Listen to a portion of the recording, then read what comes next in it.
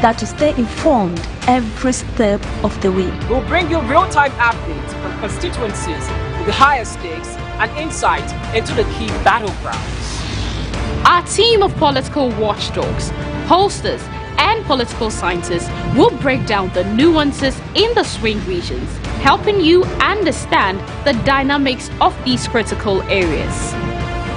With correspondence and district.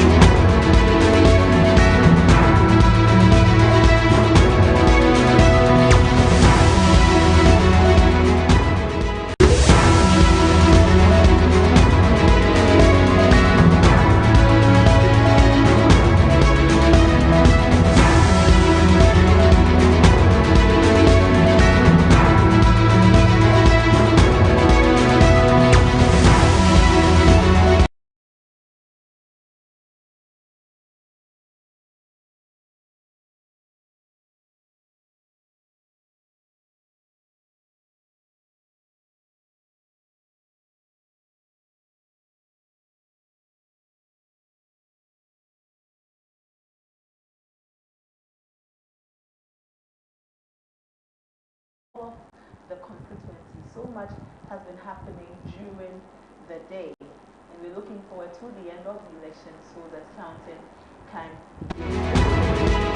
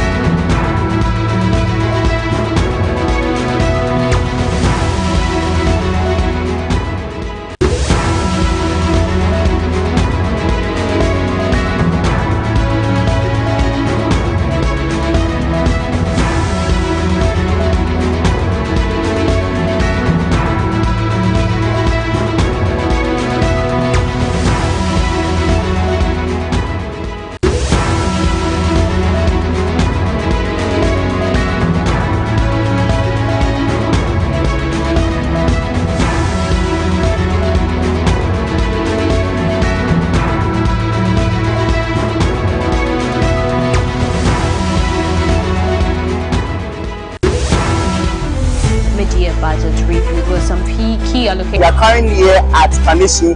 When the news breaks, we are there. In the heart of matters arising, we follow through with the right question. Don't miss a beat with our in-depth news analysis. From breaking news, special feature stories, latest news, we bring you the stories that matter. Our team of immersed reporters bring you the news as it happens. Join us every 6 a.m., 12 p.m. and 6 p.m. each day for a comprehensive look at the stories beyond the headlines.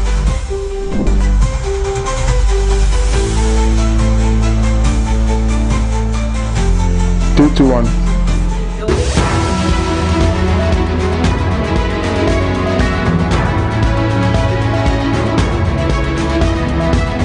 Good afternoon and you're welcome to ABC News GH. This is your poll center, your credible guide to the elections. I am Apuna Amante, and it's a pleasure to come your way this evening. It's some minutes after 4 p.m., 10 minutes after 4, since 7 a.m. Ghanaians have been at the polls determining who will lead the nation come January 7th and who will be our representatives in Parliament.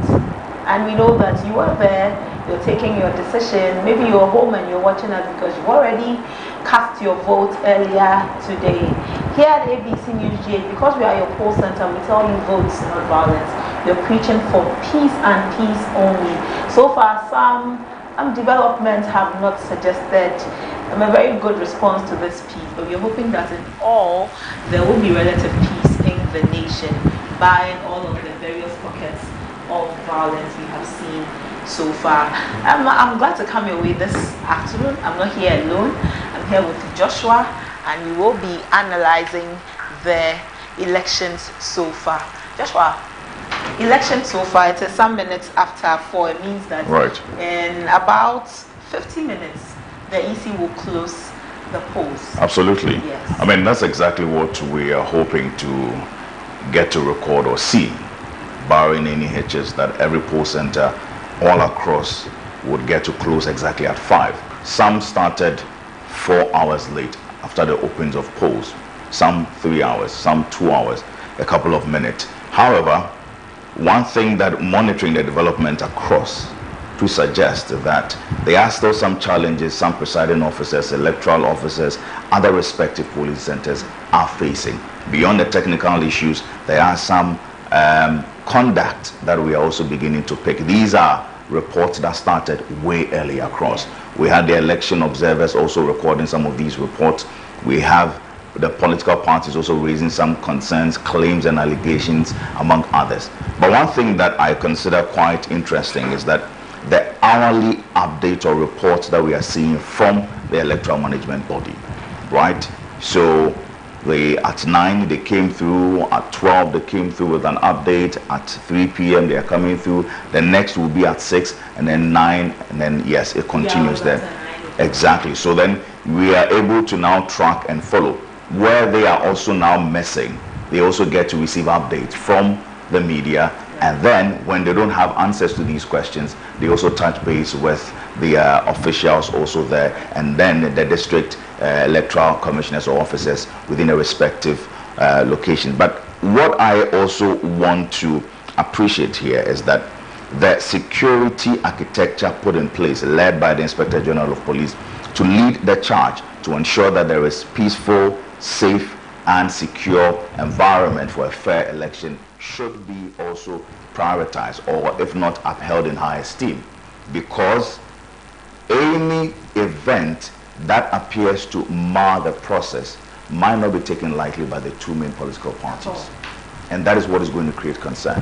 And so while the media is also there to provide that transparency and also enhance the credibility of every electoral process or exercise we are seeing there, we also need the security to be forthcoming. We've seen videos circulating, some of which we cannot even play on air. Exactly. And exactly, and then also verify. But these are reports. When I say verify, in terms of its prominence, as to whether it is a recent event or not. But I can also say that a few that I have seen, these are recent developments there. I mean, I for one would have thought that since it had been incidents free up until now, a few days ago when we spoke with Paul Abrampa, he was commending the nation that up until that time we hadn't seen any violence about the elections, because we were juxtaposing it against 4 years ago.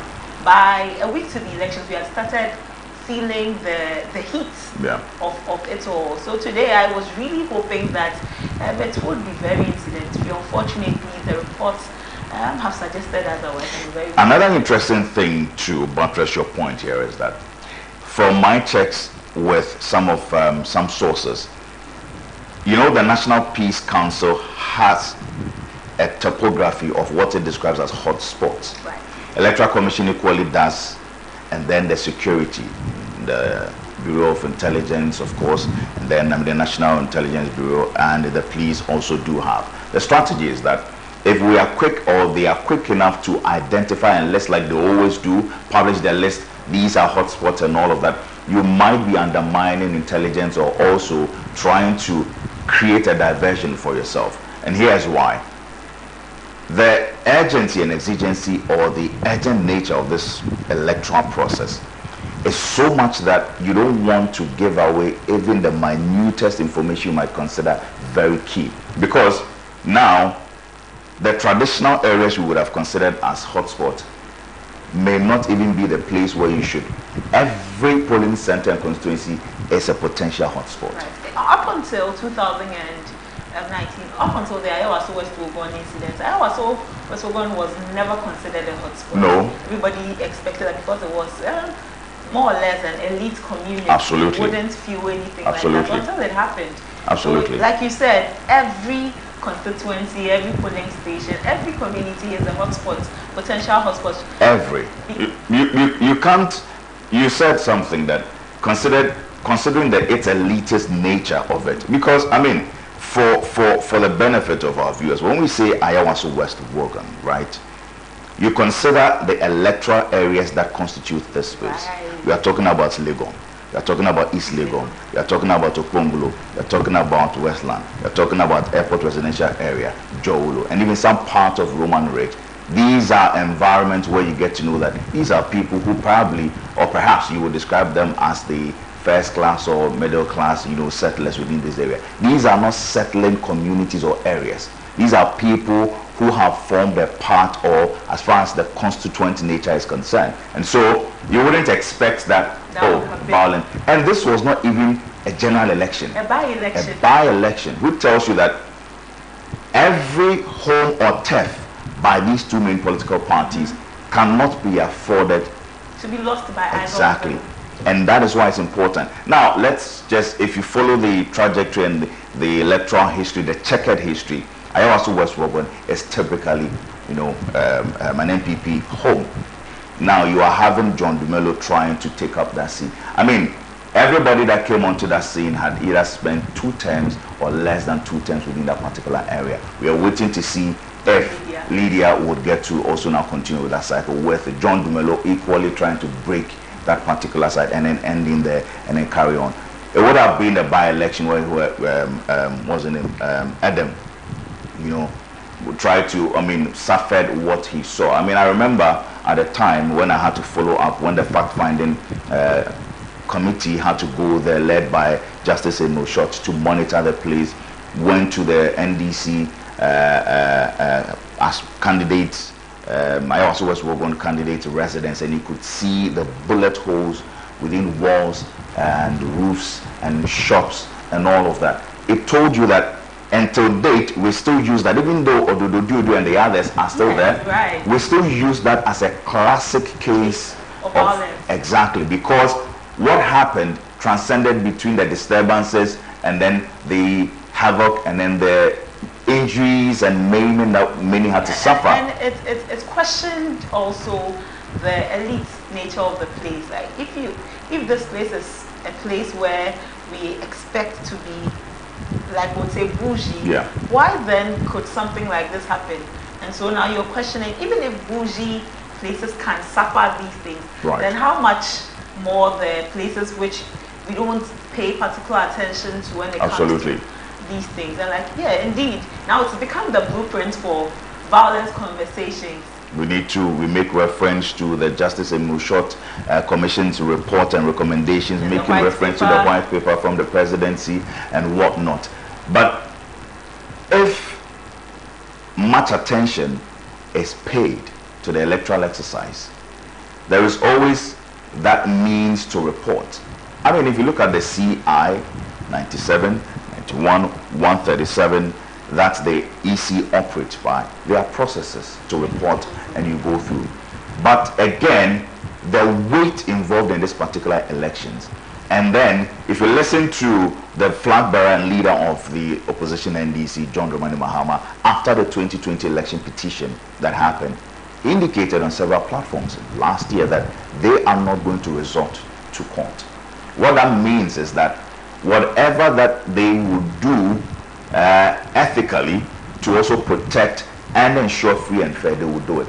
But then there's no single guarantee that might be achieved effectively. In conversations with the NDC, the leaders of the party have gone to suggest that anything can happen, because you ask and they say that we are not going to be bullied, we are not going to allow anybody to walk over us, and obviously you can tell that we're going to use every means possible, everything in our power to be able to capture the seats and all. So indeed, that's why we hope that violence does not take the preeminence in the elections, because where the conversation is violence oriented on X this week, one of the things that bothered me was the fact that people were even already preempting that the EC was going to work in favor of one party. And that was very concerning, because if you already have preconceived that no matter what the electoral process looks like, you would believe that it's not to your favor and someone is deliberately maligning the whole thing. So the violence bit is one of the things that worries me, and I really hoped that we wouldn't see anything in it. For some reason, let me say maybe I was just being too hopeful I was extremely hopeful that by the time the day would end, this would be an election where we would say free, fair. Yes, and free of violence.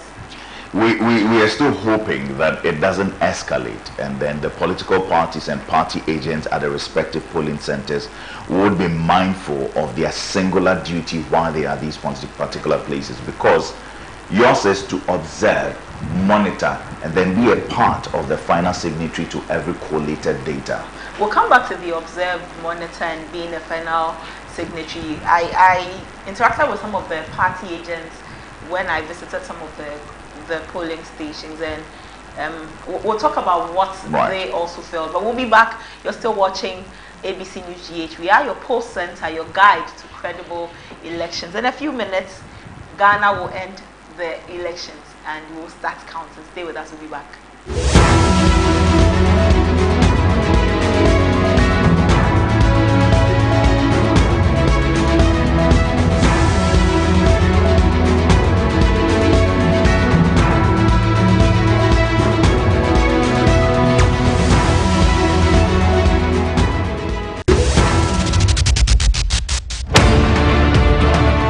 On December 7, all eyes will be on the nation, and ABC News Ghana Television will be your trusted election guide. Welcome to the Poll Center, where we bring you the most comprehensive 2024 general elections coverage. At ABC News Ghana, we will deliver up-to-the-minute updates from across the 40,647 polling stations, ensuring that to stay informed every step of the way. We'll bring you real-time updates from constituencies with the highest stakes and insight into the key battlegrounds. Our team of political watchdogs, pollsters, and political scientists will break down the nuances in the swing regions, helping you understand the dynamics of these critical areas. With correspondents and district reporters spread across the country, we rest assured all the timely reports of turnout events as they unfold. On the Poll Center, we'll bring you an excellent television experience with advanced graphic presentation that will give you a clear visual of the vote tallies, trends, and key turning points as they unfold live on screen. ABC News Ghana will provide you with in-depth analysis of voter pattern shift, regional shift, and what the early results could mean for the final outcome of the elections. From voting challenges to disputes over election results, ensuring our viewers understand the legal landscape. On social media, we'll bring you live updates and key highlights from the polling stations, keeping you engaged and informed with the latest developments online. From the streets to the polling centers, we will capture the voices of everyday Ghanaians, hear their thoughts and concerns as they cast their ballots.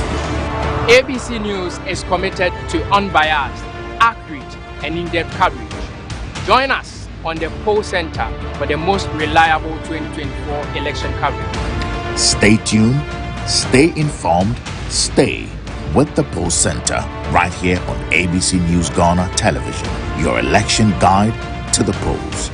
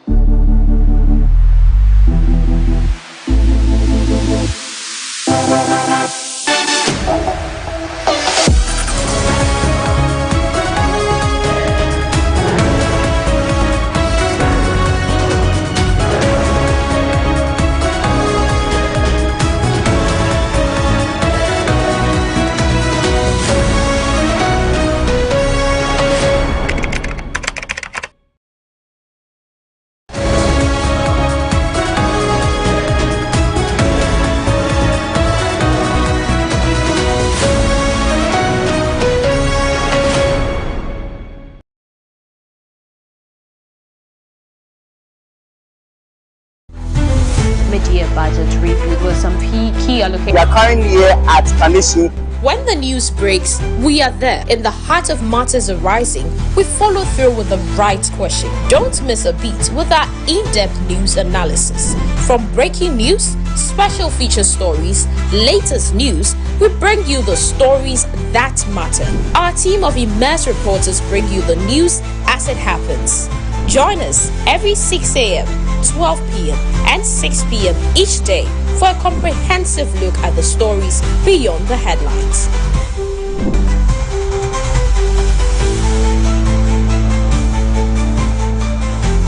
Two to one. You're watching ABC News GH. ABC News GH, your trusted source for news.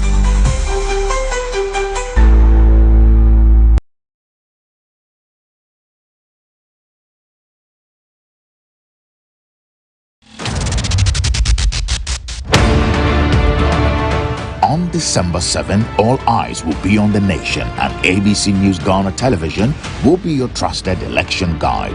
Welcome to the Poll Center, where we bring you the most comprehensive 2024 general elections coverage.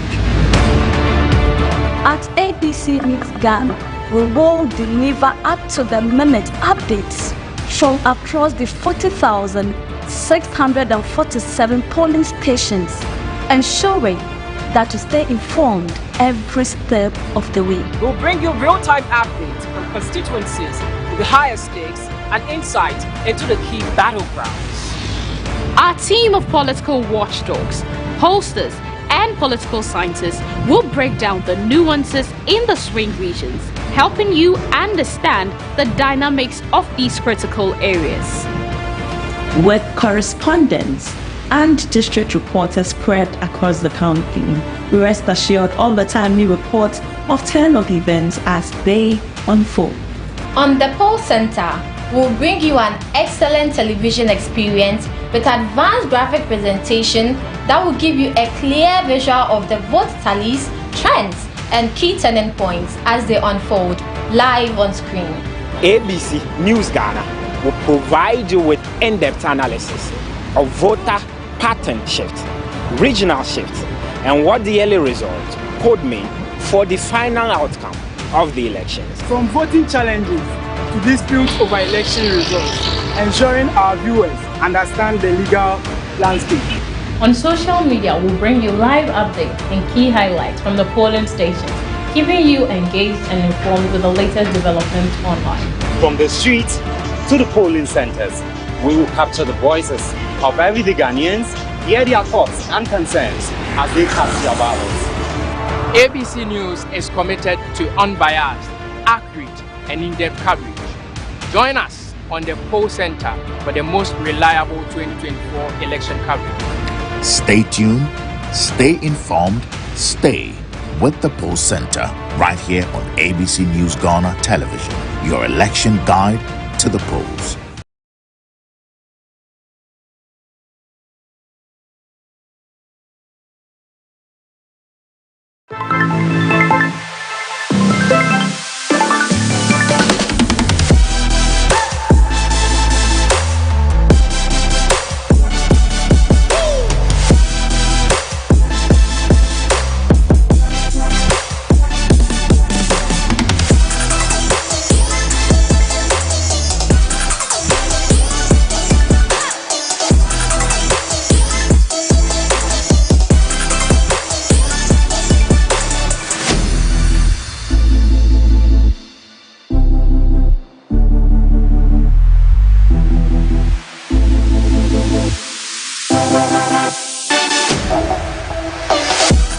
Advertise your brand or business on ABC News GH Television. Call us on 030-278-8645 or 050-993-0360 to secure your slot.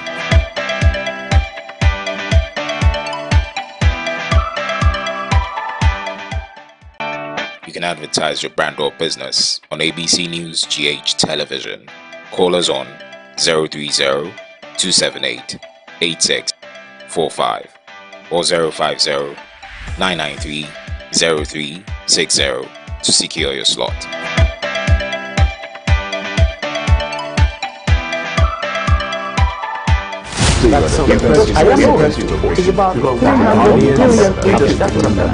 This is where the headlines are probed.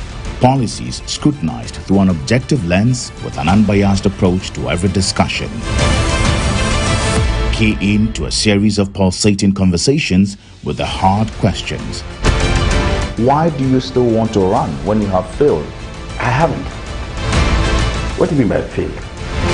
In-depth analysis of policy proposals. If it is a temporary program, why do we want to still create another gold reserve exchange program also to address a temporary issue? If you introduce a temporary measure and you realize that the temporary measure works and is sustainable, you have to rethink whether or not it should just be temporary. And every agenda and positions intellectually debated to set the record straight. Look, you still don't answer the question now. Good. Question is, if Article 78(1) is anything to go by, your ministers of state largely are supposed to come from the parliament. Yes. The law says that not less than 10 and not more than 19. So these are your cabinet, your ministers of state you're going to get. How do you intend to resolve? Have you thought about managing that header? Absolutely. If I hadn't, I probably would not get on the parade to do this. On Focus on ABC, we focus on the matter, the personality, and the answer beyond the rhetoric. Focus on ABC shows every Thursday at 7 p.m. only on ABC News Ghana television.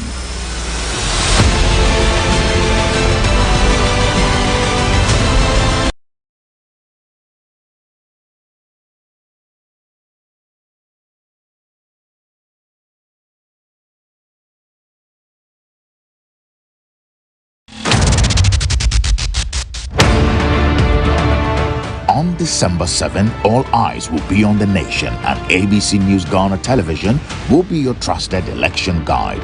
Welcome to the Poll Center, where we bring you the most comprehensive 2024 general elections coverage. At ABC News Ghana, we will deliver up-to-the-minute updates from across the 40,647 polling stations, ensuring that you stay informed every step of the way. We'll bring you real-time updates from constituencies with the highest stakes and insight into the key battlegrounds. Our team of political watchdogs, pollsters, and political scientists will break down the nuances in the swing regions, helping you understand the dynamics of these critical areas. With correspondents and district reporters spread across the county, we rest assured all the time we report of turnout events as they unfold.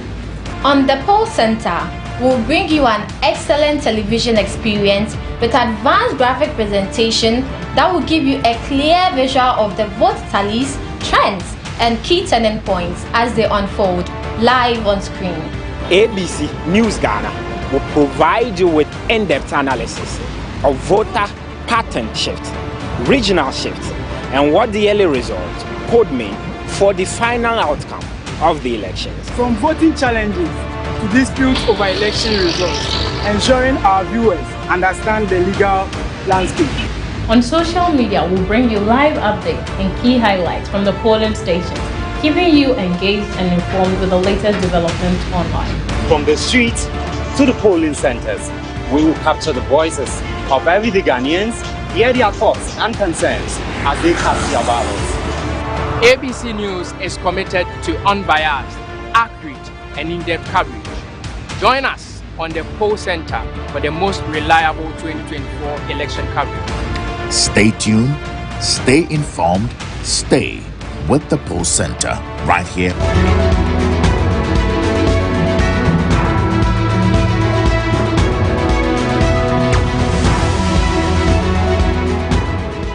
Your Poll Center, your guide to credible elections. We are discussing the elections. It's now 4:36 p.m. 4:36 p.m. Ghanaians have been voting since 7 a.m. Joshua, before we left, we were talking about the processes that are available for the polling agents to use, the party agents to use to address any issues. Right. So we made mention of the provisions available to party agents. I mean, before every party agent is assigned to a particular polling center, the list of the representatives of the party are issued to the EC. The EC ensures that even before the printing of the or submission of the notices of polls, you indicate the representatives. They provide that. Then it moves to the printing of these ballots and then the respective materials that are also required. There is also the provision and the processes for party agents to, first and foremost, if you indicate any error, discrepancy, or any issue, there is an appropriate means where you launch the complaint. And then if within that the presiding officer does not give you any response, I mean, there's a report. Whatever the report says, you put there, you sign, whoever the presiding officer is equally acknowledges and sign, and it has to be addressed. It's within their right. But then again, usurping, hijacking the process because you want to stem that authority to suppose that this is what I mean, that is what will create an issue. And we've seen that happen in several areas, and the, should I say, the famous or the infamous Techiman South issue happened because at that time I was covering the election from that particular end when the election was fiercely contested between the NDC's Christopher Beire and the MPP's Kosa. Now, what I appreciate here is the media's timely update of some of these happenings there. We are getting to see Aswase, the chaos there, the surplus ballot papers, reports of surplus ballot papers that we also see from Bolga, and then also polling station agents also being arrested for double voting at Wasa Ekropon. These are reports that we are seeing coming up. And periodically, EC also attempts to address these particular issues and concerns. However, while the media is also accurately or timely, I should say, updates the public and all of that, the political parties are also doing their best, but are also not doing it the right way as they should. Now, as a journalist, as a reporter, as an editor, what we see, parties, you see that something we've not seen before, there is counter press conferences from both cortices. We all know that we are practicing multi-party democracy. But then again, it has been the Fourth Republic, of our current dispensation has seen the prominence of the two-party system, which is just decided by the large majority of the Ghanaian voters. Now, this is the time where we are seeing something quite unprecedented. Even leading to the build-up, leading to the elections, the parties even respond, rule of engagement and others. And typically, we're also seeing this press conferences. My concern is that when a party hold a press conference and then expose or, as it were, announce issues happening and accusing another party, what you do is that you afford the other party to equally want to counter and then also make further claims. And that does not bode well for the current political temperature that we are in at the moment. And I feel like the National Peace Council should also now try to meet. They are within their right to hold their press conferences. I'm not even understating that. But the point is that the counter claims that we are seeing there, it would not be good at all. Well, our colleague Noah Nash, our Northern Regional correspondent, is on hand to give us some updates from the Northern region. Hello, Noah. Good evening. How's it going there? Yeah, interestingly, in the morning, it was quite a very smooth one because since morning, everything was working very fine until we had some allegations that there was some passing of some voters into the Tolon constituency. So when we decided that based on what we perceive would possibly happen within the Tolon constituency, we then drove into Tolon and we've been here since morning till now. What I can report to you is that if you look at the voter population that is expected in Tolon, when the counting is done, the expected voters is 72,204. 72,204. And then the polling stations across the Tolon spectrum is going to be 147. Now, the strongholds are the Nyankpala where the issue is happening. Chifurihiri is also another stronghold where there is also a mishap where the young men and the women are saying that a lot of the MPP supporters are being bussed from Tamale into the Nyankpala constituency to come and vote for Habib. And they feel that the rate at which the buses are coming in, it was uncomfortable for them, and they felt that there was a need for them to stop the bus. In the process, they attacked one or two of the buses, managed to sack those buses to return back to Tamale. But the buses did not return. They actually went a bit far away from the agitating in Nyankpala, which happens to be the stronghold of the NDC. And then the process, they packed over. So they called the honorable member of parliament and then the DC and co. And so they went to escort them back into town. In the process of the escort, whilst coming, they were met by the youth again. That is what led to the shooting incident that led to the person, and one person is also confirmed to be injured. So far, the military has cordoned off the place. The police have been able to do some few checks. They've been able to pick up the body. The forensic team also joined the team. And then the police commander has also come. So far, what I can confirm to you is that 6 persons, I know 4 persons were handcuffed. Additional 2 people were added. So I presume that the second person who was added to the four people who were handcuffed by the police, I presume they were also suspects that had been arrested by the police, by the Northern Police Command. Also, aside that, what they've done is that they've invited the DCE and then also the MP who apparently was part of the convoy before the incident happened. All those suspects have all been invited by the police to the Northern Police Command. The driver of one of the convoy has also been added to the list. So I can't tell the total number as at now, the number that the police command have arrested so far. But what I've seen with my eyes, the police released a statement and said that they had arrested 4 persons, and they named the persons they had arrested: Majid Isa, Fodi Isiagi Kamara, Yakubu Simalia, and Alhaji Bashiru Mohammed. These are the 4 persons that the police's statement, or the police's press statement, suggests or states that they have arrested. And precisely so. The names they've mentioned were arrested, but I'm telling you that behind the scenes there were additional arrests that were also made. Right. Like for instance, the DCE and the MP that were invited, it was not captured in the police statement as issued by the police themselves, and that is not an arrest. They were invited. I was here when the police commander and his team, with some military men, escorting them out of Nyankpala, taking them to Tamale. I'm here. I'm still not having left here. I've seen so many incidents that one or two, because we haven't filmed them, we can't say that we have enough evidence to pronounce on those things. But I can tell you on authority, the police arrested. That is why I said I cannot confirm the total number of people who were arrested. I saw 4 persons in handcuffs. 2 additional persons were added to them, and they were escorted and put in the police van and taken to Tamale.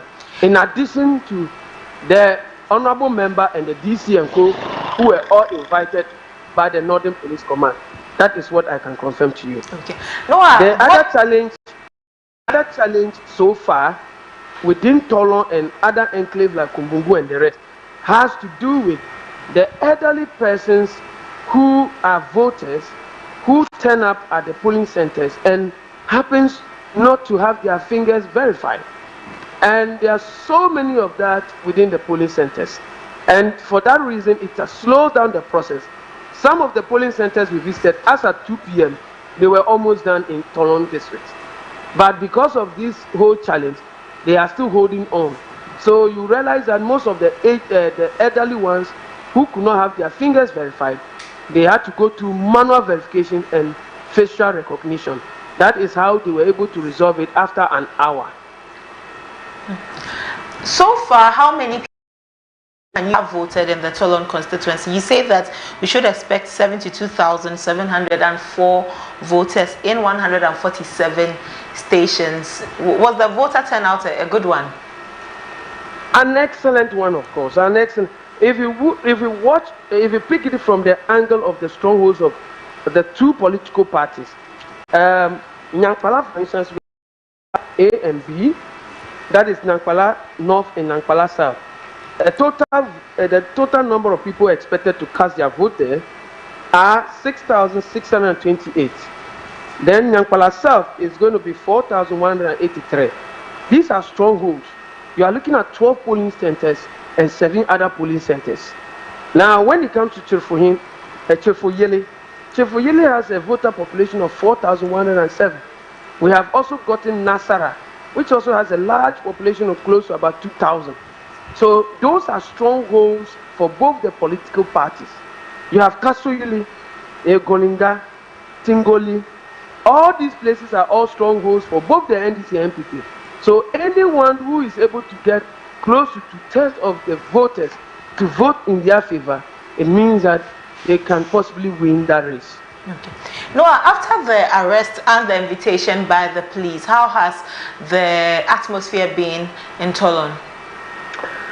When the incident started, because it was periodic gunshot that was taking place, it apparently affected the voter movement within the entire area.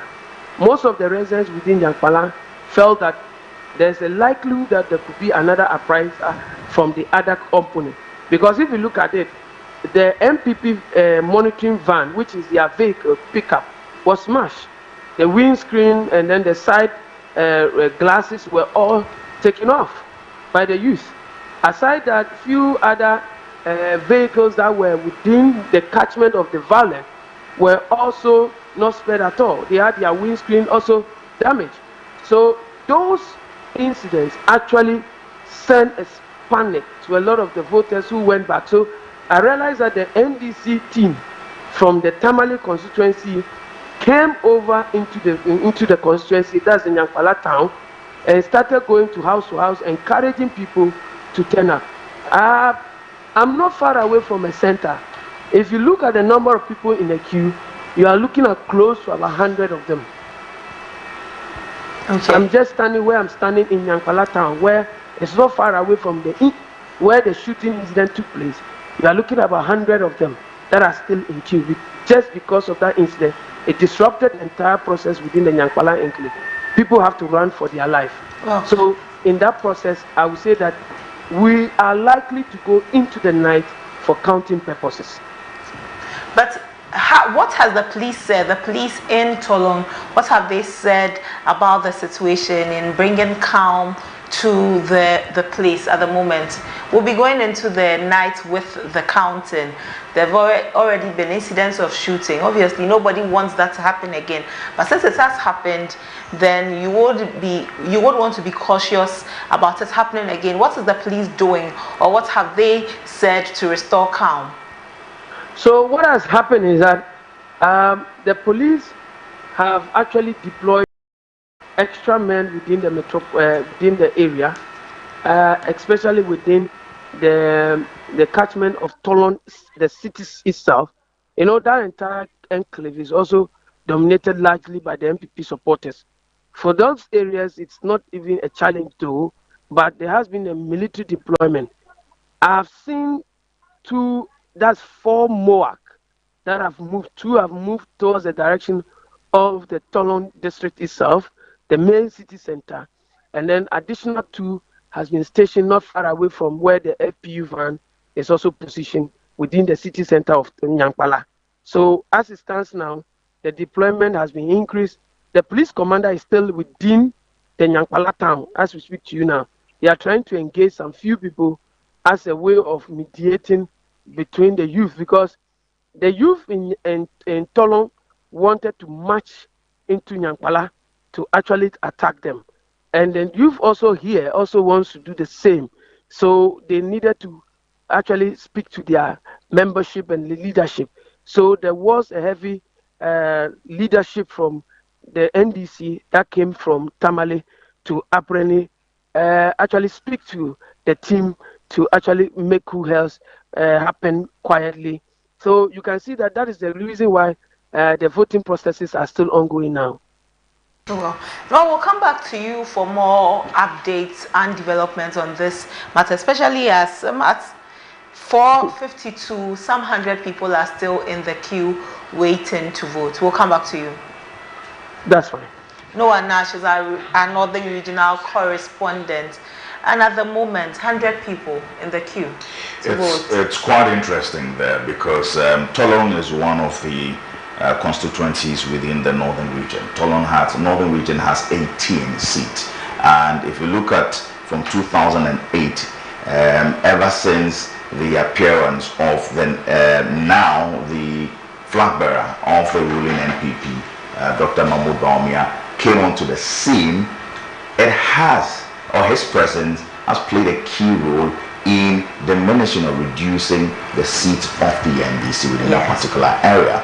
Now, bringing this into perspective, when we talk about the Tolong constituency as one of the key constituencies within that Northern Region, you realize that you would also call that constituency a swing constituency, because right from 1996 we've had Alhaji Salifu, who was with the NDC, and then in 2000 again, if my data serves me right, in 2000 again, I remember he also contested and he won. Then in 2004, Alhaji Umar Abdul also came up, still with the NDC, equally contested, and in 2008 Umar Abdul contested again and won. You realize that if you look at the trajectory, yes, it looks like in Ghana, a lot of the constituencies like that. After 2 terms, it's either we are tired of you or let's have a fresh face. And it comes with it. And if you look at the checkered history, particularly the years that they give you another term or tenure in office, your margin reduces, and there's a reason for that. Particularly if you want to look at 2000 when the runoff came, and in 2008 and all of that, in 2012 we were looking at all these challenges there. You get to see that. But what is interesting here in Tolong is that out of, since 96 up until now, with 7 successive representatives in the House, NDC have had 4 and NPP 3, with the incumbent now, that is Habibi, in the House, who is in his 2nd term. Now, the question is, he is on the brink of breaking that cycle to be retained for the 3rd time. What is beautiful with that, when he contested Yusuf Abdullahi, was that he was the first person within, that is Habib Idrisu, was the first person within the Tolong constituency to have won with a huge margin. Before then, the first person, you realize that people went by 15,000, 17,000, and his first time on the seat, 31,000. That's huge. That's huge against Yusuf. Now, even with a differential margin of vote of over 9,000, even remaining. So he had that dominance within that particular area.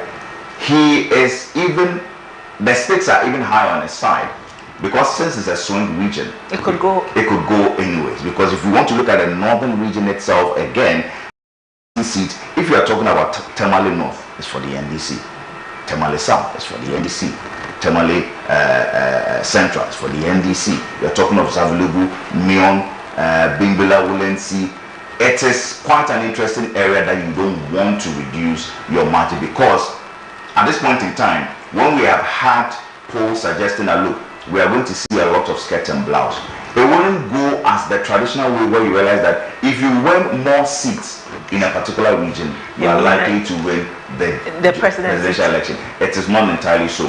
Now, if we will go to Ashanti region later on, we realize that, out of the 47 seats, it's just 4 seats that the NDC is currently occupying. They lost 2 in 2020, and then they regained the 2 back. But then again, their interest is to win 30%. And actually, amongst the posted, even if they are able to win 30% of the vote within the Ashanti region, it could turn their fortunes around. Well, it could. Yes. We're looking at the Greater Accra being a decider. The Ashanti region also has a very huge role to play. Absolutely.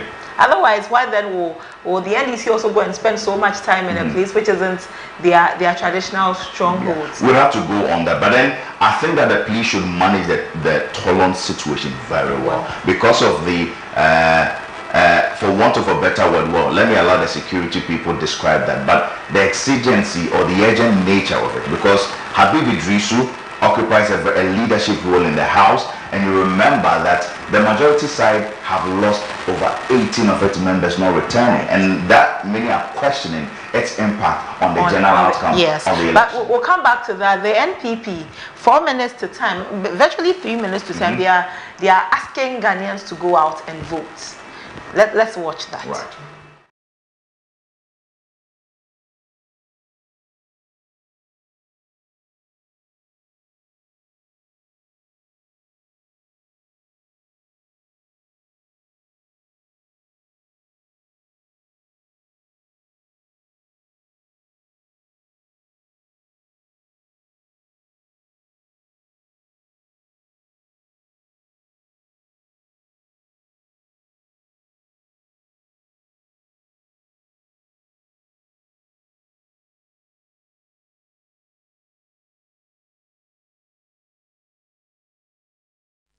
This is the first time that it's not happening, and then so they have something to prove.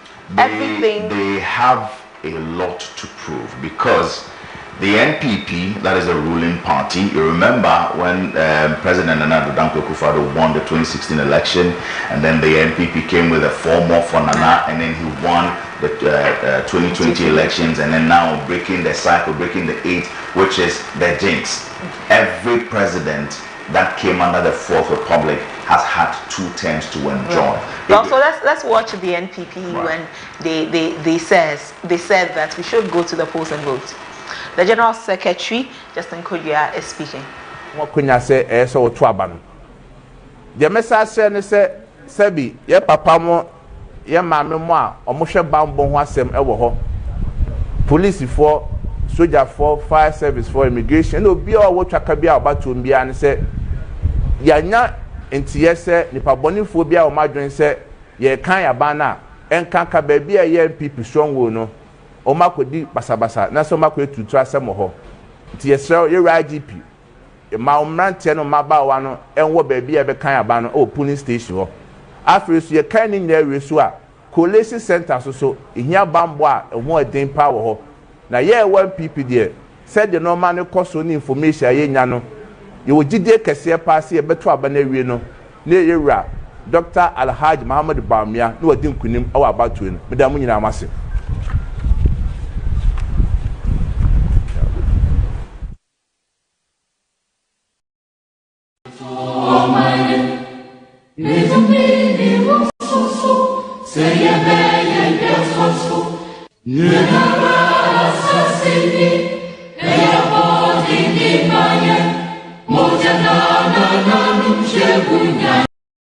out nipa dodo a omaba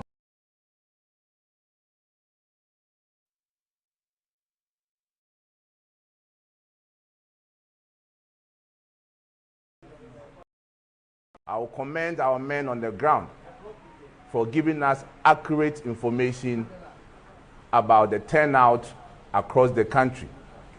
I must admit that the turnout across the 16 regions are very low.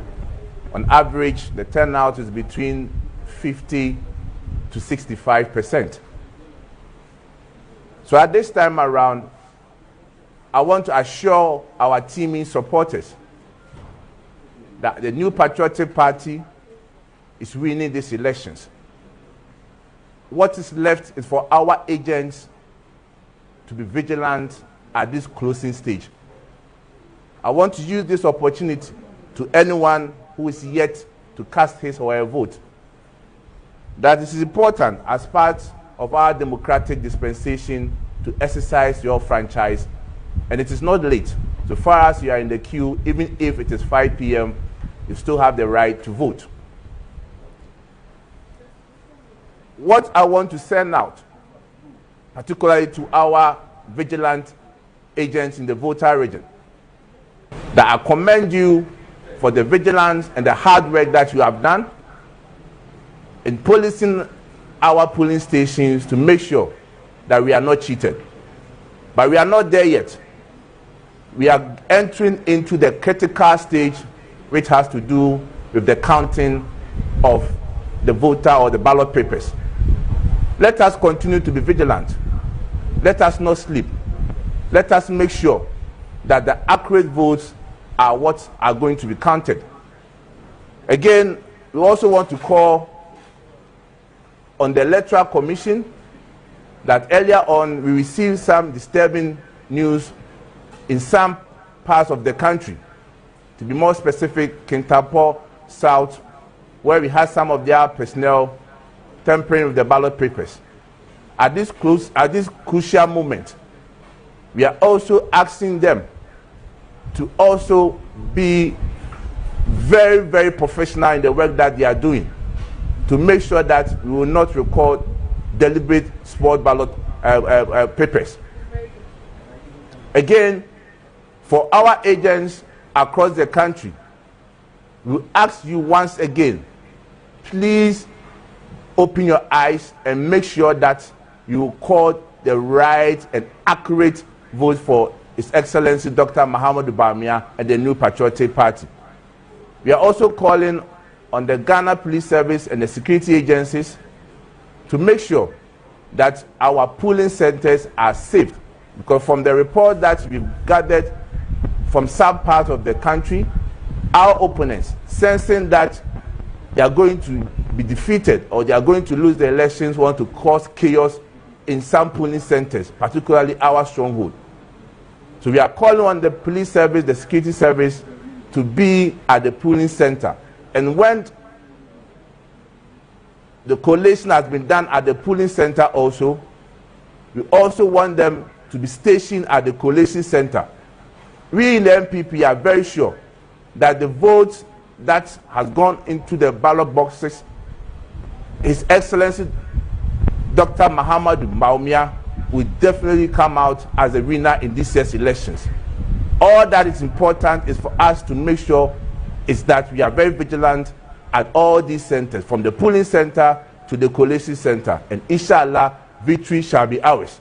Our people, you should rise up, you should be at all the places that you need to be. At this point in time, when we are about to close, move to the polling station and make sure that at least our votes are secured and protected. Thank you very much.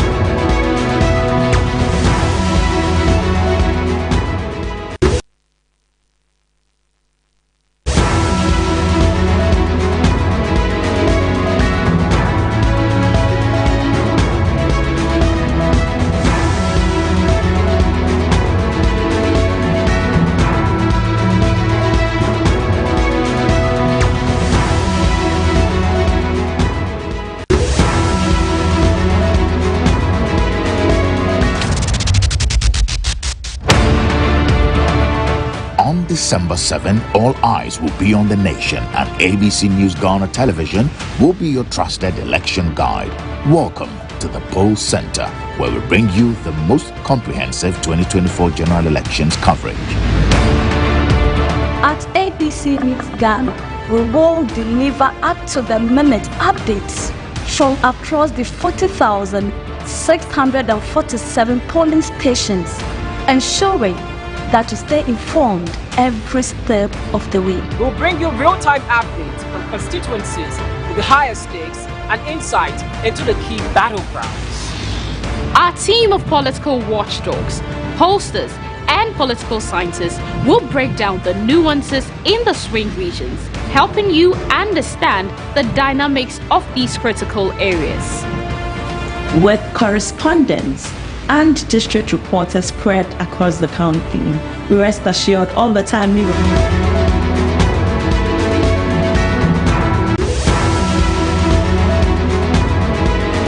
It's 5 o'clock, 7 minutes after 5. Ideally, in all polling stations, voting is ending. If you're still in the queue, you are still eligible to vote. But since 7 a.m., Ghanaians have been at the polls, determining for us who will lead the nation come January 7 and who will be lucky or graced by their constituents to return to Parliament to represent them. Joshua, our parliamentarians, will you say that they have exemplified themselves so much that most of them will be retained? Well, in this case, I mean, it's a very solid question that we've all been asking ourselves if we want to pay a critical attention to the 8th Parliament and how it played out. You've had members of Parliament who have been in the House from the 4th, 5th, 6th, 7th, 8th. Some that have been there, you know, from the 5th Parliament, 6th Parliament, 7th. What that means is that the constituents still want them. But then again, if you pay attention to even their primaries and then the national elections, the vote margin either reduces, and sometimes too, they win by a lot of votes, but then the percentage is quite low. We'll come back and analyze this because obviously we'll start receiving those ones first. But Adib Sani, security analyst and observer of this year's elections, is joining us via Zoom. Let's have some conversation. Good morning, Adib. Good evening, Adib. Good. Pardon me. I can imagine. It's been a long day. Good evening. How are you? I'm fine, thank you, Adib. Since we Unfortunately, I can't see you. I'm not able to see you. So I'm just talking to. Well, you've seen me so many times, so let's use the visual you have of me for the conversation.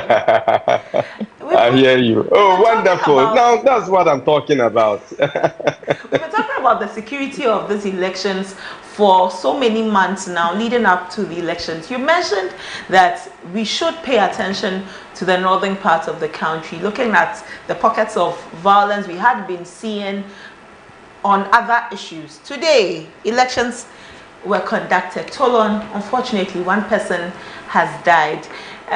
Not to say I told you so from you, but some of the things you said has happened, Adib. Absolutely. Absolutely. You know, we do our work and back it with science. For example, this morning, when I came out with the news of 1,210 ballot papers missing in Yendi, the Electoral Commission called me fake. They said the information is fake. They literally dragged me in the mud, only for Fact Check Ghana to come out to confirm that indeed it is true. Then, I've always stated the level of proliferation of small arms and light weapons in the north, and that the north should be something we should look at. In fact, I have the records here on my computer. And the very places I said are hotspots, that is where the confusion is happening. Exactly where the confusion is happening. And mind you, today there were 2 shooting incidents actually at Nyankpala in Toulon Constituency. It wasn't only one. There was the first one that happened when the NDC parliamentary candidate accosted certain individuals from the MPP, allegedly paying people 50 Ghana cedis each after they go to vote and take a picture and come and show them. So when he went to confront them, they took out their guns and they started firing in the air. Then the second time it happened, they took out their guns. We had this conversation about small arms. Where are we getting to? That if there's any argument, I can just take out a gun like I'll take out my phone. In fact, there are people even in Tolon who brag about the number of guns they have. Because I'm not finding the correlation between this. If I vote and I'm given 50 cedis, then how am I able to afford guns? Guns are not 50 cedis or less. You are right. So you see, there are individuals who supply them these guns. The politicians supply them these guns. And there is a sophisticated network of certain individuals who also sell these weapons. Okay? So it is there. It is not something we can pretend about. It is a major problem. Okay, so I'm not surprised that it has happened. And the saddest thing is an innocent person was killed. He's even deaf and dumb. So maybe when the firing started, he didn't hear. Unfortunately, he got caught up in what happened and died as a result. 2 individuals are on admission at the Tamale Teaching Hospital. And we are not out of the woods yet. Yes, I was going to Tensions are so high. Yes, I'm listening to you. Because this was during the day. Counting will be happening during the night. Collation during the night into the morning. You are observing from there. Security conscious and security analyst. What are you reading now that we enter into the evening where we will be counting the votes? Well, tensions are high in Tolo. I cannot deny that fact. There are warnings of reprisals, and some people are threatened that they are going to take action. I just got off the phone with the NDC parliamentary candidate who alleges he's been threatened, and that his opponents said that if he attempts coming in, they would shoot at him. And so he was quite disturbed about it. In Yendi, to be specific, the Swahiria Arabic and English School at an area called Nagilifong. The NDC candidate is there, MPP candidate is there, the independent is there, and they are calling on their supporters to mass up there. So tensions is also building at that place. And where's the That's why I wish to call on in Yendi. And where's the police in all of this? Security task force for well there are police, there's police presence, but the thing is they are not enough. So we are asking for more of the officers to come there, because the danger point is the collation stage. You know, so that's where we need to really pay so much attention to. So I'm giving you information based on the intelligence I am picking up from my sources all over. Tolong, we should watch out. We should place a lot of priority on Tolong and Yendi as we speak at this point. We must place priority on Tolong and Yendi. Adi, we will come back for more conversations with you about this. We are hoping that it does not escalate beyond what it is at the moment, so that we don't have to replay certain unfortunate incidents that have happened in the country in the past. Thank you. Thank you so much. Adib Sani is a security analyst and election observer. Joshua, in these conversations, this is worrying and it creates some agitations in anybody that. Let me speak about collation. Is collation just about addition? We've gone to the polling stations. That's where the counting is happening, where you could even slip, but then you're able to count. Come to the collation center. Let's put 1, 2, and 3 together. Obviously, it's going to give us 6. Why should collation be the thing that inspires some worry in us? So here's the thing. I've been covering elections for some years now. This will probably be my 4th elections that I'm covering. And one thing that I can say is that when concerns are failed to be addressed at the respective centers, moments they start teething, they escalate at the coalition center. Because at the coalition center, and now EC noticing that over the period, particularly this election, decided that they are going to break it down. Aside from the traditional way, that is the national, that is the presidential being announced at the national level by the Electoral Management Body head, that's the EC, Madame Jean Mensah.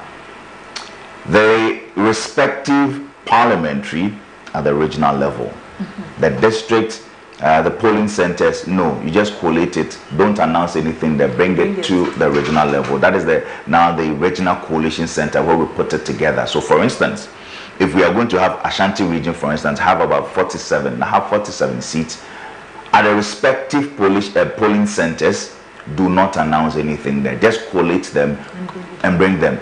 Another thing EC did to also improve transparency is to bring that projector, and it was the first time we're seeing that. So as they are counting, they are imputing that into that, so we are all seeing that in real time. The problem here, again, I say, is that when the party agents are denied or are not being granted the audience to register their concerns or reservation, it de-escalates. It escalates. It gets to a point where they reach to their regional level, executive level. The regional executive level communicate to the national executive level. Then they also now try to come in, and that's become a problem. And that's where it becomes so much of a concern. And then we are now creating issues. What is supposed to be fair, transparent, it's now sparking agitations and inciting certain form of element that we don't want to do that. In this year's elections, you'd see that the centers are many at the polling stations, because even the few I visited at one polling station, 8 centers. Yes. 8. Because we are growing as a state, we are growing. And that's the essence of the 2012 expansion of the constituencies and 2008 and all of that. Because when you see that, and Greater Accra is one classical example, the rural-urban migration, so it is making the settlers here expand. And so certain electoral areas would have to be expanded further to accommodate the numbers. Exactly. Well, Fatal from our correspondent from the Ashanti region joins us. Let's have some conversation with him. Hello, Fatal. Yes, hello. Fatal, what can you report from the Ashanti region? It's past 5, almost 5:20 p.m. I believe most of the polling stations have closed the elections. What can you report? Yeah, so currently within the Awaso North constituency, and at the moment polls have closed here at the Nkenkanso Primary, RC Primary, Primary School polling station B, and at the moment polls have closed here. The EC officials are preparing to begin sorting, and then they would go with the counting, and eventually we'll know which of the parties would win in this particular polling station. But where I'm stationed at the moment, it's a very crucial polling station, because we at this particular polling station, we understand that this is where the incumbent member of Parliament, Augustine Collinson team, comes from. And over a period, this has been a very strong hold of the MPP when it comes to this particular constituency. And we are told that this particular polling station is very crucial as far as the election here is concerned. But generally, everything has been smooth. Everything has been seamless here within the Awaso North constituency. And across the Ashanti region, for instance, even though earlier in the day there were pockets of issues, particularly within the Ashanti constituency, where the MPP PC Manaf Ibrahim went to cast his vote. He got to the polling station, that's the Akurem polling station. Instead of going straight to go and vote, he decided to join the queue, right? So when he did that, the NDC supporters who were present said no, they wouldn't allow that to happen, because according to the EC guidelines, as a PC, when he gets there, he was supposed to go straight to go and cast his ballot, but he decided to go and join the queue, and they felt he would have used that opportunity to interact with the voters, which could have eventually changed their minds to vote for him. So that actually degenerated into a confusion, but the security officials who were present intervened, and that particular issue was addressed. And also at the Achuma Kwahoma constituency, there was a report that the constituency youth organizer, his son, was caught with about 76 already comprinted ballot papers. I think, yes, and that actually also turned into an issue. We're told that the son of the youth organizer was arrested, and but the NDC came in and clarified that those were sampled from printed ballot papers, and that that wouldn't do anything and all of that. But what were sample thumb printed ballot papers doing there at this time, this crucial period? Absolutely. So that was the issue that the MPP raised at that point. That the sample thumb printed ballot shouldn't have gotten to the polling station at that point, because it was a very crucial point, and this is a crucial election. And some of those instances could degenerate into violence, could cause confusion and all of that. But the NDC said, this even the guy who is in the middle of this whole thing, he's insane or something, if I may put it that way. He's someone who is not mentally stable. So they cannot say that it was deliberately intended by the NDC to, in a way, manipulate the election within that particular constituency.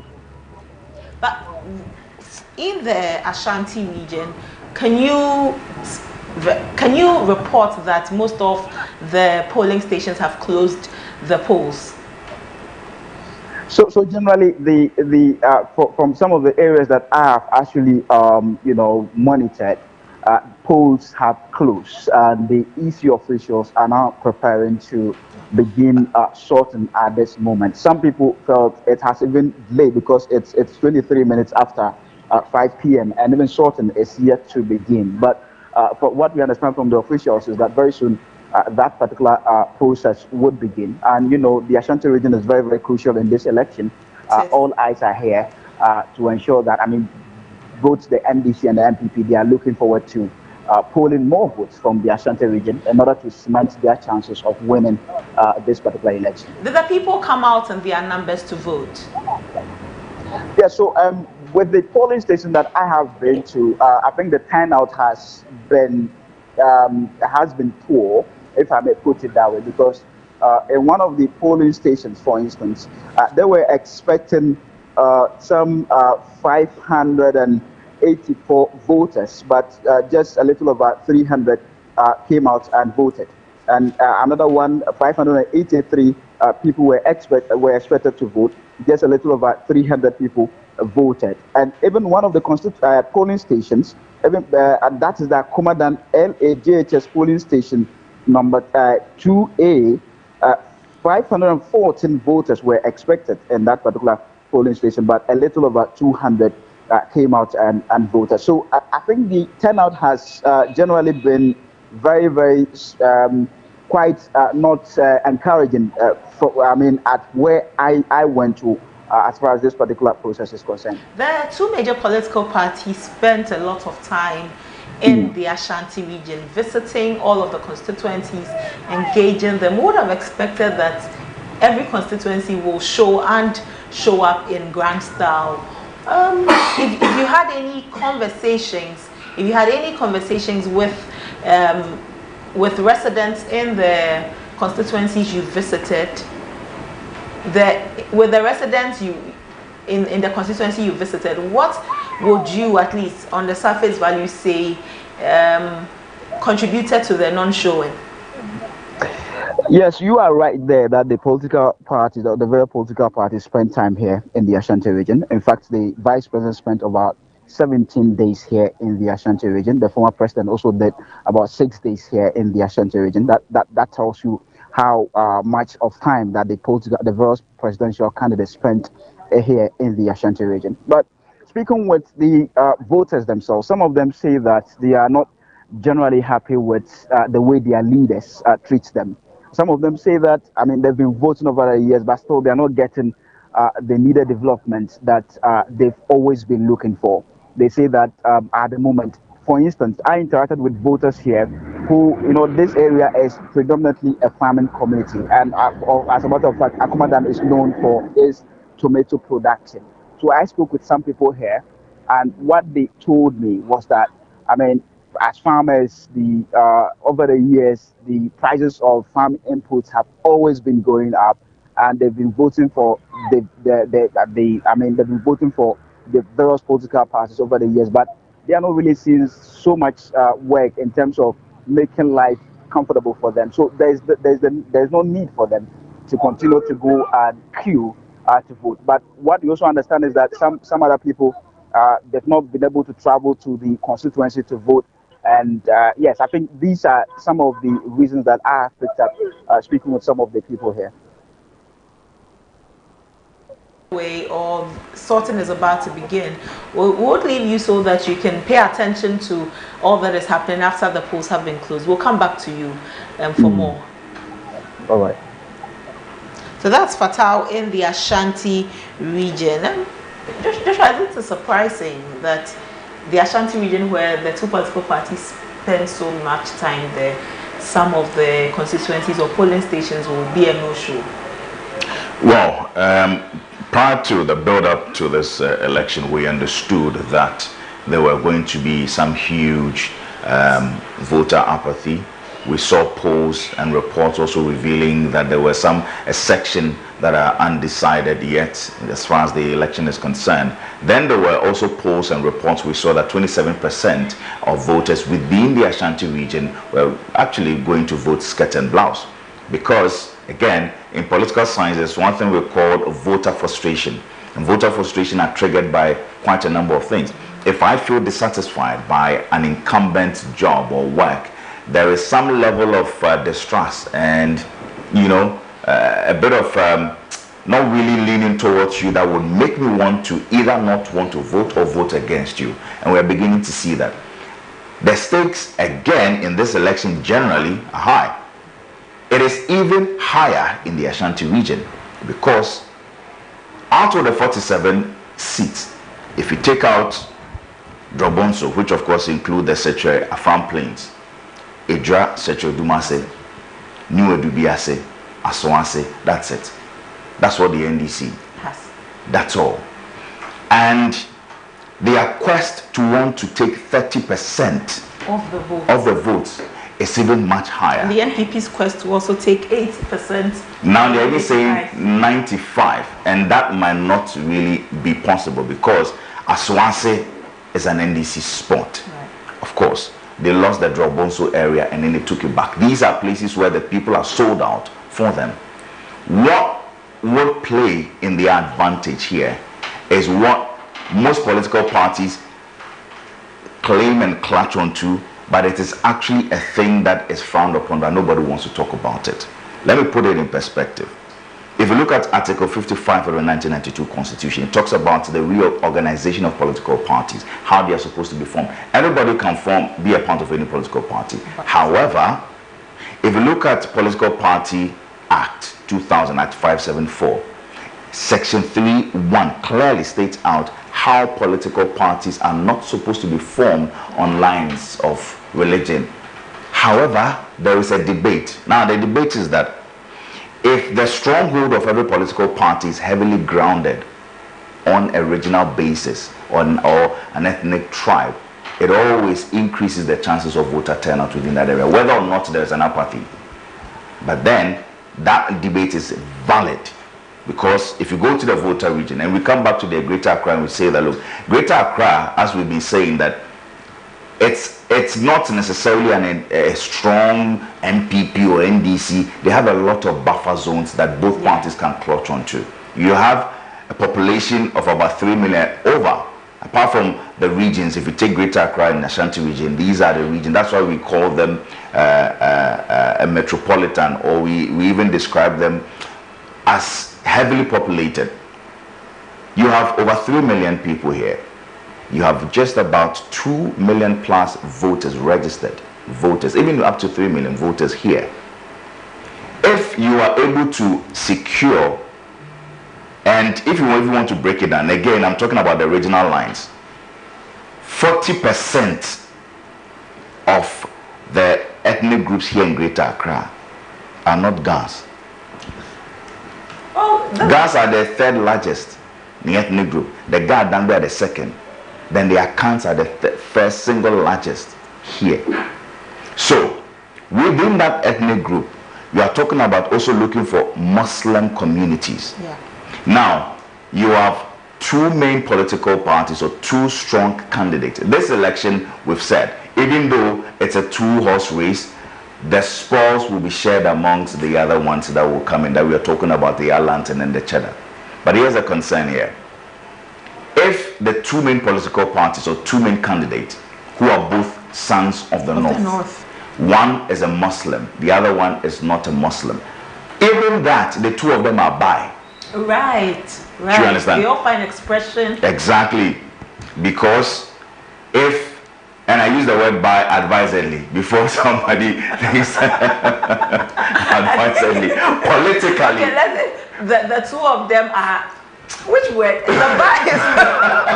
You see, well, sometimes society negates certain meanings of words. Right. You can, even now to say happy, you can't say it in another way. Even now to say it is possible,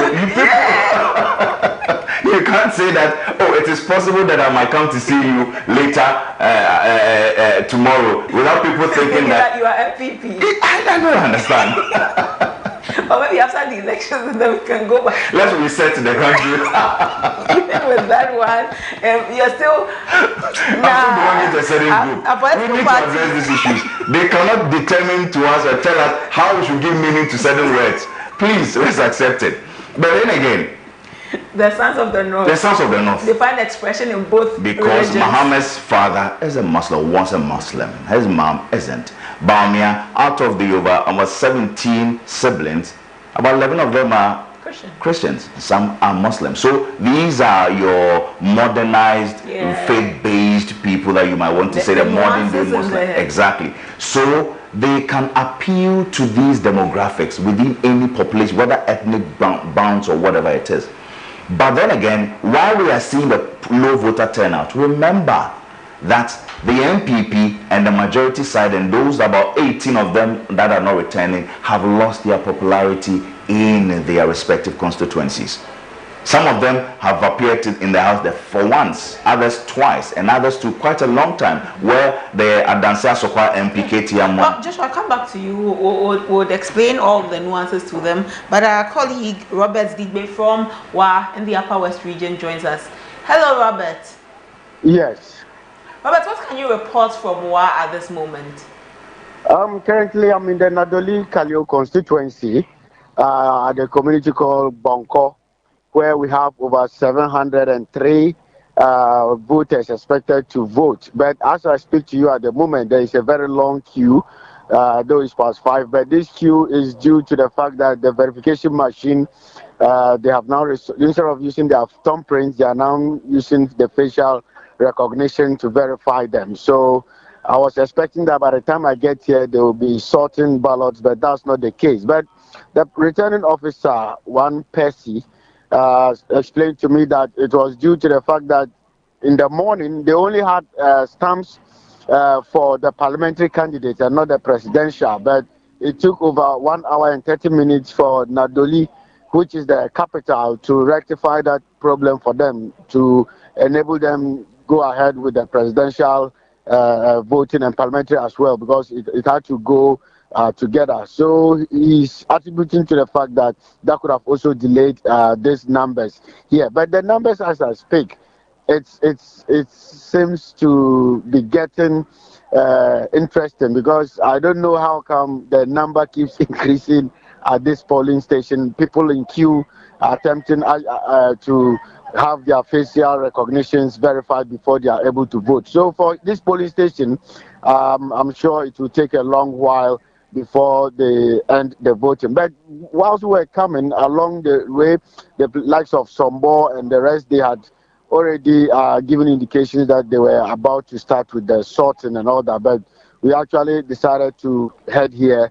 But unfortunately, due to the crowd, we stopped and realized that the numbers here are huge. But relatively, in the Nadoli Kalio, the complaints we had was the verification machines. That has also been a problem, just like in Wa West, where at some polling stations they didn't even have an officer in charge of the voter register who will just check your name and to make sure you proceed to go for verification. That also halted, made the process delay a bit. But later, the presiding officer at the GA primary polling station and GA junior high school polling stations were handled by the presiding officers. They started checking the names on the register for the voters to go through. So at the time, I made my checks there to find out whether the situation had been resolved. I was told no, is the presiding officer that was still assisting from that angle. But relatively, the verification machine issue, I don't know why, but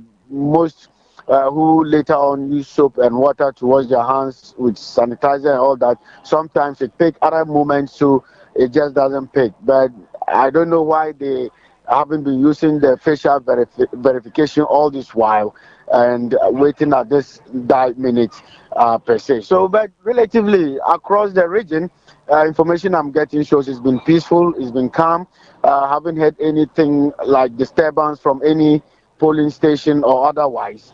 I'm yet to get back to the regional capital, where I'll join at the Collation Center. Then there I will be able to get my results appropriately updated to you guys in the studio. Go into the night because of this development? Yes, it's likely to go into the night because they are currently relocating the ballot booths. They are relocating to where there is a high tension bulb, where there is street lights. I'm sure that these are just to make sure that they are able to have lightning in the place to vote, because from where they are relocating the items to, there is no lights there. So it should tell you that they are anticipating they will go into the night, and they just allowed those on the chairs to reposition themselves so that they can verify, meaning from where they were, point A, they've moved to point B, so that where the light is, so that they'll be able to do the voting and verification, because they need light to verify these people, because they are using the facial recognition thing here. Agitated because of what is happening? No, it's been calm. The people are not worried. They don't seem worried or feeling uncomfortable. Everyone is just sitting minding their business, some on their phones and all that. Nobody's raising any concerns here. It's just the presiding officer who is very busy trying to make sure the light gives them the necessary opportunity they need so that everything gets orderly. Else, relatively is calm. I see people coming in, I'm sure, because they probably also expect that by this time the votes should be sorted and probably counting underway. But all has been calm. I'm sure perhaps they also understand the situation, or perhaps they just think it's one of those things. Else, it's been very calm. I haven't had anybody express some frustration or dissatisfaction over these delays. Robert, we'll come back for more from you in the Upper West region.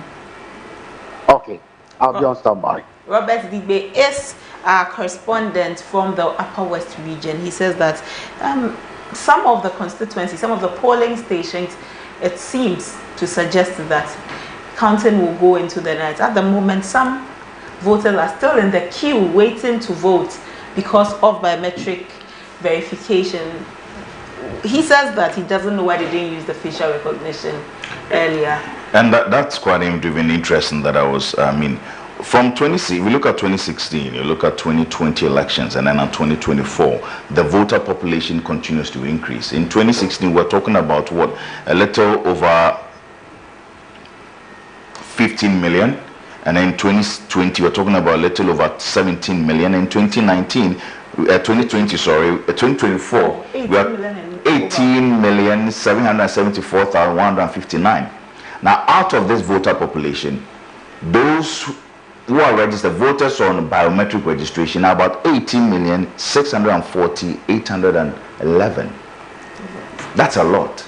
Now, prior to that, we saw a series of IPAC meetings between political parties and then the ECs, and then they were raising concerns that it does appear that if the limited voter registration exercise is anything to go by, if the voter registration exercise entirely is anything to go by, it does appear, according to the NDC, that it's almost as if EC is not prepared adequately enough for this particular election. We saw this during the district level elections, where it always sees the lowest voter turnout, but we saw these issues. Even with the special votings across the 300 polling centers. A few issues there. We had, EC had quite some time to address these particular issues. Yeah. Sometimes it almost as if it's unfair to lay the blames entirely, but then again, who else? If EC is supposed to be an autonomous body, before then you service all your BVDs. Remember, there were some BVDs that were found even on some garbage down. The EC said that these are outmoded, and then we have discarded them and we have new ones. And then issues of why do you have to take so much money to service old ones, and when you want to buy new ones it will cost us less than servicing the old. All of these things were measures EC are trying to put in place to address this. But then that is an isolated case which is equally important, but also the officials that are being deployed. Sometimes the stories that we are hearing leaves us to question whether or not they were adequately or properly trained, because not all of these EC officials are EC staff. These are hired for the job, except the presiding officers and these returning officers at the district that are officially trained. But then again, sometimes the conduct and the reports, we are wondering how. I mean, I heard of one of the stories where a woman in one of the constituencies within the Ashanti region, I will get the name, got to the place. There was an error with the voter register which had to be addressed, and so I think she got there and she realized that she didn't have a name. They went through it, they wanted to use the BVDs, and that wasn't also available for them to work with. So the old woman had to go home and come back and join the queue again. And when some of these things happen and it inconvenienced the voters, the already voter who hitherto was undecided or has a certain apathy towards a political party, and even those who are willing to go and vote are filled with some level. There are those that are excited and those that too are upset. Jacob, they want to take a decision. we'll look at it especially as even now that is going into the night, is they are voting in a place with no lights. We'll have to which the EC would have to take a look at that. Yes. Jacob Eduba is from the Western region, our correspondent there. Let's hear what is happening in the Western region. Hello, Jacob. Hello, madam. Good evening. Good evening. How is it in the Western region? Well, when you come to the Western region, everything was smooth. Everything was perfect. Jacob, can you speak up so that we can hear you properly? All right.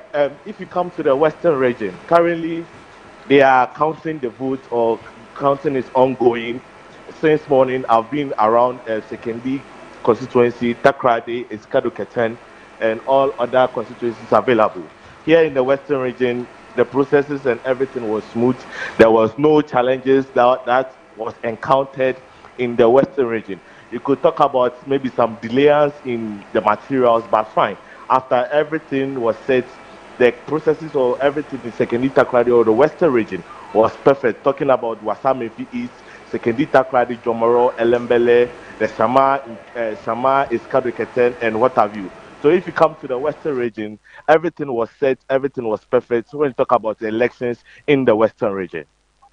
You said that counting has begun. Yes. And what's the atmosphere there?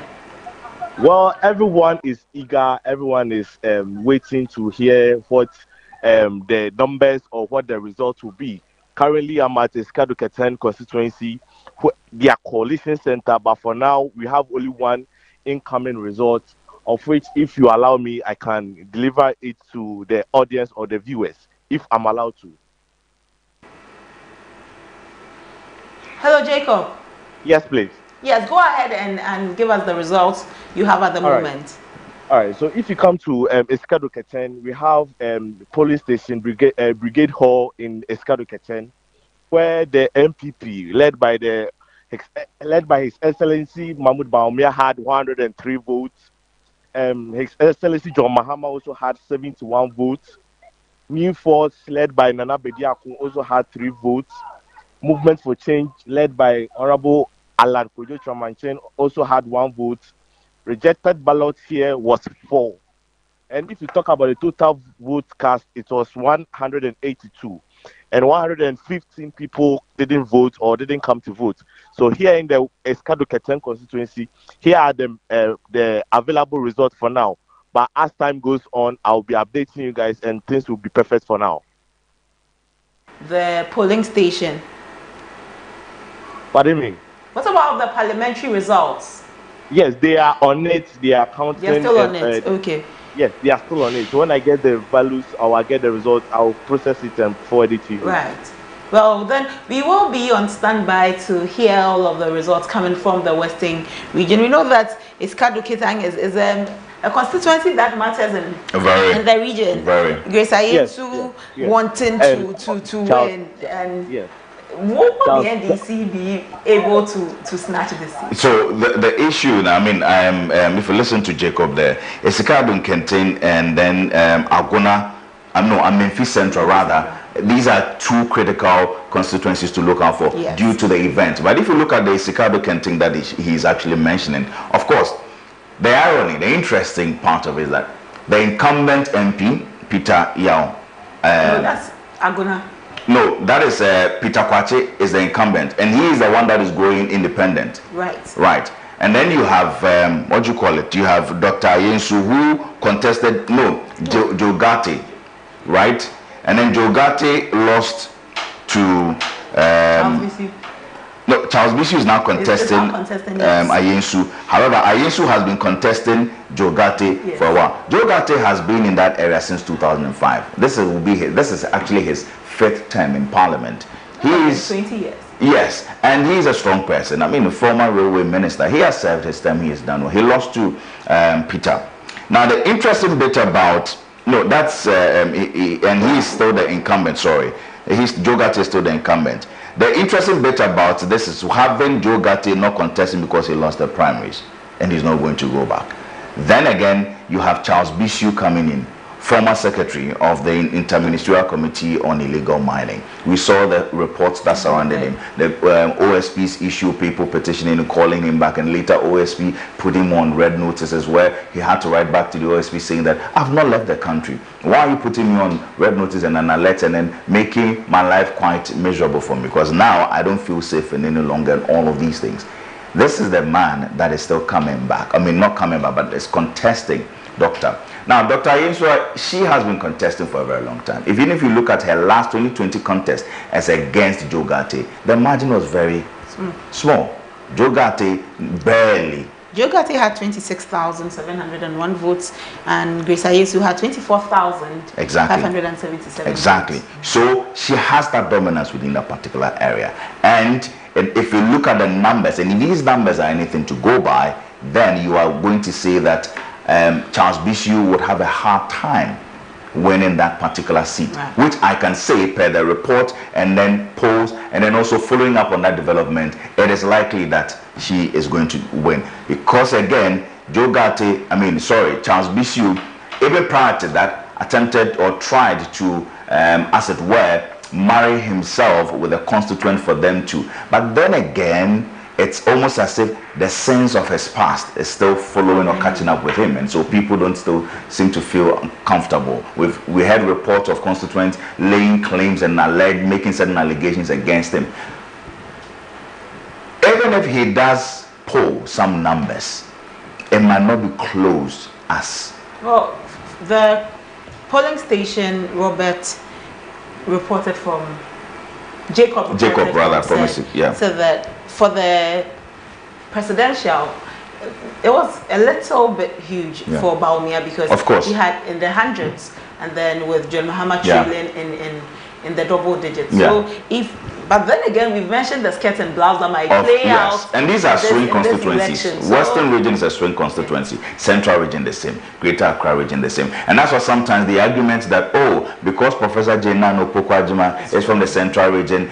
No, if you look at the numbers, she didn't really significantly have any, and I use the word advisedly, significantly have major impact within the central region, because the central region, if you look at their vote pattern and what influences their voting behavior, they are equally a cosmopolitan space. And then again, you have the class also within that particular area. They are not your traditional NDC stronghold areas. However, NDC over the years, capitalizes on exactly, and they have given them more representatives as running mates than any other political party. But then again, it barely translates into major significant votes, except for 2012, 8, and then 12, particularly 2012. But that's just what we are seeing there. If only Charles Bishop gets to even make any inroads in this, it is going to be a landslide in favor of because of the numbers we have seen. And then gradually as time goes on, we will get to see how Ricardo can take. It's not really a vibe. They are more like a traditional people and the businesses that within particularly this particular constituency. You wouldn't say it's your heavily developed area. They have issues and challenges. If you've been there before, road issues. However, there are some pretty much developed areas that also you can say that might be a place where you have. The fact that the NPP are looking at snatching back the majority in a very grand style, so that it is not a slim majority, it's not a hung parliament. It will be very interesting to see how all of this plays out, if NPP will come up top in terms of numbers in parliament, and if their parliamentary candidates worked as hard as we expected. In 2020, many were of the view that the parliamentary candidates were hinging their hopes on the free SHS that President Akufo-Addo had been able to gain the public trust and love for, and that because of that they did not really go out to do the campaigning the more as they should have. This year, some say that they are more visible. You see them learning from their mistakes and wanting to do better. But again, very interesting elections. The dynamics are not, the trend is not cast in stone. Absolutely. As you would expect. Absolutely. So I'm sure by the time the night will be falling so much. We are definitely going to hear of the numbers. Now, in 2016, when we had a voting population of a little about 15 million, at that time, that was 2016, at that time we had not created any extra regions yet. Then in 2018, we created 6 more regions. And then after the 6 more regions, we had some of these communities and settlers, and then also satellite communities also coming in within, where some even were deprived. If you want to talk about OT region, again, you get to see all of, appreciate why even the Santro Kofi, Akpafu, and then Lupe all having that particular issue now. You are even having the one as the new baby contesting in this particular area there between Michael Osibo and of course the NDC candidate Fred. If we are going to see the numbers outplay here, and unfortunately if I have the numbers or figures, would have put it out there, so I'll show you some of the nominal figures that sometimes we are losing out. In this 2024 elections, you have first-time voters are about 4%. Quite small. And then the youth voters are 54%. Then female voters are more. I think about 52%. And then you have male voters, 48%. Even if the first-time voters, you are going to get, let's just say, a bit about 2 million. Not even up to that. I've gone way extreme. We're going to get that from them. And then the youth voters, sometimes when we say youth, people think, oh, these are 18 to 35 plus. Right? Even if you look at the World Health Organization, they have a different definition of youth. It's even up to 45. But that's just different. Depending on the country's GDP and economic growth and or size, you want to consider that. You go to the Islamic states, countries or UAEs, their youth bracket definition is different. But if you are going to focus on the first-time voters, these ones are also more of the ones that all the political parties are going into. And if you had the Dr. Baumia's campaign, when he finished, his manifesto, he said what? This manifesto is for the youth. And that's what he ended by saying that this manifesto is giving. This manifesto is giving. Gen Z language. Exactly. NDC equally met with the youth manifesto because the youth bracket of the youth voters are 54. Well, we'll come back to the youth, but our colleague Samuel is at the Clottey Korle constituency to give us some updates. Hello, Samuel. Hello, Abena. So, it's been a long day following the elections, looking at whether it's going to be Zaneto or it's going to be Nino in Clottey Korle. What can you report from there? Right, Abna, it's been a long day, like you mentioned. We came here early in the morning, where voting started around 7 a.m. all the way to 5 p.m. when voting officially closed. I have been in this constituency. I've gone to close to over 15 of the polling stations, and most of these stations are in one yard, just that they are then divided into different centers.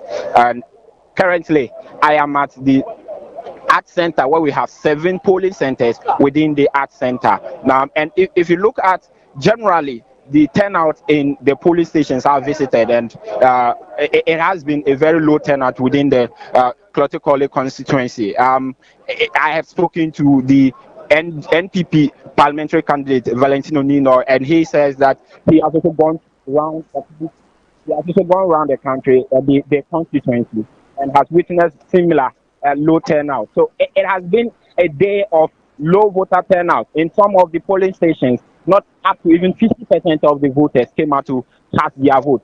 And right now, I have some figures that Yes, give us the figures. Our viewers. Hello, Abena, can you hear me? Yes, Samuel, give us the figures you have.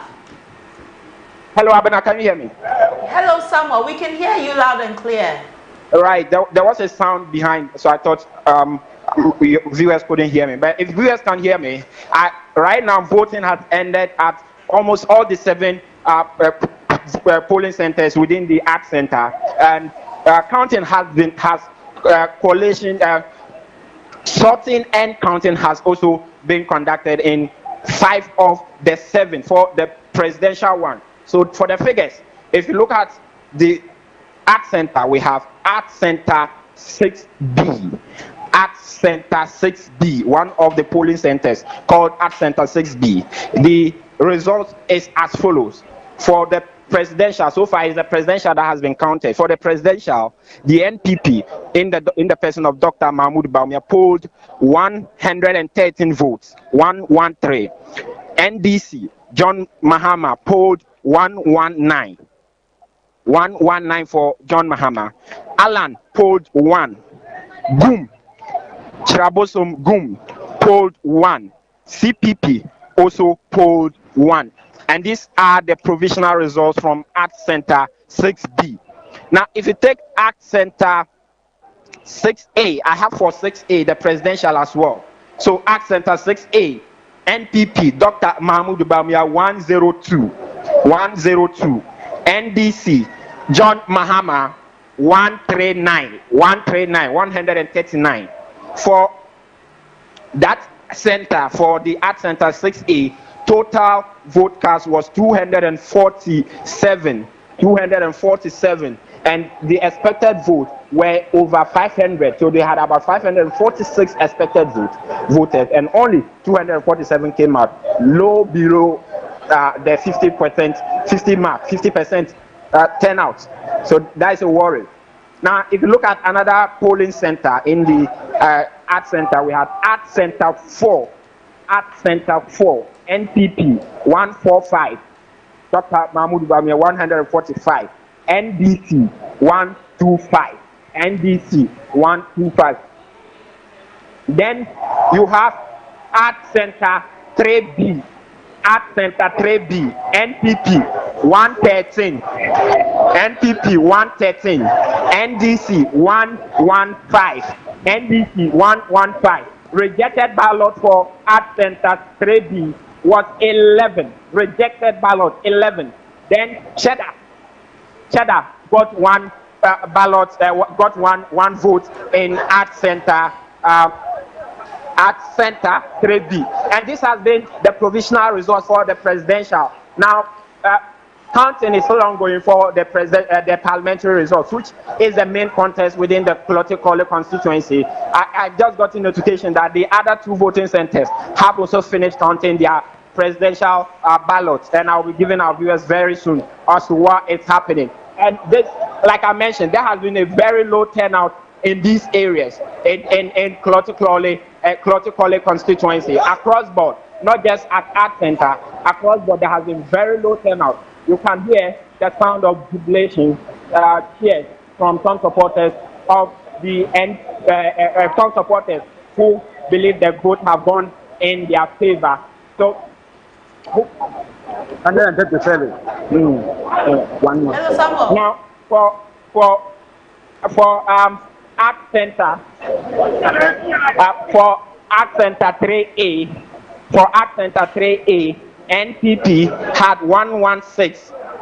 Dr. Mahmoud Bamia 116. Art Center 3A. The result has just finished, has also been counted. NPP 116, NDC 137. 137 for the National Democratic Congress, John Mahama at Art Center 3A. So this has been the general, like I mentioned, low voter turnout, but people are so happy that they are winning. But if you look at the figures as we have them, the margins have been slim. The margins hasn't been a wide margin for either candidate, for either Baumia or John Mahama. It hasn't been a big margin in the Art Center. At the Art Center, where we have 7 polling centers within the area, and I'll be bringing the others. But like I mentioned, low voter turnout, and I had the opportunity to interview or engage the NPP parliamentary candidate, Valentino Nino, and he sounded worried, but he also said that it is what it is. Politicians must rise up. The low voter turnout should be something that the whole country should be concerned about. He was concerned about the low voter turnout, but he was also very confident that he will win the ballots. He will win the elections after everything is done and dusted. So I think let's take a listen to that, Abna, so that our viewers can enjoy that conversation I had with Valentino Nino. Okay, well, so we'll take that conversation soon that Samuel had with Valentino Nino, who is the parliamentary candidate for the NPP. But Joshua, voter turnout, a very big issue. It is. For the information coming in, the voter turnout is really bad. The stations I visited before coming here, 3 hours into elections, a voter population that should be about 600 and only 70 something, not even 100 had voted. And like I mentioned earlier, in 2020, during the elections, the shops were closed. You wanted to buy something and you would have to walk a distance. Today, that was not the story. People were setting up shop, ready to do their business. The voter apathy is quite strong. If you continue to peruse the reports and polls that we have seen, more so the respondents, as far as the quantitative and qualitative measures or methods are used, we're given the indices leading to the polls that we are seeing there. The low voter turnout, many have indicated, political watchers have indicated, pollsters among others, that we are likely to see that. Because heading into this election, one biggest concern on the minds of every Ghanaian voter is the economy. Right. And it translated into the unemployment rate that we are seeing there, the below the line extreme poverty. We are seeing that the Ghana Statistical Service recorded, and then we are also seeing some of the concerns and issues of standard of living, high cost, food inflation also fluctuating and reducing. But then again, we are seeing that people's salary at the end of the day is not meeting up to the daily demands of life. Right. And this weigh heavily on the minds of Ghanaians. So the enthusiasm that you would have seen people, and remember, we would have even measured, political parties would have measured this if not the abandonment of your traditional type of rally. Because when COVID came or struck, we're not encouraged to have this rally and meet in large numbers, so we had to adopt. So in as much as the adoption also played a role in helping political parties to reach more people, the leaving rallies out of the conversation has also played a certain role. Of course, I agree. If they had the rallies, you would have been able to tell, Yes. The people are not coming. Are not coming because now you would have. It's one of the ways, because it doesn't mean that everybody that shows up is in support. You saw the video that went out with someone clad in an MPP shirt and all of that, and she was asked that, why are you here and who would you vote for? And the person said, if I say this, I'll be in trouble. And then the reporter said, oh, why are you here? Who are you? Because you are visibly seen in, and then she had to mention a different party slogan. What that translates into is that people are not now seeing the essence and significance of constantly committing to the democratic nature where we all exercise our civic duty. But now people are more reserved. People are not even enthused. And you see, it will create a problem as far as trying to still protect the fledgling nature of democracy. Because if I don't feel enthused or encouraged to be a part of a system that creates or seeks to create an all-inclusive, I mean, the respective candidate, Dr. Mahmoud Bawumia is also seeking to create an all-inclusive system of governance, right? Even trying to prioritize that of the traditional leaders and churches, right, and all of that. Well, he tells that. Sami said that Nino, he had a conversation with him. Let's watch the conversation with Nino, because Sami saying he bemoaned the voter turnout. Let's see what it means for him.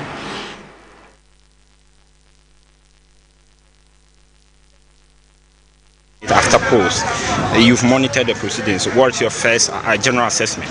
It was peaceful, just low turnouts, but it was peaceful, it was smooth. The process. Are you worried of the low turnout? Oh, every politician should be worried of the low turnout, meaning the voters are lucky, are not interested so much in voting. And it's a worry because it's about government, so everybody should get involved. It's our civic responsibility.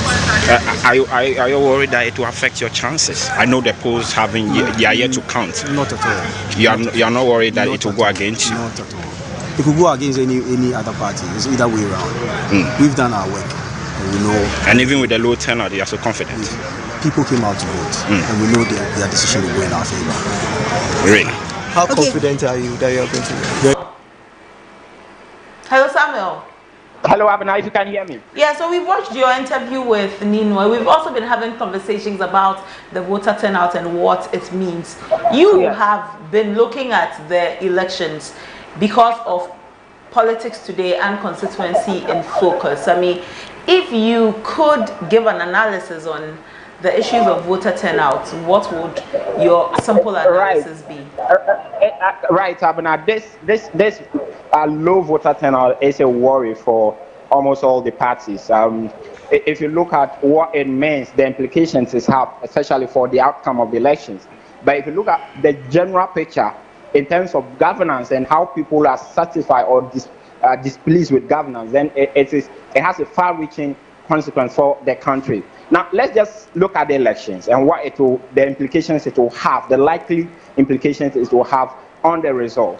Remember that Greater Accra was tipped to be the NPP's, the NDC's win, that the NDC was going to get about 60 polls like Global Info Analytics tipped NDC to get close to 60, 61, 62% of the vote within Greater Accra. Now, with a low voter turnout, even if you have 60% of the vote, the nominal values will still be low for you to win the general elections. Remember, Greater Accra has 3.7 million voters. Now, if you have a low voter turnout, with what we have seen so far, none of the polling stations here have crossed 50%. That is so low, below the average, the country's average in previous elections. If you look at Ghana's average in terms of voter turnout, we have been doing 70-71%. When we come down, then you see like 67, 68 of voter turnout. But with this less than 50%, it's a very big worry for each party, and especially the National Democratic Congress, since they were tipped to win this region. And if they are winning and the nominal values are not in their favor or are not that huge, then it will be a concern. If other regions, we don't know what the other regions look like for now in terms of turnout, but if regions where the NPP has that is recognized as the NPP stronghold, if those regions do not go in favor, if their turnouts there are huge, then the NPP will be smiling, because it means that in their and where they are not tipped to do well, people didn't come out to vote, so it doesn't really matter. But where they are tipped to do well, then they are having bigger, larger turnout, and that is what it looks like. So the National Democratic Congress, if this what we are witnessing within Clottey Korle is it cuts across the whole of Greater Accra, then the NDC will be much worried about the whole situation. It has a dire implications for the party, and not just for the party. Like I mentioned, if you look at the country, what it means is that people are displeased with governance in terms of what not just this government, but it's like they are tired. The voter apathy is signifying that people are tired of elections. People believe that with the vote and nothing comes out of the vote, their voices are not being heard. Politicians continue to do what they want to do, and all of these things. So it has dire consequences for the country as whole. And going forward, after these elections, as a country, we must begin to reflect, to assess ourselves and our governance system. Right. 32 years of independence. This is where you should have people being interested in voting and determining who becomes the leader of the country. And if people are disinterested, then it should be a very a worrying situation for the country. But as I conclude this, let me just add some additional results that I've picked up at the Art Center in terms of the presidential the presidential result in the last polling center within the Art Center, which is Art Center 2. Art Center 2. That for there, the NPP, Dr. Mahmoud Baumia had 124 votes. He polled 124 votes. NPP 124, NDC 146, NDC 146. Okay. Rejected ballot was 1. GCPP had 1 and Cheddar had 2. So in rejected ballot 1, GCPP 1, Cheddar 1, NDC 146, NPP 124, and that is how it looks like at the Art Center 2. Now, if you come to the Parliamentary, one of the polling centers are done with the Parliamentary results. The NPP at Art Center 6A, NPP Nino had 99 votes. Senator Adman Rollins had 143 votes. We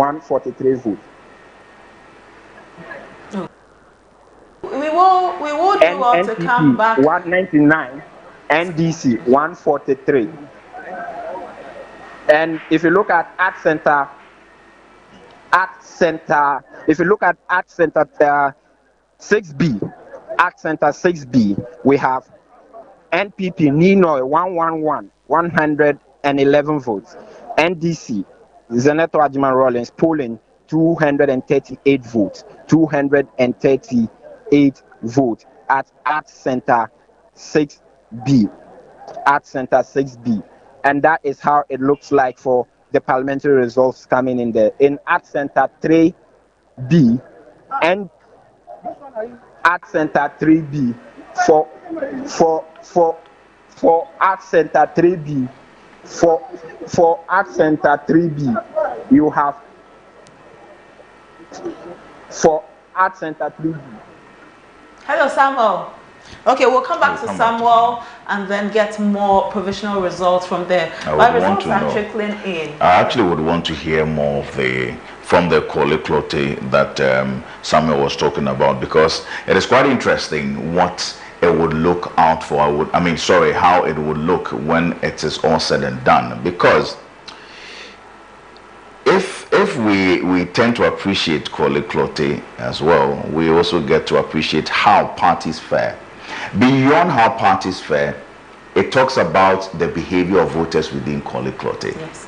They are very rewarding, and they can be very, very mean and stern and let you know what it is. Classical example, Valentino Nino, in 2016 when he contested as an independent candidate, right? And then he lost to Zenato. And Zenato actually did, in terms of the numbers, dragged, was a landslide. Nino lost there. And then now he's going to contest her again and hoping that at least You see, everybody's trying to use their fan base. Senator Adjuman Rawlings is the oldest son of the late Rawlings. Rawlings was voting at Clottey. That is where he was. So the father, the family, everybody. So that is there. Now, Nino, also Valentino, is an Osu boy, you would want to say, because his great-great-grandfather ruled Osu before, right? Manche Jonathan, very famous person, everybody knows. He comes from the Owowe royal family, so everybody knows him. So he's also trying to use his home base for that. And then there are concerns where some Osu people are also not so much excited about Zenato and then how she manages the affairs within that particular area. But from 2016, 2020, 2024, she has been consistent. However, her vote margins keep fluctuating here and there. One thing is interesting that we'll look again at Clottey Korle, but Eric Melo Trinidad is in the Awaso West constituency. Hello, Melo. Hello, Melo. Yeah, Abin, I can hear you. Can you hear me? Yes, this is a constituency all eyes are on. What can you report? Absolutely. Abina, so since morning, we have been feeding our viewers here with some expectations, of course, here at Legon campus or the Awaso West constituency. As we have stated, it is a place all eyes are dotted, of course, because it consists of two main contenders here, John Dumelo of the National Democratic Congress and the incumbent MP, Honorable Lydia Sairam Al-Hassan. As at the time in the morning when the news team or your election poll center got here, we saw that there was calm, even though the election process didn't really begin on time. Some voters were quite not so happy with the process because it delayed a bit, but it was smooth so far. Then again, we went to other centers, the Bawaleshi, to be specific, where getting to the latter part of voting ending, then we saw some supporters of the NDC, specifically from the camp of John Dumelo, which I have confirmation coming from that side, indicating that they just want to give their supporters some food. However, voting had not ended. But as I currently speak to you right now, just so I can be able to rush through the counting process to get you and our viewers the facts, let me just give you what is happening right now. So for the currently the results are still ongoing, but so far what I have here with me at Legon Hall 5, the presidential results are in. Cheddar, who is the presidential candidate for Movement for Change, had 12. Nana Bediako of the Movement, New Force had 12. Alan Kojo Tremantin of the Movement for Change had 4. Alan Kojo Tremantin, Movement for Change, 4. NDC had 129. NDC 129. And we do have that of the NPP, who secured just 69 votes here at Legon Hall 5. Then again, Legon Hall 3A, NDC 154, NDC 154, NPP 110, NPP 110. Nana Bediako for New Force had 6. Nana Bediako New Force had 6. Alan Kojo Tremantin had 2. Alan Kojo Tremantin had 2. Then again, Legon Hall 5, as I indicated, NDC 129, NPP 75, Alan 2, and Nana Kwame Bediako. Abina, I would quickly want to move straight to where there seemed to be chaos going. Honestly, it has been peaceful, as I've indicated to my viewers. It has been peaceful, but getting up to the counting process, of course, it is expected because all eyes are dotted. No agent wants to leave their eyes off the ballot.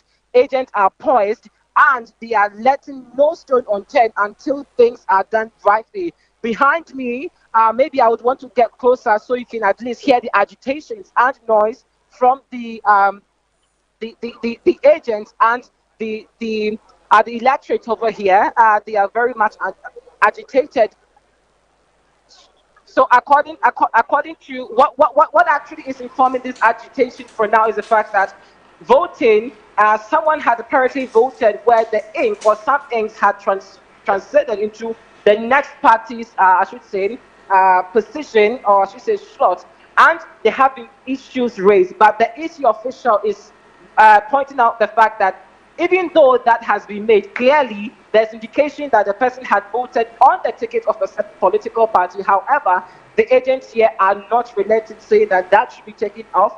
Then it's creating a lot of confusion over here. Again, another concern is the fact that lights for counting process looks quite not so well. Some places are dark, so people would have to now resort to using their torchlight just to secure that every eye on the ballot sheet is secure, so there's no uncertainties in the counting process. But Abina, so far I can tell you that tensions are raising high here at the Legon main campus. I am yet to visit other centers, but so far Legon Hall 5 and Equation Hall looks quite tense. Let's just say for now, Abina. Okay, well, we'll come back to you for more.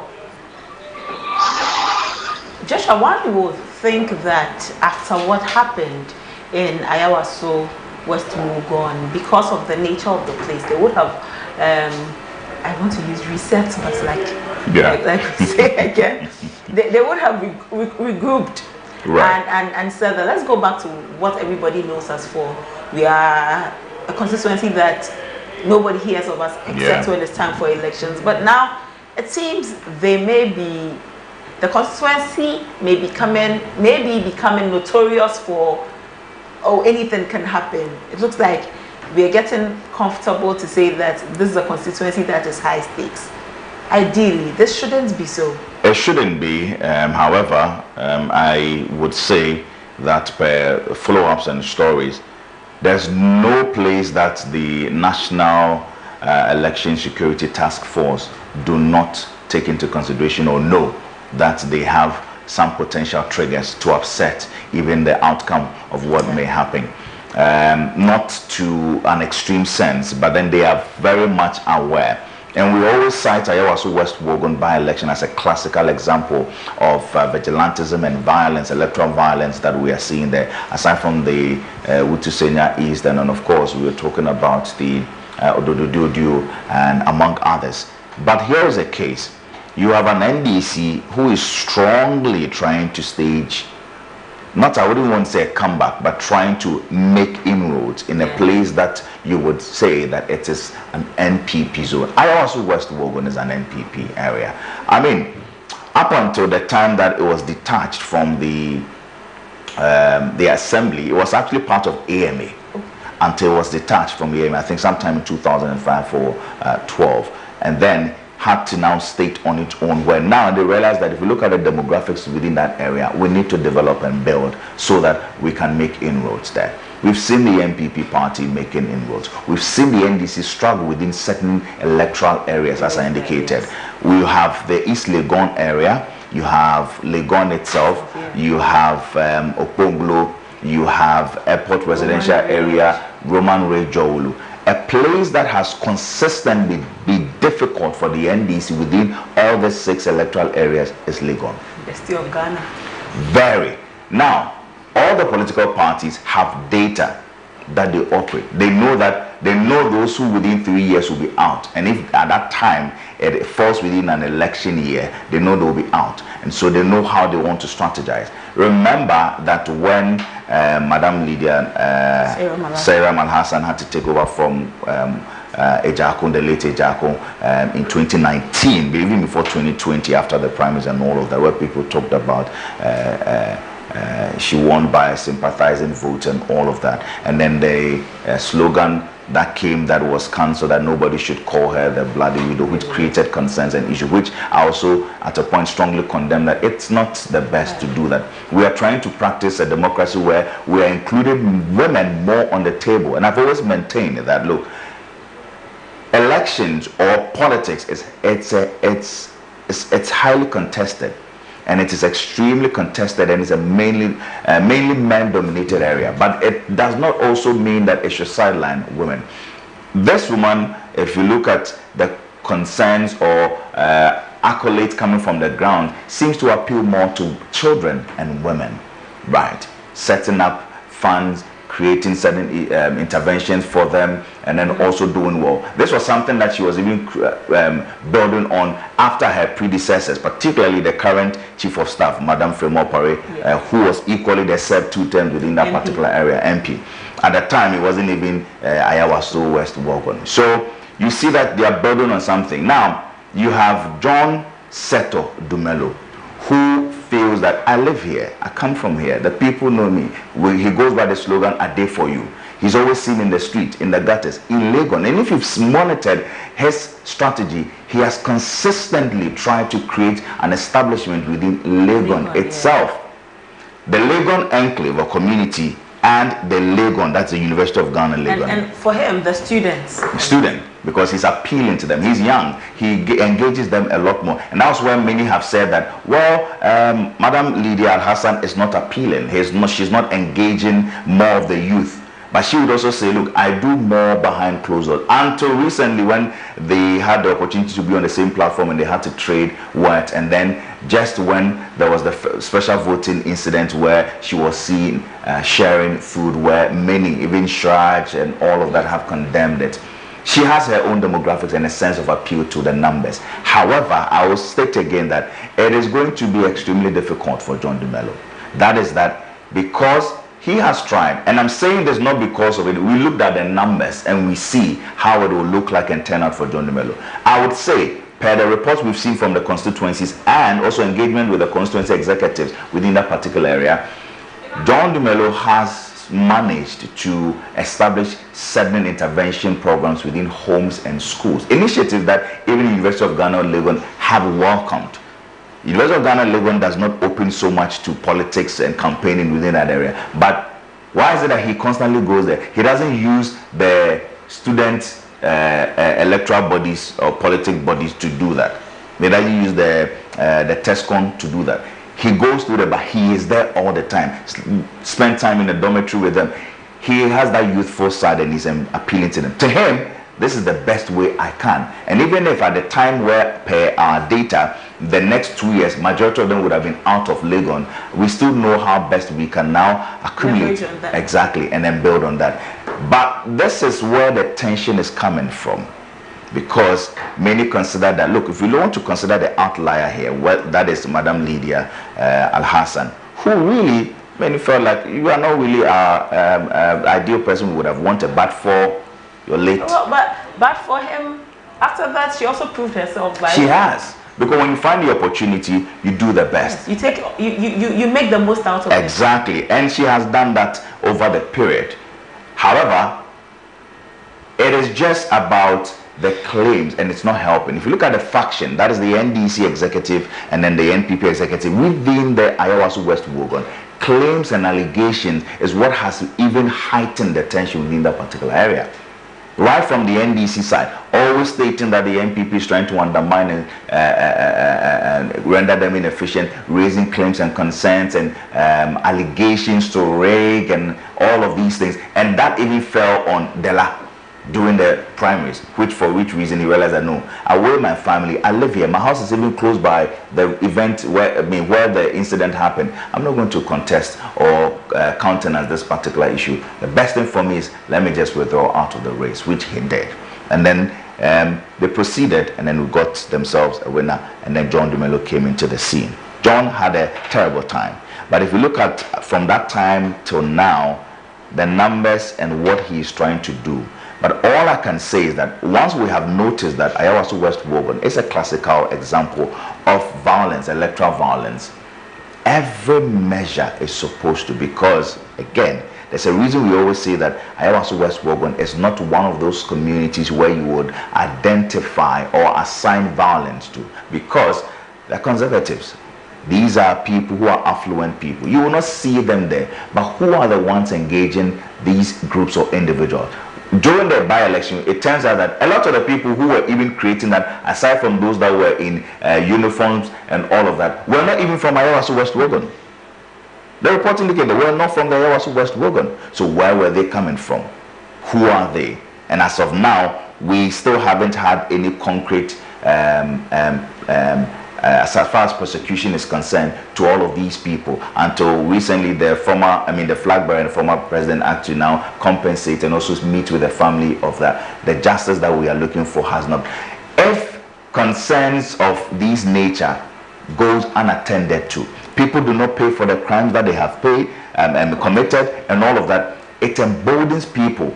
It almost as if people feel like, oh, we cannot do because what? It is either my party is backing me or it is my government. And these are languages we hear on the street. But then again, what I always want to say is that when we want to engage the regional executive, that is RECSEC, the Regional Security Coordinating Council, and then of course the National Coordinating Council, which of course sits under the new Greater Accra Regional Minister, we have to find ways to address and resolve this particular issue, because so that we can have some finality to it. It's a business enclave. We have premium universities within that particular enclave, right? We have hospitals, private and referral hospitals within that particular enclave. UGMC is there.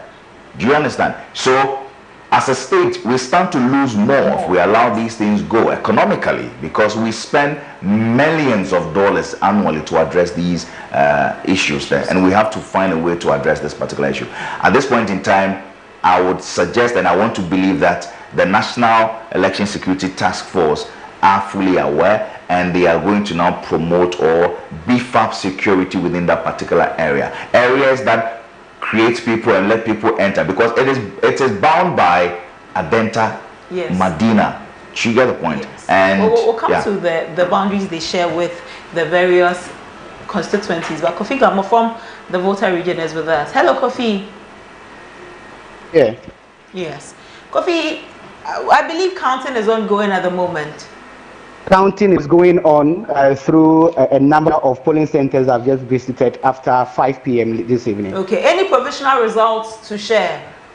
Not yet, because as I mentioned, counting is ongoing. I've been to a number of polling centers in the Awaso South constituency where I'm talking to you from now. And through these centers I've been through, it's either voting was over so that counting had started, or they were still waiting for the queue to be exhausted before they can actually proceed to the next stage. There are some other stations that I've been to that are also counting. So three things happening. Counting was ongoing at some places, sorting was ongoing, while voting was ongoing in some others. Okay. But how has the feeling or the atmosphere been like in the voter region? Well, generally, the atmosphere has been very calm and very peaceful.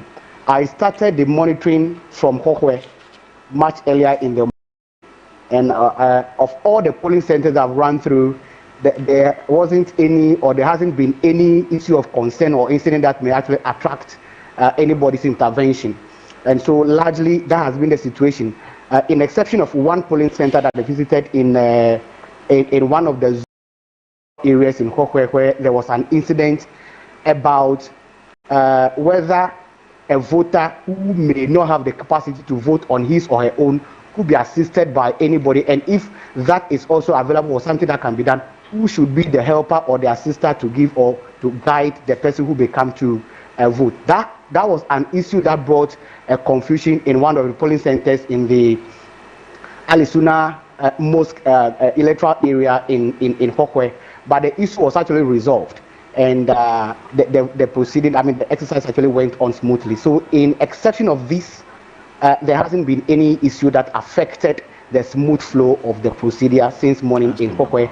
I went to Pandu, the atmosphere was very calm, and it's almost the same thing that I saw in Hohwe. Currently, I'm speaking to you from Awaso South, from where counting is ongoing, sorting at some polling centers ongoing, and of course, I'm sure by now those who were even in the queue after 5 p.m. would actually be able to finish or voting by now. So generally, this is the atmosphere in the Awaso South constituency here, and of course, the other place that I've been to before coming to Awaso South. People are keenly observing the exercise. People, in most instances, are just waiting to hear the rest of the results counted and also declared at the polling center level. From here, all the ballot papers would have to be sent to the collation center for the constituency collation to actually begin. And so for now, we are at the local polling centers where some of these stages of the exercise are actually going on. Yesterday, the EC said that even though one of their electoral officers breached the policy of transporting the materials, they were going to still do their work and do it well. Did this issue from yesterday have any impact on today's elections? That is actually here in the Afato South constituency. When I got here around 3 p.m. Earlier this afternoon, there hasn't been any concern as far as that issue is concerned. And the thing too is, I have not suspected or I've not seen any indication of that incident affecting the conduct of the polls here in the Afato South constituency today, especially I believe because of the assurance that the Electoral Commission has given that even though that incident indeed happened, it wasn't actually in any way going to affect or impact the polls in any way, and also give the assurance that they were doing their own internal investigations, and of course with the police also doing their investigation, with which the commission is actually cooperating to ensure that whatever that might have actually led to that incident is actually established. I believe that people are very anxious to know that that incident wouldn't actually have any impact directly or indirectly on the conduct of the polls today. Right. Kofi, we'll come back hoping that you'll have some provisional results to report. I'll be standing by. Kofi Gamo, our correspondent in the Volta region. Joshua, did you think that the incident yesterday in Afato South was going to have any bearing on today's? Any development that makes the Ghanaian voter question the sense of credibility of the electoral management body is concerning, and that could also impact on the way people perceive EC and the notion of every time the Electoral Commission, and sometimes I always say that political parties are also part of this whole issue, because on platforms, when they keep making certain comments there, during the IPAC meeting is where you're supposed to iron out and raise all these concerns. But oftentimes, if you look at their posture, it appears that during the IPAC meeting, they are not being heard. And so when we find platforms like these, then we'll speak. But what it does is that its impact on the mind of the average Ghanaian voter, one, it impacts on the mind of the new Ghanaian voter, two, and it impacts on the mind of the Ghanaian who is constantly losing trust in state institutions, particularly the ones that are supposed to be autonomous. And that is where we are beginning to see that growing disaffection towards EC. And it is dangerous, because the same thing we do to our state institutions like OSP, and then we do to the presidency, and now we do to the police, we do to the military, we do to the judiciary. These things constantly will build a certain notion and behavior towards state institutions that are supposed to either protect us, serve us, and also lead us onto a path. So I felt like when EC started recording these issues, for instance, what happened in Yendi, where 1,200 of their presidential ballot papers were missing, taken out of a torn bag, and then we saw the concerns being raised. EC came and dismissed it, that it wasn't true. Then later, a fact-checking, Ghana fact-checking, they came out, and I saw their report saying that indeed, they confirmed from Ghana fact-checking coalition, also stationed at Yendi. They confirmed from West African Network for Peace Building, stationed at Yendi, and they even said that, look, they even discovered that they had lost these 1,200 papers at the EC office before distribution. So then you see where the concern is coming from. So why won't people continue to question the credibility of the EC? And I fear that when these things continue to multiply, then again, EC's commitment to want to ensure there is a free, transparent, credible polls will now be compromised or undermined. And I felt like that when EC said that, you know what, it is not going to impact on the election at all. The police is handling it, and then we are collaborating for investigations. But the question is, sometimes the EC officials that are manning certain sensitive routines or assignments should really also be put under scrutiny, because it comes back to the EC.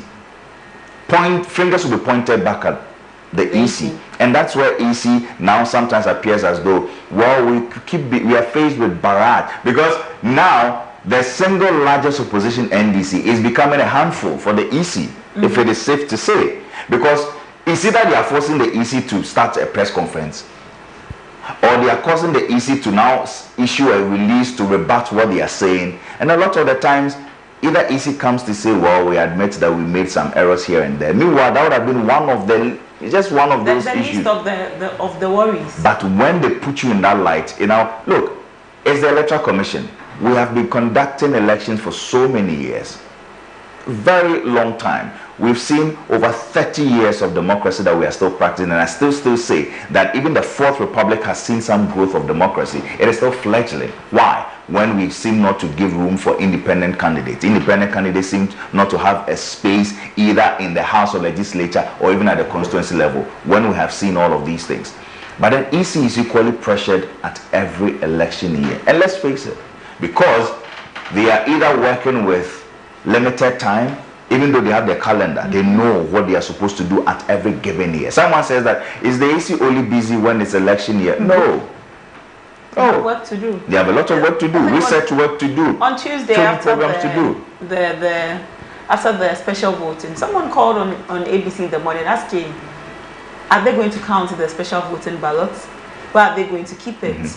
All of these. Yeah, these are questions that people are asking. So the EC has work to do. Right. But we cannot tell whether some people ask these questions out of ignorance or just that they just want to be mischievous in asking these questions. Who really did not understand so then the question is, what is the NCCE doing? Today, when we went to in the Dominican constituency, in one of the polling centers, again, very small numbers, about 58 had voted out of 500 and something, 3 hours into the elections. And one party agent from one of the parties said that, I blame journalists for not educating Ghanaians that they should vote. And one, we were having a conversation. I asked, the work of the NCC, you understand what he says? I do not want to say that it's NCC's work.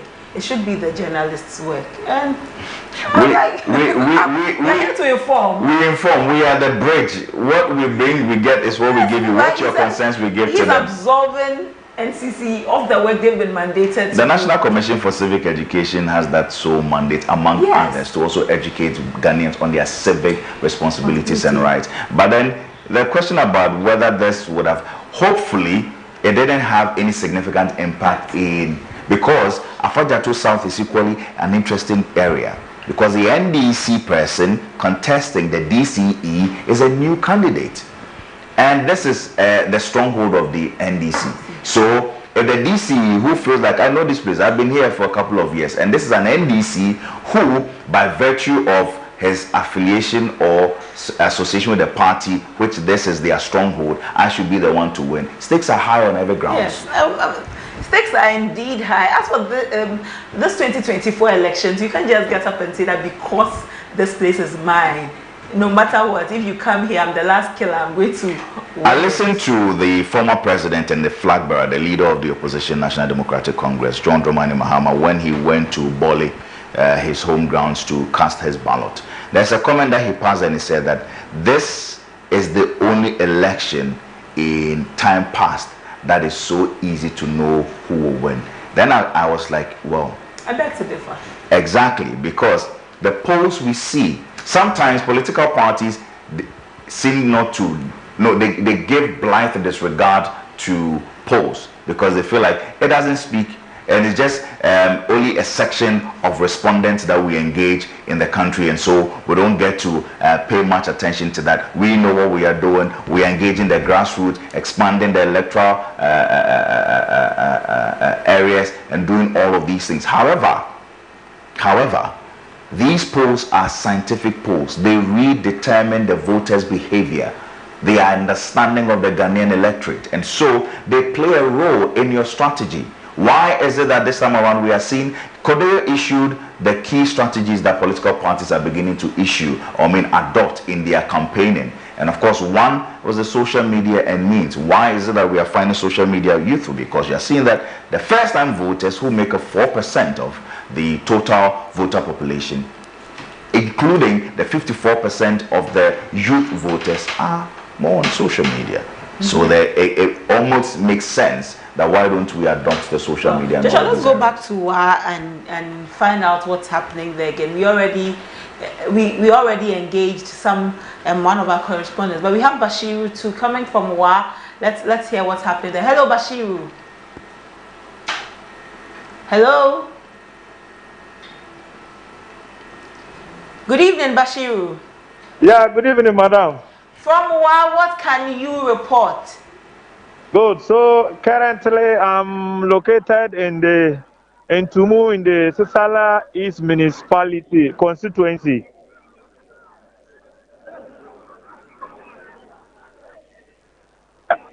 Hello, is there feedback? There's no feedback, Bashiru. We can hear you very clearly. You say you are in the Sisala constituency. Yeah, so tell us Sisala what's East happening in the Upper Constituency. West.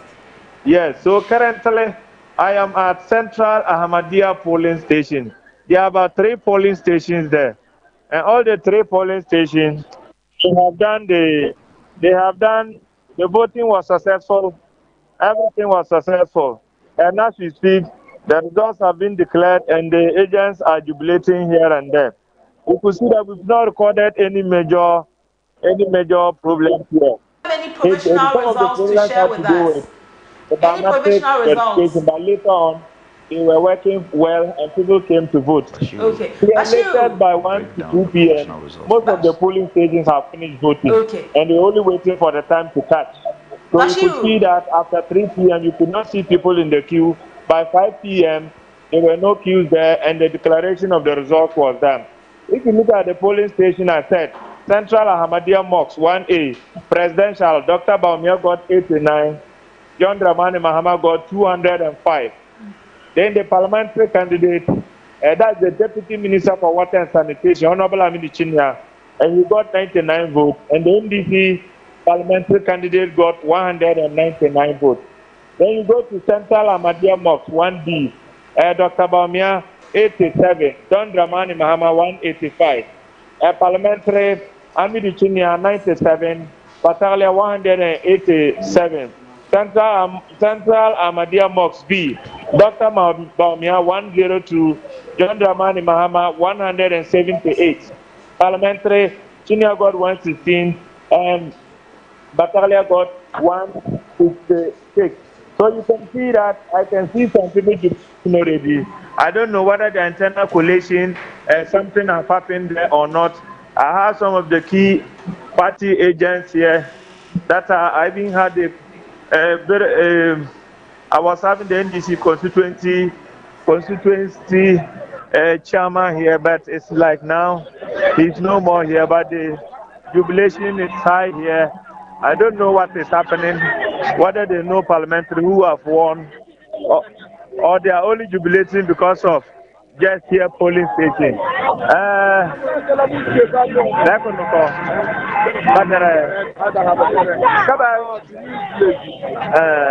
We'll come back to you again. Bashiru is in the Upper West region, bringing us some provisional results. At the moment, results keep trickling in. We'll bring you the provisional results as we have them. This is still your poll center, your credible guide to the elections. And we're still saying votes, not violence. Elections has ended, so we are on the next session of it. After the after part of it, before, during, and after. We are in the after, which is really very important, Joshua. Very. The after part. So please, your life matters, my life matters, our lives matter. Please and please, again, don't allow anybody to use you as a conduit or a tool for any form of violence. The night is falling and falling, it's becoming darker, and maybe you think that it's in the dark that you can perpetrate any form of violence. Please don't do that. I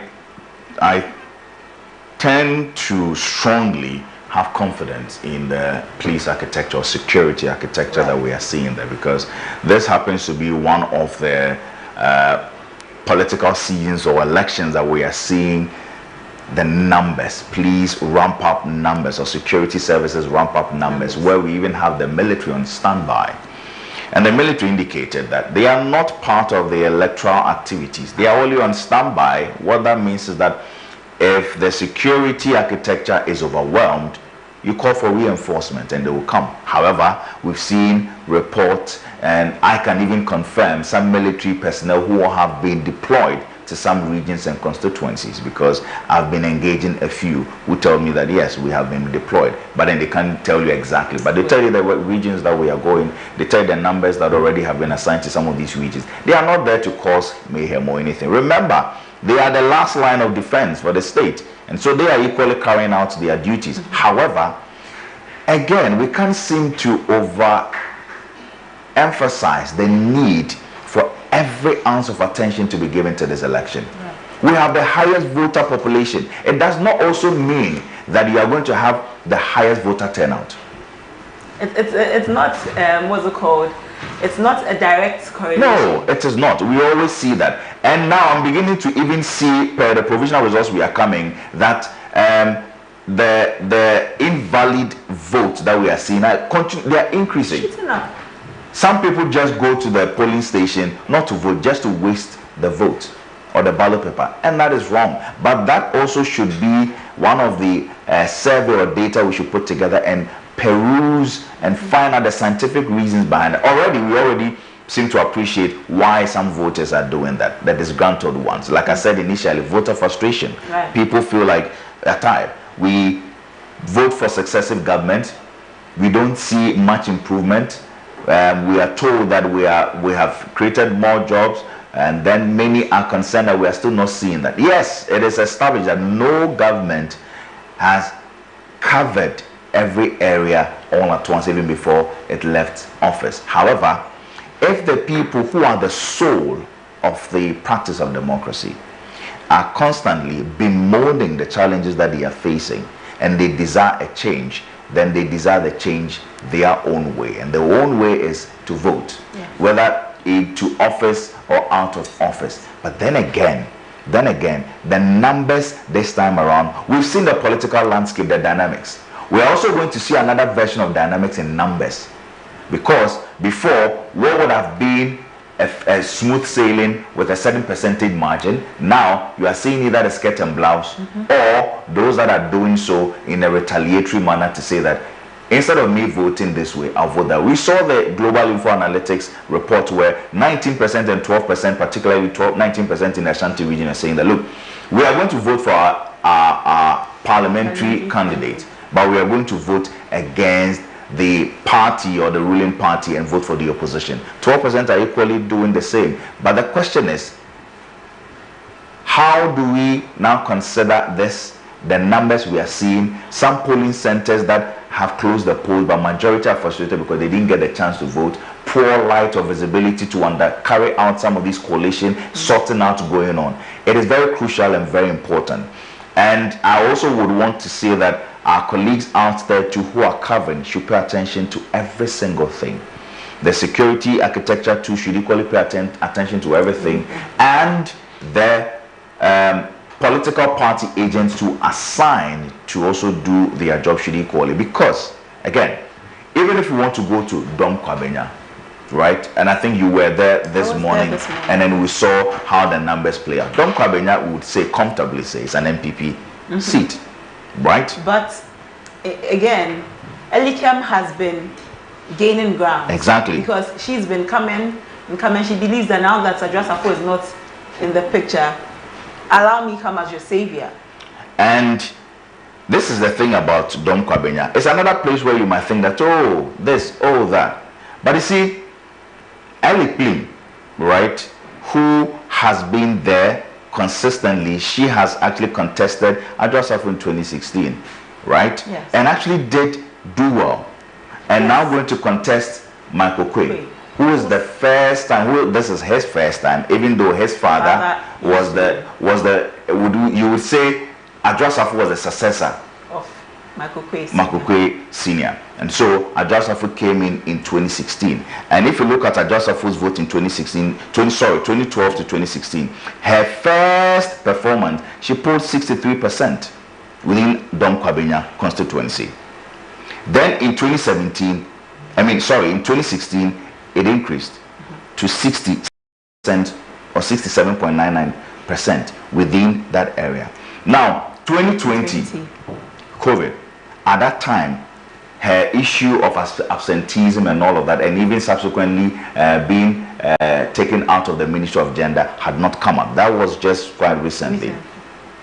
Her popularity started dropping because there were concerns that she wasn't around, available, she wasn't meeting up. The market base or the women trading base started raising concern. And you know how big that is in 2020.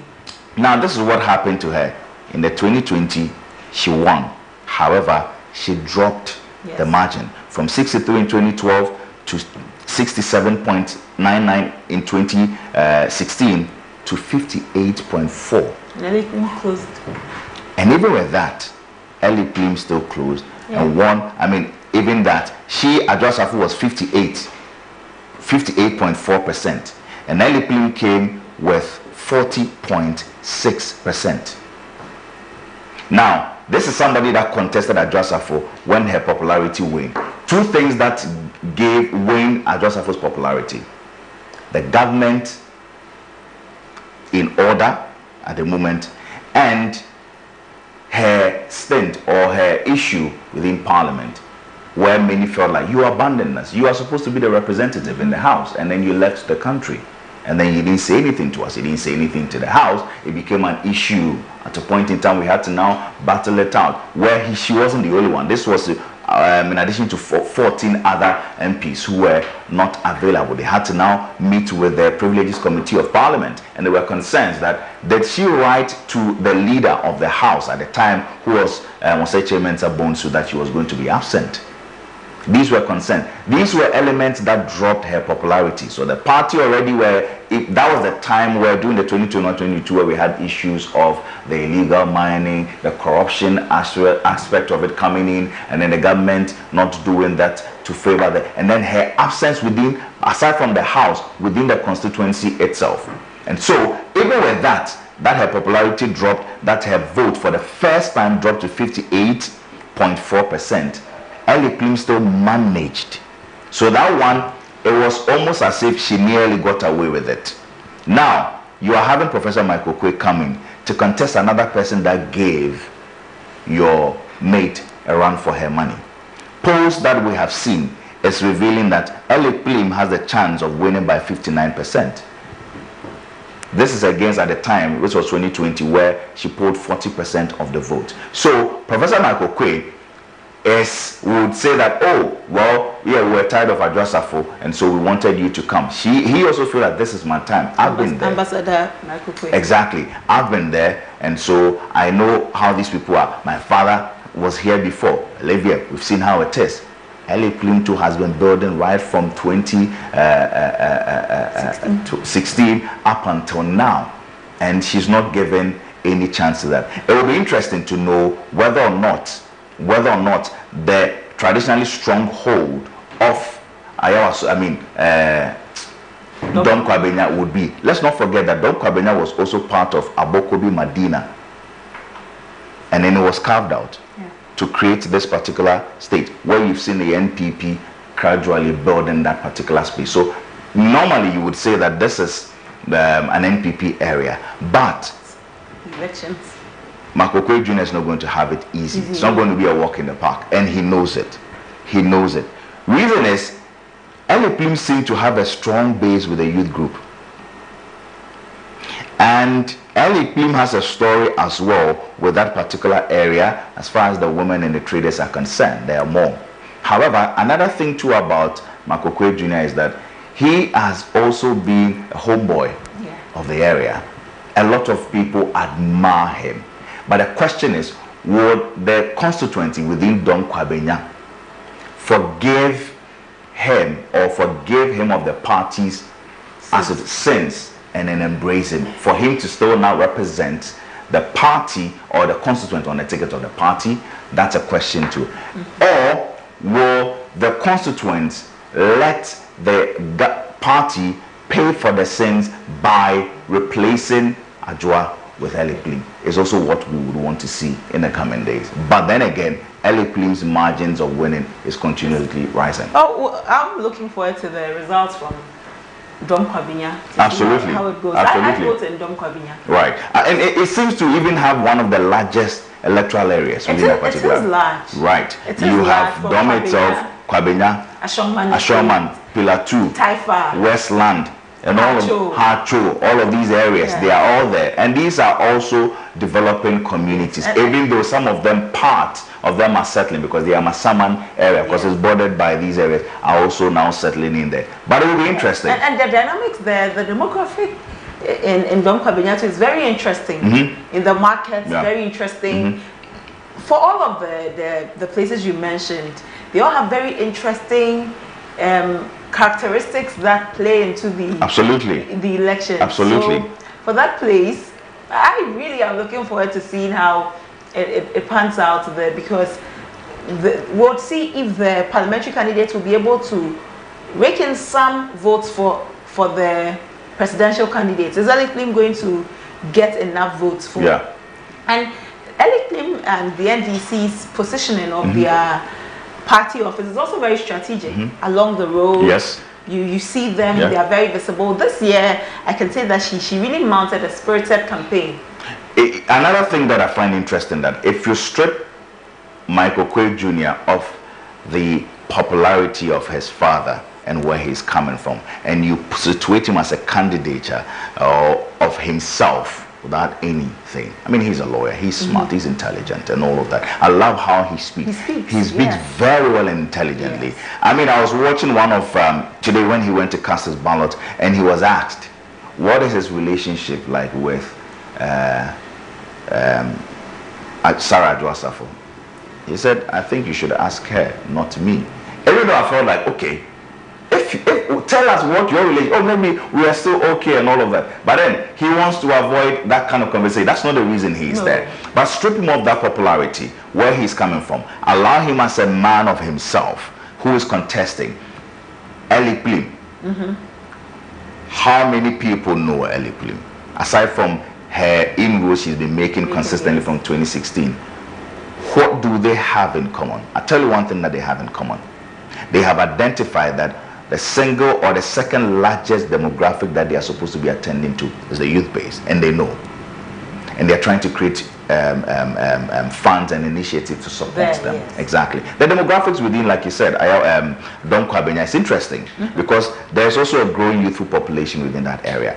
It's also an area that has potential to develop. Real estate is one. Yeah. Oh, and it's, you see that a lot in the constituency. And then they have highlands also within that particular area, right? There are a few challenges of amenities here and there, but which is quite normal. They have road issues too as well. Very poor roads. Yes, and one of the things that people used to speak about a lot was when Ajasafo as MP. Yes. See the traffic situation. Right. Right from Atomic down to the Atomic down itself, using the Gayak road. Very small road, and the number of people plying that road. Very. But there are some major roads that if they're constructed or finished inside of Dom Kwabinya, that's Ashongman Estate, Atomic down, Atomic Junction Road will ease. Even Kwabinya itself. Because we have huge churches along the road. On a Sunday, very interesting. On a Sunday, it is packed, it's choked,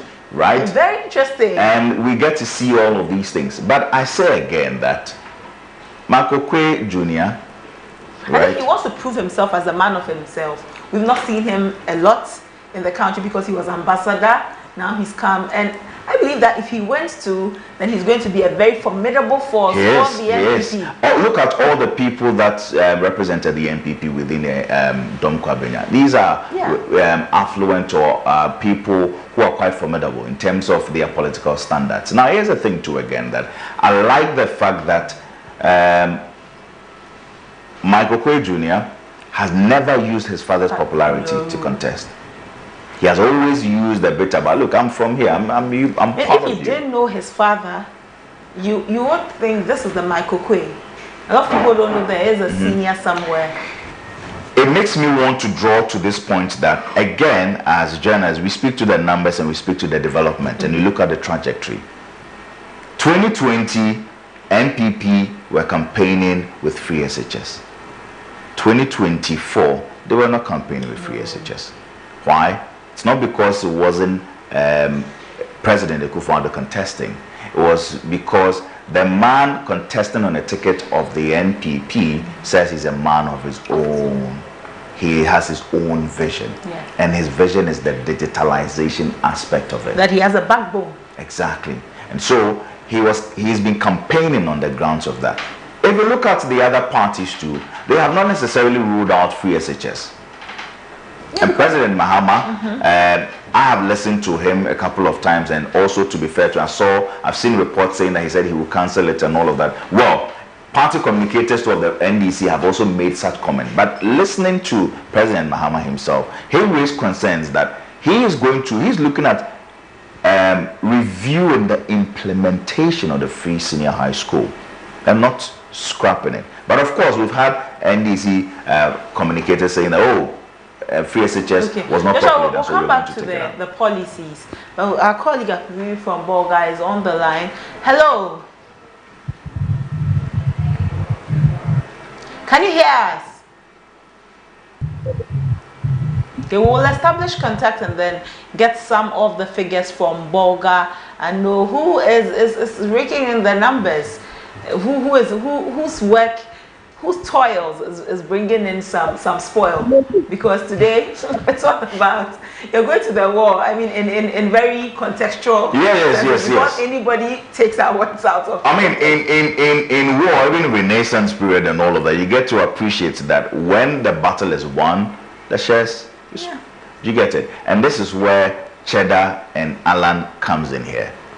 Again, it's a two-horse race, because you have an NPP government seeking to do multiple things in an unprecedented way. One, breaking the 8, which has never happened before. 2, doing so with, the conversation has been polarized, but with the Dombo faction. And doing so with someone who is not Akan and a Muslim. This is something new to the NPP tradition. Not to say that they have not given space to other ethnicity or ethnic groups to be a part of it. I mean, the late Vice President Aliu Mahama, whose son is contesting the Yendi Farouk Aliu Mahama. It's a Muslim, and he was a Muslim and from Yendi. However, NPP is doing all of this the different way, and it tells you about the conservative nature of the party. NDC, on the other hand, is equally doing this with someone who has led the party before, but he's the only president who has never had our colleague from Bolga is back. Let's take some results if he has them. Hello. Hello. Yes. What can you report from Bolga? Do you have any provisional results for us? Yes, currently I am in the Zebila constituency to move to Bolga. So I have provisional results for Zebila currently. Hello? Yes. Apibri, let's have the provisional results for Bimbila.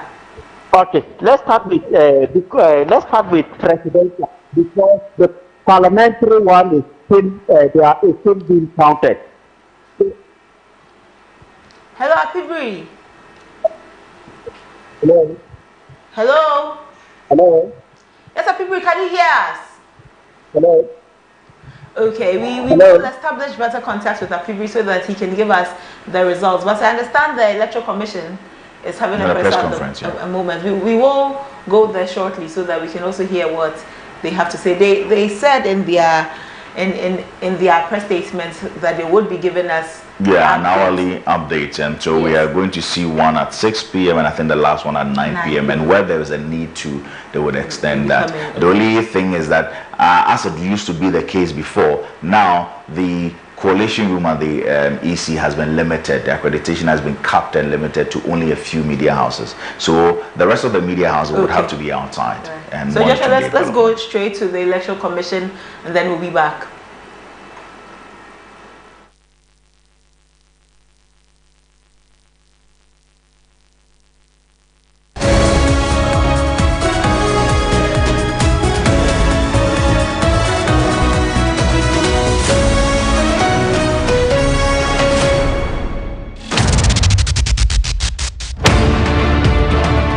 On December 7, all eyes will be on the nation, and ABC News Ghana Television will be your trusted election guide. Welcome to the Poll Center, where we bring you the most comprehensive 2024 general elections coverage. At ABC News Ghana, we will deliver up-to-the-minute updates from across the 40,647 polling stations, ensuring that you stay informed every step of the way. We'll bring you real-time updates. At this point, we would like to invite 5 questions as usual. If you have a question, may I see your hand?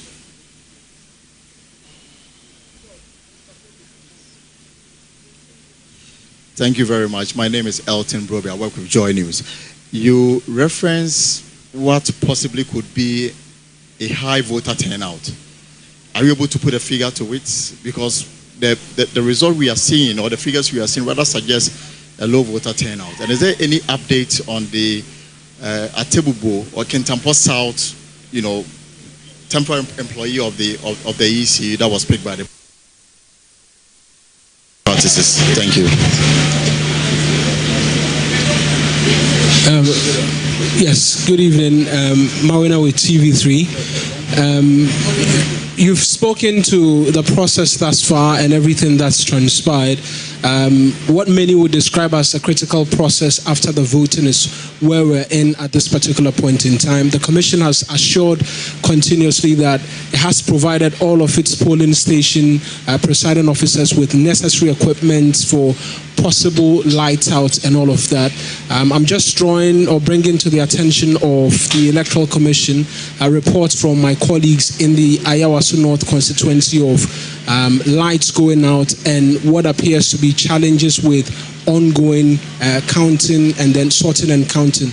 I want to know if the Commission has any updates with respect to challenges from that particular constituency.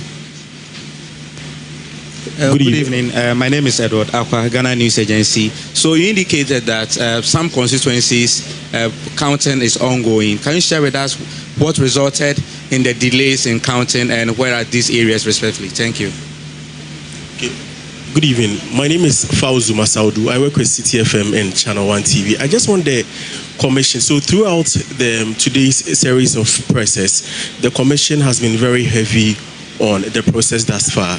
But I just want to find out if the Commission has a quantitative data of irregularities, anomalies, and then when a question was asked earlier about security, for instance, the Commission made it clear that the Commission was not in charge of electoral security. But we cannot also dispute the fact that the police service, the observer missions and whatnot, they are, for the lack of better expression, auxiliary stakeholders in the electoral, management body. I just want to find out if you have picked any observation or if you've picked any feedback from them about the process thus far. So first, the quantitative data, if readily available, and second, any particular details you've picked from these stakeholders that you would want the public to know, the media.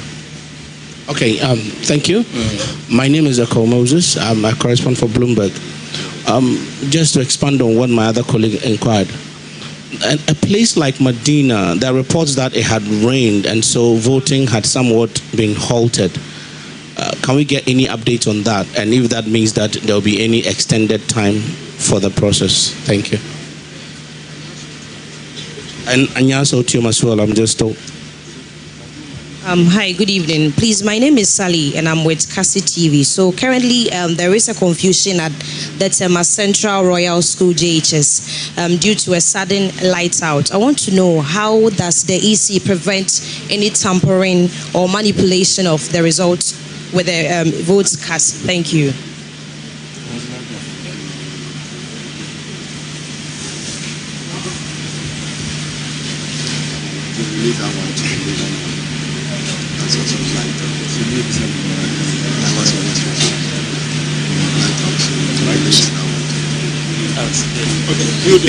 Bless Kokwalo Maso, Pan-African TV. In the earlier press briefing, one of our colleagues asked a question, and then you guys were heavy on specifics. Would the Electoral Commission was heavy or has been heavy on specifics? Can the Electoral Commission as well be specific in terms of figures? You're telling us that voting concluded in 95% of the polling stations. Which polling stations, can you give us information on that? Which polling stations have voting not concluded? Also, you're talking about a few flashpoints. Can we also get information of the names of these areas where there's been some violence? Thank you.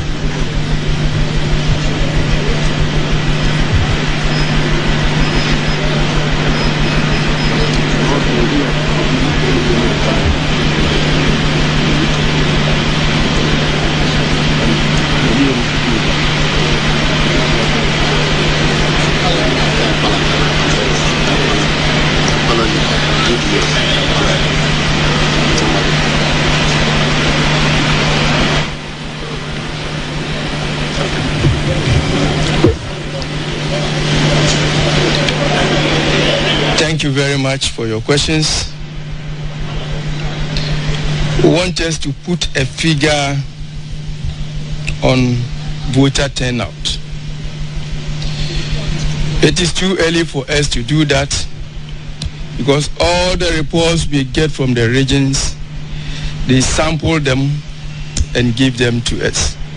And so if you want to tell you the specific figures for voter turnout, we will do that in the course of the day, but not now, because we need to get the turnout from all the polling stations, which we are yet to get. Thank you. Atebubu issue. Yes, the culprit has been arrested by the police and the case is under investigation. Now it is with the police, and the police will have to come out with the outcome of the investigation. But the Electoral Commission will follow up and ensure that it is followed to the letter. Awaso has lights off. The Commission engaged with the Electricity Company of Ghana for them to ensure that we have constant provision of light throughout the exercise. But as machines, anything can happen. Commission is still in charge with the ECG to ensure that they restore the light for such affected places. We have also hired generators, giving money out for our generators to our officers to hire generators at each of the collation centers. So even in the event of the lights not being coming on now, the standby generators will be used to complete the exercise. There were some polling stations that were still voting after 5 p.m. It could be due to the higher voter population. As at now, all polling stations have closed. All polling stations have closed. But we indicated after 5, there were about 5% of our polling stations that were still operating. Thank you. Quantitative data of irregularities, as I indicated, all these things will be made available to you in due course. But for now, because we have not gotten a comprehensive information from all our polling stations, we can only give you the summary. At the right time, we'll give you all the details that you need to know.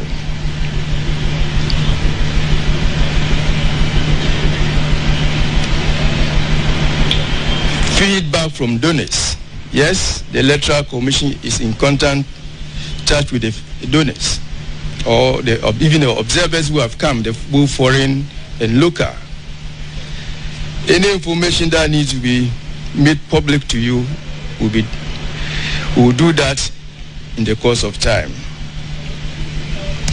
The lives of occurred at Awaso and Medina, so the explanation will stand for the two.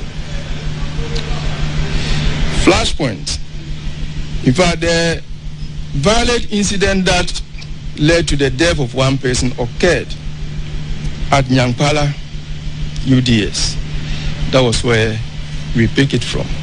And that's the only place where such a violence has led to the death of one person. Thank you very much for your attention. Yes.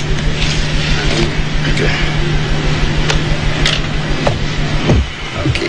So, in addition to what the Director, Electoral Services, has just said, the ECOWAS and AU election observation teams met with the chairperson of the Electoral Commission, and we wish to inform you that they have actually expressed satisfaction with the whole electoral process from the start of voting to the close of polls. They indicated that the whole process has been seamless and very happy with the process. Thank you.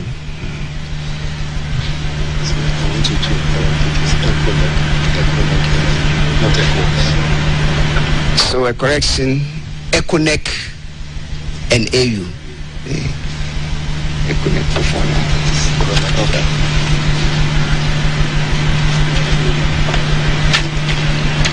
I would like to thank you, commissioners, directors and deputy directors, friends of the media. We are not yet done. We will have the last update at 9 p.m. So stay with us. Thank you very much. Thank you.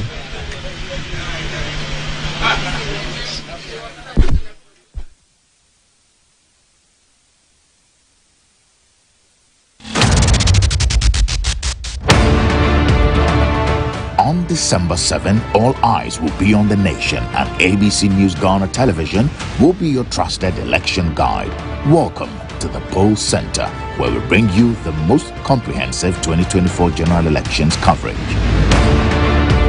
At ABC News Ghana, we will deliver up-to-the-minute updates from across the 40,647 polling stations, ensuring that you stay informed every step of the way. We'll bring you real-time updates from constituencies with the highest stakes and insight into the key battlegrounds. Our team of political watchdogs, pollsters, and political scientists will break down the nuances in the swing regions, helping you understand the dynamics of these critical areas. With correspondents and district reporters spread across the country, we rest assured all the time we report of turnout events as they unfold. On the Poll Center, we'll bring you an excellent television experience with advanced graphic presentation that will give you a clear visual of the vote tallies, trends, and key turning points as they unfold live on screen. ABC News Ghana will provide you with in-depth analysis of voter pattern shift, regional shift, and what the early results could mean for the final outcome of the elections. From voting challenges to disputes over election results, ensuring our viewers understand the legal landscape.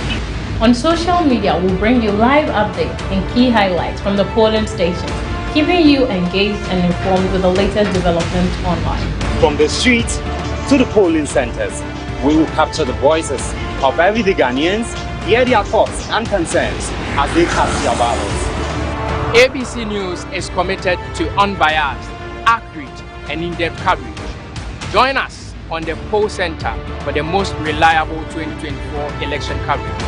Stay tuned, stay informed, stay with the Poll Center, right here on ABC News Ghana Television, your election guide to the polls.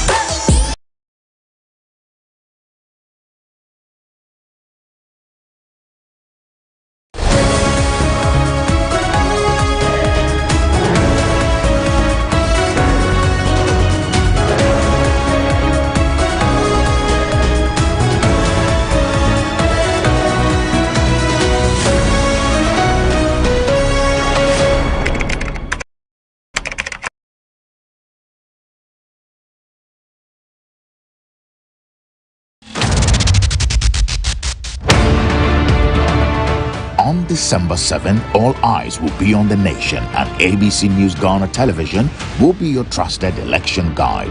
Welcome to the Poll Center, where we bring you the most comprehensive 2024 general elections coverage. At ABC News Ghana, we will deliver up-to-the-minute updates from across the 40,647 polling stations, ensuring that to stay informed every step of the way. We'll bring you real-time updates from constituencies with the highest stakes and insight into the key battlegrounds. Our team of political watchdogs, pollsters, and political scientists will break down the nuances in the swing regions, helping you understand the dynamics of these critical areas. With correspondents and district reporters spread across the county, we rest assured all the time we report of turnout events as they unfold. On the Poll Center, we'll bring you an excellent television experience with advanced graphic presentation that will give you a clear visual of the vote tallies, trends, and key turning points as they unfold live on screen. ABC News Ghana will provide you with in-depth analysis of voter pattern shift, regional shift, and what the early results could mean for the final outcome of the elections. From voting challenges to disputes over election results, ensuring our viewers understand the legal landscape. On social media, we'll bring you live updates and key highlights from the polling stations, keeping you engaged and informed with the latest developments online. From the streets to the polling centers, we will capture the voices of everyday Ghanaians, hear their thoughts and concerns as they cast their ballots. ABC News is committed to unbiased, accurate, and in-depth coverage.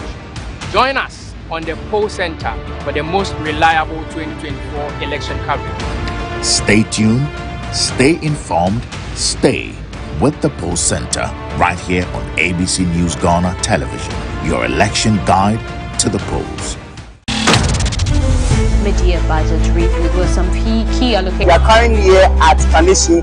When the news breaks, we are there. In the heart of matters arising, we follow through with the right question. Don't miss a beat with our in-depth news analysis.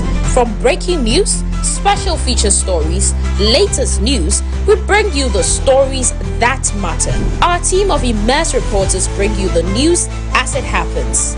Join us every 6 a.m., 12 p.m. and 6 p.m. each day for a comprehensive look at the stories beyond the headlines.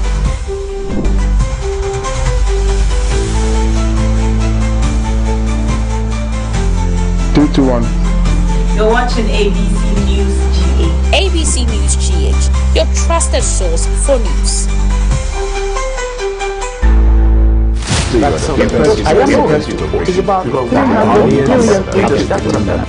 This is where the headlines are probed. Policies scrutinized through an objective lens with an unbiased approach to every discussion. Key in to a series of pulsating conversations with the hard questions. Why do you still want to run when you have failed? I haven't. What do you mean by failed? In-depth analysis of policy proposals. If it's a temporary program, why do we want to still create another gold reserve exchange program also to address a temporary issue? If you introduce a temporary measure and you realize that the temporary measure works and is sustainable, you have to rethink whether or not it should just be temporary. And every agenda and positions intellectually debated to set the record straight. Look, you still don't answer the question now. Go on. Question is, if Article 78(1) is anything to go by, your ministers of state largely are supposed to come from the parliament. Yes. The law says that not less than 10 and not more than 19. So these are your cabinet, your ministers of state you're going to get. How do you intend to resolve? Have you thought about managing that hurdle? Absolutely. If I hadn't, I probably would not get on the fray to do this. On Focus on ABC, we focus on the matter, the personality, and the answer beyond the rhetoric. Focus on ABC shows every Thursday at 7 p.m. only on ABC News Ghana television.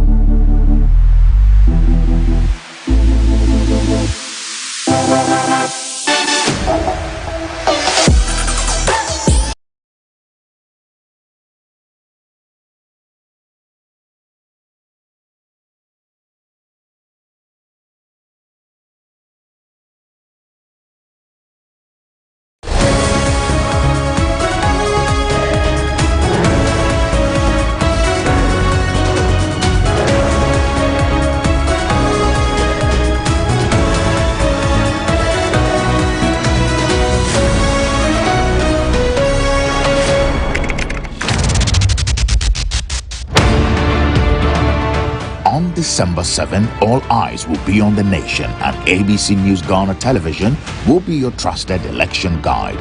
Welcome to the Poll Center, where we bring you the most comprehensive 2024 general elections coverage. At ABC News Ghana, we will deliver up-to-the-minute updates from across the 40,647 polling stations, ensuring that you stay informed every step of the way. We'll bring you real-time updates from constituencies with the highest stakes and insight into the key battlegrounds. Our team of political watchdogs, pollsters, and political scientists will break down the nuances in the swing regions, helping you understand the dynamics of these critical areas. With correspondents and district reporters spread across the county, we rest assured all the time we report of turnout events as they unfold. On the Poll Center, we'll bring you an excellent television experience with advanced graphic presentation that will give you a clear visual of the vote tallies, trends, and key turning points as they unfold live on screen. ABC News Ghana will provide you with in-depth analysis of voter pattern shifts, regional shifts, and what the early results could mean for the final outcome of the elections. From voting challenges to disputes over election results, ensuring our viewers understand the legal landscape. On social media, we'll bring you live updates and key highlights from the polling stations, keeping you engaged and informed with the latest developments online. From the streets to the polling centers, we will capture the voices of everyday Ghanaians, hear their thoughts and concerns as they cast their ballots. ABC News is committed to unbiased, accurate, and in-depth coverage. Join us on the Poll Center for the most reliable 2024 election coverage. Stay tuned, stay informed, stay with the Poll Center right here on ABC News Ghana Television, your election guide to the polls.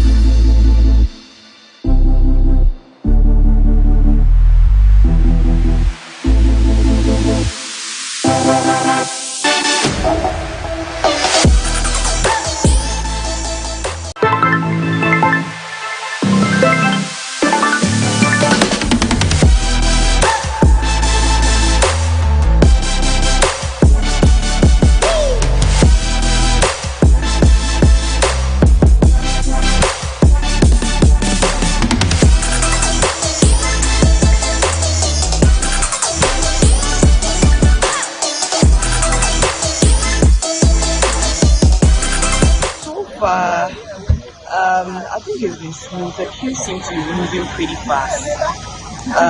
If you do not have your voter ID, your biometric is already in play, because if you registered before, systems already have it, so you get to vote. And some have left their voter ID cards, and it's going well for them. I also use that same system to vote. So there have been some issues here and there within the constituency. There are the regular hotspots, reporting issues, infringements, a bit of violence and whatnot, escalated to the relevant cause. The guy is creating confusion because we want peaceful election. But right now, that guy doesn't want to create some violence here, and which is no want. So right at the moment now, you have to change that guy now. What has he done? Continue. What has he done? Because one of the guys there is telling that lady, Kaya says to pay vote for him, which is wrong. So the polling of the officers.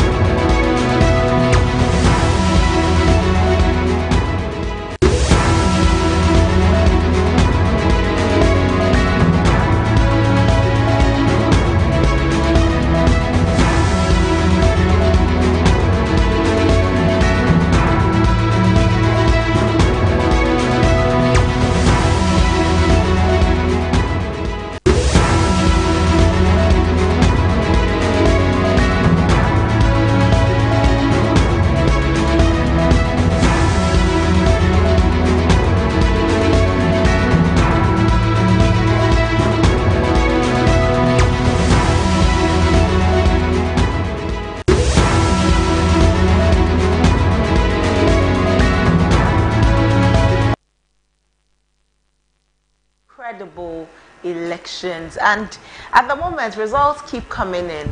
Provisional results keep coming in. Let's go to the Awaso West Wogon constituency where my colleague Eric Melo Trinebois is there. Hello, Melo. Hello, Melo. Hello, Abina. Melo, what can you report? What's the latest in the Awaso West Wogon constituency? Abina, I tell you, this constituency, I promise you and our viewers that it is indeed a place to hold and get your eyes on. Once again, we are reporting here from the Awaso West Wogon. Currently, where I am right now is the Legon campus. Now, this particular constituency is very large. It comprises of a very large margin of I should say, centers, but specifically where the majority of the people, electorate, want to find out who his winning was is here on the Legon campus. I can tell you the fact that as of now, counting is still ongoing, but for now, most of the results have trickled in and are still trickling in. So let me just get you the provisional results we have for some of these centers. So here at Okonglo ABC, Madam Lydia Al-Hassan, who is the incumbent MP of this constituency, secured 148 votes. Lydia Al-Hassan at the Okonglo ABC had 148 votes. Now, these are just provisional results. Whilst John Dumelo secured 316. John Dumelo secured 316.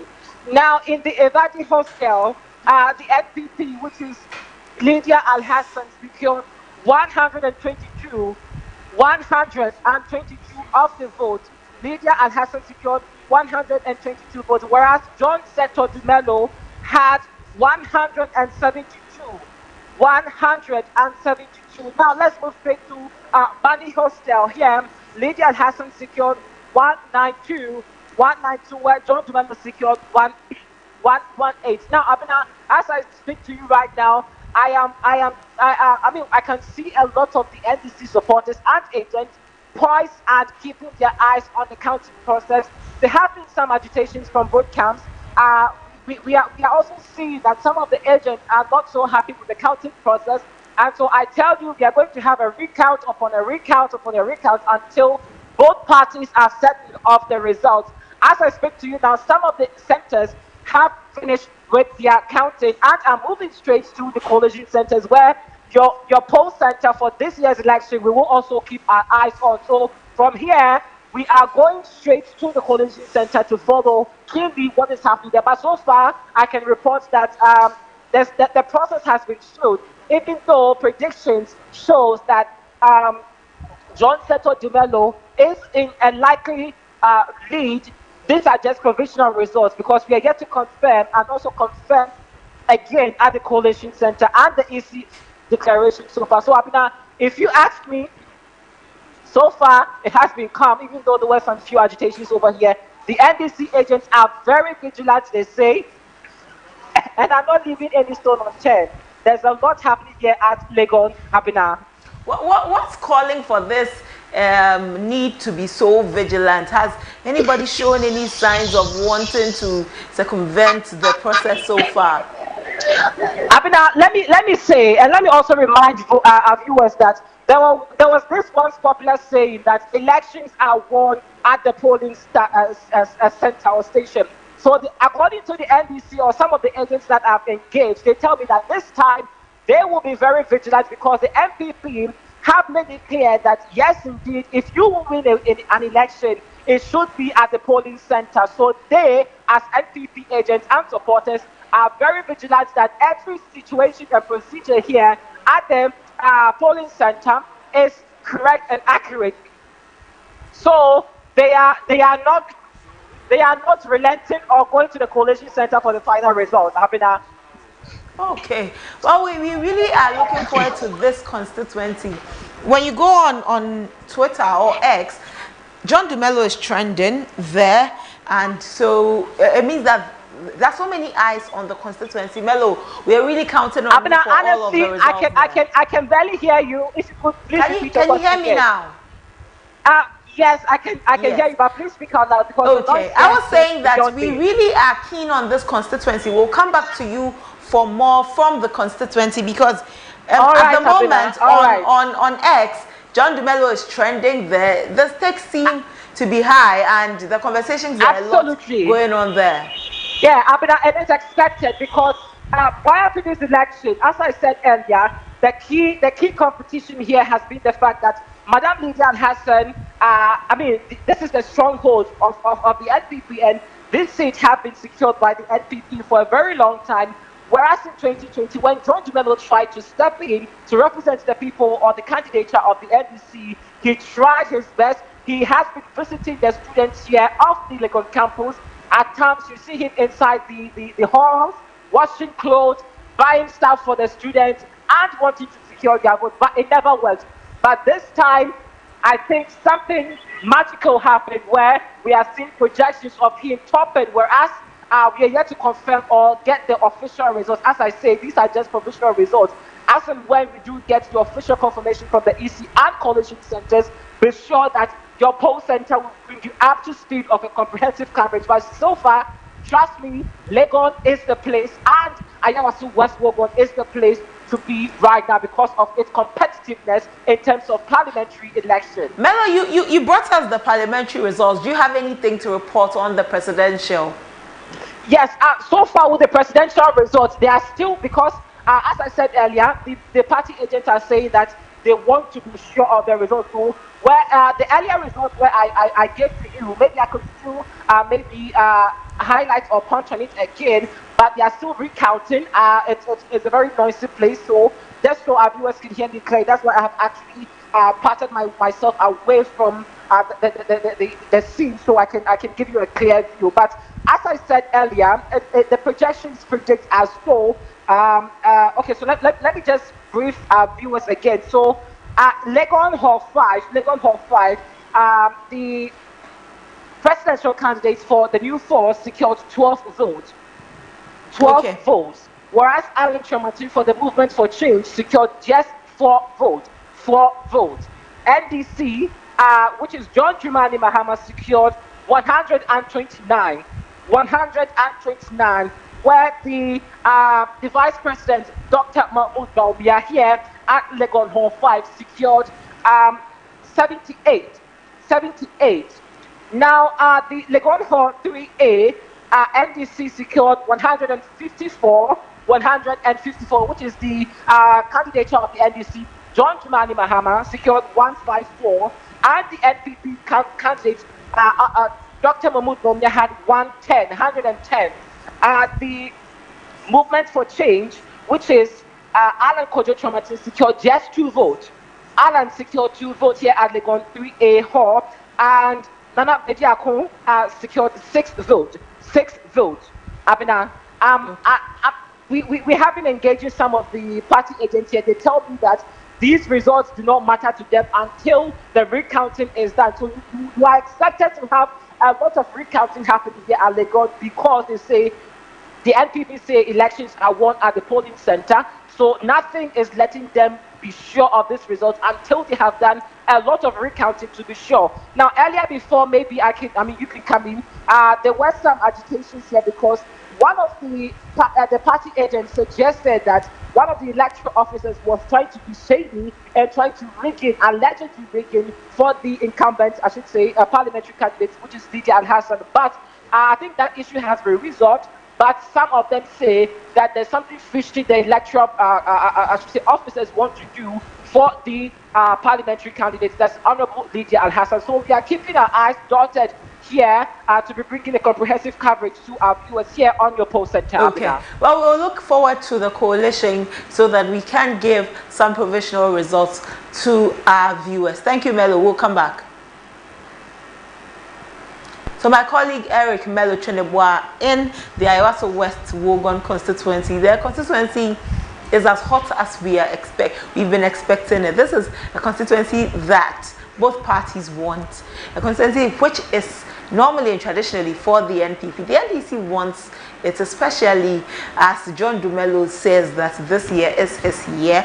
Lydia Seramal Hassan also believes that she will continue the work she is doing there. So Melo is there. He will bring us all of the results. So far, so many conversations on social media about the elections. Adenta is trending, Sam George is trending, John Dumelo is trending. My colleagues are on standby. They will bring us all that is happening on social media so that, and we are abreast, not just with what our colleagues are giving us from the field, but there's so many conversations happening and so many projections. Some of the results on social media very interesting. By the end of the day, it is what happens at the Coalition Center that matters. We are waiting for the Coalition Center.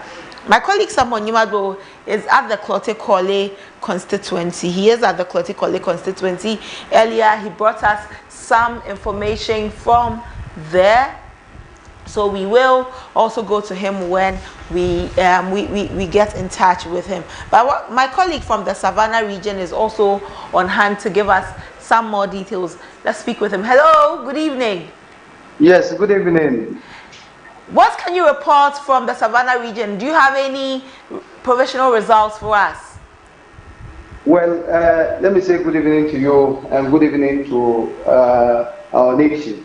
In fact, nothing is official yet, but it is looking good for Honorable Adamu Tawakilu and the NDC. I can confirm to you that key areas that the Lands and Natural Resource Minister Samuel Abu Jinapor won in the 2020 elections. He was beaten in those areas. Key among them is Bushunu.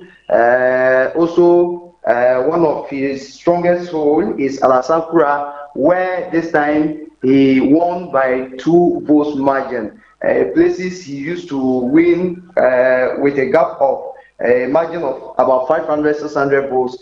He has won just by 2 votes.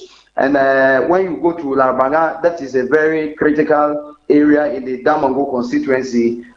So far, it is looking good for the NDC and Adamu Tawakilu. Galus has beaten Samuel Abu Jinapor in all 2 polling stations. I think they are counting the final polling station in Larbanga. Bushnu Galus has beaten Abu Jinapor hands down. It wasn't so in 2020. In 2020, Bushnu, Larbanga, and Alasankura, there were strongholds of Abu Jinapor. So things are not looking good for Samuel Abu Jinapor, but nothing official. As I am speaking to you, police station, polling station. In fact, they've just finished sorted out the presidential provisional results, and John Dramani Mahama has won massively there, but they are yet to sort out with the parliamentary. And so if you come to Damango, the NDC is early days, but they are jubilating and they are at least showing glimpses of their victory. But I can confirm to you that nothing is official. We have about 91 police stations in the Damango constituency, but NDC is doing very well as compared to the previous elections. To back Abu Jinapor's constituency. Yes, that's Abu Jinapor constituency, and in fact, the NDC has taken over the town. They are jubilating. Well, we need some numbers to be able to reconcile this. Yes, I'm careful because nothing official. Let me take you through some of the figures I have, provisional figures I have with me here. If you take a look at places like Moli, that is the Moli Game Reserve. For parliamentary provisional results, you have Adamu Tawakilu, who won there with 81 votes. Samuel Abu Jinapor with 79 votes. Then, if you look at places like Larbanga LA polling station, where Abu Jinapor used to win, Adamu Tawakilu has won massively. I think he got 240. and then Samuel Abu Jinapor having 173. Those are the figures that is making the NDC to start jubilating, even though there's nothing official. If you go to New Line JHS, the previous election, Abu Jinapor won massively, but this time Adam Mutawakilu has beaten him. He got 176, with Abu Jinapor getting 139. Okay. So some of the key places, Samuel Abu Jinapor won in the previous election. This time he lost massively. Okay. Well, we will be looking forward to some concrete numbers from the Damongo constituency, because it is also one of the constituencies that a lot of people are looking at. One had expected that it will be a landslide for Samuel Abu Jinapor, but indeed, this election is an election that is interesting. Sure, and another key place in 2020, Press BB, Samuel Abu Jinapor, he won with a very big margin, but this time around it has changed because Adam Mutawakilu had 240 votes there, while Samuel Abu Jinapor got 183. So what was 183? Okay. What was the voter turnout like in Damongo? I would say it's close to 80%, but I just want to get my figures right from the Electoral Commission, and I will be getting back to you any moment from now, because the EC, they are doing a serious work here, and we are hoping in the next 15 to 20 minutes they should be done with their figures, and we'll furnish you with the authentic results. Okay. Mudashiru, thank you. We will come back. Mudashiru is coming to us from Damongo. He tells us that at the moment the NDC is jubilating because it seems their candidate has won in Damongo, but it is early days yet. Let's wait for the coalition and what the numbers are, so that we know that when we are giving you the numbers, we are giving you the right numbers. But that's what is also coming from there. The conversation is very extensive on social media. Social media is really a buzz with results. Everybody wants to know who is winning what. Is their candidate the preferred candidate? Is their candidate the preferred choice? The results are still coming in and coming in. We'll go to Clottey Korle. We will be going to Clottey Korle, where we'll speak with my colleague Samuel Nyimadro, so that we can know what is happening in Clottey Korle. One of the results coming in from the Ewutu Senior East constituency, and then the Roman Catholic School polling station, where Hawa Kumsen votes. In the presidential race, NDC 183, NPP provisional results 206. In the parliamentary, NDC 140, NPP 255. Roman Catholic 1B, NPP 113, NDC 173, and all of that. So many. We will come back, but Jacob is back with us to give us some results from the Esikado Ketan constituency. Hello, Jacob. Hello, madam. Good evening. Good evening, Jacob. Esikado Ketan, what's happening there? Yes, tensions are high. Heart is boiling. There's a whole lot of things happening currently at Esikado Ketan. All being that last year, 2020 election year, they off the lights, so which made or paved way for the MPP party to win the seat in Esikado Ketan. But currently, all the NDC members are here at the Collation Center at Esikado Ketan, and each single person is holding a torchlight, saying that if in case they off the light, they have their torchlights. And with that being said, they are protecting every single ballot box that will come through the Collation Center. So here is Esikado Ketan currently. Tensions are high. Everybody is expecting to get something out of the elections today, and we are still waiting for the EC to finalize everything currently. But as I'm talking to you right now, I have my hand on the provisional results at some of the constituencies in the Western region. Let's talk about Evaluate Jomoro Jura constituency. That's the parliamentary result, where Catherine Afeko of the NPP had 17,287 votes. Catherine Afeko of the NPP had 17,287 votes, representing 46.6%, whereby Kofi Akonoko of the NDC had 19,830, representing 53.4% of the vote. Jacob, let's go over it again. All right, so evaluate Adomoro Jura constituency. Provisional results. Catherine Afeko of the NPP, 17,287. 17,287, representing 46.6%. Kofi Akonoko,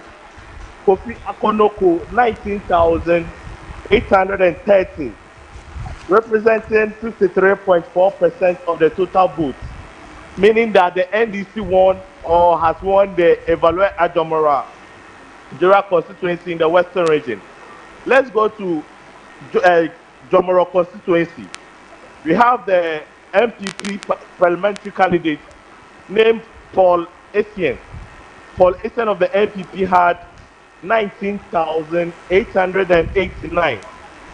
19,889, representing 44.95%.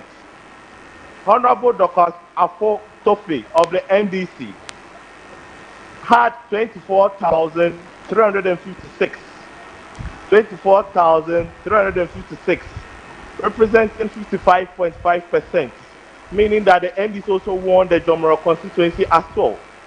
Elembele constituency, where Honorable Kwesi Bonzo of the MPP also had 23,869.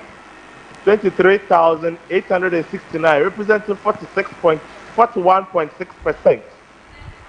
Where NDC, Honorable Emmanuel Amba Kofi-Boa, the minority leader, or deputy minority leader, also had 32,053. 32,053, representing 55.9%, meaning the NDC also won that constituency. All these results are provisional results from the coalition center. So hopefully, as time goes on, we'll be getting the final results and we'll be updating our viewers too as well. Jacob, any provisional results from Esikadu Ketan? Not for now, as the coalition is still going on. Tensions are high. The police or the security personnel too are around trying to calm things down before they move on to counting or making sure the results are in. But as for now, in Esikadu Ketan, there has not been any figures or results coming out from the EC or the coalition center. Well, earlier you mentioned about you mentioned the tensions that are brewing. What is accounting for that in Esikadu Ketan? So Esikadu Ketan, earlier on there was an arrival of a ballot box without party agents, and the NDC members were eager, or they were angry that they should provide party agents for that particular polling station, or else they won't allow that ballot box to enter the coalition center. So with that, they had to hold on with all the counting of the votes in Esikadu Ketan, which means that in Esikadu Ketan, the counting has been suspended for a while now, of which they are trying to solve all these petty issues for the EC to continue the counting here in Esikadu Ketan. Jacob, we will be coming back for more there, but so far you've given us provisional results for 3 constituencies, and all 3 constituencies seem to be showing green for the NDC.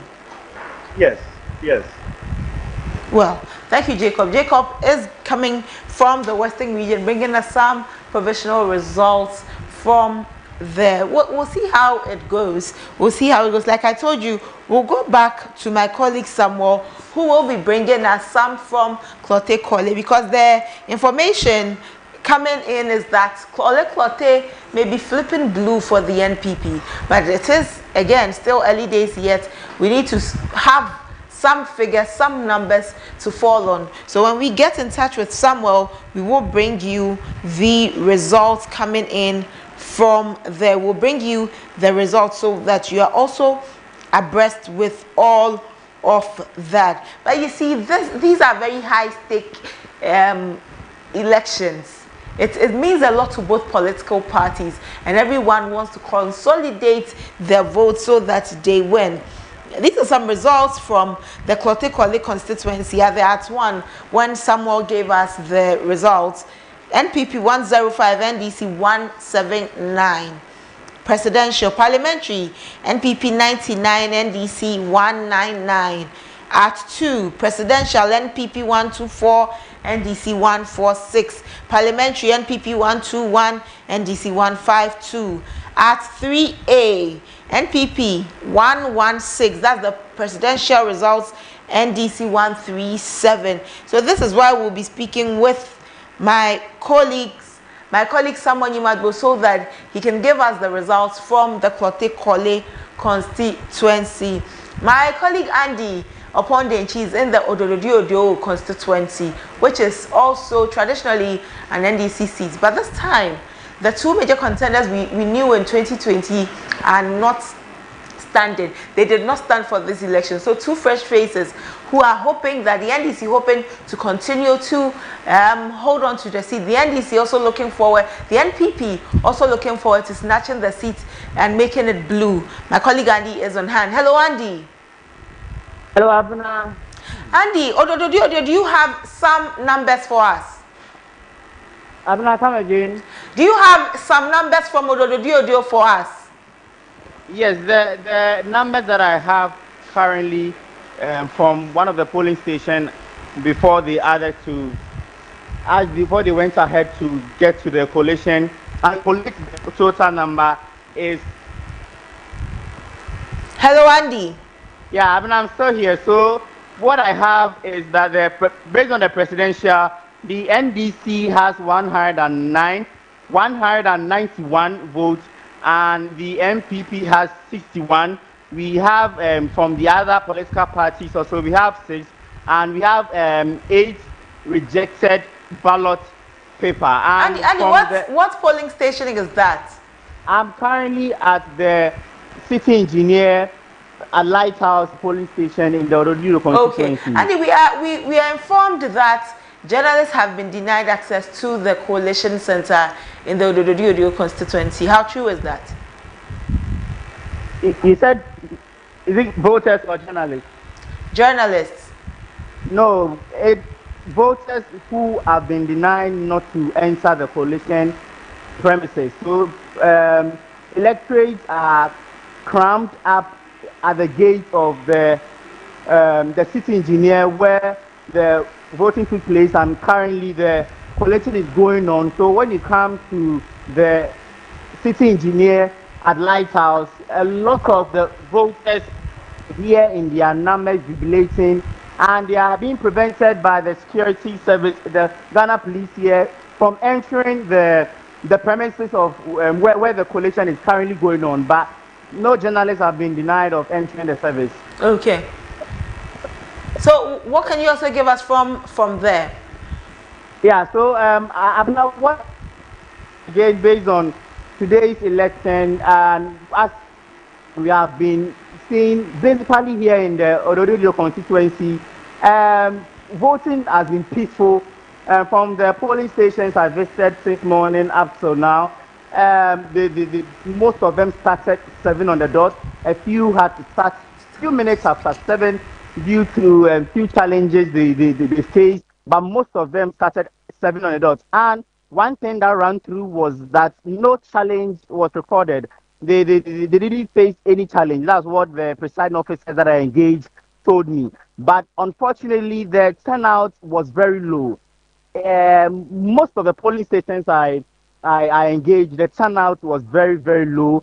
And anytime you get to a polling station, the line or the queue there is about 5 or 10 people in the line. As soon as you get there, within 2 minutes, you finish casting your votes and then you are off. But just that the turnout here in the Ododio constituency is very low, which I believe also cuts across the country. But basically, here in the constituency, right here at the City Engineers Lighthouse, electorates are excited, they are happy, hoping that the NDC will take the seat again in the person of Alfred Ni Ashikote, as he's contesting with Abdul Manaf Stowa. But the electorates here are really rooting for Alfred Ashikote, as they are saying that you win the seat by all means. So they are moving from junction to the other junction, chanting songs, exciting, clapping their hands, and some of them have even smeared powder on themselves, and they are high in their spirit, hoping that the NDC in the person of me, Alfred Ashikote, will win the seat again. So basically, that is what is going on right here at the City Engineers. What's low voter turnout? What, in your interactions, what could have been the factor that caused that? Good. So, in my engagement with the presiding officers, one thing that most of them did mention was that the electorate had changed their place of voting. So, one of the presiding officers did mention that he has personally could say on the fact that about 3 or 4 electorates have changed where they are voting. So if they are voting in this constituency, they have changed it to other places. That's what he told me. And then also, since a lot of polling stations have been created in this constituency, one challenge that a few of the presiding officers encountered to me was that when an electorate comes to vote and he or she is not finding a name, they are being directed to go to other polling station or the other polling station exactly to find out their name. But the main thing that has brought out the low turnout in electorates participating in today's election is one of them is basically that a lot of them have changed where they vote, and other one too is that most of them didn't vote as well. Okay. Well, Andy, we will be coming to you for more from Ododio, see if it will remain green for the NDC or if the seat will flip blue for the NPP. Yeah. My colleague Andy Opondenchi in the Ododio constituency, he has this for us from the constituency. We are waiting for the coalition. At the moment, the most important is that you get the figures and the results right from the coalition center, and then you can also give the information out, because that conflicting numbers on social media, the two parties, everybody is giving some numbers to indicate that they are the ones winning. Is that so? They're giving out their numbers, and some are even calling the elections for their preferred candidates and all. But at the end of the day, it is what comes from the coalition center, the EC, that stands tall in all of this. Provisional results and all coming in. We'll see how best and how it goes. Let's give you some of the provisional results we have seen so far. Provisional results we've seen so far.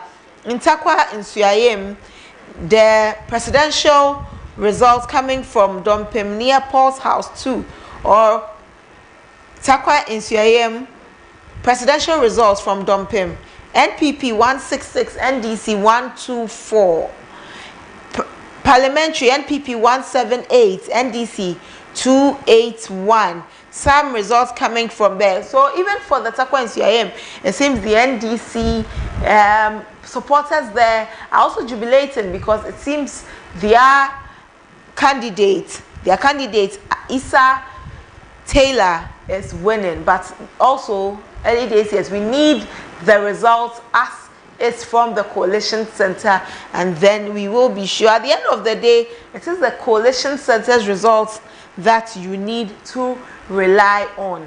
The coalition center and the coalition center. And you're watching the poll center here on ABC News GH. We are your credible guide for the elections. We'll bring you all the results as the EC announces them.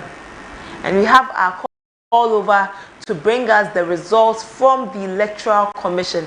Rest assured, the EC's results that we will be announcing. The EC is the electoral body, the electoral management body here in the country. It is their results that we will be bringing. There is so much happening, so much happening, social media all over. Like I said, the Awaso West constituency is one that people are also looking at. That constituency. We will be bringing you the results. Is it true, as others are saying, that John Dumelo may be flipping the seat green for the NDC at Awaso West will run, or Lydia Sarah Malhassan is still in charge of that seat for the NPP? We'll be crossing over to the NDC's headquarters, where they will be having a press conference. They will be addressing the nation. So as soon as they are, yes, the NDC, as soon as we cross over, we'll let you know so that you can hear what is happening there.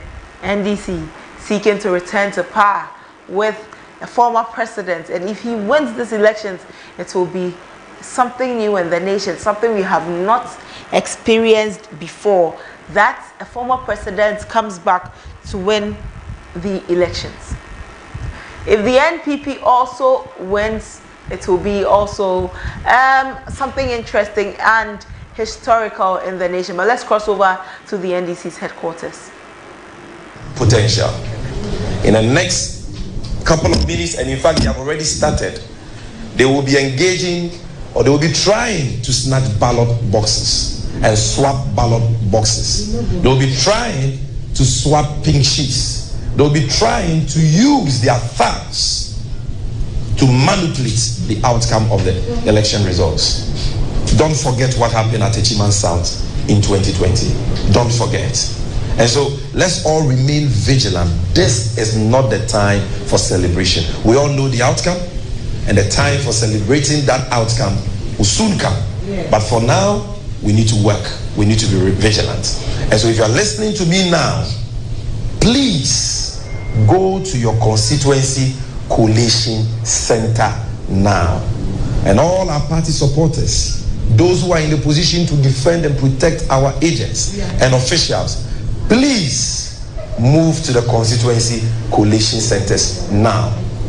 Let's ensure that the process will be peaceful, and the will of the people, as expressed at the polls in all the over 40,000 polling stations, is what will count and stand at the end of the day. Thank you very much for this opportunity. Now I'll do a brief summary in the P language.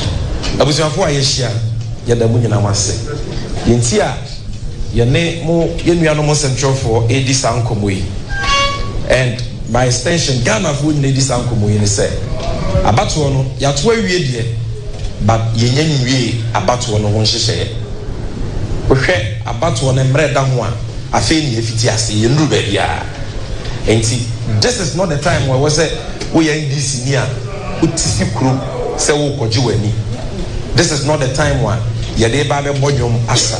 This is not the time for celebration, because yɛnim ɔmo a yɛne ɔmo gyina akɔnɔ, and yɛnim ɛpɔ ɔmo abɔ America kra ake.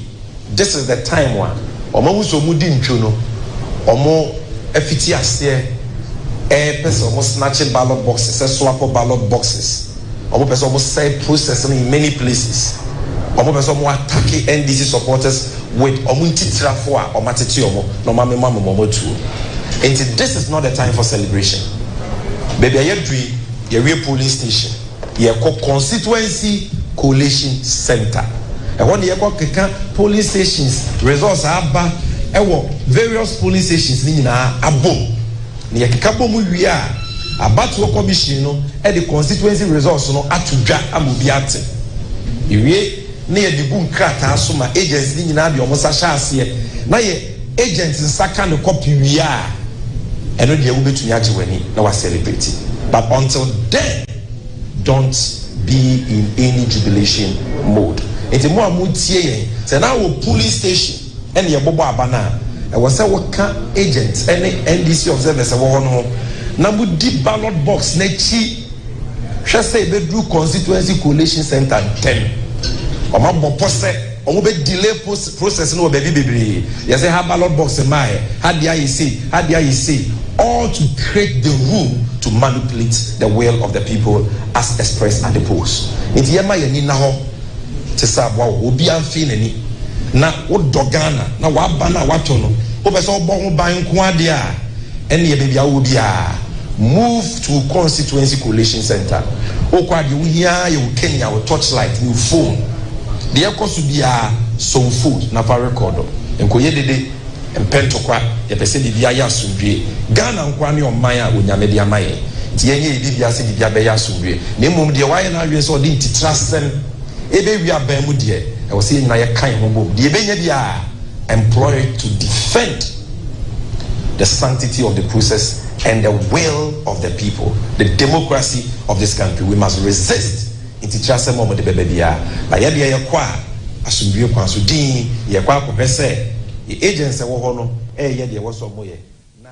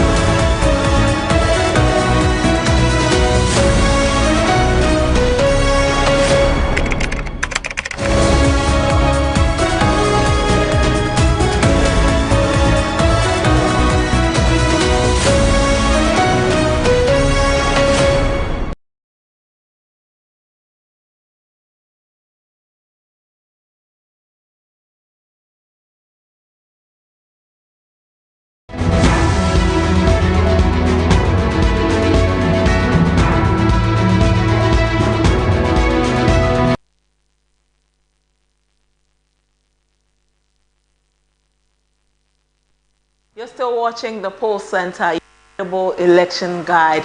We are just coming from the NDC's headquarters, where Sami Jemfi, the communication officer for the NDC, says that it is early days yet.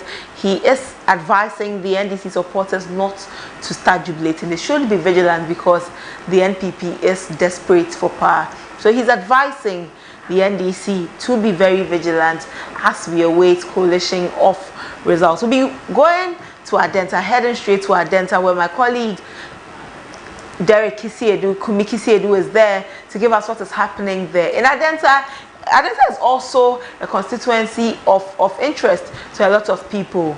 Akosia Menu and Adamu of the NDC. Many are saying that it may flip blue for the NPP, knowing how the seat in Adenta is. Others also believe that the NDC will do the unprecedented and retain the seat. We will see how that will pan out for both parties. So my colleague Derek will bring us all that we need to know about Adenta. When you go on X again, on social media, Adenta is a constituency that is also giving us a lot of news. There is buzzing there. The conversation is really buzzing there and more. Asking, and this is the term, Kozi Afa.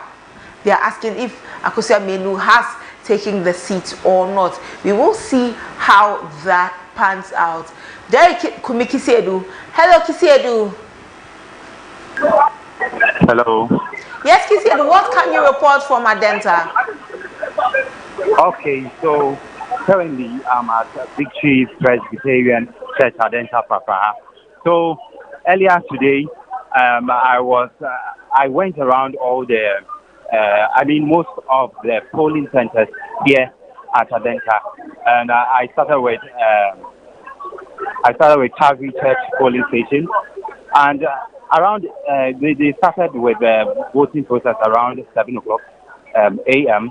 and people who casted, who had their vote casted was 2. That was around 7:20. So one thing about Adenta here is that the number of people who voted was very, very low. I mean, the turnout of people voting was very, very low here, because wherever I went, wherever they were voting, when I get there, I asked the presiding officer how is the turnout. They were all saying that this year it seems people are not actually coming out to vote. We don't know the reason. We don't know why people are not coming out to vote.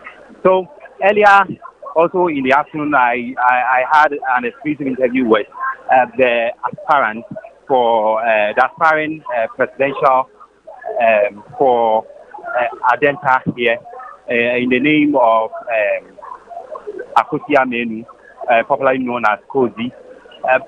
I spoke to quite a few people, and they were like, this year they are going for Akosia Menu. And also most of the centers that I went to, it was she actually had the number of people voting for her. I asked people also what's the reason. Is it that Abu Ramadan is not doing that well? They were like, he's doing quite well, but here in Adenta, they don't give 2 turns to one person. They always want change. So they always, and even if you are doing good, what most of them were saying, even if you are doing your best, they will still have to change for someone to also take over.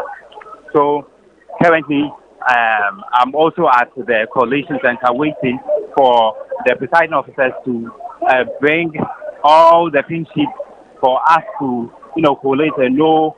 For tonight, we are going to know who is actually going to win for Adenta here, who is winning for the seat. Results, any concrete results, provisional results from Adenta? Okay, so with the provisional results,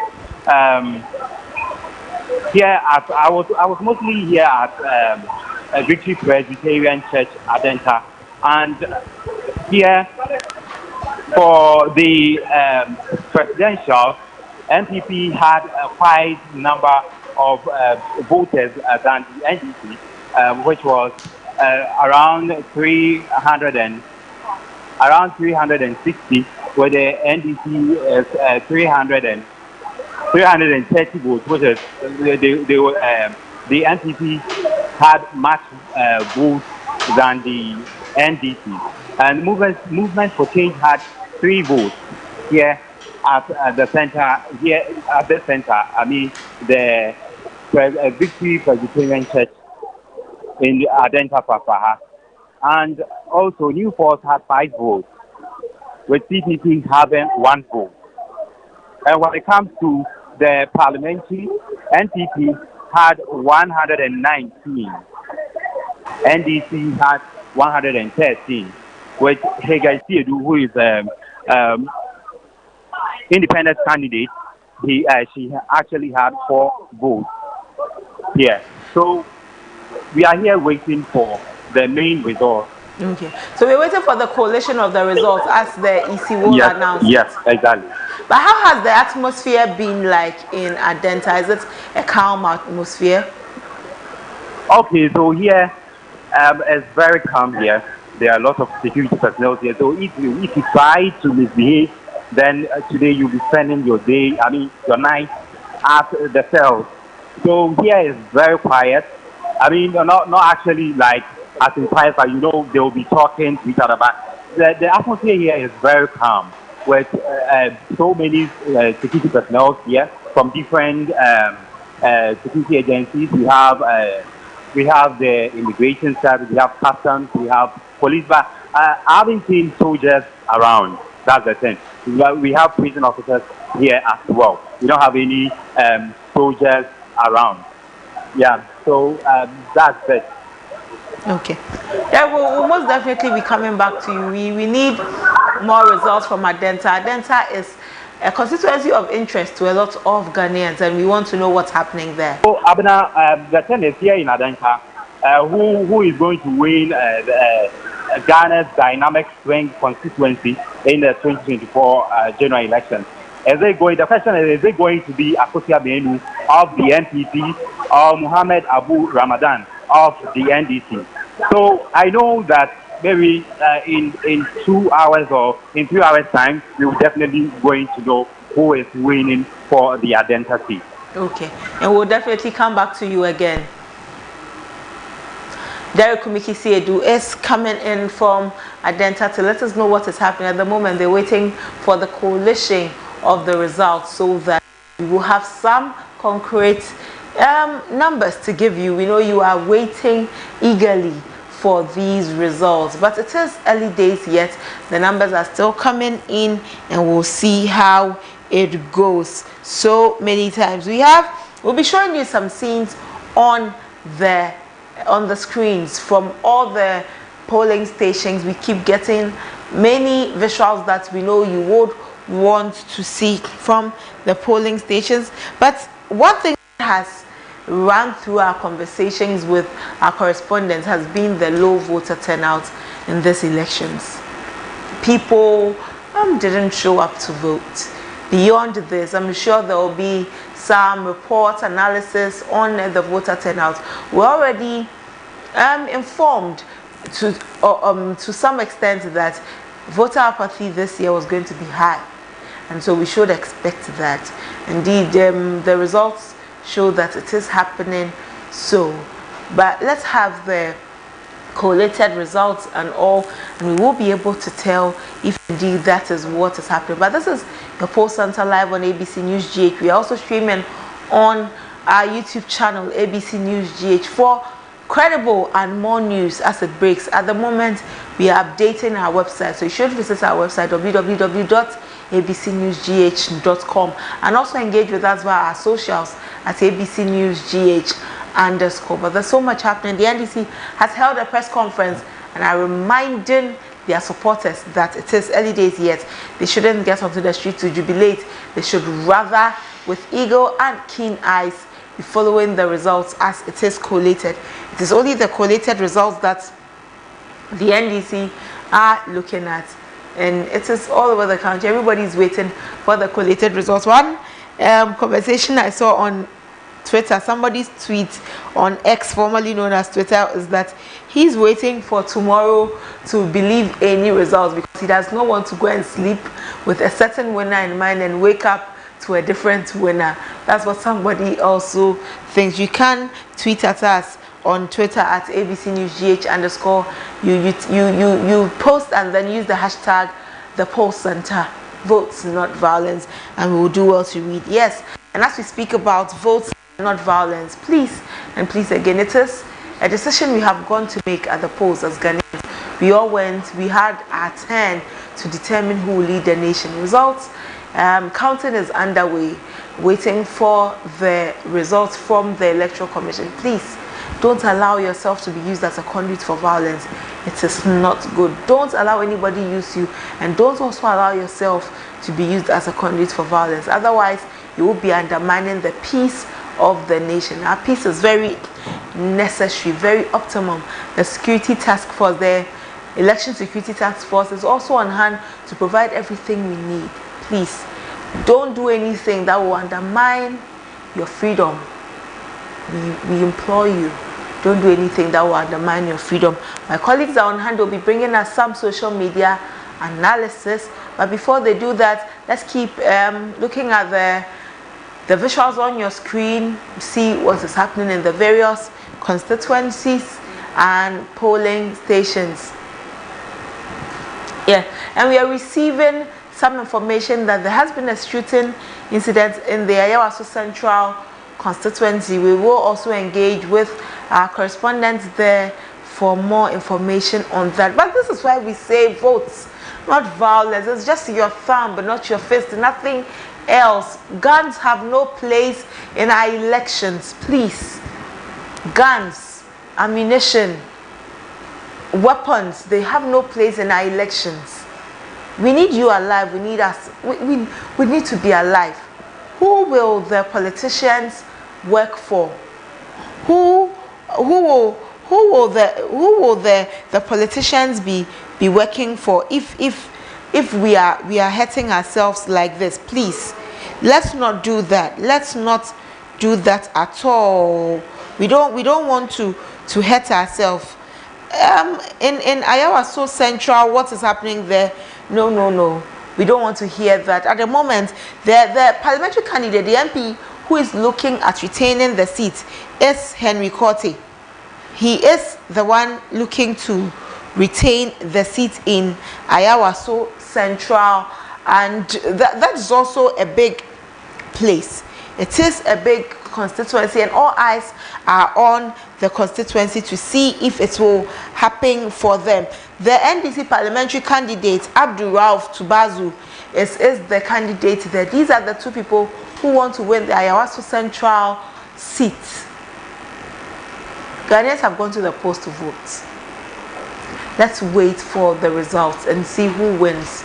But shooting in that constituency is a no. We don't want to hear that. We will engage with our correspondents so that we are sure of everything happening, so that they give us more and more from the constituency. But please follow our socials at ABC News GH as we update you there as the results keep coming in. We'll be back. Stay with us.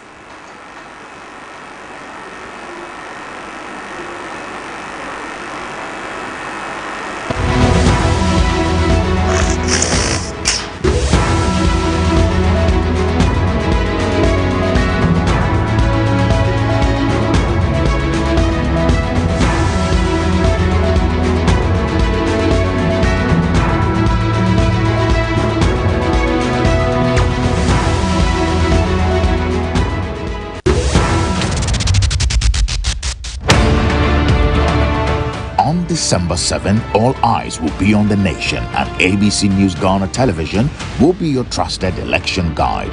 Welcome to the Poll Center, where we bring you the most comprehensive 2024 general elections coverage.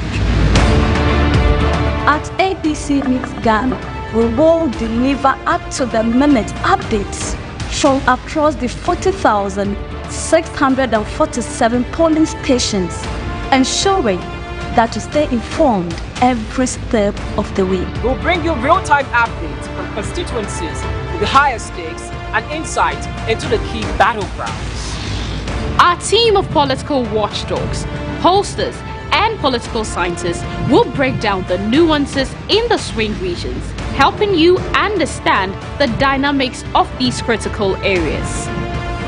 With correspondents and district reporters spread across the county, we rest assured all the time we report of turnout events as they unfold. On the Poll Center, we'll bring you an excellent television experience with advanced graphic presentation that will give you a clear visual of the vote tallies, trends, and key turning points as they unfold live on screen. ABC News Ghana will provide you with in-depth analysis of voter pattern shift, regional shift, and what the early results could mean for the final outcome of the elections. From voting challenges to disputes over election results, ensuring our viewers understand the legal landscape. On social media, we'll bring you live updates and key highlights from the polling stations, keeping you engaged and informed with the latest developments online. From the streets to the polling centers, we will capture the voices of everyday Ghanaians, hear their thoughts and concerns as they cast their ballots. ABC News is committed to unbiased, accurate, and in-depth coverage. Join us on the Poll Center for the most reliable 2024 election coverage. Stay tuned, stay informed, stay with the Poll Center right here on ABC News Ghana Television, your election guide to the polls.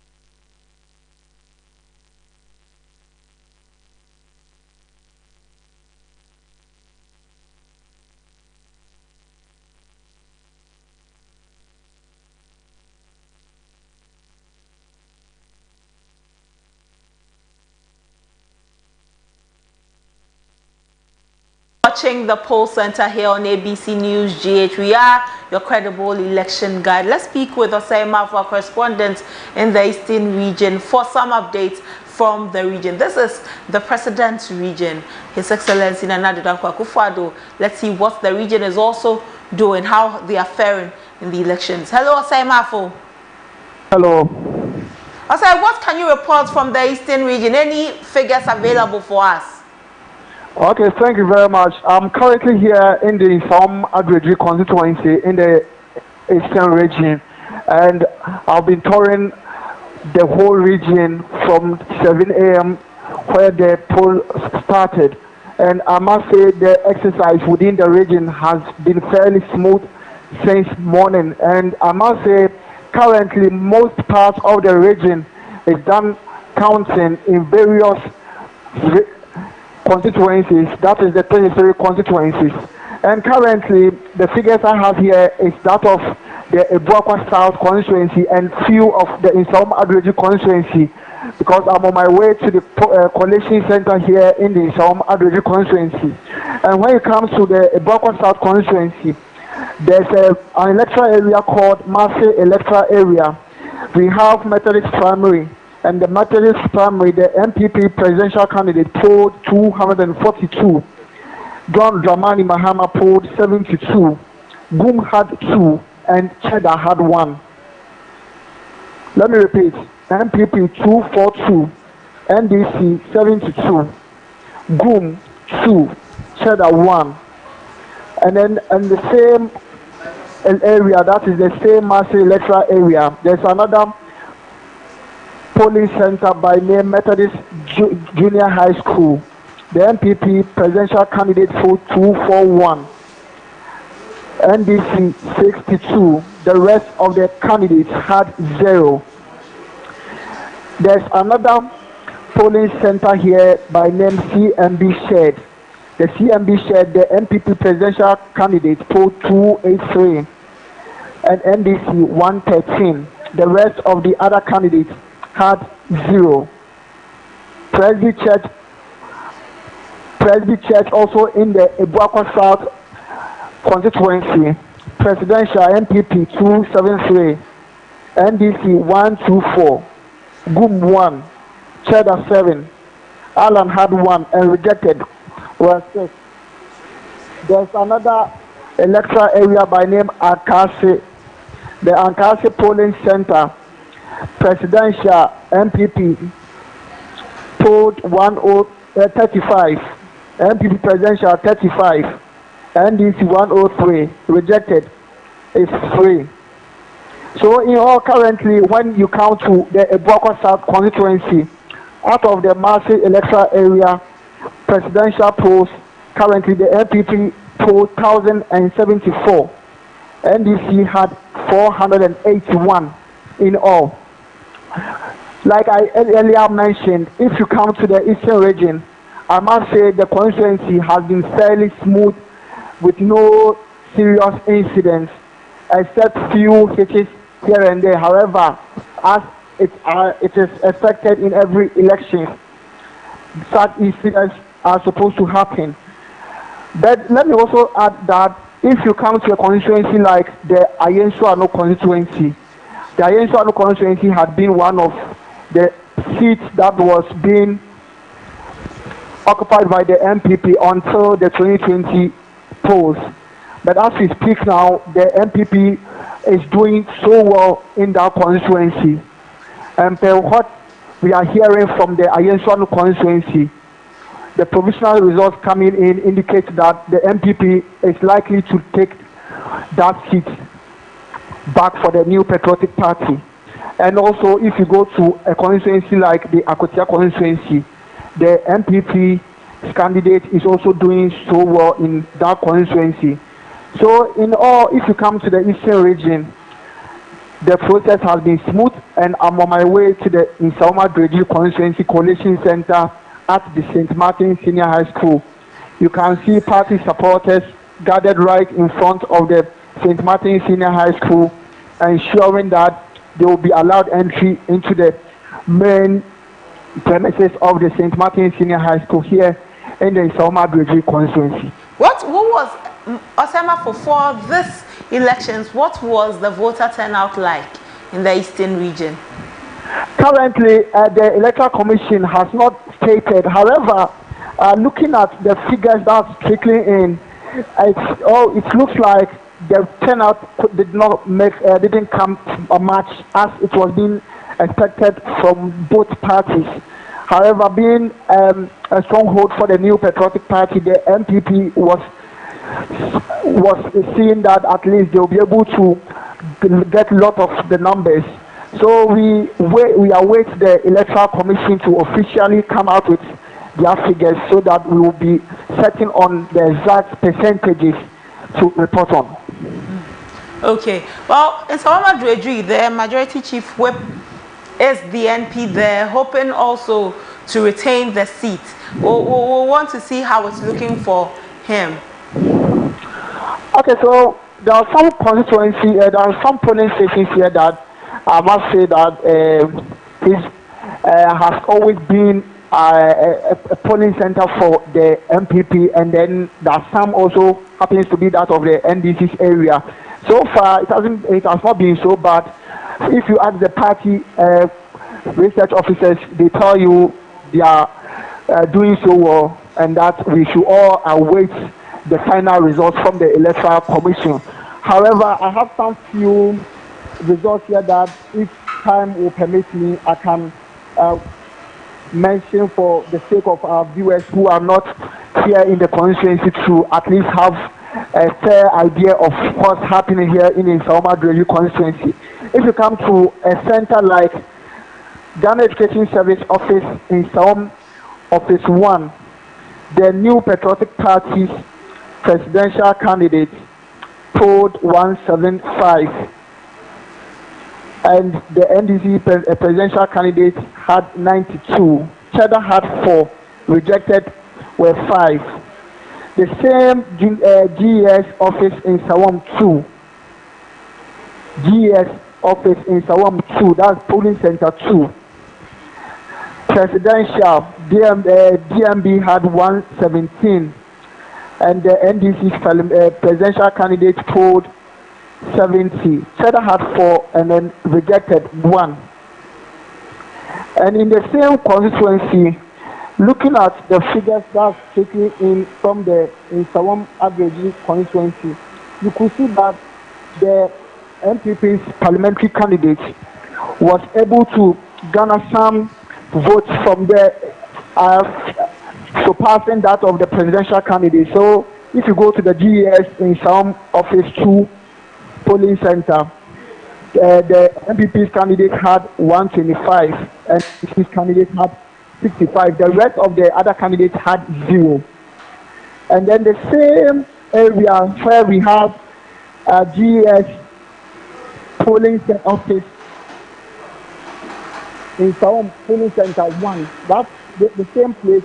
The MPP's candidate had 175 over there, as against NDC's candidate 92. So fairly, when you come to the Sawam Adreji constituency, I must say that situation has been fairly smooth, and we all await the final declaration from the Electoral Commission here in the constituency. Okay, Osama, we will be looking forward to more results from the Eastern region. Thank you very much. Osama is our Eastern regional correspondent, says that waiting for more results from the EC coalition of results so that we can have that for you. At the moment, well, still putting together figures, and it says it's for a lot is at stake for everybody, because you want your preferred candidate to win, another wants their preferred candidate to win. So when you don't have the full results, you're quite agitated because you're asking, will this go our way or will it not go our way? We await. At the end of the day, it is the Electoral Commission that has all of the power to give us. But we told you earlier, Awaso Central, where the MP there is Henry Clottey. At the moment, we hear that there were some gunshots there. That's why here we tell you that it is votes, not violence. Don't allow anybody use you as a tool or conduit for violence. We don't need these things in our elections at all. We don't need ammunition, anything in our elections. It doesn't bode well for us at all. But from where you are, where you are observing the electoral process at, tell us how it is going. Tweet at us on Twitter. Okay, tweet at us or send us a post and let us see how it is going there. Let us know. So when you tweet, just add the poll center. Add the poll center to it, and also hashtag votes not violence, so that we can read on our socials. We want to read on our socials. Let us know what is happening there. Let me check Twitter again, see what is trending on the platform at the moment.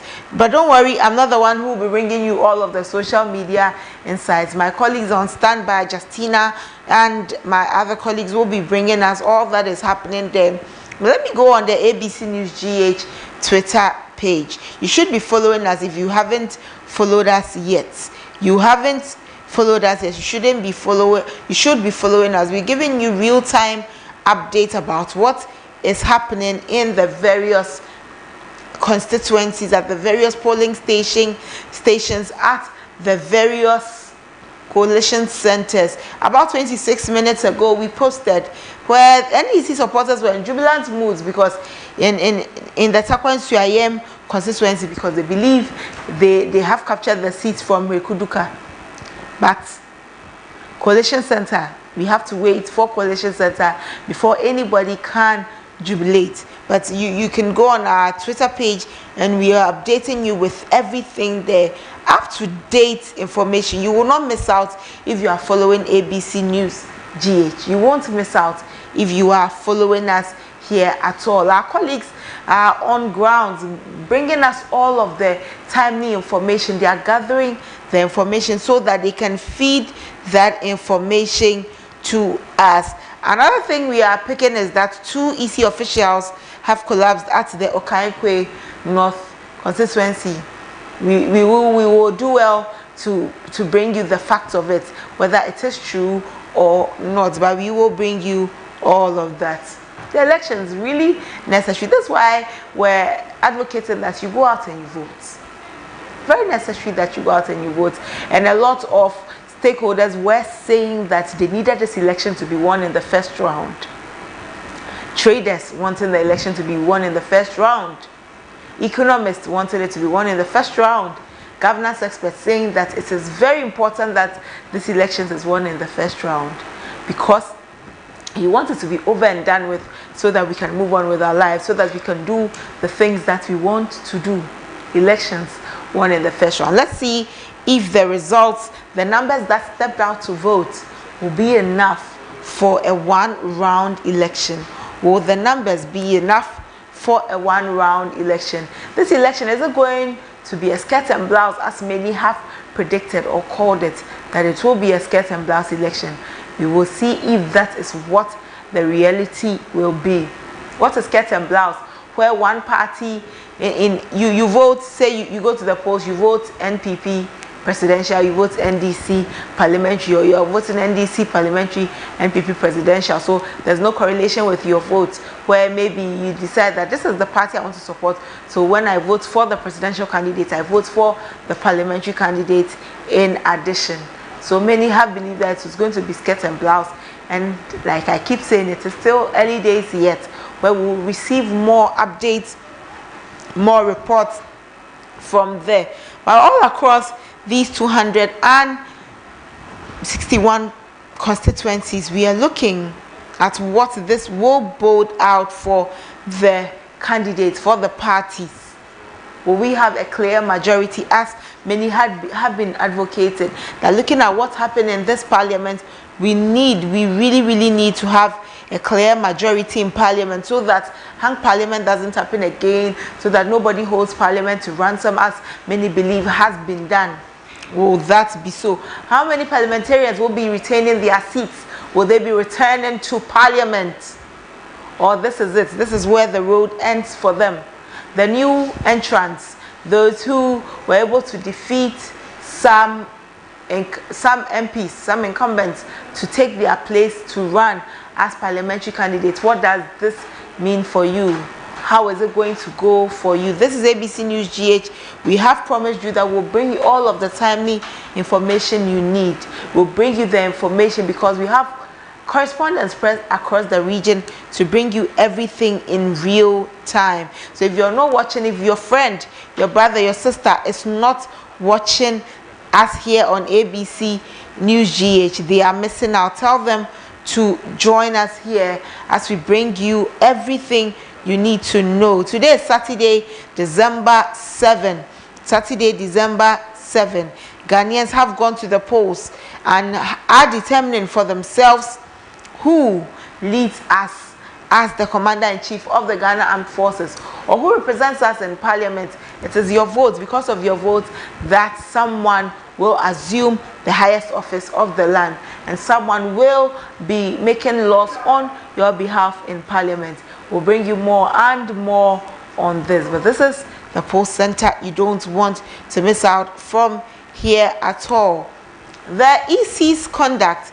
Many questioned the EC's conduct. Have you been impressed so far about how it has been conducted? Some say that the EC hasn't done the work they expected the EC to do. Others have applauded the EC for doing a yeoman's job. Where do you stand? What do you think? Has the EC done a great job? You let us know. Let us know if the EC Electoral Commission has done a great job. You let us know here on ABC News GH. You can send us a text message, get into our DMs, send us a message, let us know, and we will read that here for you on ABC News GH. The Poll Center, your guide to credible elections. Some of the results that came in earlier, about an hour or two ago, that sought to call the elections for some candidates. Now, in the past 10 minutes, things are changing. Now, people are saying that that's not the initial results are not that. That is why we say wait for Collation Center. It is very necessary. But are Ghanaians going to vote for bold? Have Ghanaians decided that it's going to be bold solutions for the future? Or Ghanaians say that we need a reset, an upgrade, or a reset? Because of your votes, we will know what the Ghanaian people want, whether an upgrade or a reset. Whether an upgrade or a reset.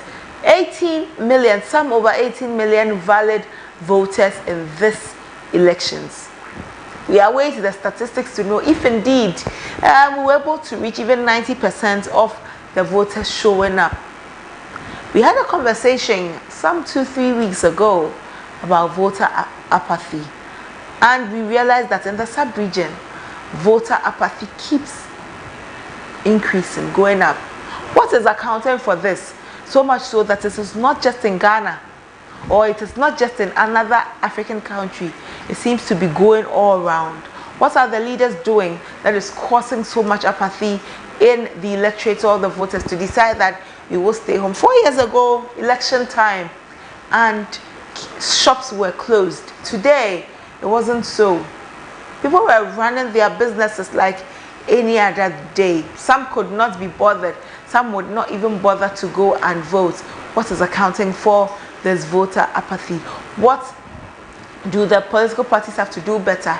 Also, NCC, what is the NCC doing about voters not showing up? Is it that they did not get the right education to inform them about the elections? Is that so?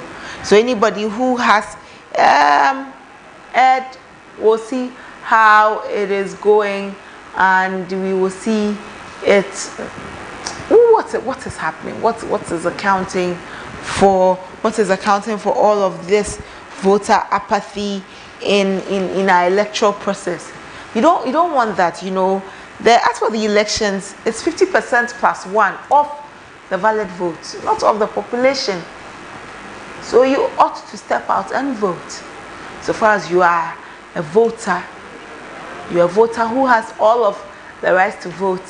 It is incumbent on you to be part of the process. You need to be part of the process. It's been a long day of covering elections. Our colleagues have been on ground since dawn, bringing us all of the updates on the elections. Those in house are also doing the best to bring us all of the work for today. And it is all because this is the Poll Center, your guide to credible elections.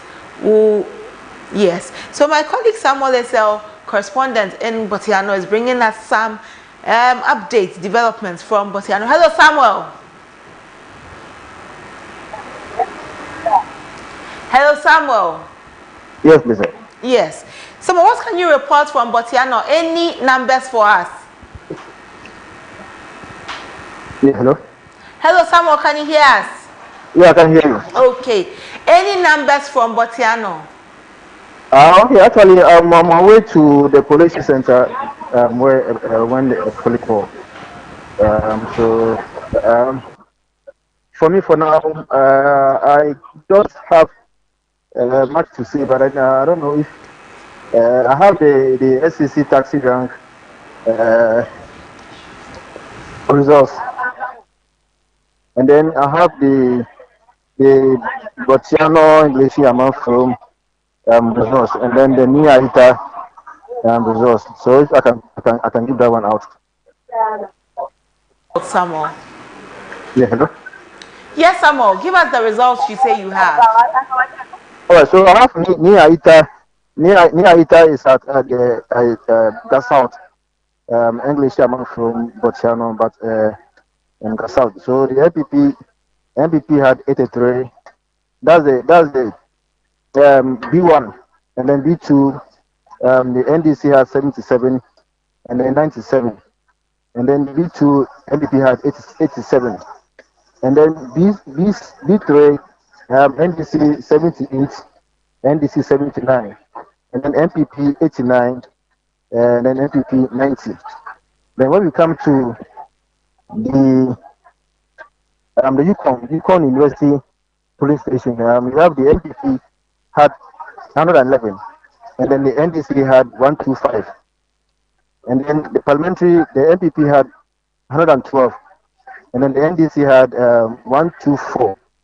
Then the B5 presidential, we have MPP 87, the NDC 117, and then the Parliamentary, we have MPP 102, and then the NDC 112, and then the B6 we have NDC 99. Then the MPP had 101. The Parliamentary MPP had 90, and then the NDC had 107. Then B6 we have a presidential, NDC had 97, and then the MPP had 93. Then Parliamentary, the NDC had 96, and then the MPP had 99. And then we have let me cross check there. I think that's all that I have for now. How was the voter turnout like in the elections there in English and also Wejagbawi, where you also went to? All right, so the turnout today not good at all. For me, I don't even know why the people choose to stay at home and couldn't come out to vote. So for me, the turnout for me it's not good at all from in my side. So, but then I'm hoping that in the coming election, people will come out and extend their franchise. Okay. Well, we are looking forward to receiving some collation results, collated results from you. So we'll be coming back. All right. So at the moment, I'm on my way to the Collation Center. So okay. Samuel Esel will be bringing us some more information from Wejagbawi and its environs there. But there has been some information coming in about an alleged shooting incident in Ewutu East with one feared dead. We are looking at receiving more information on that, whether it is true or not. But allegedly, a shooting incident in the Ewutu East constituency We will speak with our correspondents there to ascertain the truth in that and whether it's valid. We hope that would be unfortunate, but we hope that it is not so. We really hope it is not so. If we're able to come up until the election day without any violence like this, recording incidents like this, it would have been great if the elections had ended on such a note.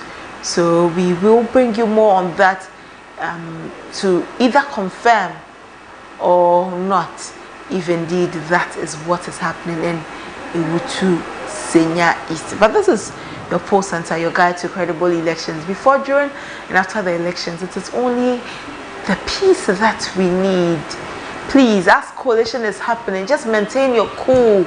Maintain your cool, please. Maintain your cool. Your family needs you alive. Ghana needs you alive. Maintain your cool. The results will be announced, and then we can all go about our normal duties. Maintain your cool. Don't incite any form of violence. Please don't incite any form of violence. Like you see, we've been speaking to our correspondents. They all keep telling us that the coalition is still underway. It means that at some point everything would be put together and it can be announced. So please don't do anything that will undermine you at all. Your peace and your life. You have one life to live. Your life is only one, and it is for you. Please and please again, we are pleading with you. If you know that your tempers will go up, just stay at home and watch ABC News GH, okay? Stay at home and watch us here on ABC News GH, and we'll be so glad to update you. We are not going until the elections are announced. So we'll bring you. Our colleagues are still on ground. They are still in the field, doing well to bring us everything we need in this number you're election. calling is So busy. just Please try again later. Keep on staying The here number with you're- us, okay? So that you're not found. No. We don't want you. Your family needs you. Your children need you. Your loved ones need you. It's very necessary. And we also getting some reports that tensions are still high in the Awaso West Wogon constituency. NDC agents allege that EC officials want to change the pink sheet. This is coming from the Coalition Center. And an agent of the NDC has alleged that the police officials are attempting to tamper with the pink sheet. We'll speak with Eric Melo Trenebois on this so that we can know what is happening. But I'll leave you with what's on our screens. We're giving you a recap of what has happened throughout the day. Election started. The process started at 7 a.m. and closed at 8 p.m. We are still bringing you more and more from there. Stay with us as we show you all of these visuals to keep you abreast with what has been happening throughout the day so far.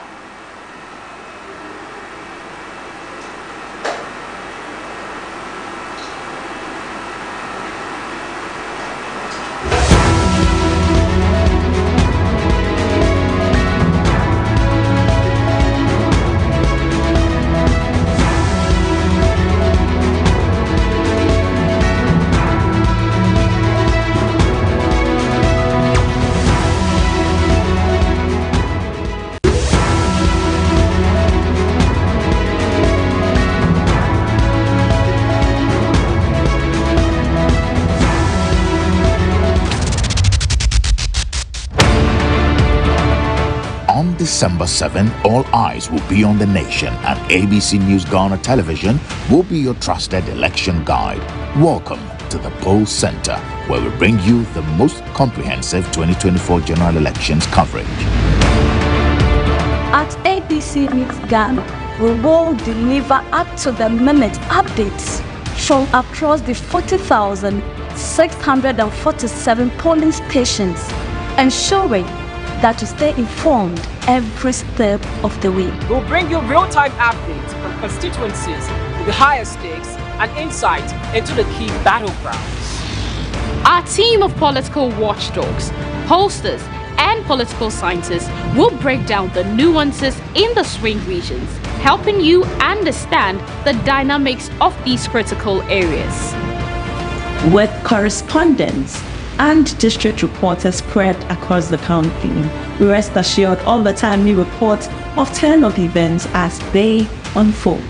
On the Poll Center, we'll bring you an excellent television experience with advanced graphic presentation that will give you a clear visual of the vote tallies, trends, and key turning points as they unfold live on screen. ABC News Ghana will provide you with in-depth analysis of voter pattern shift, regional shift, and what the early results could mean for the final outcome of the elections. From voting challenges to disputes over election results, ensuring our viewers understand the legal landscape. On social media, we'll bring you live updates and key highlights from the polling stations, keeping you engaged and informed with the latest developments online. From the streets to the polling centers, we will capture the voices of everyday Ghanaians, hear their thoughts and concerns as they cast their ballots. ABC News is committed to unbiased, accurate, and in-depth coverage. Join us on the Poll Center for the most reliable 2024 election coverage. Stay tuned, stay informed, stay with the Poll Center right here on ABC News Ghana Television, your election guide to the polls.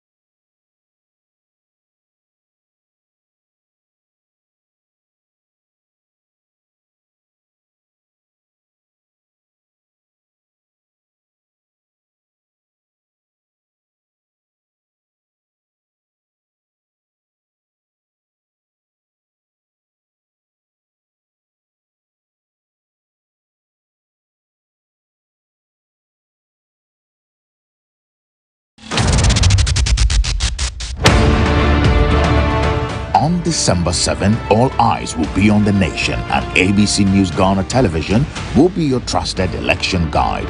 Welcome to the Poll Center, where we bring you the most comprehensive 2024 general elections coverage.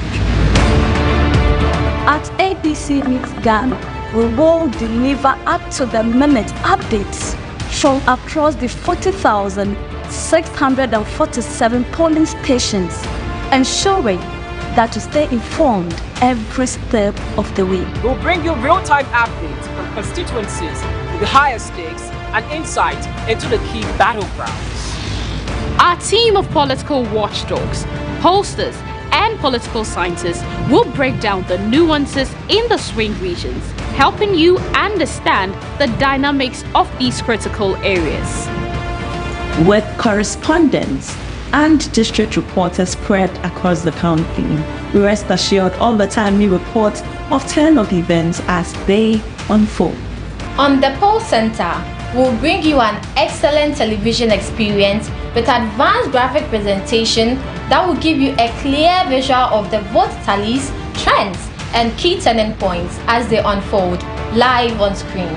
ABC News Ghana will provide you with in-depth analysis of voter pattern shift, regional shift, and what the early results could mean for the final outcome of the elections. From voting challenges to disputes over election results, ensuring our viewers understand the legal landscape.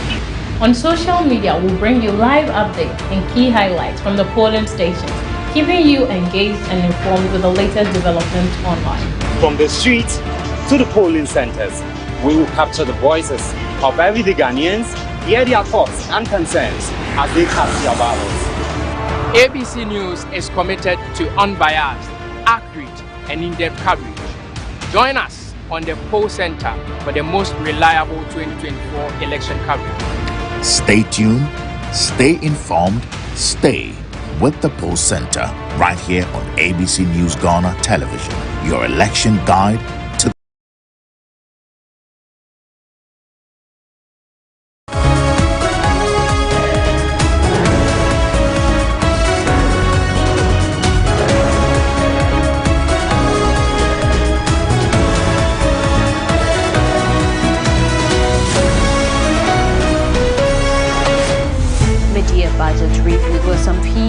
We are currently here at Collation. When the news breaks, we are there. In the heart of matters arising, we follow through with the right question. Don't miss a beat with our in-depth news analysis. From breaking news, special feature stories, latest news, we bring you the stories that matter. Our team of immersed reporters bring you the news as it happens.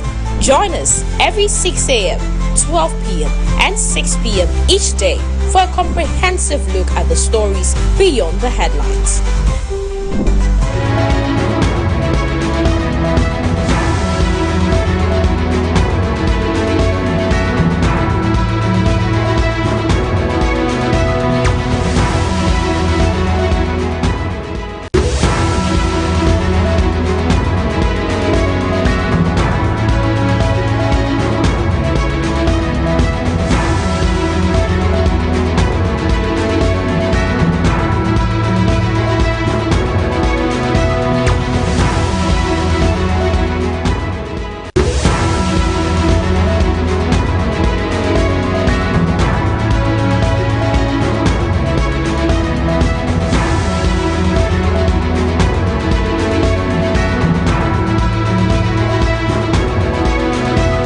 Watching the Poll Center, ABC News GH. Votes, not violence. Counting is underway. Coalition is underway. Please don't allow yourself to be used as a conduit for violence. At the moment, the NPP is addressing the media. Dennis Miracles Abuaje speaking. Let's head straight to the NPP and hear from them. By his own people in a certain room with no resistance. No owner of the room, no owner of the house, not a single person they met in the room accustomed, standing and having a conversation, cheerfully telling somebody that I've discovered ballot papers. Our checks indicate that, first of all, the room they claim they discovered those ballot papers are not even at the location they indicated. Number two, these are actually ballot papers that Yamin himself took to the Ashanti region for whatever reason. Remember, they had already given some of these ballots to the youth organizer of the Atrima Kwama constituency. The police had already issued a statement on that. We showed a video earlier on, and maybe before I conclude, I'll show that video, where the son of the constituency youth organizer of the Atrima Kwama constituency was arrested by the Ghana police. For attempting to stuff a ballot box with 79 ballot papers. These ballot papers were part of the ballot papers that you saw Joseph Yamin standing by. What had actually happened was that Joseph Yamin realized that he had 30 minutes for elections to end, and he had not been successful to execute that task that had been given to him by his party. And so to save his face, he all of a sudden goes on video using a selfie and telling the whole country that he's found some ballot papers that belongs to the MPP. That's an outright lie. It's a complete falsehood, and it's something that everybody should disregard. We are calling on the Ghana Police Service to investigate to the latter that video that Joseph Yamin has put out, because they are an absolute threat to the stability of this country. They do not show us the number of the alleged ballot papers. We never see it. We only see some brown boxes or brown papers, you know, in the corner. They do not tell us the exact quantity that they have, because you have the deputy spokesperson of the flag bearer of the opposition party indicating on her Facebook post that they have discovered some 300,000 ballot papers. Then Joseph Yamin says 500,000. Then another NDC person says 400,000. So it tells you the kind of people they are and what it is that they are doing. Again, we do not see any MPP official in the video. So think about this. Joseph Yamin, for some reason, has magic. Identifies a building that has ballot papers, goes into that house, and there is nobody in the house. Joseph Yamin walks into that house seamlessly. The Joseph Yamin we know has a suspicion that there is a ballot paper hidden in the house, would start recording himself from the road before even getting to the gates, before walking into the room. Strangely, Joseph Yamin switches off his phone or his video, breaks into whichever house, opens whichever door, gets into a room, and then only begins to record himself inside a room.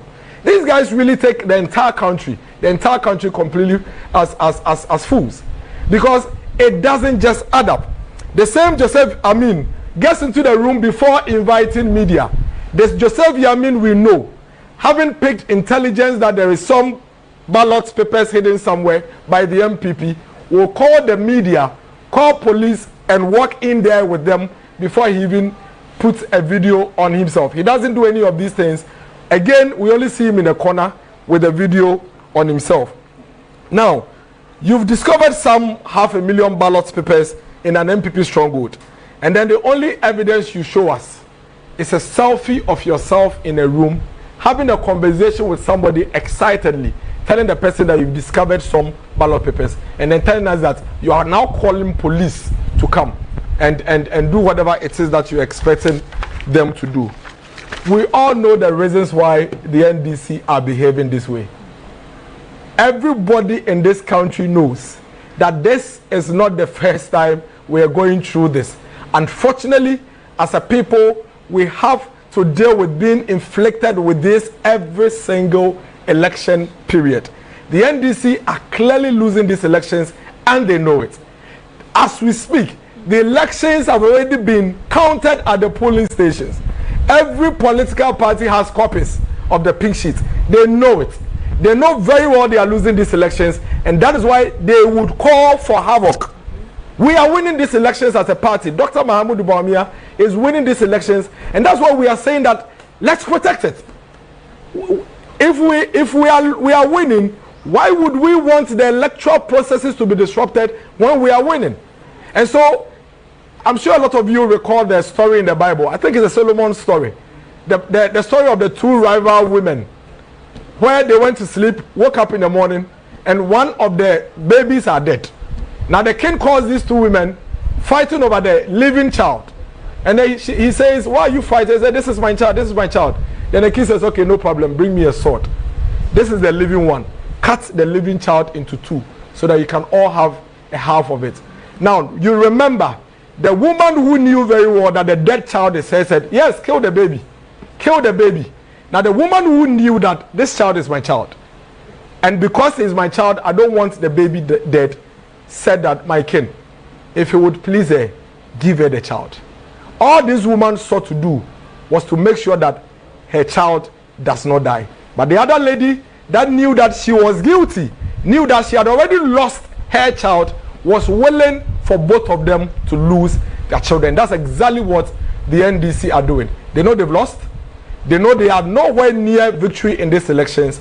And that is why they would irresponsibly call on their supporters to move towards the collation centers to disrupt the collation centers. Already, we have heard of incidences in some of the constituencies. We saw some on TV where some NDC persons were somewhere in Dansoman breaking through the collation center and basically attacking security services. What is this? At the collation centers, you have your agent. Why do you want to go and destroy ballot papers and disrupt the electoral process if indeed you are confident that you have won these elections? Why? Why would any political party that is willing and ready to lead this country, why would any political party that is very, very clear in his mind that he has won this election want to disrupt these electoral processes? We will not allow that. Just as we've told you from the get-go, throughout the process, we have blocked each of the ill intent of the NDC. Every strategy they brought into this election has failed. And we are going to continue to ensure that they fail at it.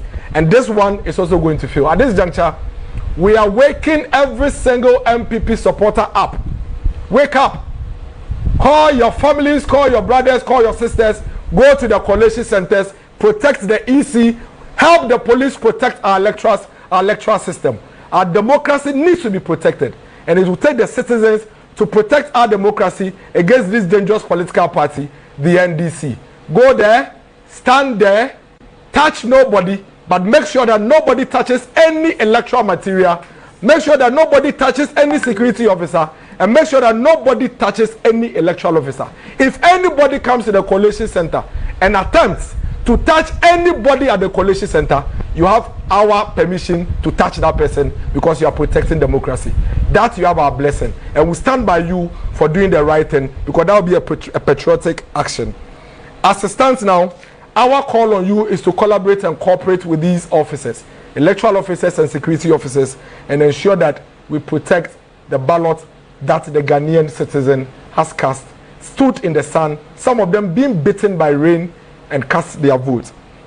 We are clearly wondering what it is that the NDC and their leader is seeking to achieve by these unnecessary and reckless comments that they are making. Not a single constituency as we speak has even lifted the hands of any parliamentary candidate in their constituency, ladies and gentlemen. It is a process. As we speak, it is just 9:54. Every constituency you go to, they are tabulating their results. They are collating the pink sheets from the polling station. When they are done, that is when they will lift their hands of the parliamentary candidate that has won, and the electoral officer there will now declare that parliamentary candidate the winner. It is then and only then that any responsible political party would come on air and declare and indicate that they have won. We have our results. We know all the seats we've won already, but we are responsible. We are responsible. And we believe that to protect the sanctity of our electoral process and democracy, we should hold on to our numbers and our results until the Electoral Commission declares at the constituency level. Then we will declare. Throughout the process, from now till tomorrow, any moment that the Electoral Commission lifts the hands of any parliamentary candidates, that is from the MPP, we will call you and we will declare to you. That is what responsible political parties do. This election is going to be won with intelligence and not muscles. No matter how strong you are, no matter how much muscles you are, trust us. We are beating you with intelligence. And we are going to do it like we've always done it in previous elections. And like I always say, just as it is in the DNA of the NDC, whilst we are thinking and processing and using the due process, they are pumping, like they say it, and they are lifting metals. And then by the time they realize they have lost, and then their followers will rise up against them. And then for them to hide behind the shame, they will call on their followers on the street. For the NDC followers, if you get on the street and the security agencies get hold of you, remember, you will be on your own. They will not be there with you. As we speak, Charles, the gentleman who is the son of the youth organizer of the NDC at Atwima Kwama constituency, is in police custody all alone. All alone. None of the NDC leaders are there with him. He is there all alone. And be rest assured, the police have shown clearly and indicated that they are on top of issues. And so if you get out there and misbehave to disrupt the peace of this country, you are going to find yourself wanting and you will be dealt with all alone. I leave all of us with 1 Kings 3:16. 1 Kings chapter 3 verse 16. When you read 1 Kings chapter 3 verse 16 and you understand that parable of the two women, you understand clearly what is happening with the NDC. It is nobody's fault that you are not seen as a credible alternative. Please, let us live in peace. Kindly, save us all the trouble. Kindly, let us all live in peace. You recall, in the year 2020, after the December elections, the NDC went on the street for weeks, destroyed properties, disrupted lives, spent months in court, only for them, 1 year down the line, the chairman of the NDC today, to go campaigning to their followers and tell them that their lawyer actually told them that they have no case and that they have no evidence. But because they wanted to energize the base and not be seen to be weak, they spent the time and wasted everybody's time in the court. That's exactly what they are doing again. We don't mind. They can keep all this emotional roller coaster to themselves and their followers, but they should not draw the entire country into this unnecessary disruption. We would get back to you in due course when the Electoral Commission begin to call the parliamentary and presidential elections at the constituency level, and we share that information with you appropriately. Until then, friends from the media, we are calling on you to work with us to ensure that we keep the peace and safety. And we are doing this not because we don't have muscles. We are doing this simply because we believe we have won these elections and we want to have a country that is intact enough for us to be able to govern. Thank you very much. Our three brothers. Medianum, ebusuafo megidi se ebepem sambre yemu bebre yentumi nkata ye nikra endae na de dikan yebebo Ghana fo nyina aba so se yetumi akọ abato yi mu na yewie na sumdwe mu a basabasa ye biamba no kra ne se enei se wo de abato a yetu ikra toto America for the yonkra mu nyina bobehu se yakoye nimpa yakoye nimu hwe kwaye faso a obi etumi kosa line to na ba ne ade de sese ye nene se yabebo ho ban na yaye bia ka ho na enkokoba se yebe toto na sene ya sei no na nei dia NDC ene omumpenifo ye no kamia koye se omumpese omse oman ne ma ye nyina ye ma ho kwan yato abewie yeto abewie a de aka nyina ne se mo ne mo agent ebe kona mo ne Electoral Commission ni police wa kwotena se na etoto ye won yaka enwu yia se ye be fe ndua ne nade ene nkranti akokrom akosai niema akoprepra bi na se yete o my we mu na NDC fo ebe fe press conference akache o mo followers o mo Collation center de ebusuafo NDC fo pese o mo say ye man ye den e man ye ma ho kwan eti sambre dia ye kache MPP ni bi o wo Ghana hafa na nyane so bi enyane wada nyane fe wo busua fe wo nanfofo MPP ni bia bebia wo bia no nyane nako Collation center wo constituency kobo Electoral Commission ni police for ho ban kobo police for no okwa kotia police for nsem na oni omontena ye be sepe e wo Collation center na kan yen adwon se ye be ko ho na mom se ye be ma ndisi for kwa no makokọ se no nko ade ye be bo ye process no e ho ban ye gidi se abato we Dr. Mahmoud Bamia edin kunim wedin kunim awie ye gidi se abato we ye MPs no dodo na na ewi ni abato no pink sheets ye gi every polling station no ye saka ye de nyina dada eti ye nim de ye nya na mu emra ne say eye Electoral Commission nko a na betumi abobo amma no eye mienu de dikan constituency level no electoral commission be bobo na ho na no oma paw nipa omo gidi se MP abanwai den wedi no kra ne se constituency ni nya pa ana se electoral officer ni nya pa nipa no constituency ne pe afede ye as a political party ye betumi de nipa ne de aye den atudwa se omo nya ye de a na se ye di kan e de betudwa even though ye cry your figures no ye de betudwa wan hwa na ye de basabasa ya ye den aba oman nim ye process no ya bato won hyehyɛ no eye bibia eye mmerɛ kra ye to aba ne wi a munyina mu di adanse bebia mo to aba na ye nyina kogina ho na dwume ya kenkan ema ya bobɔ ye wie no obi asan sa krata na ye fa ne pink sheet na agent ne sign ye no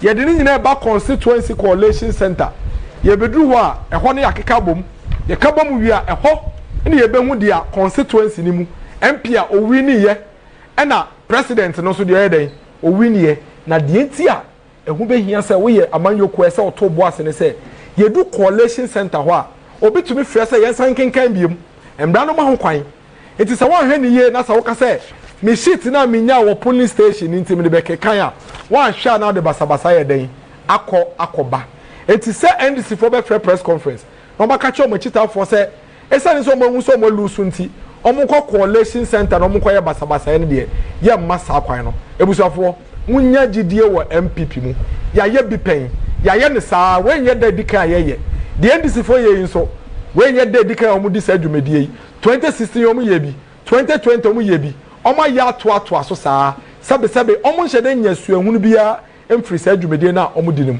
na yɛn yɛnim kwan a yɛde wɔn fa so mungyama yɛn yɛbɛhwɛ ama mo yɛbɛbɔ yɛ electoral process ne ho ban to ensure say Ghana ni bie ne woto aba naba no yebebu na bonfia na say yebeto atwene MPP fo nyina nko collation center ho ne yenkobo yaba na yato eno ho ban okwa chia police ni nsem chia electoral commission officer ni nsem ne yentena ho emfa won san ko bia na mom say NDC ni bi de nsaka police ni bi ana NDC ni bi de nsaka electoral officer bi afa osaka NDC no esa ne say sambre no na wo bo oman no ho ban yen somo bia so onko say bibia ewo collation center na mom so mudi kan ba ho no be ye dia ye ma ho kwan yen ye beta wachi ne abon ho ban yesan se wo bo oman no ho ban de e kan nyina ne se mu nyina mo be kai Solomon abakosem na wo Bible mu no emma mienu abatai mienu na omo ne omo bakoda ye no ye da so we na ba akwa da ne ba no so ama ne ba na wu ye nya ne ye na akoya kasakasa yesan se nkola ne se omo se pa because omo nyina papa baako enti we say dia otiase ne ye meba we so say we ye meba we so we ye meba ye ko ho saa ene ko na nanim na na hwe ye na asem ne ka ye den esa ne se nkola ne se nti ye den se obehu dia ne ba nti na adwi mu do nti de oka ye ne se mo mbra me sekai se mo se akola we ye mo ba enso ye ba akopɛ mo ye mienu nti ye beche ne mo mienu na ya mo bi afa na obi ya de akola ne de fa ye de ekofie na de tie ne se ucha akola ote ase mo mienu a obewu enti maami no onim se nokre ono na ne ba ewu no ehwa na original mu na anku no na kyere mo mienu na fa fama me ehwa na hu se wo enye wo ba dia onim se akola ne ye ne ba nkasa no o se na wadaroma mesrew akola we me na me ba me soro bete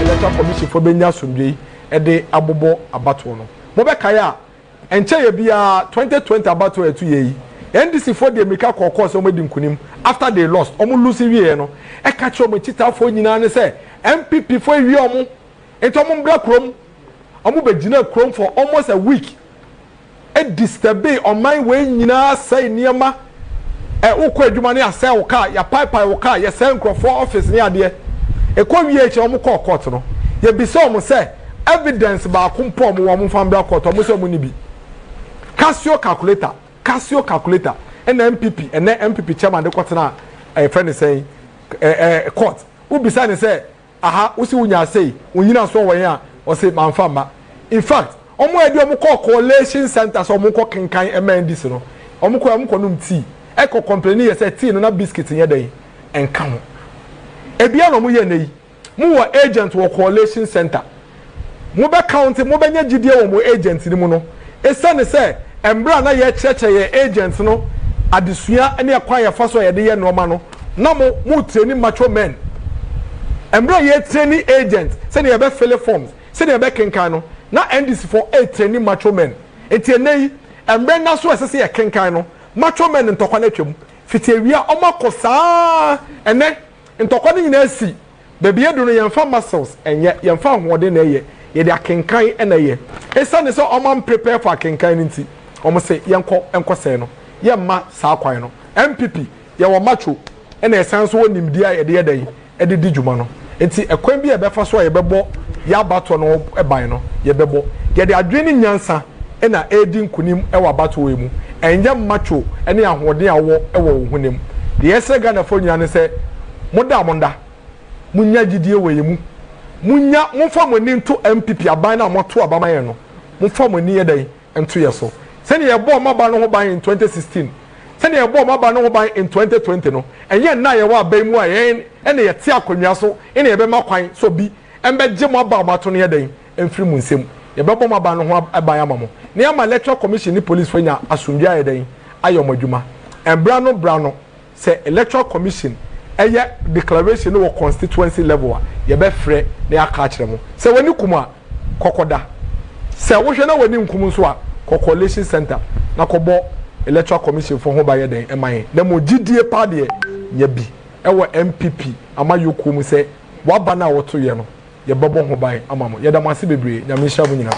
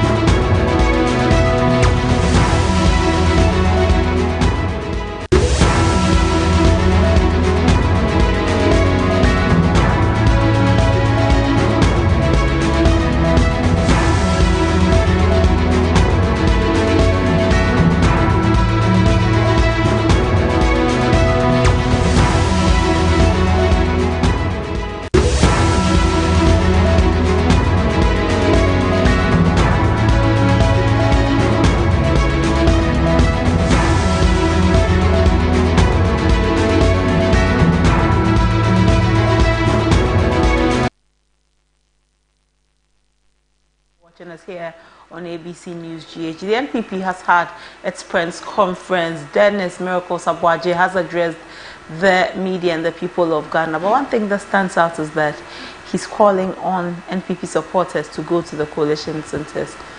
Trying to understand the correlation. NDC calling on their supporters, NPP calling on their supporters. I hope this call does not escalate into something we don't want to see in this nation. We don't want any form of violence.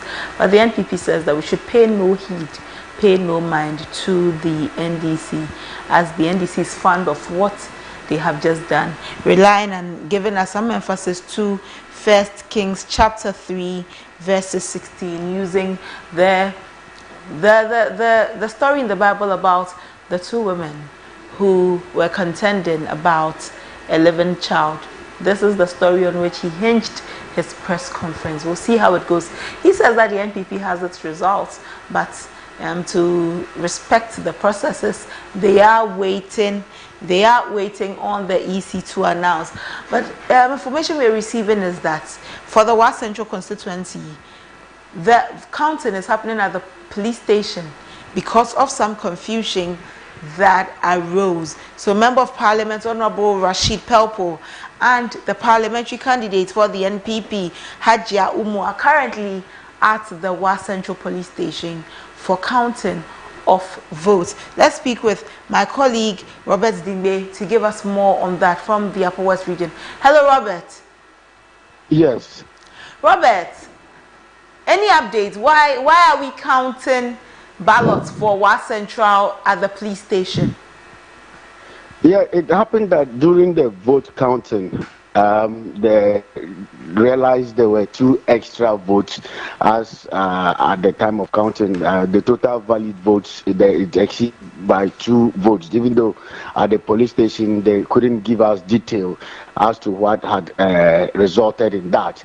But it happened that due to a recount they had called for, and the NDC supporters at the place said if that was the case, there was no security.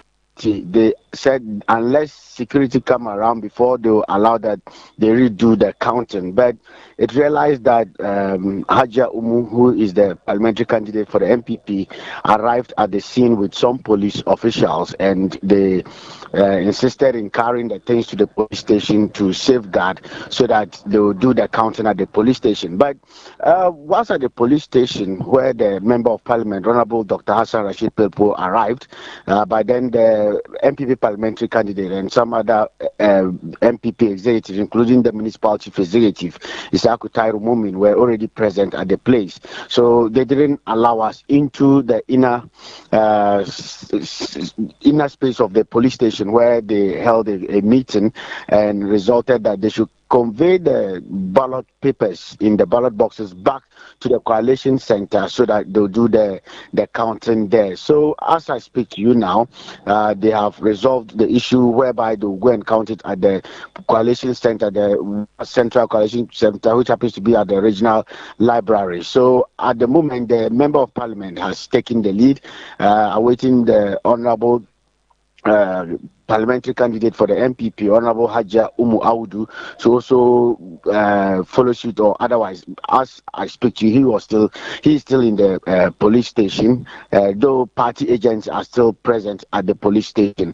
I'm sure any moment from now, they probably will have to relocate or take the ballot boxes to the coalition center, which happens to be the regional library, for counting. But then it drew a lot of attention as supporters were at the police station saying all manner of things at each other.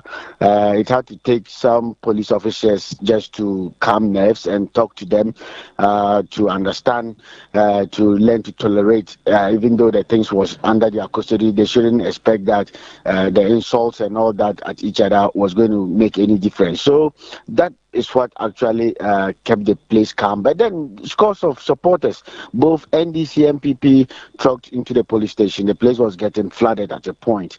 So it should tell you what extent people want to see to it that things go actually. But no, they were saying things at each other. Some of the things you could hear was that shouldn't be MP forever. We are coming. Others are also saying your party is losing. Why do you want to stick to this and all that? So the exchanges were there, but all in all, I know in the next few minutes that they will leave here for the Collation Center to do the counting properly there. How was the atmosphere like? Now that you say they're moving to the library, does it mean that calm has been restored? Yes, calm has been restored, though the place is still a bit crowded. But the noise they were making, talking at the top of their voices, have all slowed down. I had to move a distance away to be able to talk to you on this, else you probably would have heard, just like the footages I shared earlier, the scene was just getting wild. But I'm sure now that they have decided to take the votes back and the MP has left, I'm sure the whole thing will gradually die off from the scene. And maybe from the Collation Center, that is where we'll be able to get more details with regards to that ballot station. Well, Robert, any more to report from the Upper West region? Any results coming in that you would share with us here? Well, rumors are high here, and it's alleged that Honorable Ambrose Dory lost his seat, who actually I least expected because of the dynamics in that area. Though earlier it became evident that his own party people were campaigning against him and all that, but I least expected that this seat will slip out of his hands. But also, Honorable Chinie, the Deputy Sanitation Minister, is reported to have also lost his seat. And as we speak at the moment, it's the messages coming from that enclave shows that he has lost, and there is nothing they think can change at the Collation Center, like some people are putting it out there already. But all in all, I think Upper West, the NDC is counting 11/11, even though I haven't heard any statement from the MPP or any indications to prove that they have probably won any seat yet. I am yet to chance that, but I can find the NDC people congratulating themselves and all that. But then that is just on provisional results. So until maybe the EC starts giving us more data from the various constituencies, the rumors mill will definitely keep grinding. Okay. Robert, we'll come back again.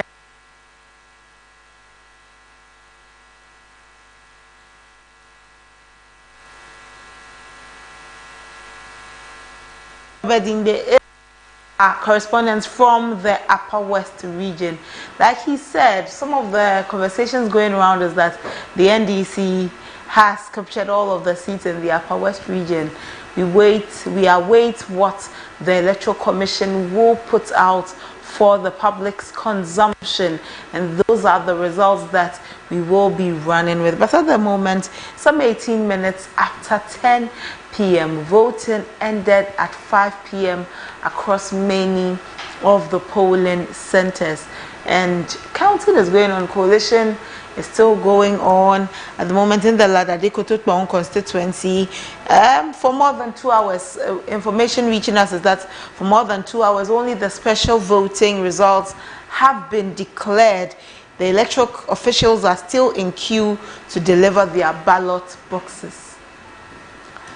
Like we said at the beginning, looks like counting and collation will go deep into the night. And inside the National Collation Center, some election observers and political parties are waiting for constituency and regional results. The Electoral Commission will hold a presser real quick, and when they are ready, we will cross over to the Electoral Commission's presser. Like we told you, the Electoral Commission will be delivering some updates or statements in certain time intervals, and anytime they are ready to speak to the Ghanaian public, we will make sure that we bring you the live coverage of that, because we are your poll center, your guide to credible elections. We know you are waiting for results, but no better results than results that are from the strong room, the Collation Center, results that have been signed by the returning officer and the various parties.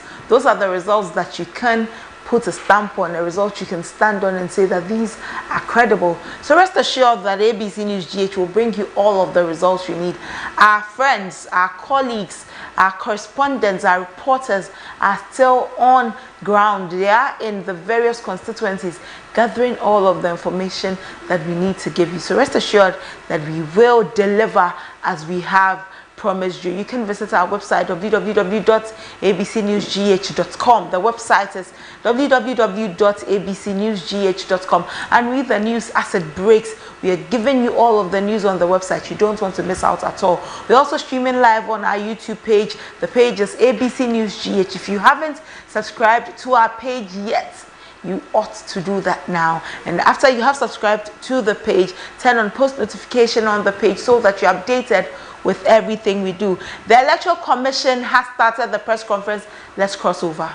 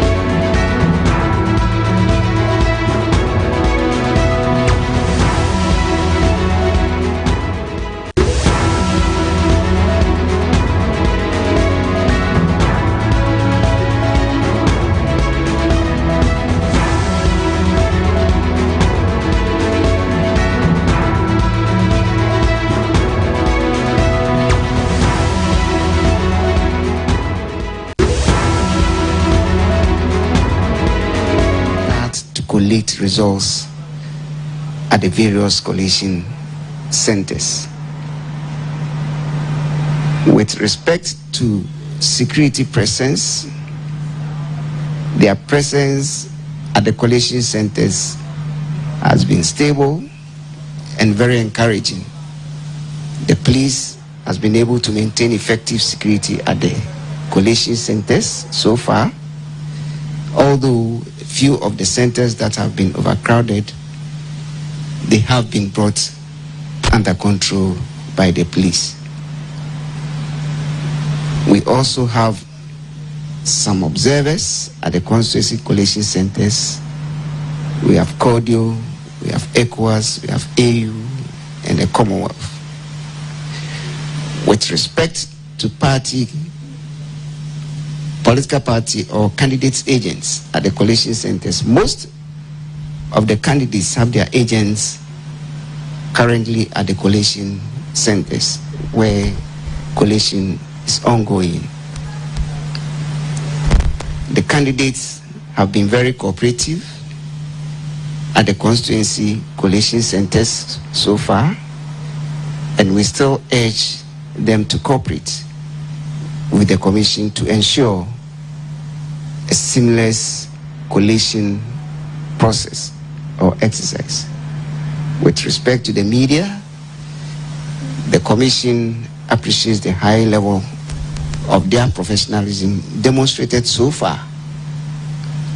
But we, however, urge the media to always verify or cross-check their information, as well as, importantly, the results that they put into the public domain. On this note, we would want to thank all of you, and from here we will be heading towards the collation center, the National Collation Center, and wait for the results from the regions. Thank you. Thank you, sir. As usual, we'll take 5 questions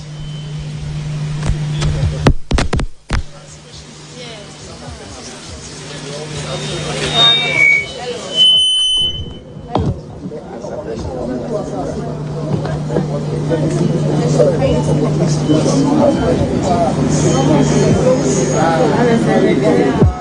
of the mic.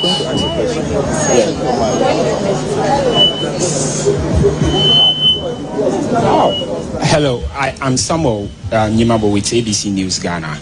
I want to know, before the process started, the EC said that it hoped to collate and declare the results within 72 hours. Now, with the stalled process at certain collation centers, I just came from the Clottey Korle constituency. The ballots were still not coming in. The ballot boxes were still not coming in. Some are still yet to even enter the collation center. Is the EC still on course to collate and declare the results within 72 hours? I am Araba Edu from GH1 TV, Star FM, and all our affiliate stations. Now, our correspondent is reporting of a shooting incident at the Ebuakwa North EC office. Has this come to the attention of the EC, and what's your reaction to this? My name is Zita Okwan. I work with Class FM. My question is about collating of packing of ballot boxes from the centers to the collation centers. What did the EC plan to, or how did the EC plan to move these ballot boxes? Because in Nungwa Traditional Authority Center 1B, there was an incident where an individual or a private vehicle had to transfer a ballot box to the collation center, which actually brought about chaos. How is the Electoral Commission moving ballot boxes from the centers to the collation centers? Okay, thank you so much. My name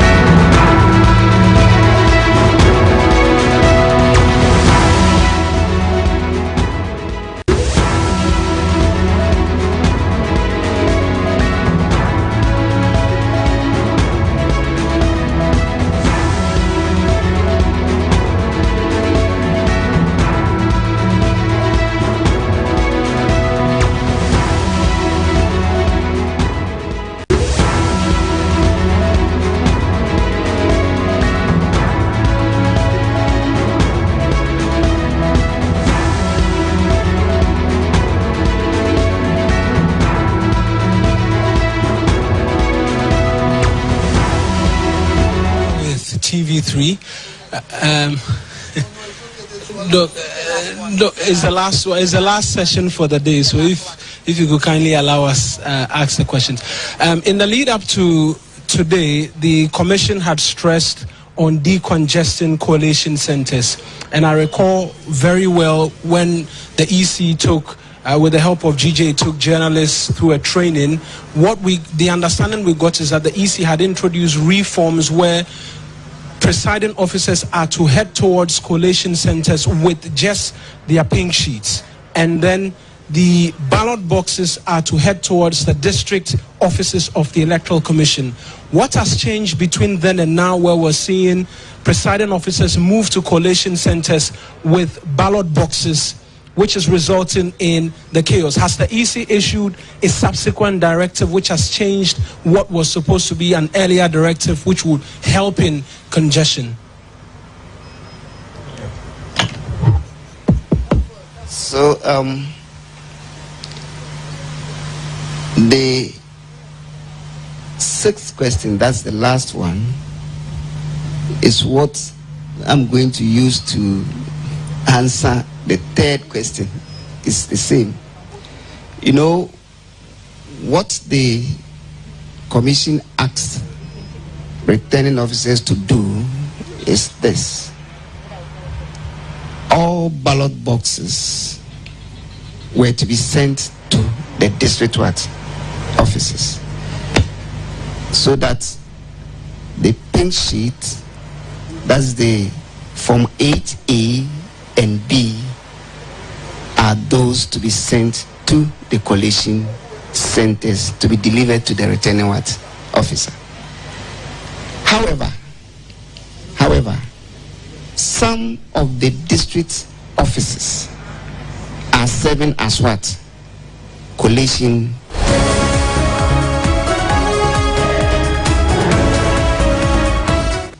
Some ballot boxes being sent to a collation center. Probably that collation center may be what? A district office. So that's the difference.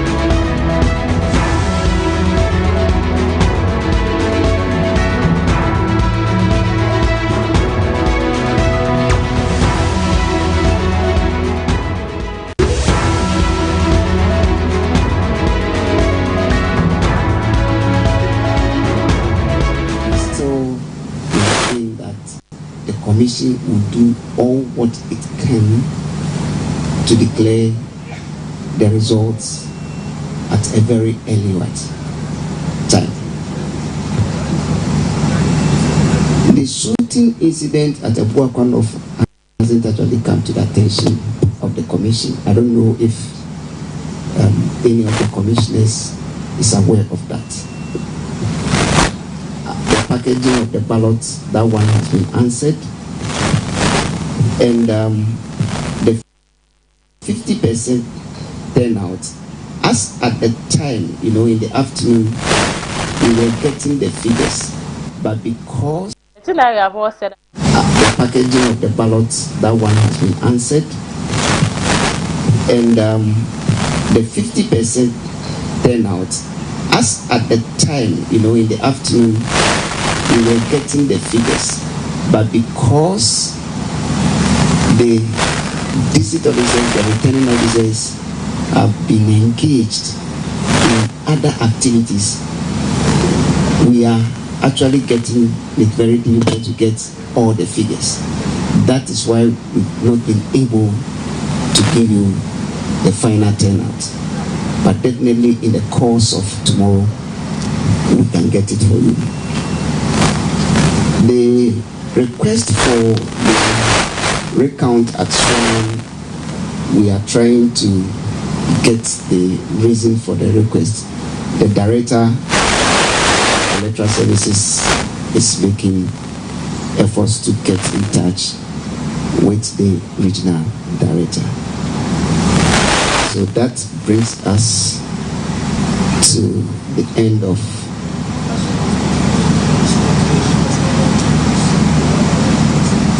no, that's what I told you.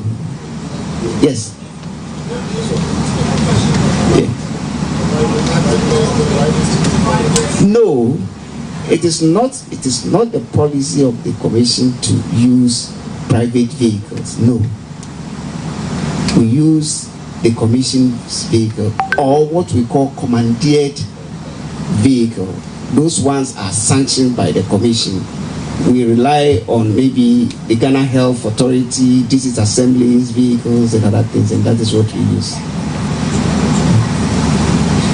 No, we don't allow taxis to carry or deploy election material. So if you have that information, you can give it to us. We will investigate.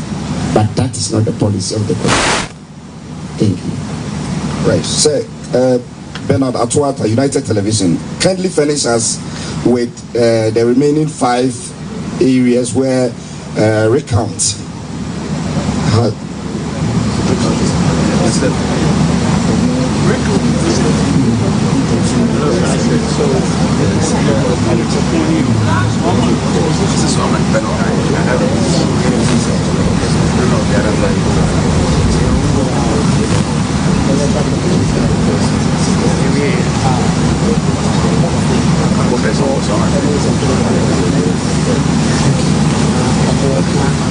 per the checks done by the Director Electoral Services at the polling station, the raised the issue of overvoting. So that's why it was Constituency Collation Center. They did a recount and they found out that there was no overvoting. So the remaining 5 places where recounting has been called for. No, I said so far it's only one place which has come to the attention of the Commission, and that is Swama. Thank you. Thank you very much. Mr. Tete, please could you kindly confirm the tear gas incident at the Okaikwe? Yes, that also hasn't come to the attention of the Commission. Okay. So the tear gas by the police, no, it hasn't. Thank you. Please, we said 5 questions and 5 questions. We've gone beyond 5 questions. I would like to thank you very much. If you have questions, don't worry. You can ask any of the directors, any of the commissioners. We are available. Right. At this point, we'd like to thank all of you for coming. The commission, the directors. As the chairperson of the Electoral Commission said in our first press briefing, the National Collation Center is open. And therefore,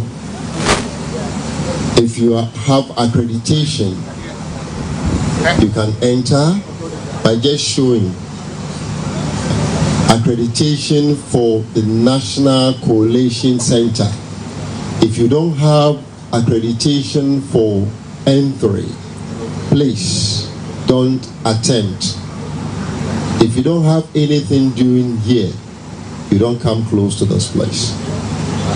On this note, we wish you good night, and those who want to be with us will be here throughout. Thank you very much.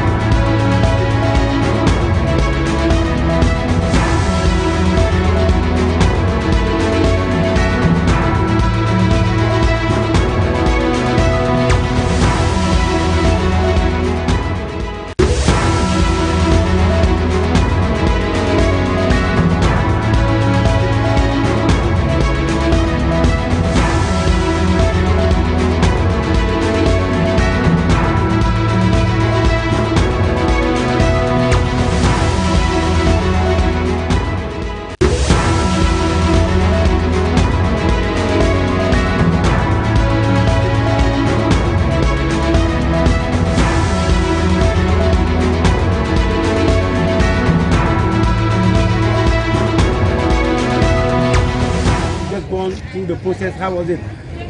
Well, Director quoting 1 Kings chapter 3 and all that. Bible quotations that I'm sure he has not even read before. Today, he's an evangelist quoting Bible quotations. This is not a biblical, quotation exercise. We are dealing with a public election governed by laws. And the call we have made is in consonance with the electoral laws of this country and with the conventions and practices that we have used for elections in Ghana since 1992. The earlier they get that, the better. But as I served notice and actually cautioned our agents and supporters to be on high alert for the rigging machinations of the NPP in this critical stage, or at this critical stage of the electoral process, we have come by incontrovertible evidence that shows that the NPP has not changed. But if they have changed at all, they have changed from bad to worse. They don't think that elections are about counting hairs. They still think that election is about cutting hairs. They were one time lucky with violence and thuggery, and today they think that they can be second time lucky with thuggery and violence. But as the boys say, you're welcome back from the NDC's headquarters, and you are listening to Sami Jamfi, the communications officer, and this is your election headquarters. Trust us.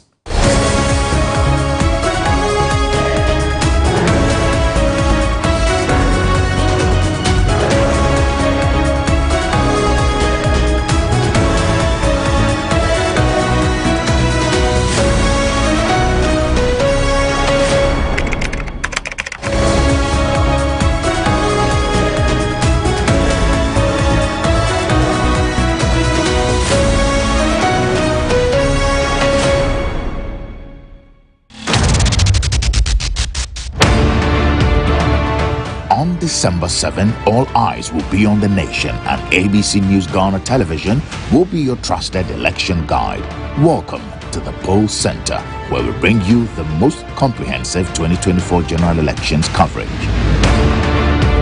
At ABC News Ghana, we will deliver up-to-the-minute updates from across the 40,647 polling stations, ensuring that to stay informed every step of the way. We'll bring you real-time updates on constituencies with the highest stakes and insight into the key battlegrounds. Our team of political watchdogs, pollsters, and political scientists will break down the nuances in the swing regions, helping you understand the dynamics of these critical areas.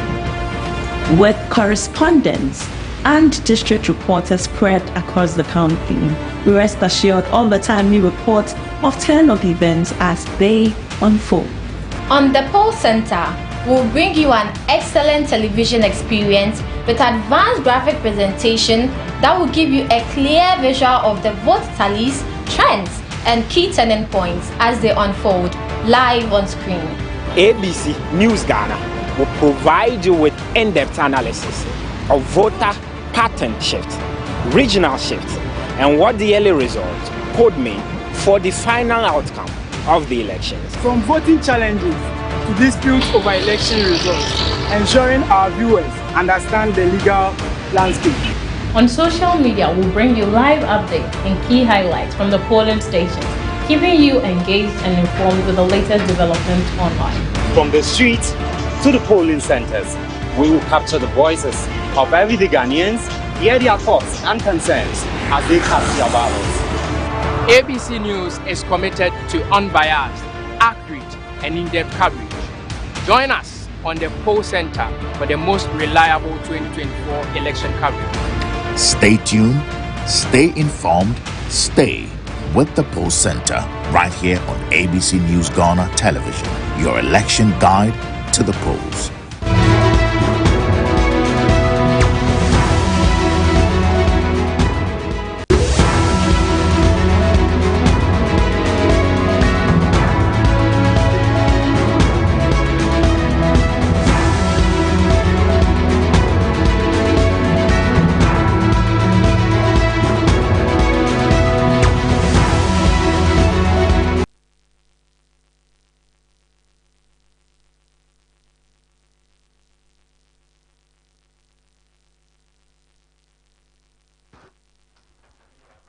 here on ABC News GH. We are your credible guide to the elections. The EC has addressed the nation in the presser.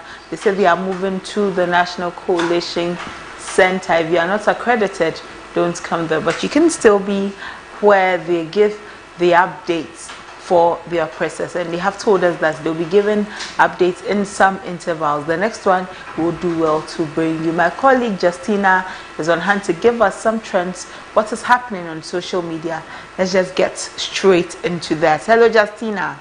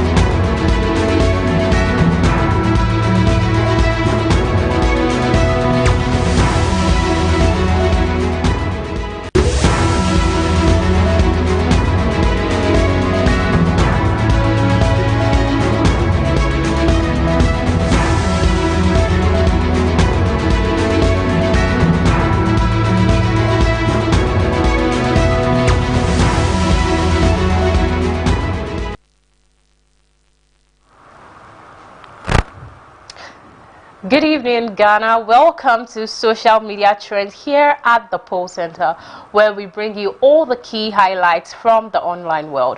Today was election day, and the voting process has officially concluded.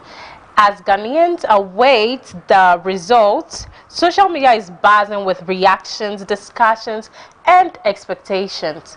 Did you cast your vote? What are your hopes for the outcome? Let's head over to the social media world and see what people are saying about today's historic event. Stay with us. So, right into it. So, today on social media, we had a lot of trending topics, from Malidia to John Dumelo to shootings, a lot of unfortunate events, and good outcomes for some people. But let's just head straight and see what people were saying on social media. So, trending in Ghana today, we had the election headquarters, Bantama, Dome Kwabenya, Lada de Kotopon, Awaso West, Wogon, where Malidia is the incumbent MP, where John Dumelo is hoping to be the MP, and we had Dansuman. So earlier today, we had videos circulating where people alleged that Malidia was sharing food to the voters at her polling center. We also got videos of John Dumelo also sharing food at his polling center, and I think that's one of the reasons why Awaso West Wogon is trending. Let's take a look at a few more stories. So one of the key stories making waves is the a manhunt for suspect Mujahid Suraj alias Mims regarding a shooting incident that happened in Kaswa. So the Ghana police is on a manhunt for suspects Mujahid Suraj alias Mims, who allegedly shot and injured one person in the leg at the Awutu Senya East Constituency in the Central Region. Yes, so the police intelligence-led operation is underway to get the suspect arrested to face the full rigor of the law, and we want to assure the public, saying that they want to assure the public that they will surely get him. So this here is a picture of the alleged suspect, Mims. So the Black Eagle says MPP is interested in using all their Takashi to win the election. We won't agree. Nanaise says, just look at how now you have to run and leave your own car behind. 0 cents. A very shallow brain he was on that occasion. So here we have a video that took place today, where we see there was an altercation between these security agents and an MP. Yes. So let's take a look at the video. Yes. They seem to have been in a bit of a scruffle, very, very, very aggressive with the MP. Yes, so this happened in Obuasi, yes, in Obuasi today, amid the elections. Okay, so we can see the security forces chasing the man, and I heard there were gunshots. And we also got this video. Very sorry about the intensity of this video, so viewer discretion. A man was shot. Yes, so you could see, that was why you could see all the blood and all that. Okay, so apparently they were preventing the security forces from going to the polling station. And that was what caused this whole altercation. I'm sure a lot of you have seen it on social media. You can check our page at ABC News GH. It's on our socials. So we can see a few videos here, a few comments here, sorry. Naneze says, oh no, sorry. Okay, so Puma says, the soldier, they take the video because them go lash them after the elections. Engineer Damien says, but why do they want to go to the polling station? What is their duty there? Eduji says, conflict day boku till now, they no fit do anything. They shoot gun for first sight. So this was a very unfortunate event that happened today during the elections.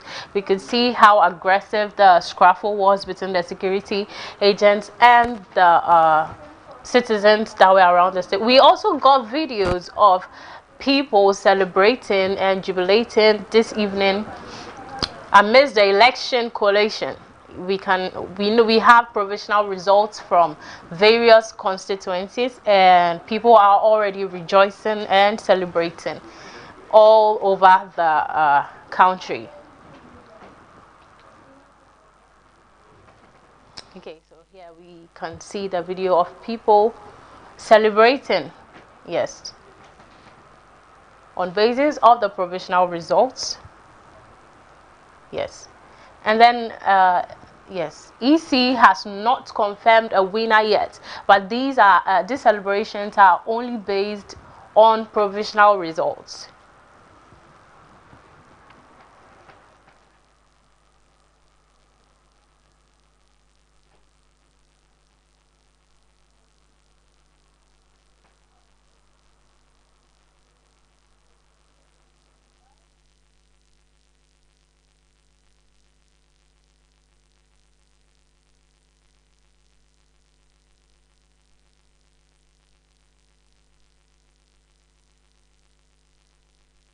See a lot of people here celebrating. I'm sure if you go out right now in your area, wherever you stay, you see a lot of people celebrating and jubilating. Yes.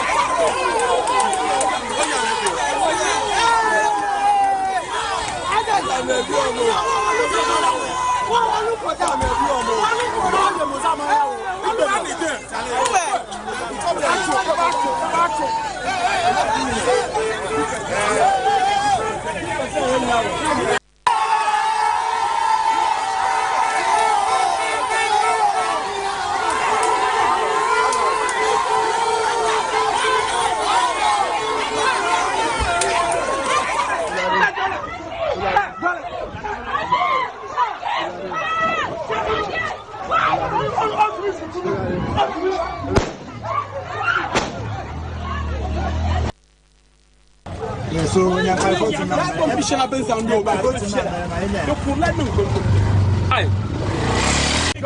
Don't put it. Don't go into the police station. Don't go into the police station. Don't touch me. Don't touch me. Hey, move.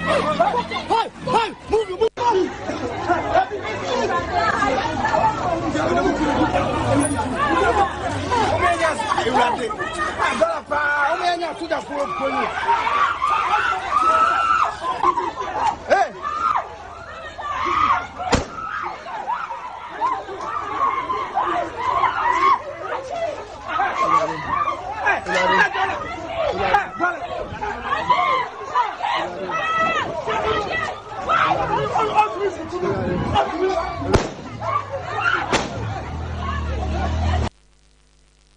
Yeah, so when you have voting that competition happens and no, but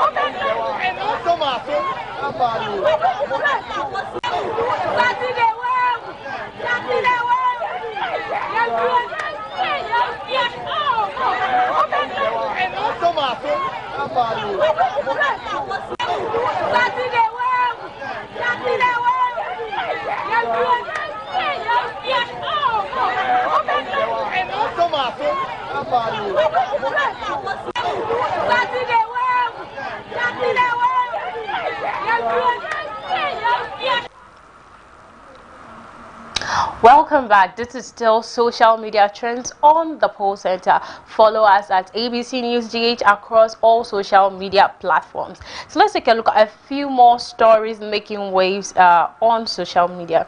So celebrations erupt on UG campus as John Dumelo wins all polling centers. These are provisional results, by the way. And 2 EC officials have reportedly collapsed at Okankwe North. In Legon, tensions high as NDC agents allege that officials want to change the pink sheet. And we have one more shooting incident recorded in Ewutu Senya East, and with 1 feared dead. One more story, vigilant locals in Awaso West have apprehended a party agent attempting to enter the Collation Center with an unsealed ballot box. About 60% of polling stations' results have been received at Constituency Collation centers. This is coming from the EC.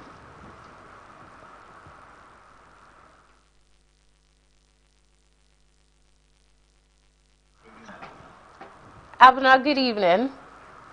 Good evening, and I see that you're doing some social media analysis of what is happening so far. Social media really has been abuzz with conversation. Everybody has something to say about the elections. Exactly, Abna. Social media has been abuzz all morning through the afternoon and to this evening, it has been really, really hectic on social media. We've seen a lot of posts, a lot of incidents, quite an eventful day, from several shootings to seats being lost, unprecedented seats being lost, and now that's what is trending currently on social media. Yes, right now I think social media has its own constituency, its own electoral commission. It's a whole electoral commission on its own. Yes, even as we wait for the coalition centers to give us the results as it is.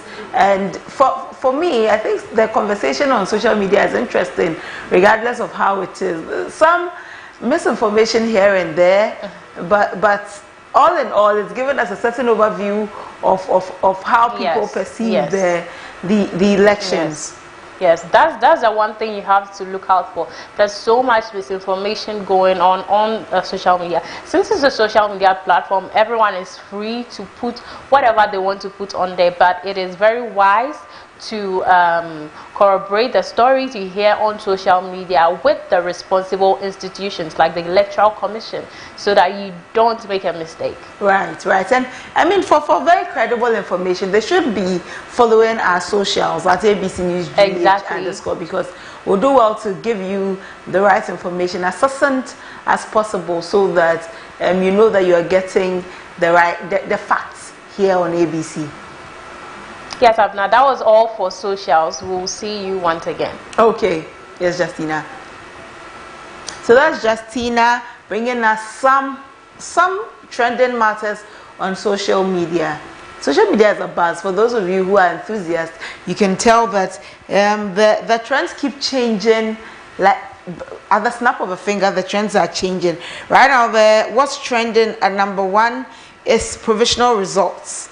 Provisional results is trending. Election HQ is trending. Miracles is trending. John Dumelo, Howard Kumsin, Henry Clottey, Nino, Wuntumi TV, Cheddar, Amewu. These are the top trends in Ghana at the moment on our socials, especially on the X platform, formerly known as Twitter. So as for the conversations, they are varying, and at any point in time, it changes to suit the narrative that is running. But for your credible information on social media, you should follow us at ABC News GH _. The www. is our website, where you go and read all of the news as it breaks there. www.abcnewsgh.com. www.abcnewsgh.com, and the socials at ABC News GH _. We are still streaming on YouTube.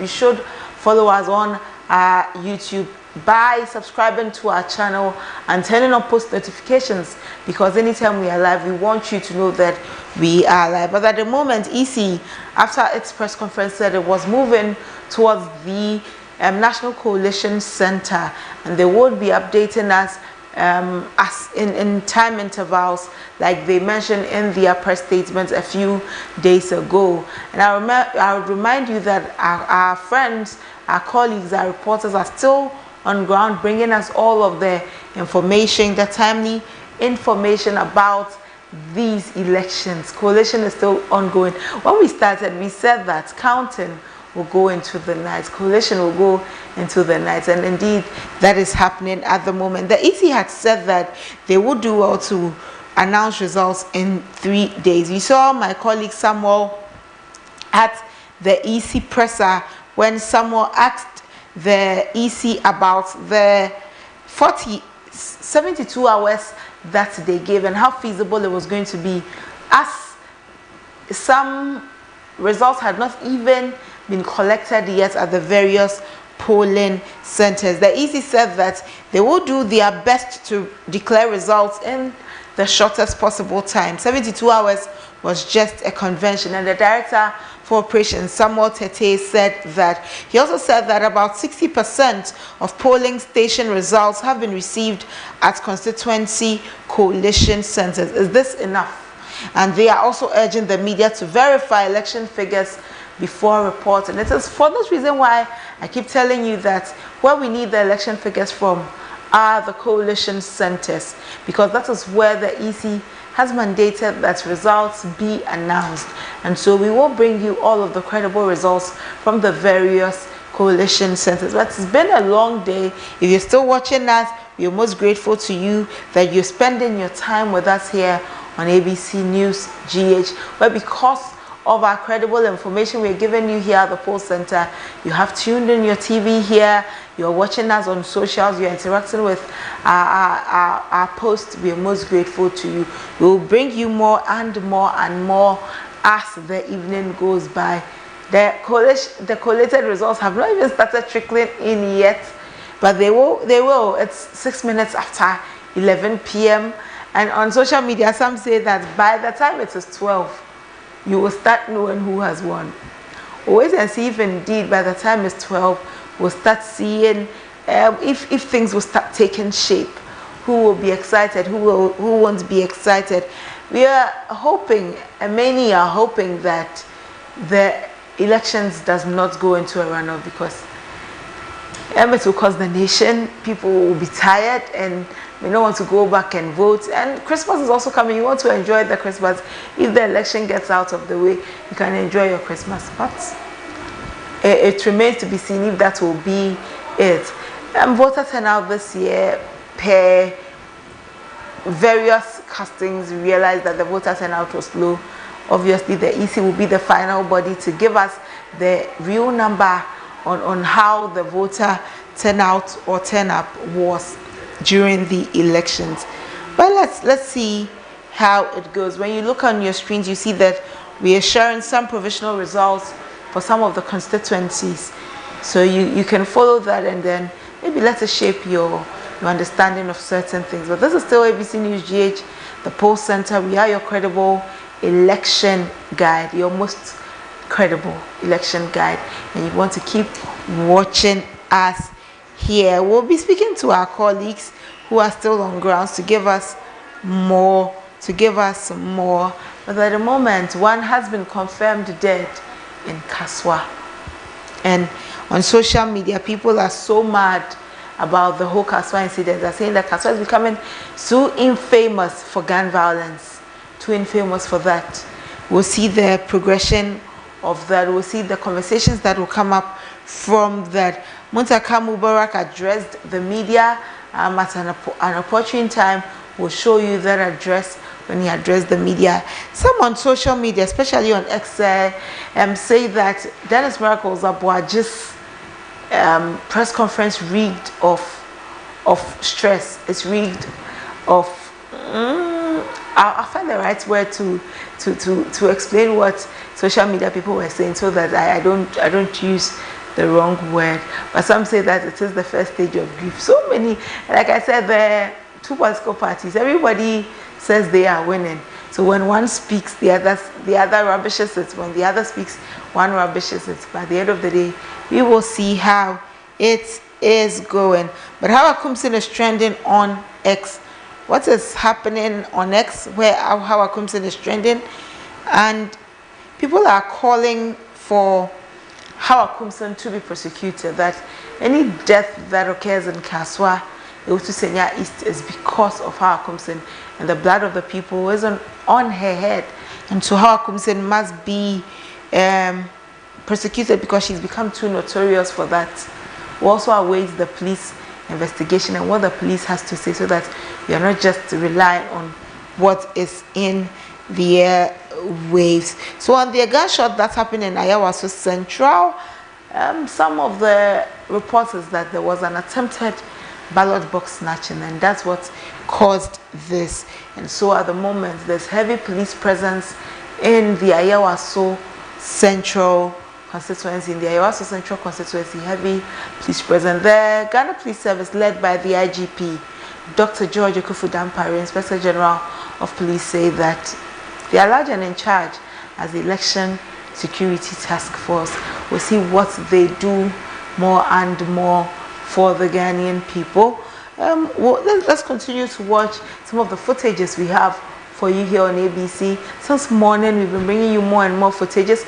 Let's refresh your minds about what we have for you. We will be back soon.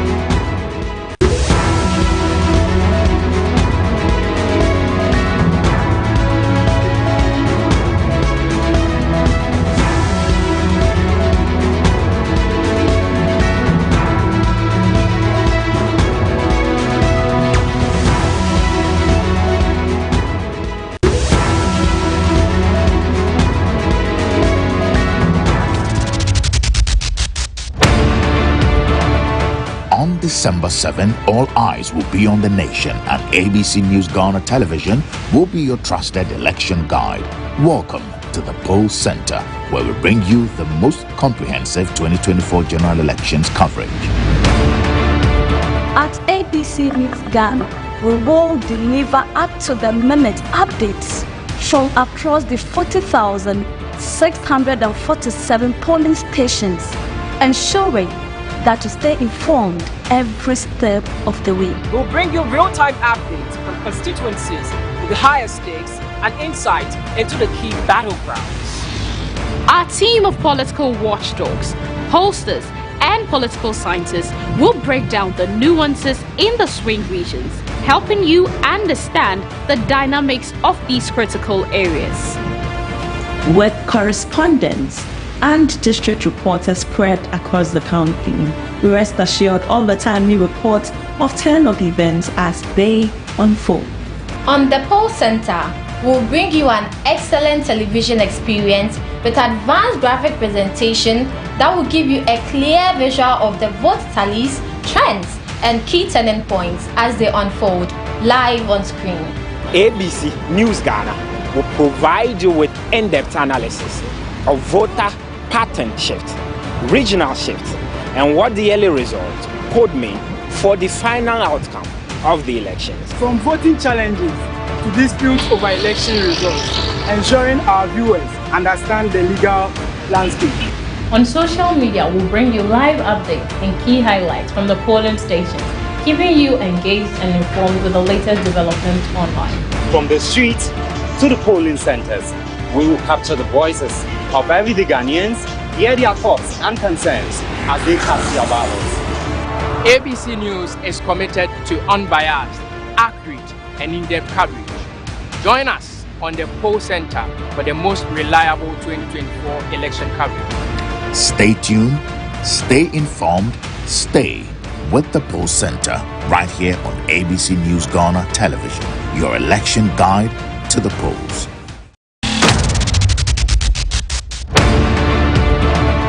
On December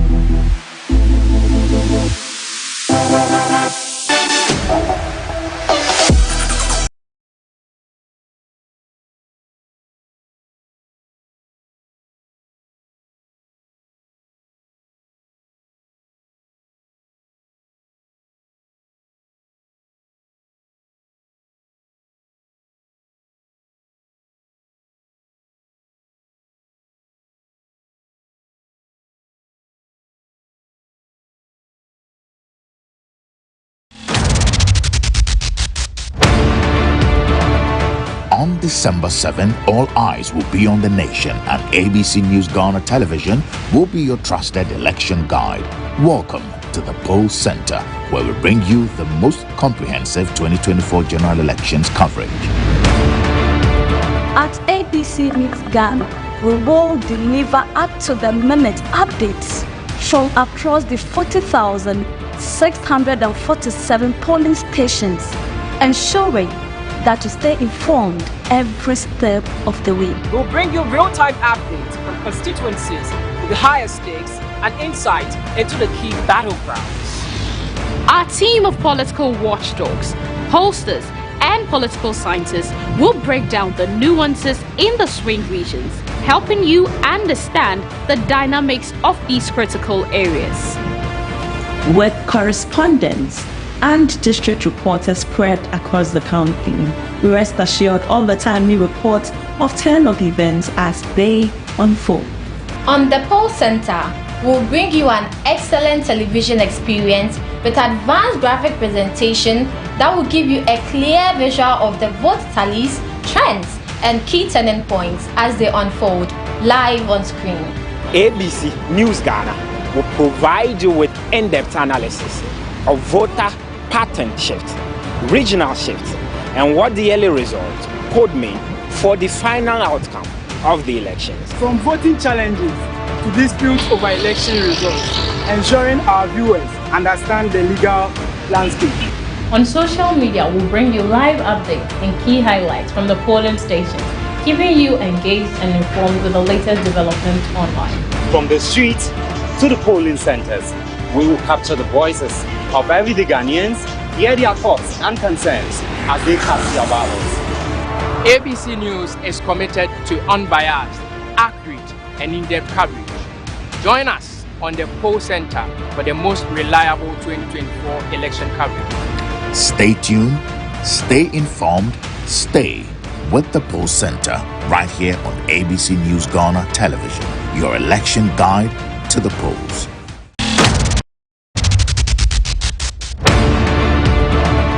On December 7, all eyes will be on the nation, and ABC News Ghana Television will be your trusted election guide. But the decision doesn't end with voting at polling stations, the sorting of ballot papers, the counting of the ballot papers, and the declaration of results at polling stations. The election is a process. What has transpired so far is just one element of that process. After the counting and declaration of results at polling stations, polling agents and supporters of the party are supposed to accompany the EC officials together with the electoral materials, especially the ballot box, to various constituency coalition offices of the EC, or coalition centers of the Electoral Commission. In all 276 constituencies, there are designated places as constituency coalition centers.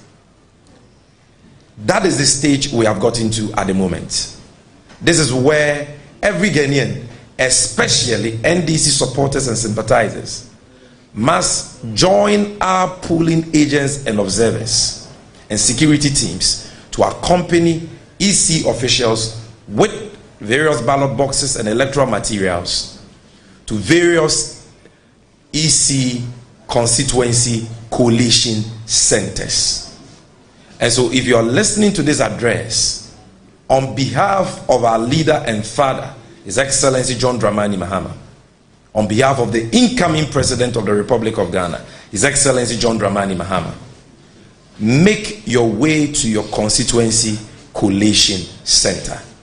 If you were at the polling station at the time of declaration, I'm sure you are by now following the ballot box and other electoral materials to the EC collation center in your constituency, the constituency collation center. If you were not at the polling station and you're hearing this message wherever you are in your constituency, this is the time for you to play your role. You have voted. Your votes have been counted and declared at the polling station.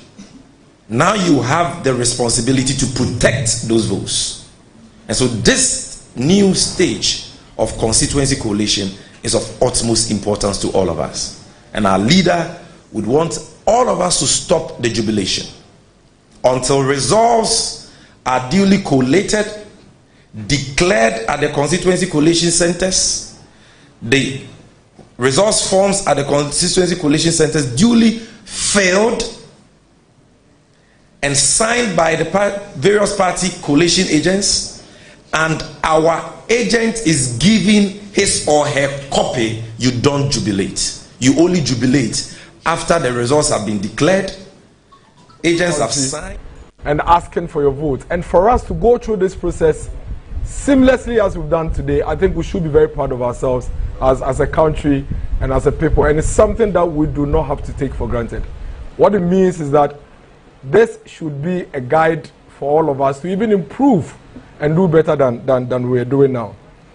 But of course, we've been engaging, we've been talking. For you, the media, you've actually lived here with us over the past close to 24 hours. All we are asking for is that we protect the sanctity and sanity of our electoral processes and our democracy. I don't think we're asking for too much. We're basically asking for what every single Ghanaian is clamoring for. But as usual, we have our friends from the NDC, their usual playbook. 4 years is here again, and we are going through what we always go through every cycle.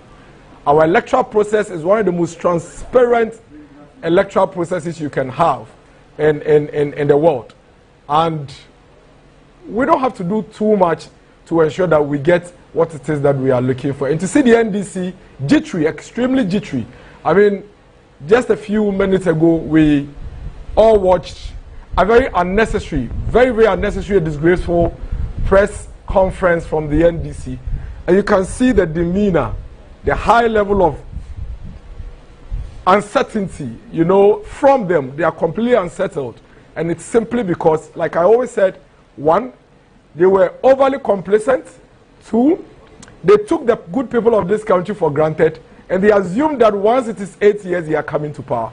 Reality is settling in, and instead of doing a self-check and a reality check and improve upon themselves, they want to inflict upon the entire country the damage that they themselves have brought upon themselves, and they want us to all live in it together. That is what we are not going to allow. And we want to thank every single Ghanaian, every single citizen of this country, both those within and without, those living abroad, for working together with all the institutions and bringing us this far.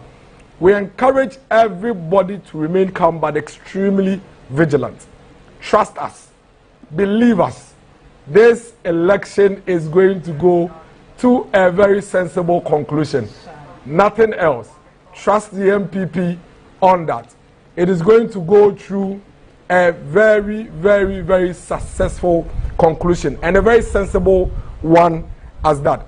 As usual, the NDC is doing what they know how to do best, behaving in the most irresponsible and disgraceful manner that you can expect from a political party. They are calling on their supporters at this hour. Elections are over. Your supporters were supposed to mobilize the people and get them to their votes, their polling stations, and cast their votes. That is what political parties do. Simple process. Campaign, encourage your supporters to canvass for you, get the voters to go to the polling station, cast their vote for you. Everybody in the full glare of the public, the counting is done at the polling station. You have agents. All the other political parties have agents. You finish, you sign at the polling station that you accept the results at your polling station. When that is done, simple process. Move your pink sheet from the polling station and take it to the Constituency Collation Center, where you have your agents there with the Electoral Commission. And what is going to happen there is simple. The sheets, the pink sheet that your agent signed at the polling station, is being brought to the Constituency Collation Center, And that is where those figures are going to be put together and summed up. When that is done, the constituency would now pick the constituency sheets from the Constituency Collation Center and take it to the Regional Collation Center. At the Regional Collation Center, let's use the Eastern region as an example. 33 constituencies. All they are going to do at the Regional Collation Center is to pick the 33 constituency collation sheets, which you have a copy, and sum it, and then move it from there and bring it to the center, which is the Electoral Commission here in Accra, and they put together 16 collation results, and we have our elections called. And so it's baffling, extremely baffling to have the NDC behave the manner in which they are behaving. They continue to also peddle some falsehood. Somewhere around 4:30 p.m. thereabouts, the NDC held a press conference, and they are saying that the NDC organizer in the Ashanti region has discovered 500,000 ballot papers, which they claim are ballot papers that they have discovered being hidden by the MPP. Ladies and gentlemen, that's a complete falsehood. It's a complete lie. It's a falsehood. All we saw in that video is Joseph Yamin, the organizer of the NDC in the Ashanti region, holding his own phone, having a camera placed on him by his own people in a certain room with no resistance. No owner of the room, no owner of the house, not a single person they met in the room accustomed, standing and having a conversation, cheerfully telling somebody that I've discovered ballot papers. Our checks indicate that, first of all, the room they claim they discovered those ballot papers are not even at the location they indicated. Number two, these are actually ballot papers that Yamin himself took to the Ashanti region for whatever reason. Remember, they had already given some of these ballot papers to the youth organizer of the Atwima Kwama constituency. The police had already issued a statement on that. We showed a video earlier on, and maybe before I conclude, I'll show that video, where the son of the constituency youth organizer of the Atwima Kwama constituency was arrested by the Ghana police. For attempting to stuff a ballot box with 79 ballot papers. These ballot papers were part of the ballot papers that you saw Joseph Yamin standing by. What had actually happened was that Joseph Yamin realized that he had 30 minutes for elections to end, and he had not been successful to execute that task that had been given to him by his party. And so to save his face, he all of a sudden goes on video using a selfie and telling the whole country that he's found some ballot papers that belongs to the MPP. That's an outright lie. It's a complete falsehood, and it's something that everybody should disregard. We are calling on the Ghana Police Service to investigate to the latter that video that Joseph Yamin has put out, because they are an absolute threat to the stability of this country. They do not show us the number of the alleged ballot papers. We never see it. We only see some brown boxes or brown papers, you know, in a corner. They do not tell us the exact quantity that they have, because you have the deputy spokesperson of the flag bearer of the opposition party indicating on her Facebook post that they have discovered some 300,000 ballot papers. Then Joseph Yamin says 500,000. Then another NDC person says 400,000. So it tells you the kind of people they are and what it is that they are doing. Again, we do not see any MPP official in the video. So think about this. Joseph Yamin, for some reason, has magic. Identifies a building that has ballot papers, goes into that house, and there is nobody in the house. Joseph Yamin walks into that house seamlessly. The Joseph Yamin...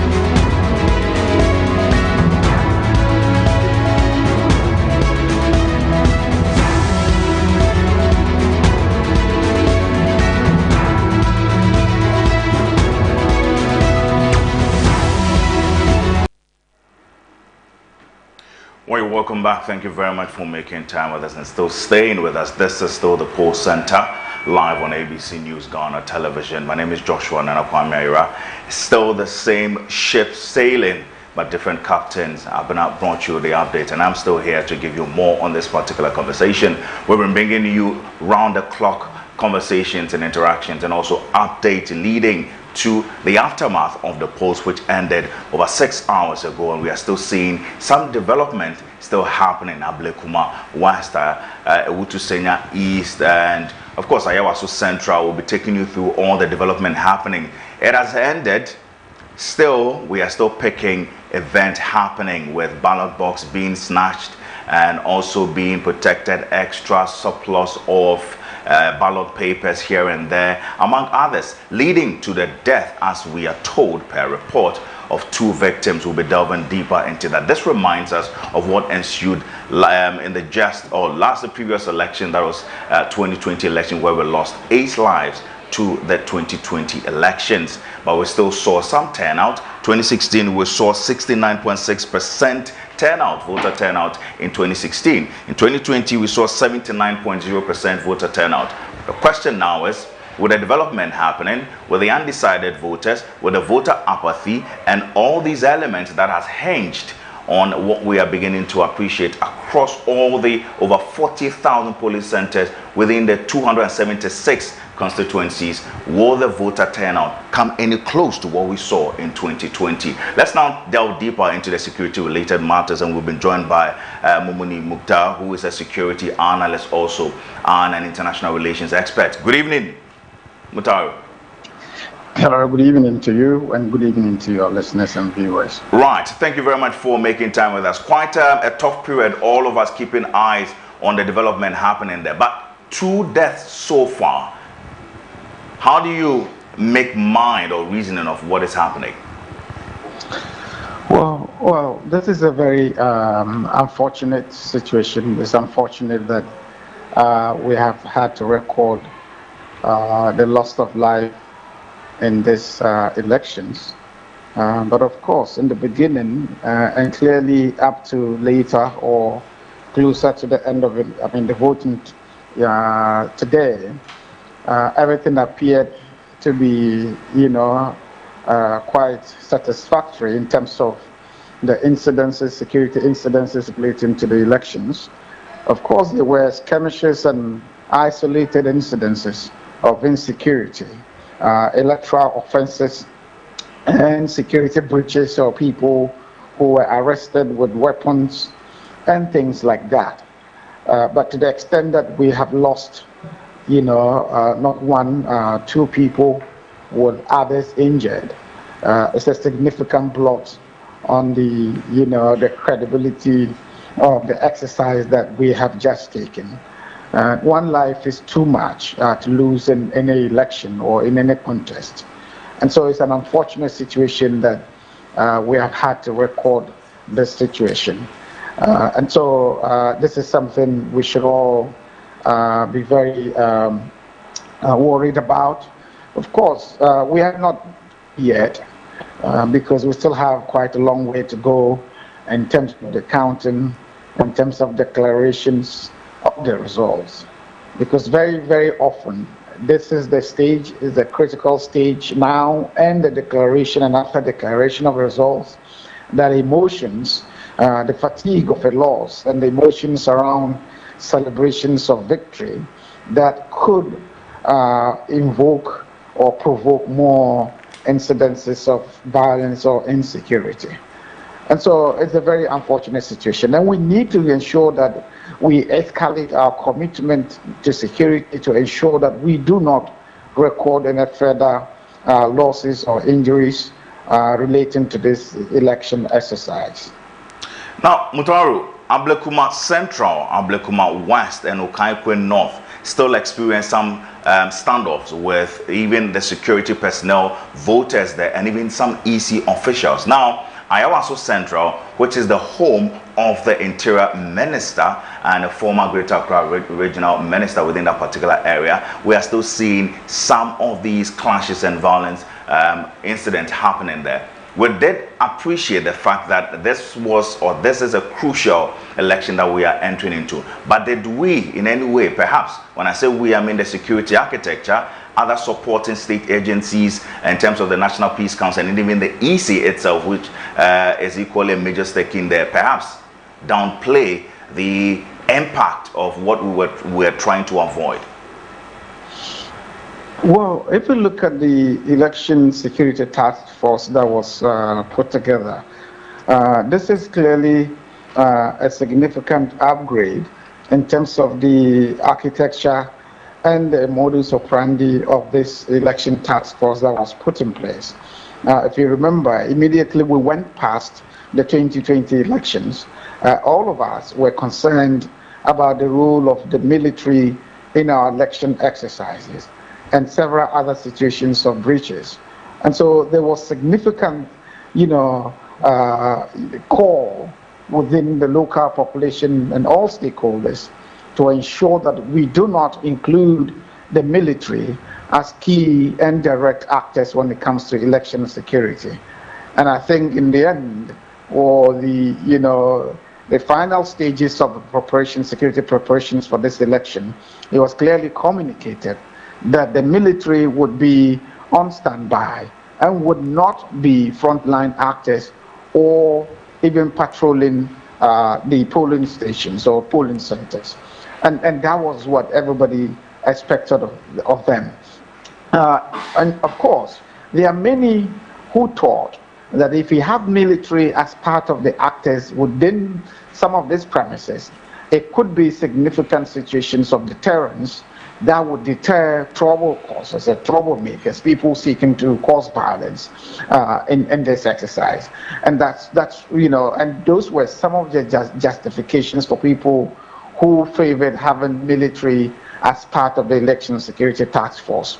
At the moment, we have these unfortunate situations that have happened, including those you've mentioned, Ablekuma area, including Awaso Central, where the Minister for Interior is a candidate. Right. And we've had gunshots in these areas and several other areas that this has taken place. At the moment, it is early days yet to be commending or condemning the security task force that has been put in place. At the moment, what we need to do is to look at the case-by-case basis in terms of what could have been avoided or how we could have helped to prevent the situation, and more importantly, look into the next two stages of this exercise.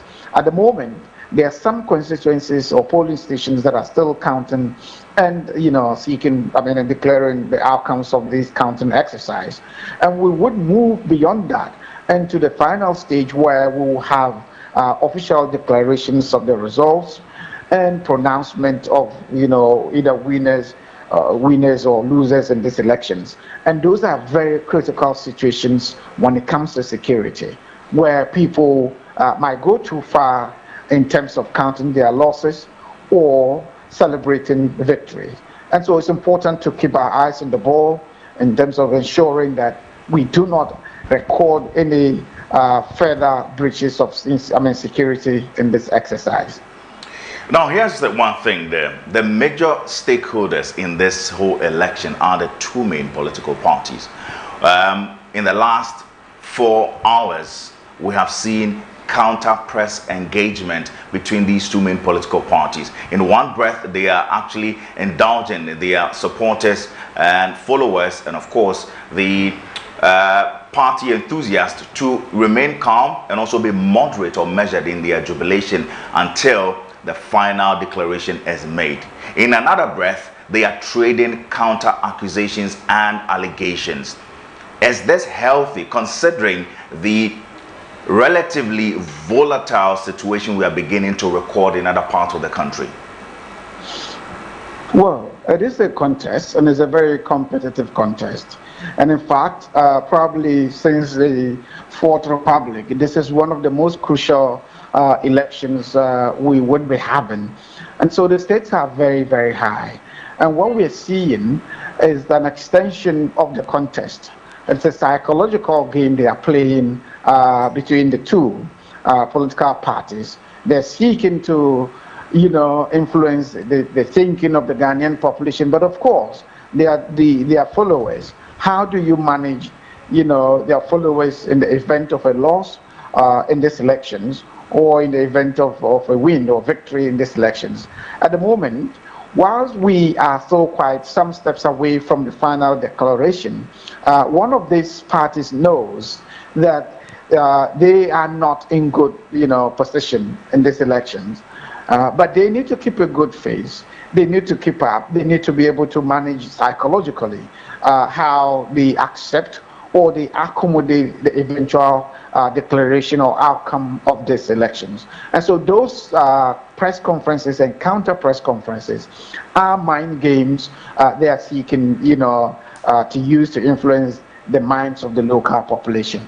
And I hope that it does not escalate to situations where it can extend to physical confrontation between supporters of the two.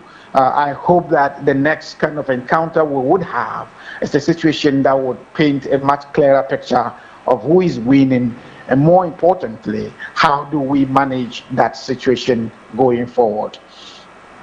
In a bid to either regulate or avert any of these developments ever happening, the two main political parties, or even all the political parties, were actually admonished, if not indulged, to sign a peace pact. Initially, NDC was reluctant to do so because they say, what is the point in signing a peace pact when all political parties are not willing to show commitment to ensuring a safe environment for the electoral exercise? Eventually, weeks before the election, they all did sign. Here's the case.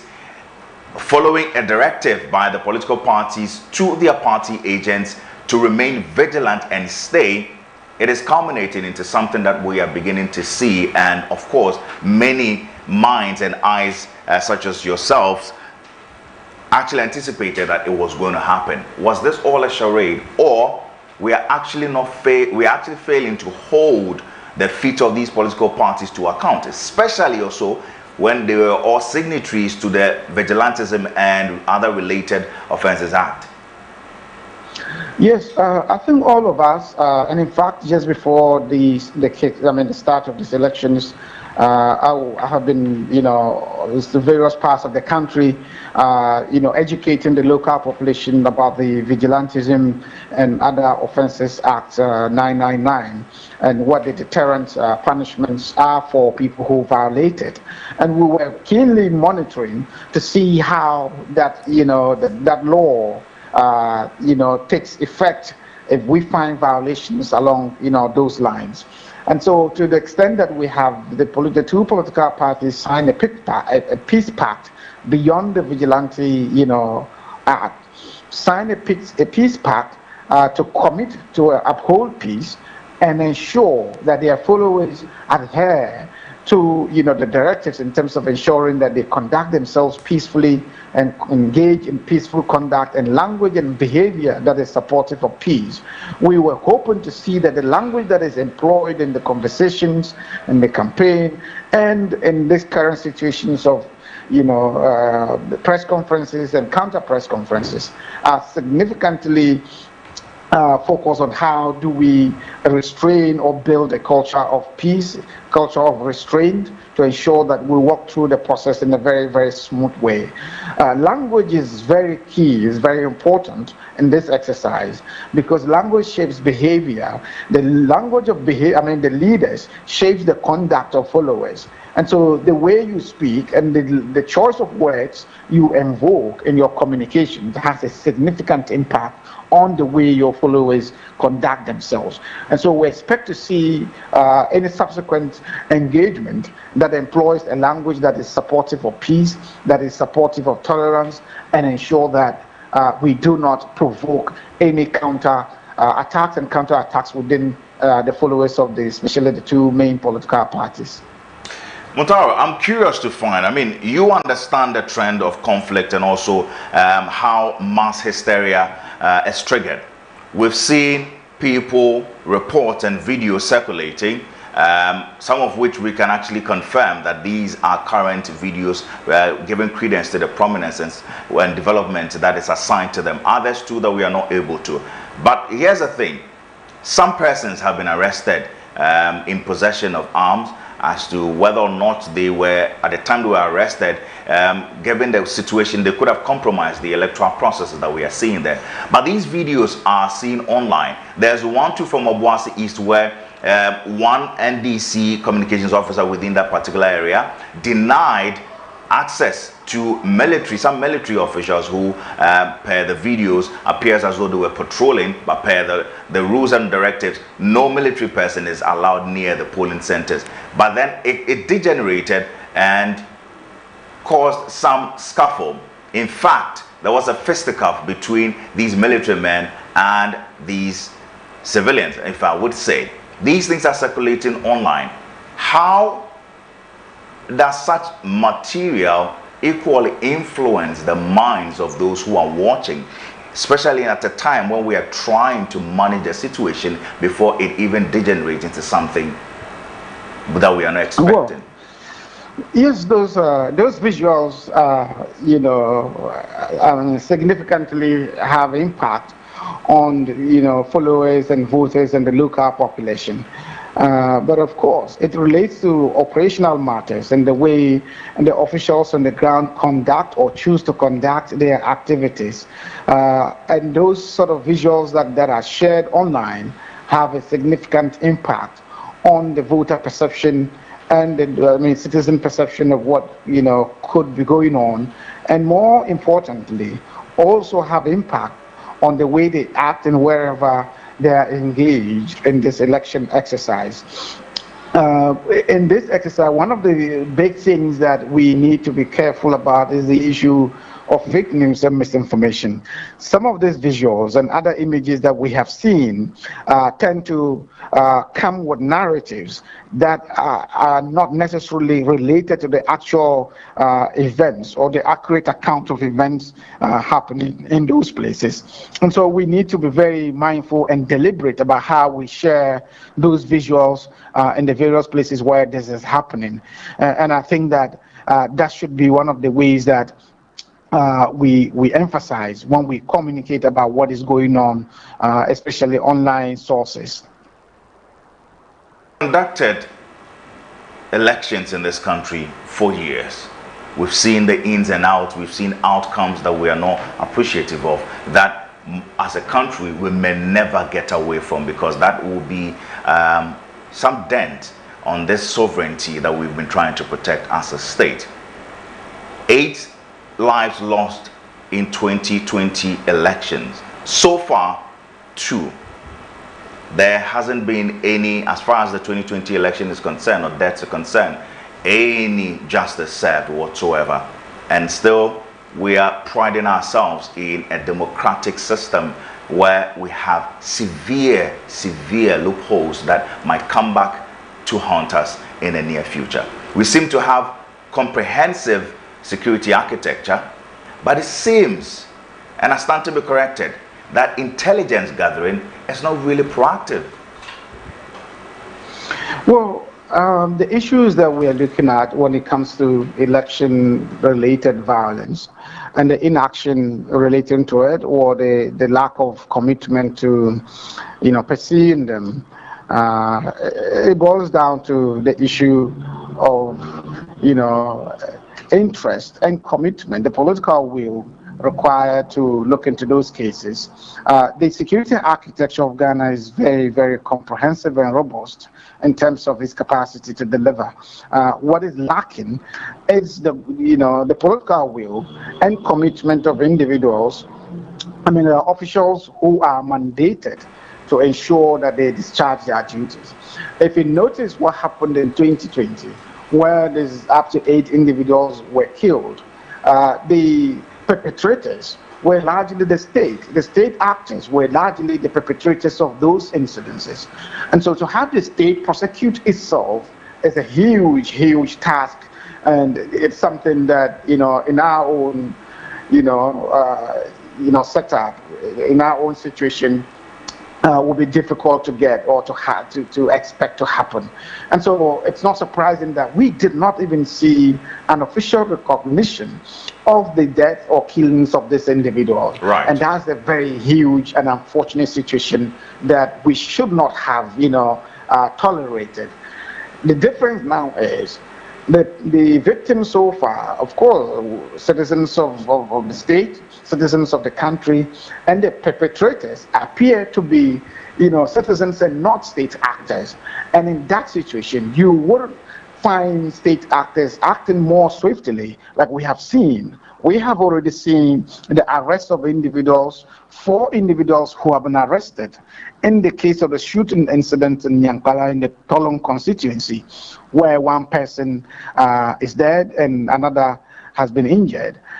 We're seeing the situation in the Ewutu Senya East constituency, where shooting took place, 1 dead and another injured, involving the AK-47 rifle and other rounds of ammunition that were retrieved.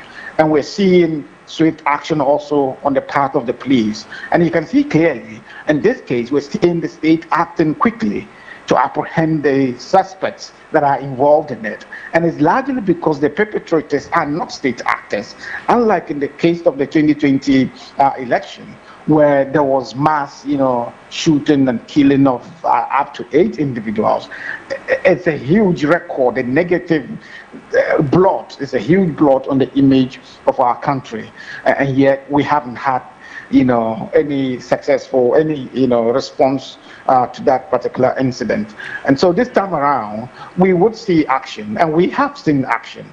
And I hope that we should not, or we would not get beyond this in terms of the security breaches. Now, Mutare, let me hold you there and give our viewers an update, and then I'll come back and pick your thoughts on a particular subject matter that is very, very critical as far as the police providing order is concerned. Now, in Okaikwe South, police have been forced to use pepper spray to disperse crowd, and counting and voting has been suspended in the meantime. Now, this is why I bring you in. We have seen in this country countless times where the police has gained the notoriety of poor crowd management. How do we expect the police in this particular context or situation properly conduct a professional and less exertion of force in managing such a displeased crowd? Because the crowd you are going to face during protests or demonstrations are way different from the crowd that you are going to face who are politically inclined and agitated. Well, it all boils down to the quality of leadership in place. Crowd control, it's a professional exercise that officers are taking through in terms of training and build expertise over time. And if you have the right leadership in place, you would know what to do at what point. First of all, security is a layered thing in terms of response. It's a tiered and layered action that you take. So, for instance, at each stage of managing a crowd, there's a layer of response that you deploy. When security incidents escalate, you deploy the next layer of response in dealing with it. And that's why we have a standby force or standby team consisting of the military. And this often happens when the security situation appears to be beyond the capacity of the existing deployment or team in place. And so I do not see any significant challenge in terms of crowd control. What I see often are situations of leadership. Where we lack leadership and coordination is when the incidences often go beyond out of control and lead to situations of casualties. But the Inspector General is the leader of the National Election Security Task Force, and are following the leaked audio tape when the concerns about whether the police has any influence in changing the results of an election. He said the police does not and cannot and will not have any influence in the outcome of the election. And this is the leader leading the charge, that is the National Election Security Task Force. Wouldn't you say that the IGP is well competent enough to manage his men on the ground? Well, I do not doubt the competence, the competence of the current IGP. He has demonstrated on several occasions and in several ways that he's a competent leader. What he needs is the will, the commitment, and the will to discharge his duties, or left alone often by our political actors to discharge his duties. I do not doubt his competence. What often is a challenge, is the role of political actors, how political actors get involved and distract the processes or influence what goes on within that space. Other than that, I do not doubt that our current IGP would be able to ensure that the elections are conducted in a manner that we can all be proud about in terms of how security went. So far, of course, we have recorded 2 deaths, and 2 deaths too many to record in any particular election. And while that has happened, how did the security respond to incidences that have happened? In security terms, we often say that security events are less important than our actions and responses to them. What happens sometimes is not the incident or the security breach. It is how we respond to it that determines our capacity, that determines our resilience, that determines our preparedness in dealing with the security situations. And so I would be very interested in see how this thing plays out wholly at the end of the day to ensure that we would be able to improve upon it going forward into the future. Now, we'll come to the IGP, because if he leads this operation very well, it would actually be one of the laurels he might have to keep, whether or not he will still stay or go, given the new government that comes into power, which you and I do appreciate that conversation very much. Now, another update we are receiving, that tensions are high in University of Ghana, Legon, as one of the polling centers and electoral areas, as the police detain some suspect believed to have attempted to subvert the electoral process going there. But let me pick your thought here. Tensions are high.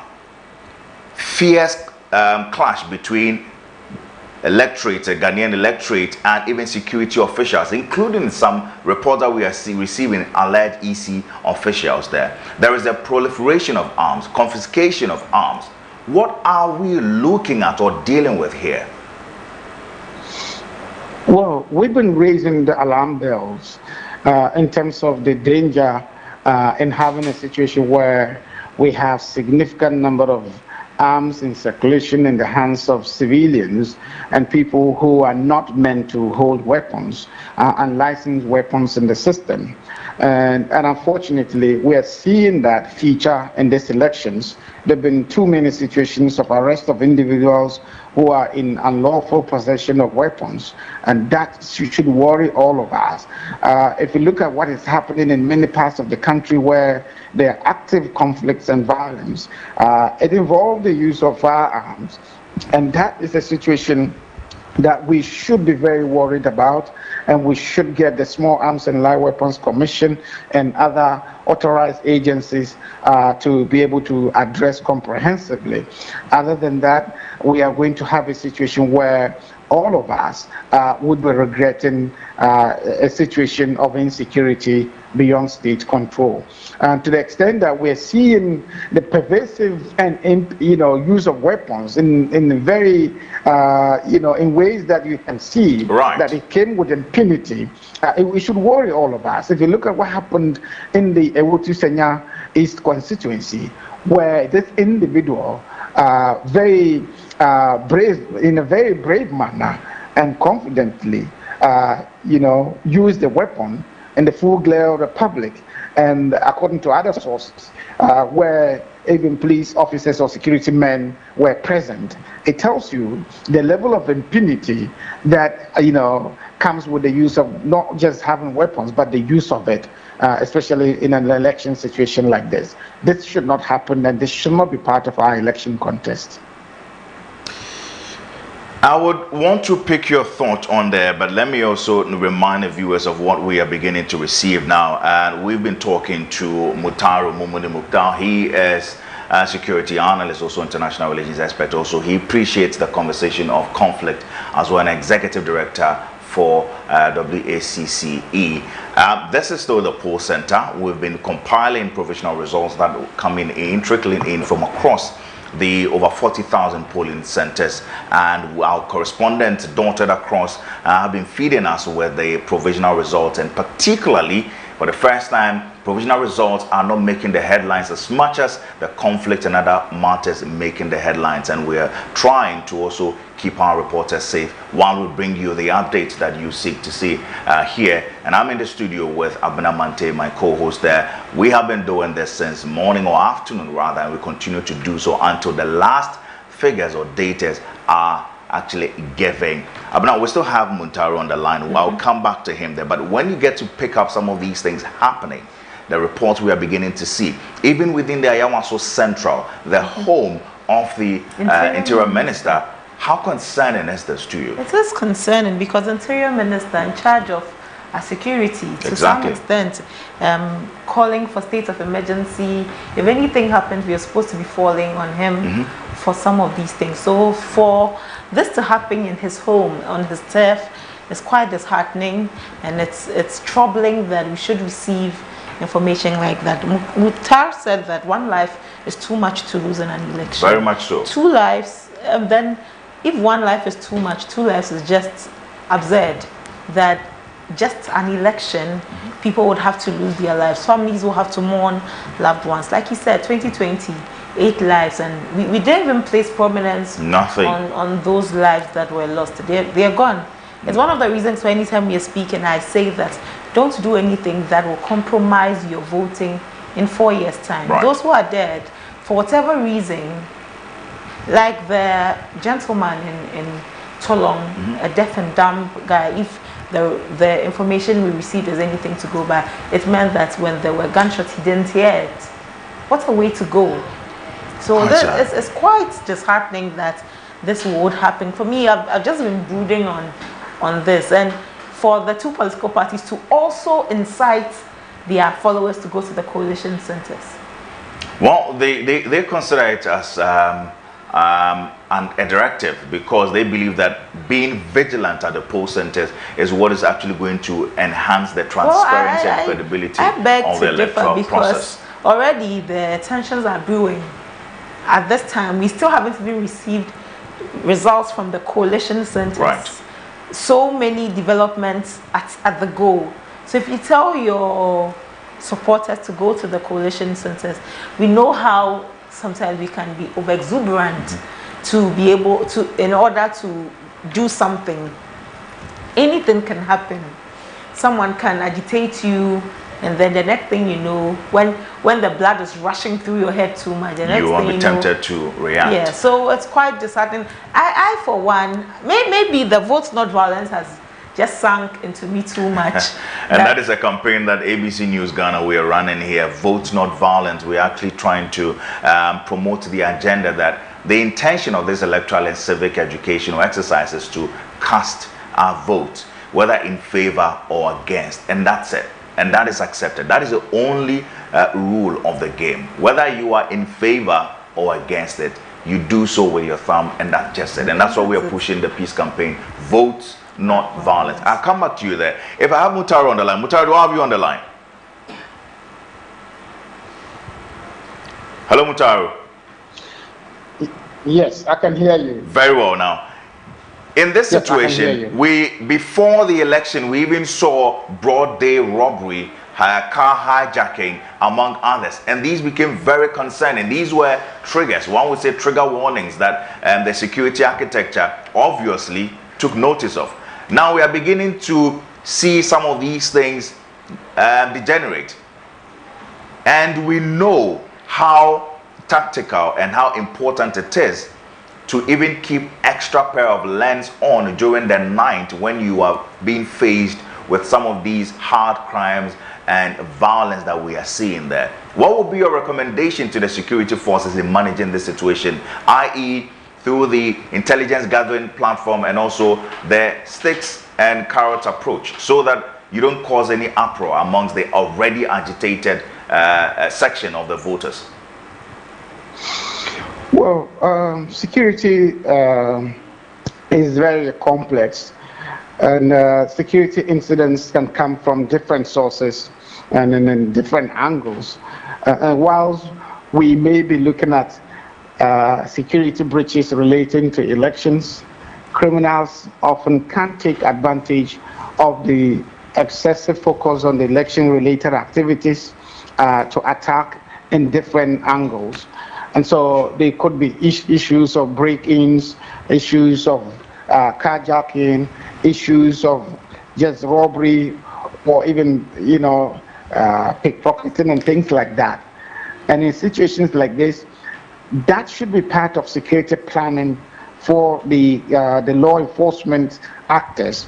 And so it's important that we do not lose sight of the fact that criminals can take advantage, and they often do take advantage of situations like that to attack from angles that you may not, suspect.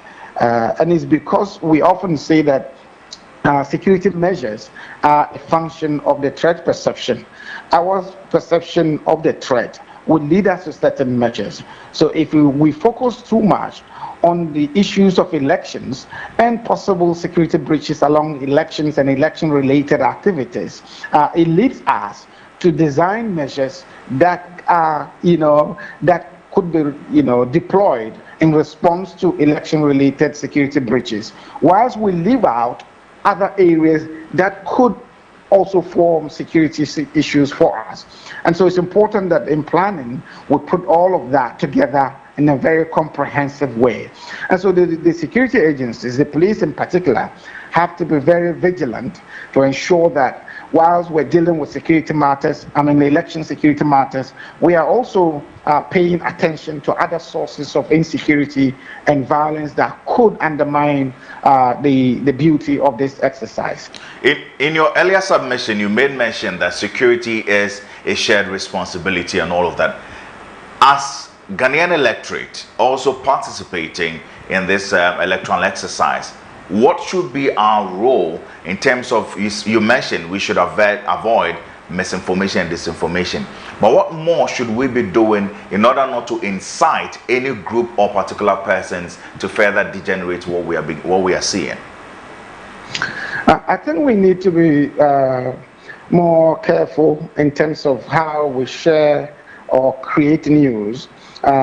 Fake news has been used as a weapon in this campaign. It has been part of the very powerful tools that have been deployed by political parties. It has been instrumentalized as a weapon of campaign, and that can significantly sway voters or influence voter decisions, and more seriously, it can create anxiety and a sense of insecurity. At this point, we need to be more vigilant and we need to be more careful in creating content that is not reflective of the reality. And we're beginning to see that. If you look online at the moment, and also in the last 2-3 hours, you would see a lot of content that are not necessarily representative of the reality on the ground. And that is a very deliberate tool intended to sway and change people's perceptions of what the reality is on the ground. It is even more, dangerous to share fake news than to create them, because sharing it gives it currency and influences how people make decisions and how people respond to incidents. If you create an impression that a certain political party is winning or a candidate is winning, when in the end they are not deemed to be winning or declared winners, you create a sense of disaffection in the minds of followers who previously believed that they were winning. And that kind of emotion can lead to insecurity. And those are things we should avoid at all costs. Right. Mutaro, one last question before I let you go now. We appear to be it's not we appear, we're actually being held in high esteem as a beacon of peace and hope within the sub-region and also across, as far as practicing a peaceful democracy is concerned now. But when we begin to record deaths such as this, no matter the number, whether it's 1 or 2 or 3, but during what is supposed to be a peaceful constitutional transition from one government to the other, what kind of image are we printing out to the international world? Briefly, before I cross over to the venue where the Ghana Journalists Association is holding a press conference and the president, Albert Dumfor, is addressing the media. Well, Ghana is still significantly viewed as a beacon of democracy in a region that is, in turmoil, and in a region that is, held hostage by military and, military-style leadership. We are surrounded by countries battling with violent extremism and terrorism. Luckily for Ghana, we remain stable, we remain peaceful, and has been on this journey of democracy since 1992. And that speaks a lot about, the credibility and the image of Ghana internationally. Ghana continues to enjoy that goodwill and support and positive image within the international circles. It is something all of us are proud about, and for something like elections to lead to situations of not only insecurity but the loss of lives, it's a huge blot on the image of our country. And we need to be deliberate about ensuring that it does not happen again in future elections or future exercises. Thank you very much. I appreciate your time. Always coming through for us. Muntari Momuni Mukhtar as a security analyst and also a conflict expert, then also the executive director of WACCE. Let's now cross over to the venue where the GJ president, Albert Dumfor, is engaging the press on the development that has already been recorded and reported across the country following this exercise, that is the election 2024. Matter,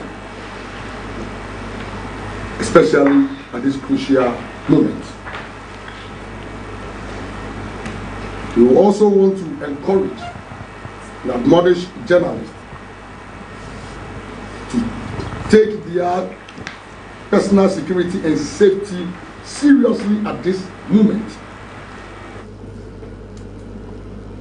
They should take precautionary measures for their safety. The issue from the Ewutu Senior East Constituency, Kaswa to be precise, but the said journalist or reporter who was quote unquote entrapped by a gunshot of some unknown assailant. We are told the police have arrested some suspects. So we commend the police for this swift action. But the report indicates, or the report gives me some kind of relief, because as at the time the report came, this journalist or reporter had taken guard. In fact, she had to run for her life.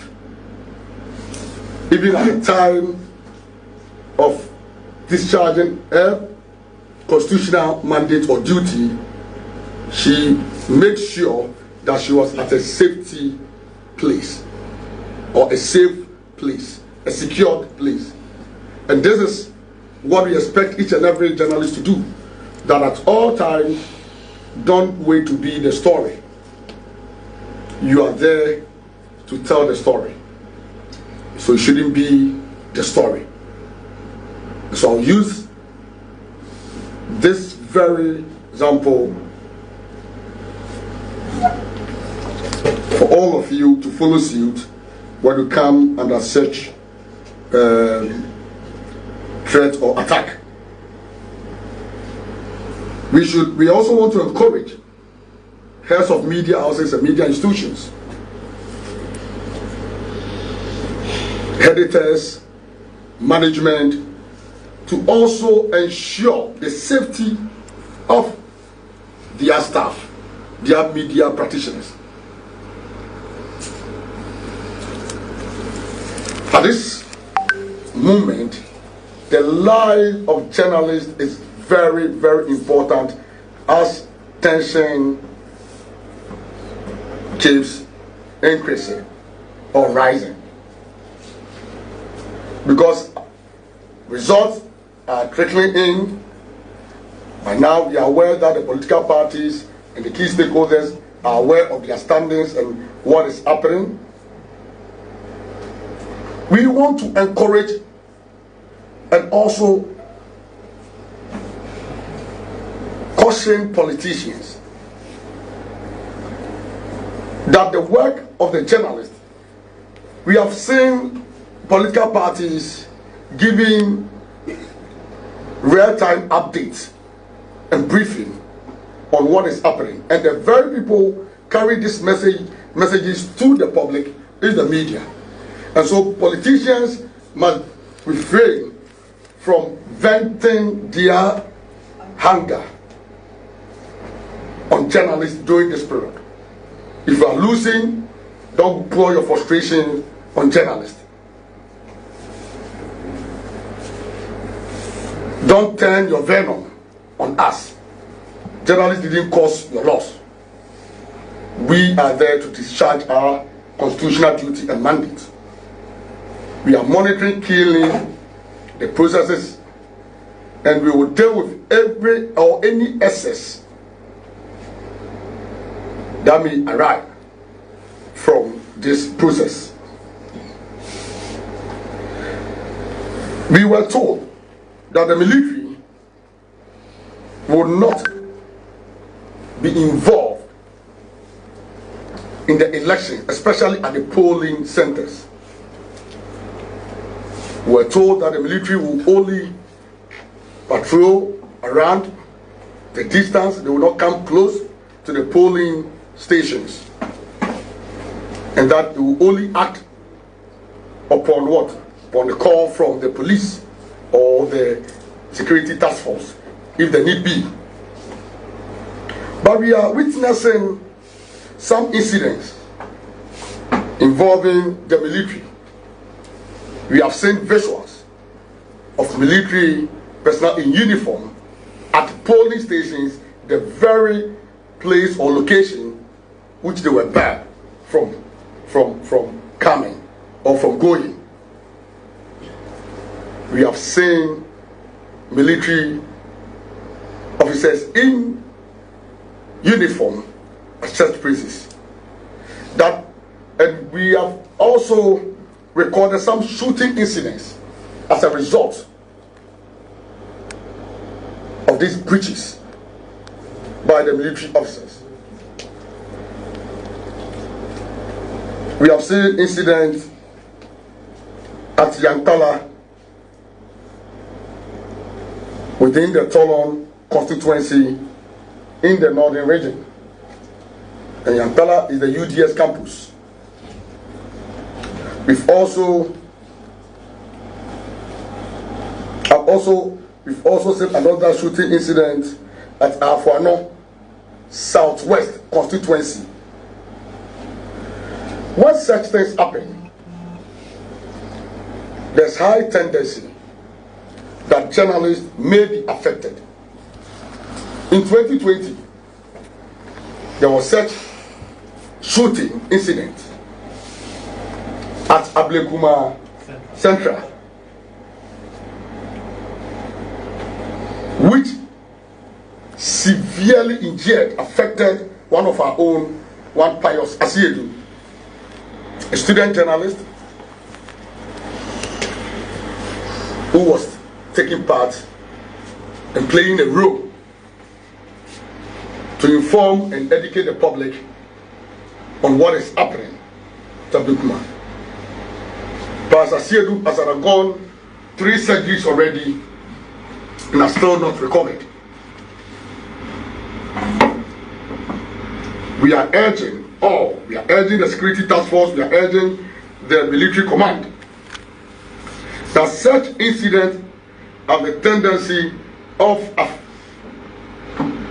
causing injury or harm to media practitioners. We are very much concerned about the safety and security of journalists during this period, especially those on the field. As we speak, we are yet to receive results from the constituency collation centers before we proceed to the regional collation centers. It means we have a long way to go. So we call on the security task force as well as especially the Ghana Police Service to take up their constitutional role by protecting lives and properties. And when we talk about lives, journalists or media practitioners are not left out. They shouldn't wait for the unexpected to happen. We are clearly monitoring. We don't want to record or hear another Paris Asiedu in this election. Colleagues, we've also been duly informed by our volunteers on the field. Report coming to us from some constituencies collation centers. And I'll give examples because I know that for EC they always want specific to deal with. And as journalists we also deal with specifics because evidence is always the name of the game.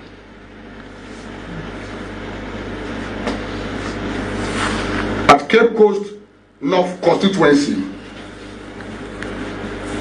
the GJA volunteer with accreditation from the Electoral Commission, a photo accreditation that warrants or gives everyone access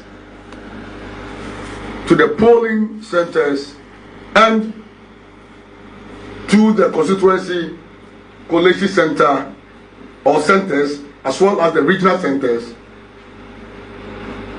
was still denied access to the constituency collation center.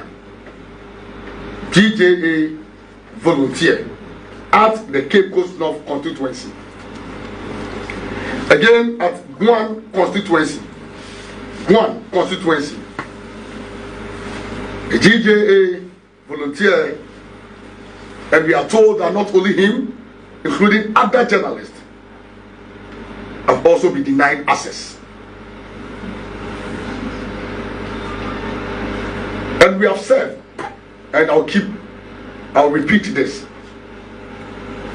that the freedom of the media, the constitutional mandate of the media to cover this election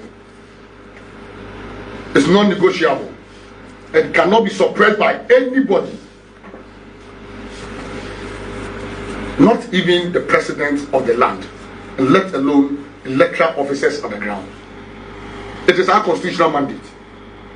And so we call on the Electoral Commission, if they are listening or watching us, they are hearing us, to take action immediately. These actions, this attitude, this posture may mar the good work of the EC if they don't act fast. We will continue to monitor and we'll bring real-time briefings or updates. We will continue to be engaging you, our members. We are not sleeping. We are observing. We are following the collection as we have indicated. The Ghana International Press Center is where we have the National Media Collation Center. And for that matter, we waiting on our 276 volunteers to bring to us declared results from the various constituencies. The media is free to join us. We will project the results on the giant screen you see outside, and you can also access the report in the collation room upstairs. We wish you all the best as you go about your duty, and as we indicated, always have in mind that you can only tell the story when you are alive. May God bless us all. Thank you.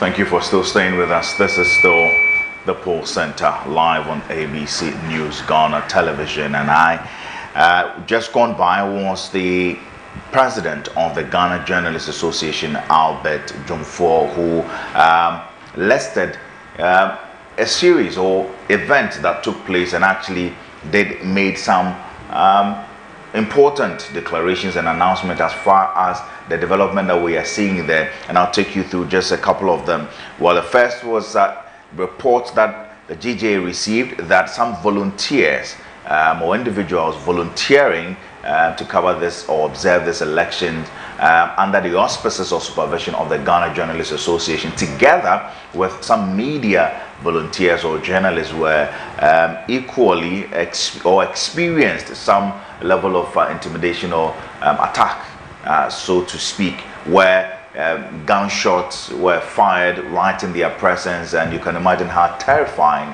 it might have been. And these are some also students, right? Students, these are, you would say, interns. These are students of being exposed to electoral process for the first time perhaps, and the experience in all of these things that was concerning to them. Ablekuma central issue where 3 ballot boxes also had to be taken away because of some violence that also disrupted the processes of sorting and counting, and that became a problem. And then the main announcement or directive, or you would say an appeal, the GJA president gave to all political parties is that do not turn your venom or frustration, and these are his words, and I quote, do not turn your venom or frustrations on us, that is the media, and that we are only doing our constitutional and mandated job, also enhancing the concept of transparency, credibility, and fairness. And so, as it were, we are on your side trying to give you the fairness that everyone seeks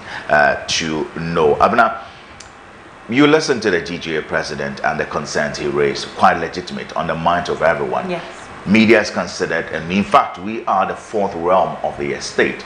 We actually bring to bear everything across the divide, across the board, in all cortices. But in the heat and thick of things, and the ones that they pile the frustration. Exactly, and we are always at the receiving end. But how worrying is it to hear reports, especially at a time where press freedom is always being drummed home, and also media being allowed freely to do their work? It's worrying because as he was speaking, I was just thinking about my colleagues on the field at the moment. Since morning up until now, I'm sure everybody out of, even when it's unfavorable, you're doing the work. Without the media, how is anybody going to hear what's happening? Absolutely. When they wanted to, the political parties wanted to address the nation, they went through the media, and all. It's rather unfortunate that at the end of the day, the media will bear the brunt of the anger of the parties and all. So he's very right and not in the wrong when he says that don't vent your venom or your displeasure on the media. We're just here to inform the people, spending time and all to inform the people. And I also appreciate that he's reminded the media that don't be the story. It's just right to remind us, because sometimes the zeal to do the work tells you to throw caution to the wind sometime, and then you want to be in the thick of the things and then the neck of the woods so that you can bring the story out. But you can only tell the story when you are breathing. When you are alive, that's when we can get to hear the story. But this is something that is quite concerning, and as the press, we would also bring you the development details, information that you need to know. But in the Ewutu Senya is also quite known for this. In 2020, we also recorded incidents likely just as this, and we are trying to also appreciate the development that we are receiving there. In a bit, I'll bring you an update from the National Peace Council, and it's quite interesting and very instructive to note what exactly they are calling for. But within the Ewutu Senya East itself, why do we see some of this? Like you talk about the Kaswa and all of that. I mean, what in your view, per the reports do you see, and that is accounting for the incessant violence? I think it's just the notoriety. See, sometimes something starts as a joke and everybody laughs about it. Oh, you are rowdy, you are this, Kaswa is this and that, and you laugh about it. But then there always will be someone that something sinks so much into their head, it becomes their narrative, it becomes their walkway, it becomes what defines them. This is happening, and everyone says, Kaswa, this is what is happening there. I think the police just have to up their game in that place. It happened in 2020. It's happening now, especially anytime. It's also the conversation revolves around the MP herself. Right. I mean, if it was an isolated incident, then you could look at it for maybe another angle, but it revolves around her. And now the question is she above the law? Was she, the first time it happened, at least, was she even invited to have some conversation? Well, she did issue a statement with regard to that, because it was tied to her that one of her bodyguards fired the shot, and then she equally reacted to that development there, issuing out a disclaimer, and also that was just the police equally subsequently wrote to them. But even with that, before we move on to what the National Peace Council is saying there, the Central Region itself has 23 seats. Central Region and Western Region, these are swing regions, and these are regions where everyone, particularly the two main political parties, are trying to see what they can scramble for. And so if you look at the 23 seats within the Central Region, there are certain constituencies that are of interest, and Ewutu Senya East, Ewutu Senya West, and Amenfi, they are all part of these particular areas there now. Out of the 23, you have the NDC having majority of it, and then the NPP having 10, the NDC having 13. Under this Fourth Republic, if you want to break it down, you have seen that the NDC have been represented within the Ewutu Senya, within the Western Region 3 times, and then the NPP 5 times. Now let's break it down to the Ewutu Senya East, how it has been. Ewutu Senya East and Ewutu Senya West were created in 2012.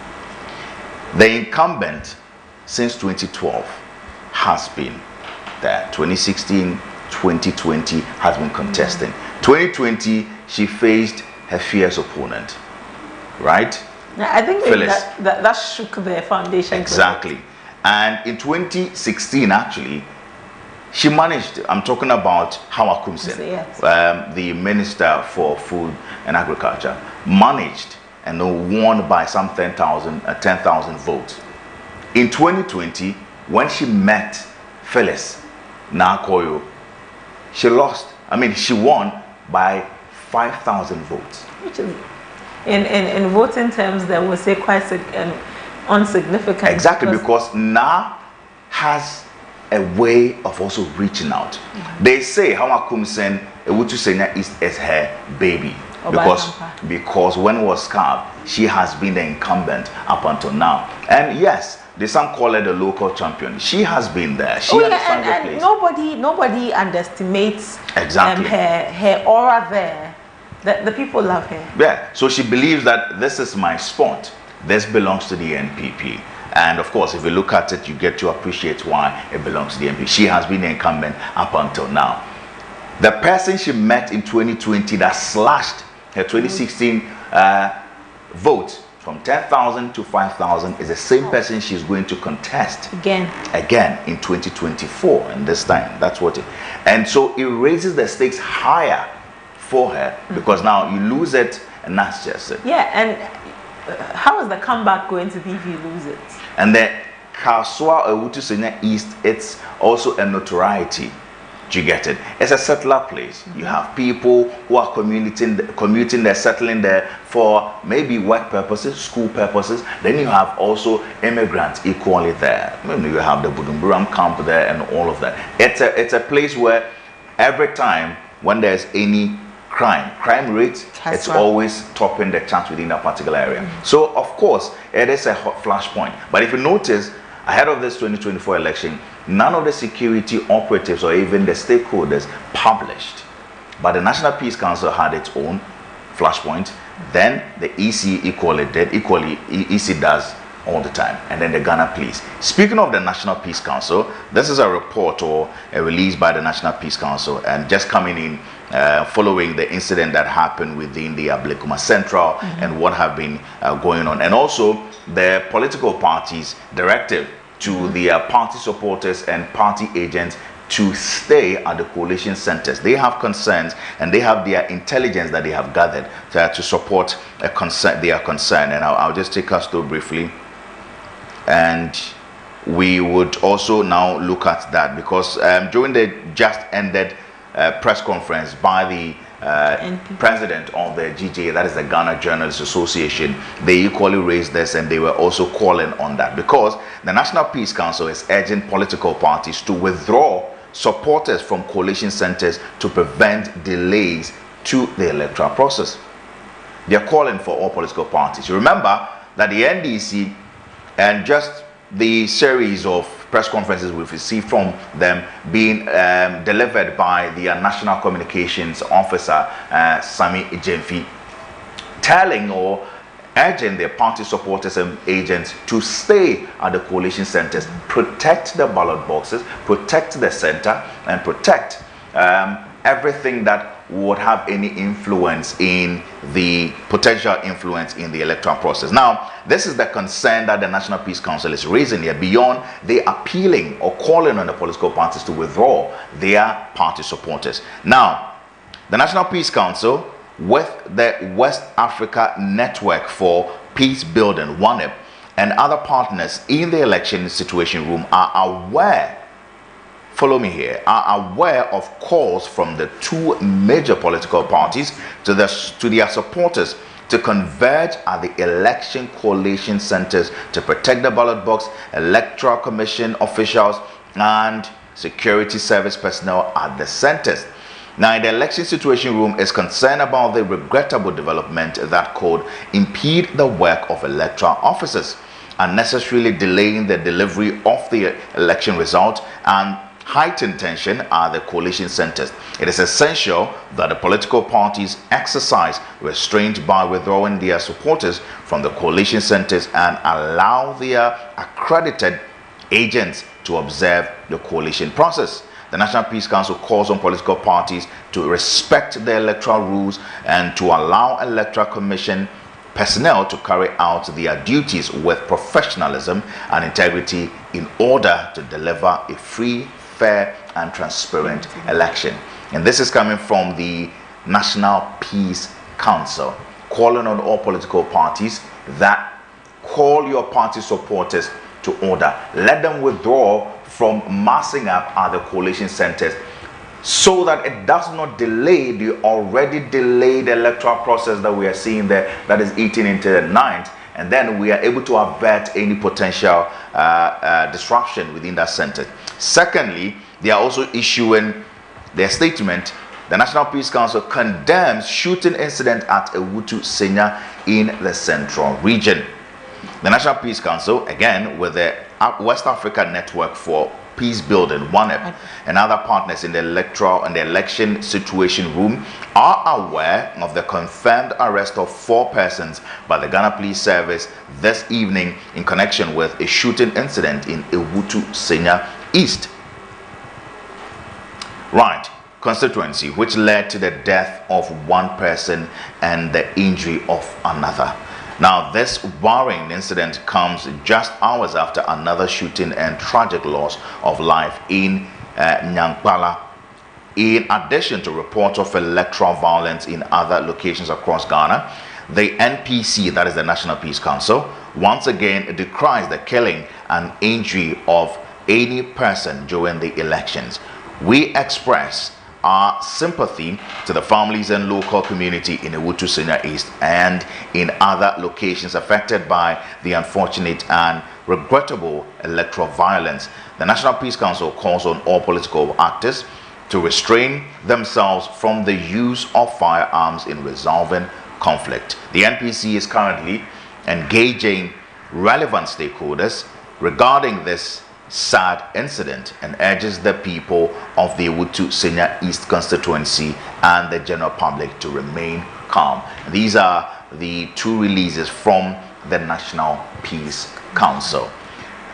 This is still the Poll Center, and we are still bringing around-the-clock update and development, nationwide coverage of the electoral process that we are beginning to see. And we'll be engaging our correspondents in a bit there. But this is the statement from the National Peace Council. And rightly so. I think it's a statement in the right direction, telling them to. You went to the Peace Council. They called for a meeting. You signed that you would maintain peace. I think that is just honorable. The honorable thing to do. That what you decided you were going to do, you respect it and respect it. Most Reverend James Fee said that signing the peace pact doesn't mean that you won't do violence or perpetrate violence, and not signing it also doesn't mean that it means you're committed to. But it's incumbent on you that you realize that the peace of the nation is necessary and you do everything to safeguard it, that we should punish anybody who does not uphold the peace of the nation in high esteem. And at least so there's generations to leave the country to. I believe will be very selfish when we don't keep the peace of the nation. We stand as a beacon of democracy to the whole of Africa and all. So some of these things really shouldn't be happening. For one, I'm not in favor of calling the political parties or supporters to be at the various coalition centers. The bad far outweighs the good, because anytime exuberance is just in overdrive, you don't know what will happen. It's almost 1 o'clock at this time. We're still not receiving enough results from the coalition centers. People are agitated. Right. So just let them come back. It brings our minds back to the Electoral Commission ahead of the election, indicating that it is actually working towards announcing the final result within 72 hours, just as the law stipulates. This time around, not traveling any further. But then having these delays, the question is, will the EC be able to, as it said, announce the final results? Because there are some unresolved issues that still require some attention there. And this is creating some concerns. In a bit, we'll be touching base with our correspondents there who are standing by and to bring us the update wherever they may be. As you are seeing there, live visuals from some of the coalition centers where those that do not have the accreditation are not allowed, and this is from Adenta, are not allowed into the coalition centers. And remember, the parties already told their supporters to stay and remain vigilant, and so encouraging them to troop to the coalition center. Now, if what you are seeing is anything to go by, this is exactly what the National Peace Council is trying to avoid. Because the more you encourage them to go to the polling centers or the coalition centers, the more you cause the delay and the disruption. And this is one of the things that could trigger what we saw. I was 2020 elections, I was covering two regions, Bono and Bono East, I remember, and I was at Techiman South. These were some of the things that I witnessed there. The disruption. When Christopher Beire's men were unhappy after they registered their displeasure and concerns following some discrepancies they observed and did not receive the audience they got. It led to some of these things, and this would delay. And this would delay. And I understand that our reporter, Kisiedu, Derek Kisiedu, is standing by to give us an update there. Derek. Hello. If you can hear me, where are you? Are you safe where you are? Okay, so I'm still at Adenta, Fafaha. Derek, can you hear me? Yeah, I can hear you. Are you safe where you are? Not really safe, but it's a bit fine now because I was a bit frightened. So what is the situation? What actually happened? What actually happened was that I went out to get some water, so I was trying to get in, and I saw some party agents trying to enter the Collation Center. It has been restricted to some people. Not every party agent is allowed to enter the Collation Center. So others wanted to enter in, then the police were trying to stop them. But they were still insistent, so they tried fighting the police. Then I think they all got angry and it turned into a fight. So I was reporting it. So I was the only one reporting it at the moment. And they saw me reporting them. Then they turned to me. They were asking, why am I reporting them? So I also responded, why shouldn't I report them? And they tried pushing me, so the police came to my rescue. If not that, I would have been beaten by now. Now, what seemed to have, beyond the police preventing the party supporters from having access to the Collation Center, what also has delayed the counting and declaration of the results? Okay, so according to those agents outside, they were like, some agents here are not supposed to be here, but the police have allowed them to be here. So they also want to be here. Since they are here, they also want to be here. Because according to them, they are saying the people here, the agents who are not supposed to be here, but are here, are trying to do something for their party to win. That's what they were saying. And also with the results, it's so ongoing. We are actually not done with it. There are lots of presiding officials waiting for them to submit their pin sheet. So we are still on it here. So far, what are some of the provisional, what you've been picking? Okay, so so far when I add what I'm having, it seems the NDC parliamentary aspirant is actually leading here in Adenta. With what you have? Yes, please. Okay. Now, I'll come back to that. My interest now is that, let me understand the police or the security presence there at this moment. Okay, so here, there are a lot of security personnel here. And I was even confused when I got there because here has been calm throughout the process. We've not witnessed something like this. So when I got to the gate, I was trying to enter and I saw the reaction. I saw them trying to push the police inside, but the police were resisting them from entering. Their concern is that there are people here who are not supposed to be here. So if they are here, they also want to be here. Why should they be here and the other agents be outside? So if they are here, they also want to be at the Collation Center. But the police were trying to use force against them because they tried using their calmness level to let them leave, but they were still insisting to enter. So they used a little force on them, and they also wanted to also fight back the police officers. Then they got angry. So that was actually what. I'll come to you on the provisional results that we are yet to receive from you there, and the videos that you are seeing live on your screen are actually videos coming from the Adenta constituency, and that particularly is the Collation Center. Kisiedu, if you can hear me now, where exactly is this Collation Center? So there is the Victory Presby Church, Adenta Papa.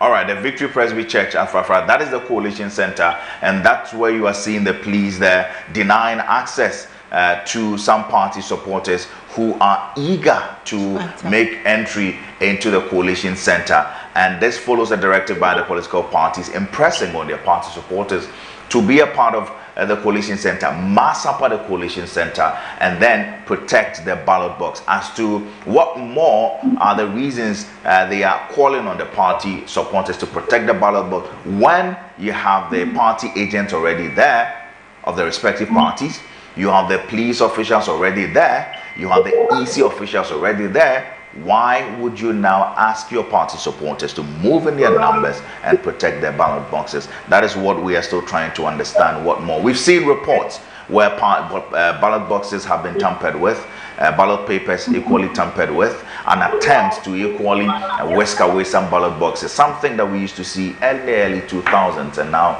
we are beginning to see that happen when we have even passed the Vigilantism and other related offences act, and that we are still seeing persons who are occupying such positions to carry out such an attempt, which is quite concerning that we are beginning to appreciate some of these things coming through. Kisiedu, I'll come back to you briefly on that. But then let me also find out from you, where have they kept the press while this is all going? Because you indicate that you are the only one that filmed. Okay, so the press is with the presiding officers here in the Collation Center. So we are with them here in the Collation Center.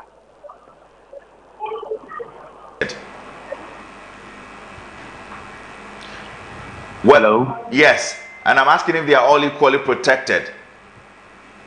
Yes, so actually I was the one that I went out to get water, because the press is with the presiding officers. We are all here at the Collation Center with the police guarding the gate outside. So I went out to get water. Then me trying to get inside the Collation Center, I saw them pushing themselves and all that. But I tried taking the videos. Then the agents were like, "Why am I taking them videos?" Okay. And I also asked, "Why shouldn't I take them videos?" Were you told when brought me to the Collation Center? Were you told when the counting and further subsequent announcement or declaration will be made? Please come again. Were you told when the counting and subsequent declaration will be made? No, actually, they've not said anything like that. Very well then. Thank you very much, Derek Kumikusi. Please stay safe wherever you are. Continue to stay safe, and we'll be coming to you as and when you have any information for us. But great job there. Derek Kumikusi is one of our reporters. They're stationed at the Adenta constituency, where it is equally also a two-horse race between Kozie, popularly known as Kozie, Akosia Menu, and Ramadan within that particular enclave there. Of course, we've seen the stories behind what they are doing there. We've also appreciated the concerns there. But the question now is, who gets to lead the race at this point in time? And then why are we also beginning to see the constant disruption of these electoral exercises? The very reason the National Peace Council is calling on all political parties to withdraw their supporters is what you just saw on your screen. We see this, and we are seeing exactly what the National Peace Council is trying to avoid. Obviously, this would actually take us way deep into the night to resolve these matters. This, I'm just putting myself in the shoes of the reporters out there.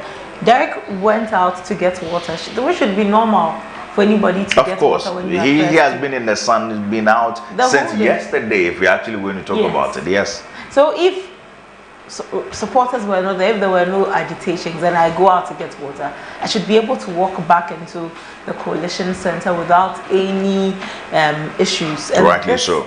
This is what happened. This is quite disappointing. The fact that he was even filming, and you're asking a journalist why he's filming. It's just the impunity. Sometimes we have seen and allowed this thing go scot-free. How many times have you seen people or heard reports of people brutalizing, assaulting media, and are persecuted? Because Chapter 12 of the 1992 Constitution allows for the freedom of the media to operate. Without, the media doesn't even need any license. I don't have to come and show you my license that I'm a media. But for purposes of formalities and recording some of these events, one would ask, where's your ID card? And that's just it. And so if there's a public event, and in this case, a civic event, and as a media, I'm there to cover, and you are questioning why I am there, even to the extent of trying to disrupt my work, you're obstructing what I'm actually doing. And that moment, I'm doing it in the interest of the state. Right. Because if the police hadn't come to his I'll come to you there. Let's go to Lejokuku, another interesting area, and our reporter Maxwell is standing by to give us an update. We understand there is also a development there. Maxwell, if you can hear me, what is the situation at Lejokuku? Yeah, we came to read at the Collation Center around 7, and they were doing the setup. So up to now, I think they are now done with the setup, but people are still in the queue to submit their materials. Yeah, and some. Maxwell, hold on. Maxwell, hold on there. Are you saying that when you say people are still in the queue, still voting? Yeah. People are still voting in the queue. Yeah. Okay. What caused the delay? There was some chaos. There was a gunshot and stuff. Gunshot in Lejokuku. Yes, and even the Greater Accra Regional Chairman has been here to speak on that. And he said the Greater Accra Regional Chairman for which party? For the NDC. Right. Have there been any arrests made so far? No, sir. No, sir. I think they went to check, and they did not get any of those who caused the chaos. But at the moment, do we have any provisional results? I mean not provisional, but what have you been picking? You have been observing for a while, and as we speak, you say that it is exactly 1 a.m. by my time, and people are still in the queue voting. Yes, no, they are submitting their materials, not voting. Okay, so now they are submitting the electoral materials, not voting. Yes, yeah, not voting. Okay, so they are you mean they are collating all of these material from the respective polling centers at the Collation Center? Yes, and they did not finish the setup early, that's why. Okay, but then what is the situation now? Is the setup complete? Do we have enough light? Where exactly is the Collation Center? It's at the Tertiary, the district police station. That's where we are having it. Okay. Any idea when it is going to start? No, for now I don't have any idea, because people are now the crowd is so many to the extent that you can't even get closer. Okay, but then we know that political parties have urged their party supporters to mass up at the Collation centers and protect the ballot box. In that sense, what is the situation looking like? I understand that there are a lot of people that are massed up there, but what is the actual situation? Like as I said, there was a little bit of confusion both with the both parties. not like they were having confusion with how to start this one. Like there were some arguments between them that they have to speak before the other party. They have to receive their materials, back and forth. Okay, Maxwell, we'll come back to you there. Please keep your eyes on the ground and your ears on the ground, and then keep tabs with the development there. Briefly, okay, we'll come back to you for more updates, and as and when they do start with the sorting and counting, or let me say the collating of the data rather, okay, just okay, let us know when that happens. Maxwell Doe is a man from okay, the Lejokuku constituency there. Helping us appreciate that there were reports of gunshots fired within Lejokuku, right? And then no arrest made yet. It's 1 a.m. and they are still collating the results from the respective polling centers, and then finally put them up together and then declare the results. We know how the Lejokuku constituency is looking like, right? You have the former MP trying to make a comeback, and then you have the one-time MP wanting to have be retained there, and that is actually creating some concerns. One says that, well, this is where we are. You look at the Lejokuku, you realize that, okay, it's equally quite an interesting area. We have a lot of facilities within that particular area. But the question is, will Dr. Bernard Okoboy make that comeback that he's looking for? Well, or Benjamin is actually going to deny him that? As it stands, the whole conversation is it's just interesting. If Dr. Okoboy makes a comeback, it won't be surprising, because in the past few months, you've seen the people calling for him, loving on him. But this is elections. Anything happens, and a day can change anybody's mind. Maybe the people may have sat and said, how about we try someone for 2 terms and see how it looks like? So for me, either ways, the people, if they maintain Ayiku, they're getting to see the same person again. If they bring back Okoboy, this is somebody they've experienced before. So no, it's not really a story of a fresh face anymore. No, not at all. It is not. It's not a story of a fresh face. Because Ayiku got retained in 2020. That was when Okoboy was trying to come back, but Ayiku denied him that, and now he's facing him again. And that is why it makes it quite fierce for both of them. But then again, if you look at, one would ask, let's put them side by side. You remember that the Lekma Hospital had a very terrible road, yes, that actually called for some demonstration and picketing, and also led to what we saw contributing to Dr. Bernard Okoboy's exit from that particular seat there. But it was developed. It was partly was even started before he even left. And then he came back, he tried to come back, but then couldn't adequately get that done. But he actually also did help the hospital. He did. Because he was actually working there, here and there. But my concern is that as of 1 a.m., we still have some coalition centers yet to even receive the electoral materials or the ballot papers from other polling centers. Now the question is, under what strict security measures? Because prior to the election, we had some, even with regard to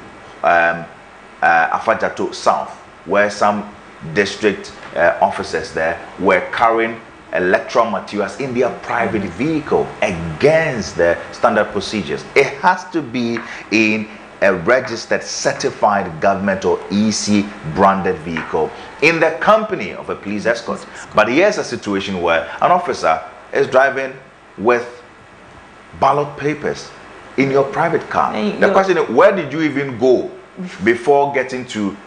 Some of these things are concerning. Now, and it calls the process's integrity into question. Exactly the point, because EC is, according to EC, and I appreciate one thing that I'm seeing with this particular election, where there is that constant and periodic update, what we are seeing there.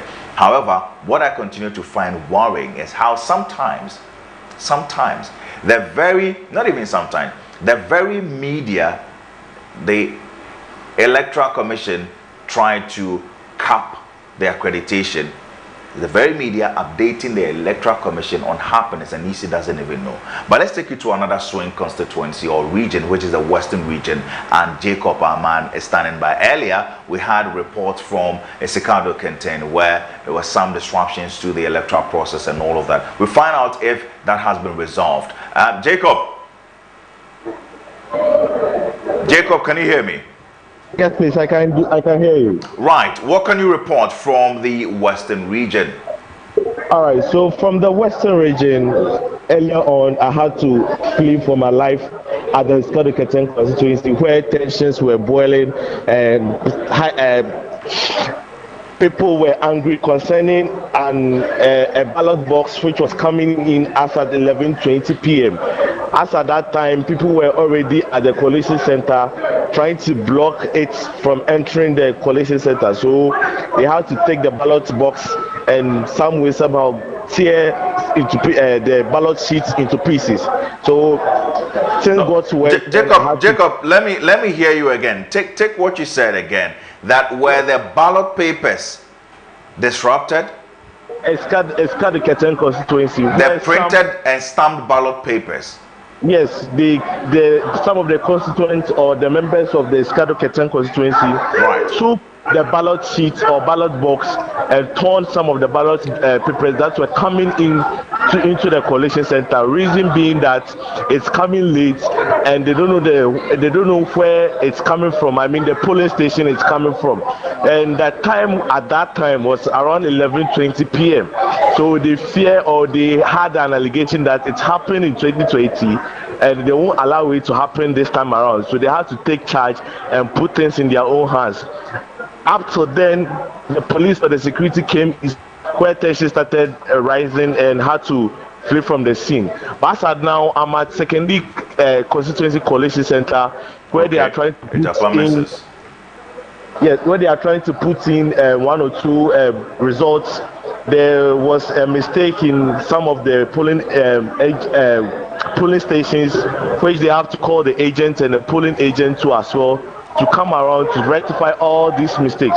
As I'm talking to you right now, I don't know if you can hear if some of the constituents are behind me trying to, create some tension among themselves, that they want the result to be declared any moment from now, and that is taking long. They are saying it's getting to 2 a.m. and they want to hear the results from the Collation Center. So currently, as I'm talking to you right now, I'm at the secondary constituency in the Western region. But then from what you are picking there, I mean, we are yet to see or hear the declaration there, but what are the numbers looking like for the candidates? Yes, so as I'm talking to you right now, everything is pointing out to the NDC in the secondary constituency that he is the winner, or he will be the winner if declared by the EC, which is making the NDC people or the NDC members very anxious that they want the EC to declare the results so that they will know their stand before they sleep or before they wake up in the morning in the secondary constituency. But again, for the purposes or for the benefit of our viewers, the declaration at the Secado Kenten hasn't been done or made. No, it has not been declared yet. Right. Since they are still on it, trying to sort one or two things down. For my information, I have that the NDC candidate is at the Collation Center in Scado Keten. She is already seated there, trying to calm things out with his constituency or his members. Whilst in Jomoro constituencies too, Honorable Dr. Afotofe also has trying to see if things are possibly going her way or not. So these are the current situations in the secondary or the Western region in particular. Okay. Jacob, we will come back to you again, because this is exactly what we are doing for our viewers. This is the poll center, And as the name suggests, we are your credible election guide to every poll center, literally bringing you update. We've given you situation from the Secondary, we've given you situation also from Esikado Kenten, we've given you situation from Lejokuku, Adenta, and we continue to do so. We'll be touching base from the northern aspect of it. So Jacob, thank you very much. Keep doing a good job, but please protect yourself and try to stay safe. And in a bit, when the developments do occur, kindly let us know.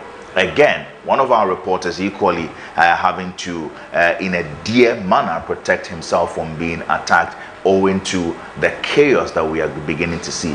One, Esikado Kenten, also no declaration yet.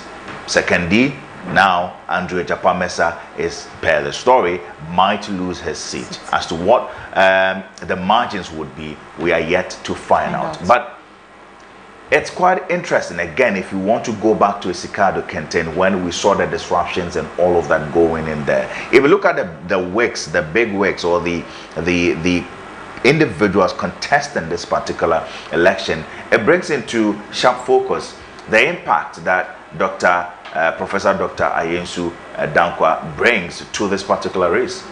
Yeah, like you said earlier when we were looking at it, she slowly built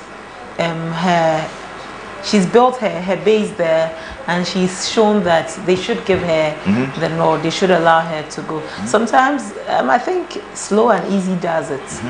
You lose one, you go again. Right. You and as you go, it's like sweeping. Yes. You be sweeping a little, and then at some point you would have amassed enough to break something. And since parliamentary elections just need numbers, even one number is enough to show. So yes, I think this is for her, and if the results are anything to go by, and it's called for her, she's declared the winner. Like you said earlier when we were having the discussion, she may be cementing her spot there for a long time. She actually is. Professor Dr. Ayensu Dankwa has been a very formidable force. Now, Joe Gatti, since 2005, has been serving the Esikado Kenten constituency. I mean, and even before he became the railway minister. In 2020, he won. Now, the thing is that he's one of the MPs that are not returning to the House again. Now, in 2020, he won, and Professor Doctor contested him. Now, he only won by 2,000 votes. Well, I said 5,000 was insignificant. Then 2,000 just 2,000 votes. Yes. And then now you have Charles Bissiou, who is the first timer coming to contest, someone who has consistently been a pain in the neck of Joe Gatti. And at this point in time, what are the odds looking like? And if this is anything to go by, whereby this person, Joe Gatti is a big figure, literally a big figure. Yes. Right. We know what he said. He is an astute lawyer with long standing and ethics. Right. Now, you know, he also contested the primaries, the presidential primaries for the NPP, and he performed woefully, poorly. He couldn't even make 1% of the entire vote. But that's okay, because he still went forward to it. But he is a respected member of the ruling NPP. However, for him to have contested Professor Dr. Ayensu again and won, but this time around the vote difference was just 2,000 as compared to the previous ones. It tells you what Professor Ayensu has been doing within that particular area. And so you tend to appreciate why there seems to be that standoff where the NDC this time around feels like it is the time, let's give her a chance. But the question is, what will be the response of Charles Bissiou as well? You get the point in this particular situation there. How is he going to also now carry this particular issue? My concern here is that it is getting late. It is. And Esikado Kenten is equally another populated area. So how do you manage this? Beyond just the numbers that occupy that constituency, the voter population also within that constituency is what is now holding the entire constituency to ransom. Because now, people can't seem to have their peace of mind. at the moment. This should have been over and done with. Yes. Where now we sit and wait for the presidential one, and then we go. Some seats are not even supposed to take long to be announced. And 1:15, and we still haven't received results for parliamentary. It's just too interesting. Right from the beginning, when we said the 2024 elections were a very interesting election, right? It has really played out, and rightly so. We should have by now been sitting and waiting for the presidential results, waiting to hear. I mean, we would have had some inclination and just be waiting for the EC. Yes. But now we are paying attention to parliamentary and presidential. This elections, after the various papers and reports that will come up from these elections, will be something to look at for a very long time. We understand that the Inspector General of Police, Dr. Ekufu Dampare, who is also the leader of the National Election Security Task Force, has been at the precincts of the Ablekuma West, also following up on the development that happened earlier. Ablekuma West, Ablekuma Central, Okaikwe North, all experienced some standoff between the electorate or some persons who are yet to be identified, of which some of them have been arrested in this. Let's now hear from the IGP if we have any insight of what he has been saying. But it is quite concerning where you are getting to see that some ballot boxes had to be taken away from some individuals who are believed to have attempted or wanting to attempt to disrupt the electoral process by whisking that away. And that is concerning. That you see in your shot as the Inspector General of Police, Dr. Ekufu Dampare, shaking hands with some personnel and press also there who have been stationed there monitoring this. You might have seen this video earlier, but this is the story behind it. He visited the Ablekuma West, also Ablekuma Central, and following the development that we reported earlier, where some persons were arrested equally following an attempt to disrupt the electoral process. We are seeing this all over the country. This also happens to be one of the elections with the largest voter population.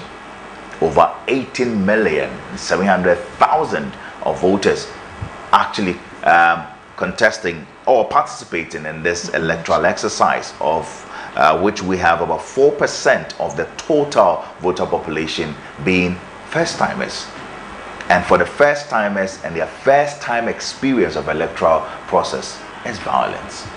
I'm not so sure what will be running through their heads, if they would. So the elections will even be pleasing to them anymore. Exactly. How would they even tell the story? I will come back to that. Let's go to Awaso Central also, and then where we pick where there were also concerns there. Of course, that is the home turf of the Interior Minister, who was also the former Greater Accra Regional Minister. And you know, it's quite interesting that Henry Clottey was formerly the Deputy Interior Minister before he became the Regional Minister. And then later, that's the Greater Accra Regional Minister. And then later, they made him the Interior Minister. Quite an interesting portfolio that he has for himself there. It was quite interesting why during the primaries, I saw him, of course, he's with the Awaso Central, but I was constantly seeing Titus Glover with him. And I was wondering, what is Titus doing in Awaso Central? Little did I know that there was something happening. Handing over. We have Mello, Eric Chinebua Mello, who is also one of our reporters. They're stationed at the Awaso West Wongan constituency. There were some concerns of some election security or violence related events there. Mello.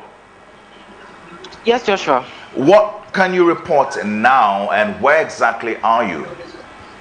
Well, so once again, we welcome our viewers here to the poll center, and as we always assure them for a comprehensive coverage of this election, we're keeping our viewers updated. So currently, I am here at the University of Ghana Business Legon hall, where the collation is happening live here. But before that, when we were engaging the various stations during counting process, we brought our viewers that the NDC, I should say agents, say that they are going to remain vigilant again and vigilant again until all proceedings and countings are made known. So right after that, even at some agents or some stations, they had to be recounted. But currently, what has transpired that has given a lot of, I should say, fear and panic into some people who are around the Collation Center is the fact that Yes, Joshua. I would really appreciate it, of course, together with the viewers, to if you could speak up a little bit. We're trying so hard to hear you. All right, sorry. It's because we are inside the room. So let me quickly excuse. Right. Can you hear me properly now? No. Okay. Let's manage that now. So now, has the coalition process started? Well, yes, it has started, but unfortunately, it delayed a bit. But it's still ongoing. But it delayed because some party agents, known to be from the NPP camp, were trying so hard to snatch some of the ballot papers, and not just that, take off the pink sheet where it has been put inside the ballot sheet, and allegedly also package it with the new printing of the pink sheet, where the NDC say they have been vigilant and have been able to manage to catch these persons, and also the CID have taken charge. But before that as well, when we were actually having a general 360 of the environment, you could see that tension is here at the Awaso West constituency. Of course, it is expected. The contest between Lydia Al-Hassan and John Dumelo still is fiercely, ongoing. We're hearing reports, unconfirmed reports, that Madam Lydia Al-Hassan is unsatisfied with the counting and she's wanting for a recounting again. So, I mean, in coming days, we are supposed to see a lot of drama happening here. We've also spotted John Dumelo, who is around the campus, around the Collation Center. He's yet to make entry to also listen or have a view of what's happening. But generally, Josh, I can tell you that Awaso once again will be in the news for obviously another reason, and this would be one of the reasons. For the benefit of our viewers, kindly let us know what ensued or transpired earlier that also caused the delay of the coalition at the Awaso West organ. Absolutely. So whilst presiding officers had gathered all the boxes into the Collation Center, where officials were about to officially collate and let various agents know what figures is given, some party members were also behind the Collation, I should say, building, where after the ballot papers were brought inside, they quickly sneaked inside, like with pressure, forcefully opening the gate to barge inside. And first, we saw security personnel, the police official, the CIDs, trying their best to secure that nobody gets into it. But with force, some persons managed to get into it, where one person, we yet to identify his name, but with the his confirmation from the fact that he's from the NPP party, he has been arrested by the CID. According to information we've gathered, this man was apparently had reprinted a new pink sheet. As to how he did it, we have no idea. Where he was managing to snatch the ballot box and re-put in the new printed pink sheet. But an NDC agent saw it, and quickly we saw some altercations go. But we were inside. We didn't know exactly what was happening until we heard a forceful open from the gate, because we are inside the Collation room, or let me just say the strong room, where counting is still ongoing, and people who are not authorized to be inside the room are outside. So when we heard the news, when we heard the agitation, we were all wondering, because there was a loud noise out there, but we were restricted from going outside because security personnel are outside, and we thought they would do their best. But I believe the force these persons were coming with was just strong, so they managed to break inside, and they managed to also get inside. So it distracted the coalition a bit. As it stands now, we are still counting on the presidential results. We are yet to even proceed to the parliamentary coalition results. So as it stands now, the guy involved here has been arrested, but the NDC agents have raised concerns that, look, you have arrested this man, but you're not perusing him as it's supposed to go. You just asking him, you're not just asking him or probing further questions. All you're telling us is you will investigate into the matter, and they have, according to the NDC agents, they're unsatisfied with this arrest because they don't know where they are taking this guy to, and it's raising concerns already and mistrust in the police, agency for now. Right. Considering where you are, and we'll come back to you just so you pay attention to the collation of the presidential ballot that we are receiving then. And then we are also going to come to you also to appreciate what will happen in the end. The big thing, we already know that when it comes to the presidential aspect, Awaso West will constantly vote generally for the NPP. But now the key contest now is for the parliamentary level, and we'll come to that. But what is the state of the media? Are they all inside of the partly have been sidelined? Well, the media has not been sidelined. So as I said earlier, because of the pressure here, the media have been asked to stay up here. So there's a we are inside the strong room. It's a business office, let me just say, where the media are upstairs and have been given the place upstairs. So if there's a breaking news and you want to cover, you unless you're allowed to cover or open the gate, you're not supposed to open. But we are secured here. Unfortunately, some persons who were outside before these casualties happened, I don't know how they are faring right now, but for me, I know how my life is valued, so I just have to preserve myself in some place. I can also give factual reports to our viewers. Joshua. Thank you very much, Eric Twineboa-Melo. Kindly stay safe wherever you are. Eric Twineboa-Melo is a man on the beat, monitoring development within the Awaso West Wagon. If you consider Awaso West Wagon, Medina, Adenta, you would know that at the presidential level, they vote, particularly Awaso West Wagon, per the numbers we've seen over the period from 1996, always for the NPP. It is actually an NPP stronghold, with the exception of the Medina and Adenta that swings, especially Adenta. And now you have Adamu Ramadan there contesting Akosua Menu. Then we're also seeing the electoral process also being delayed. So we've heard from our reporters from the Jokuku, from Isikado Kente, also from Second D. Now, Second D itself equally there, I'm wondering, because Second D, that reminds me, has about 89 polling centers, right? And it is considered by far to be an MPP stronghold, because from 1996 up until 2020, MPP have held that spot for a very long time. Even until 2016, even when you get to see them vote for the presidential level in favor of the NDC, it's just been once out of the 8 elections that we've had so far. Now, just within the 2016, that's when Andrew Kofi Ejapa Mensah, for you, popularly known as, had to come in there, and then I think he succeeded from this one, very famous man there, Papa Osankoma, who actually had been there been an MP for 20 years. Now, this would definitely be for you or Ejapa Mensah's third term, or seeking his third term in Parliament, and we are getting to see that also being delayed and disrupted there. We've taken you to other parts, Ablekuma and the likes. This is becoming very worrying and concerning. It looks like a cut across. Say it was just a handful of constituencies, then I would say that some delays in the constituency is based on this.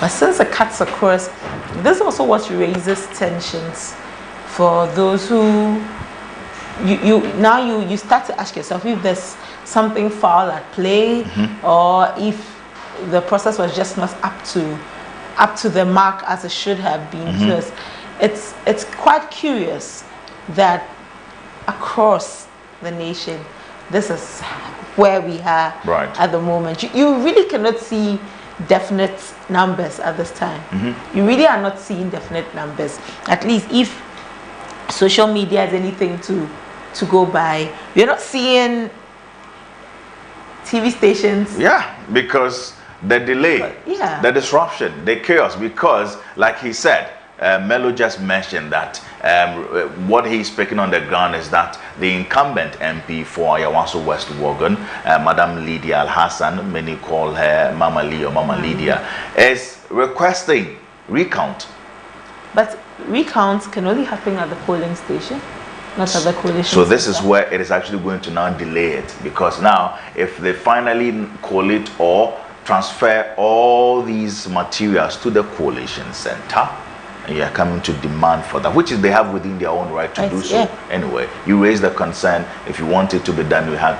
What if you do it and the opponent also say no? I also want, because I've witnessed a lot of that happening in and around. But before I take us through some of the reports we received, provisional results we received from other parts, let me show you. Codeo has equally been issuing out the observations so far since 6 a.m. Now, I'll take our viewers to a number of them. Now, Codeo says as of 6:30 a.m., 97% of Codeo observers were at their assigned polling stations ready to observe. As of 6 a.m., 97% of them. Now, at 86% of polling stations, EC officials were present by 6 a.m. 86. That's 14% less. It's not encouraging, because now EC is having to deal with the largest voter population, which means exactly one of the reasons why we are having this delay, because you are dealing with the numbers now more than you used to. So some polling stations have had to be broken down into several other units or departments just to accommodate polling station numbers. I went to had been broken down into 8. Right, and that's just so that we're able to evenly spread the numbers and you don't get to have long queues. So if about 14% of the EC officials were not ready at the time when polls is supposed to start at 7 and an hour to the time are not ready, well, the question is, will they be? Let's have that in the back of the mind that this is supposed to be across the over 40,000 polling centers. In fact, 647 polling centers. Now, it says that 66% of polling stations opened on time by 7:15 a.m. 66. So now you are beginning to appreciate why some of these things were happening. You're beginning to appreciate why some of these developments were happening, because some of them would have voted. We saw reports that were there from 2 a.m., 3 a.m. Right. I heard one on the radio who said she had to travel, so she didn't want to miss it, so she came very early just so she could catch the early bus and then leave. Now, Codeo continues to say 98% of polling stations were set up to allow voters to mark their ballots in secret. 98. That means that the others were still not complete, and so you couldn't have gone in there to cast your ballot. We are not finding 100% in. Right. And so far, the concerns EC in its just ended series of press conferences did not necessarily touch on some of these elements, except for the EC officials that were arrested for having in excess some surplus of ballot papers, among others. And then concerns raised why EC officials are entertaining military within some particular area and all of that. And Samuel Tete had to address some of these issues there. Now, this is where I find it very interesting. Opening of polling stations by 7:15 a.m. across the country. Mind you, we brought you one that we said 66% of the polling stations as of 7:15 a.m. had opened. As of 7:15 a.m. sorry, had opened 66%. Now we are going to break down into percentage as of the same time. Upper East region 66. Okay. Upper East region alone 66. Across all the 40,000 police stations, it was 66% as of, but they are breaking it down. Upper East 66% according to Codeo's observation. Northeast 53% as of 7:15 a.m. Northern region 48%. Oh, less than the average. Less than, I mean, if we're dividing 100 into 2, at least let's say 50%. Right. And let's calm ourselves down with that. That's right. I'll continue with the breakdown. I understand we have the incumbent member of parliament for Awaso West, constituency, Madam Lydia Al-Hassan, at the Collation Center. If we have any live feed or live visuals, we can set that for the viewers to also appreciate. Let's not forget that the Collation exercise at the Awaso West constituency, equally just as the other constituencies or polling centers, also suffered some setback, delaying the process, leading to this time where it's the presidential balloting or the presidential counting of the ballot is still underway, after which the parliamentary, the much anticipated one, is on standby. Earlier we picked up news that the opposition, John Seto Dumelo, was the one leading. In a bit we will find out from the region, the constituency, I beg your pardon, to know if indeed the numbers does point to his direction. And we see Adamu Ramadan in his smock. That's the MP for Adenta constituency, and Collation is underway. We are seeing there he's seated, flanked by his regional constituency executives there, and he's also ensuring that all is set. So you see the EC officials there in the shots also, and that's party agents there also in the shots there, and to ensure that all the processes are going on steadily. If you see in the room, it doesn't look chaotic in the room, does it? But before then, when we saw the entrance, that was quite chaotic. That was very chaotic. Scuffles and then pushbacks and all. And then one police officer had to now institute force to push everybody back. But the thing is, the police are not more than the people. We should just be grateful that it didn't escalate. Well, they are saying that they have the power button to call for reforce if they do. I'm very grateful that so far we've not picked any story yet that the police have had to call the military to intervene. That would have been a different story that we'll be telling today, because we've seen stories of how military-civilian relationship not looking too good. And imagine what happened in Tolon, what happened, of course, in Yendi. Is anything that we anticipated, any escalation that would have created a problem. But at the moment, again, let me also remind our viewers, this is the Poll Center, live on ABC News Ghana. We have been your credible election guide, bringing you up to speed, round-the-clock report on the current developments that we are seeing there. It is the 2024 general elections, and all across the over 40,000 polling centers within the 276 constituencies, we've seen voters cast their ballot. We had stories of low voter turnout at the early stages. We've seen reports of EC interfering in certain EC officials interfering in certain situations. We've had reports of death, not what we were expecting, and then we've seen some arrests being made. We have now received a plethora of polling centers and constituencies also being withheld and delaying the electoral process as far as the sorting or collation of the results are concerned, and that is a matter of concern that we are beginning to.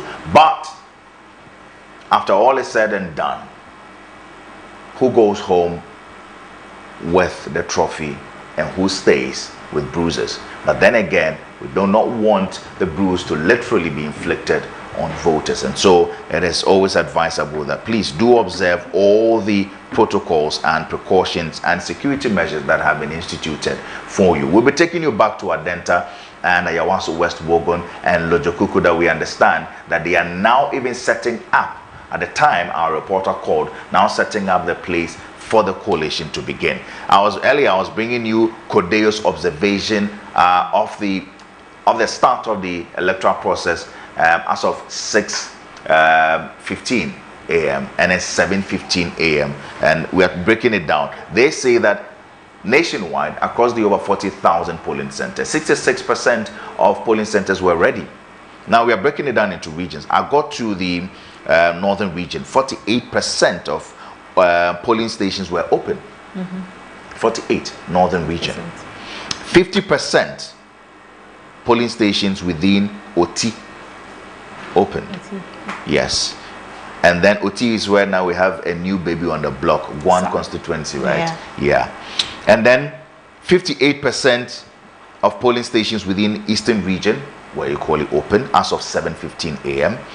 Volta Region, 74% of polling stations were open as of 7:15 a.m. This is according to CODEO. CODEO is an election observer group, and they have been monitoring this, and this time around they have adopted a constant update. Before, after the election, they give you a report of what, but they are constantly updating that. I think that is quite an innovative way, yes, to keep us updated. Now, the Greater Accra region, 55% of polling stations were opened as of 7:15 a.m.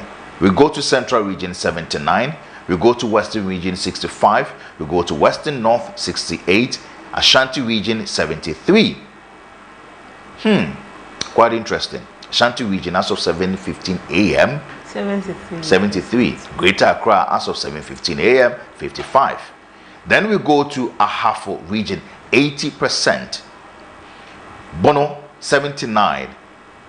Bono East, 80%. Savannah, 61%.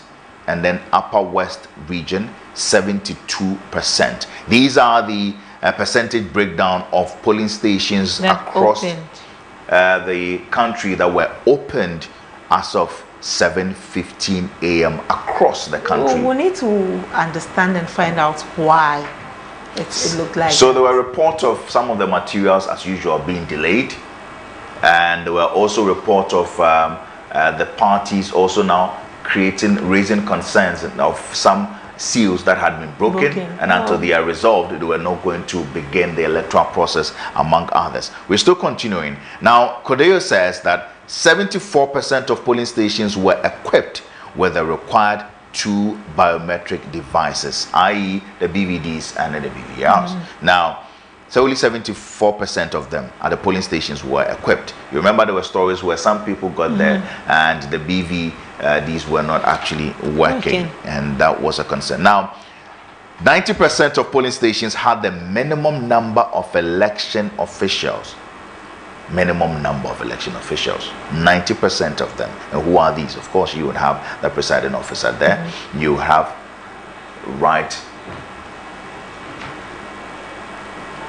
Right. So there you see on your screen earlier, and this is also live, correspondent there bringing us the development there, and what seemed to be the Adenta parliamentary candidate Adamu Ramadan standing in front of the entrance to the Collation Center. And then we are seeing some police officers there also preventing some EC officials. But then again, the man in the smoke, earlier videos we showed you, is the parliamentary candidate for the Adenta constituency, who is contesting Akosia Menu, popularly known as Kozie. But then, before then, this was the situation where you saw some the police officials also trying to observe all protocols, where only those that are accredited and are required to be in the premises of the Collation Center would be allowed. Otherwise, nobody, not even the parliamentary candidate for Adenta constituency, Adamu Ramadan, would be allowed entry to the Collation Center. And these were earlier shots there. But before then, we saw that he made his entry there, as it is allowed, and he should be there together with his party agents and representatives within that particular space to observe and monitor what was going on. In that room, we saw how calm it was. But outside doesn't look that calm. We'll go back to CODEO's. 90% of polling stations had the minimum number of election officials. Now, 6%, we are still, if you're just joining us, this is the poll center, and we are perusing CODEO's report, hourly update of their observation of the election so far from 6 a.m. to 7, from 6 a.m. and also 7:15 a.m. right up until now. Now, CODEO says that out of the over 40,000 polling centers across the 328 special polling stations, and of course within the 276 constituencies, only 6% of polling stations were not accessible to persons with disabilities and the elderly. And that I would say that the EC equally failed to address. And this is where sometimes we talk about the accurate data that currently host the number of persons living with disabilities who should be the direct beneficiaries of state social policies. Now, if we are having such an event which is supposed to benefit, and it's actually the duty, fundamental right of every Ghanaian, these persons, these marginalized groups, should equally have access. I saw a video actually where an elderly woman had to be lifted by two young men in her plastic seat right from the queue to the EC officials to receive her ballot papers and all of that, and then later lifted to that. And that in itself, so we all allowed to go to the polls or to the booth secretly. Now I've had to, exactly, and all of that. So I understand one of our correspondents there, still within the Greater Accra, Peggy, has joined us. Good evening, Peggy. Peggy, can you hear me? Yes. Right. Where exactly are you? Which constituency and where exactly are you and what is going on currently? I'm at the Ladadikotopon constituency. So, their collation center is at Labone Senior High School. Right. And over 5 hours now, we are still here. Nothing has happened. The presiding officers are still in a queue to submit their pink sheets, but then the ballot boxes have all been submitted. We are yet to be spoken to on what exactly the case might be, but I spoke to one of the presiding officers, and she told me that the process that goes through before everything is sorted out for each polling station could be the cause of the delay in the final collation. Josh. What time did the polls close? At the collation center? Yes, generally within that constituency. At latest by 5. Okay, latest so by 5. Right, so it closed at 5. Yes, at 5. Did we or did you pick up any chaos or disruption in some of the polling centers? So no, not any huge commotion or anything like that happened here. All the polling stations that I went to were calm, and then the environment was serene. But then when I went to Chado, that is where the Lodina Mahama and then the incumbent MP, that is Honorable Rita Sowa, votes at. So the issue was that a voter had finished casting her vote and went to the queue to have a conversation with a friend, but she claims that she was teaching them, their first-time voters, so she's helping them, or assisting them on how to vote. So when the police officer came to sack her or ask her to leave, she didn't understand and decided to argue, exchange words with him. So that is the only issue that happened at Chado. That is Newgate International School. Okay. Josh. Right. Now, at this particular moment, where exactly is the Collation Center? Is it which school is it again? Labone Senior High School. Right. Have you been told when exactly they would proceed with the final exercise? No, please. I haven't been told. No. Oh, how many people were we expecting to cast their ballots within that particular constituency? About 126,503 registered voters. Okay. Right. Thank you very much, Peggy. Still keep your eyes closed. Open. And as we close that chapter within the Dade Kotopon there, and we're also hoping that the outcome, because the incumbent is also saying that she's looking forward to winning by 60%. And this Dade Kotopon constituency with a former MP also. Yes, Nino Soa. quite interesting. Now, just coming in as an independent, popularly known as Obama. And yeah, at the time, I remember I used to engage him a lot when he was the Deputy Communications Minister, especially on digitalization or digital-related matters. He has been quite a hands-on there. He was only displeased that the primaries, he wasn't treated fairly. He raised concerns and subsequently felt like they were not adhered to. He seemed to have a strong base within that particular area, but as to whether or not he can unseat Rita Odole Soa is also another question, because she equally is liked by many. I mean, she has had her time there. She's also a home girl, you would want to describe her as such. So we are seeing all of these things happening there. So this is though the Poll Center, and I've been doing this with Abena Mante, my co-host, and we have been running ship. Like I said, it's still the same ship, still sailing, but different captains at different point in time.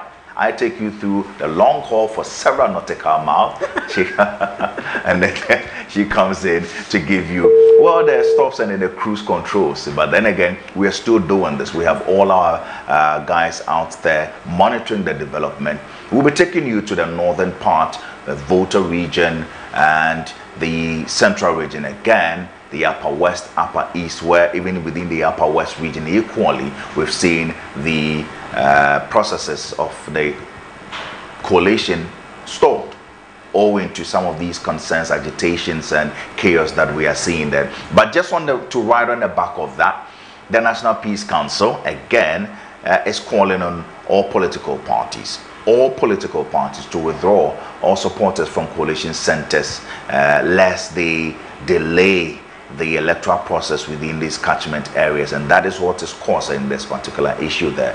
Let's not forget, but initially we had concerns of voter turnout. A lot of constituencies didn't see much, and then later on we saw some constituencies receiving numbers until up to a point where they had to close polls, and then they had to restrict some persons or voters from eligible voters, I must add, from directly joining the queues. In 2016, we saw a 69.6% of voter turnout. At the time, we had about over 15 million eligible voters to cast their ballot. In 2020, we saw 79.0% of voter turnout, and that was just about over 17 million of voters. In 2024, we have over 18 million, and there are concerns of low voter turnout in some constituencies and polling centers. At the end of the day, we would see what happened. Another concerning trend that I've seen is that I see a constituency with less than 5,000 voters or even 10,000 voters, and then you get to see rejected ballot over 400. Again, this comes back to the NCC. How are we this is civic duty, something that we should be able to do and do properly. So, and this issue of rejected ballots has been something that has persisted over the years, over the electoral cycle. I remember we've had a conversation on this before about rejected ballots and how they play a role in the elections. Yeah. How are people going to their polls and not being able to vote and vote properly? Again, if you listen to some election observers, they tell you that it's the apathy. It's not always the case that people don't know how to vote. I mean, especially when we are seeing that the new voters are 4%, right? And then the youth population or youth voters are 54% or so, right? That means that they've been voting for a while. But then again, it's just about, it's the thing that some people say, you know, what's that? You are saying, abro, the metwa more party and come twice, and that has been there. But that is also worrying, because now it's cost, right? We are wasting materials, which, you know, already the paper, the ballot paper is so long. The concern here is that if we see a low voter turnout and we see rejected ballots, it raises a thought that these numbers are off the charts. these numbers could have played a role in giving a 50+1 for a win. Right. And the law says 50+1. So anything 50 or 50 below, you might have to go again. And it's something that I think that both political parties are trying to avoid. They just want a one-touch or a one-time victory. And then we are done. Because nobody wants to come and sit here for a long stretch anymore. Christmas is coming, but anyway, this is our job, so we try to give you. But people want to spend time, and people also want to settle in on their minds that okay, they've made the right choice and the right decisions. Where are the numbers pointing at? Right. I mean, if the dynamics is anything to go by, you realize that this current political landscape is seeing the difference. My concern here is that if we continue on this tangent, the question now is what happens to the 9th Parliament? Because again, people are willing to vote for their parliamentary candidates. But then again, they have that distorted affinity towards the presidential. And so if I would want to vote for my MP, I would do so. But at the presidential level, I might go the other way around. Now, we saw what happened. The close margin that happened in Parliament, 137+1. It became an issue. And we are suffering for that. Exactly. So parties are trying to avoid that. Yeah. So if we are going to be doing the skirt and blouse, it's not always going to be the case that if we vote massively for some constituency or seat, it might reflect in the presidential vote. Because we've seen people gain so much in vote terms, but then the nominal percentage figures not really encouraging. We'll go through some provisional results that we've received. And you know, I think the special voting began 2nd of December, right? So we are looking at Ladade Kotopon Center A and Center B. And at the presidential level, NPP polled 220. At Center A, Ladade Kotopon, NPP polled 220 and NDC 318. And the independent candidate and leader of the new force, Nana Kwame Bediako, otherwise known as Cheddar, polled 7. Just 7. And then at the parliamentary level, NPP polled 244. Again, at the presidential level, NPP polled 220. And NDC polled 318. At the parliamentary level, this is just for the special voting provisional result. At the parliamentary level, NPP polled 244 and NDC 291, and the independent candidate Odute Soa 7. Does it mean that for presidential the numbers were less? Because if we look at the presidential 220 and 200, and if we come to the parliamentary 244, and then except for the NDC at the presidential level, still at polling center A that polled 318, and slightly different below within the parliamentary 291, and Odote Soa 7. Now we go to still within Ladade Kotopon Center B, presidential level 216.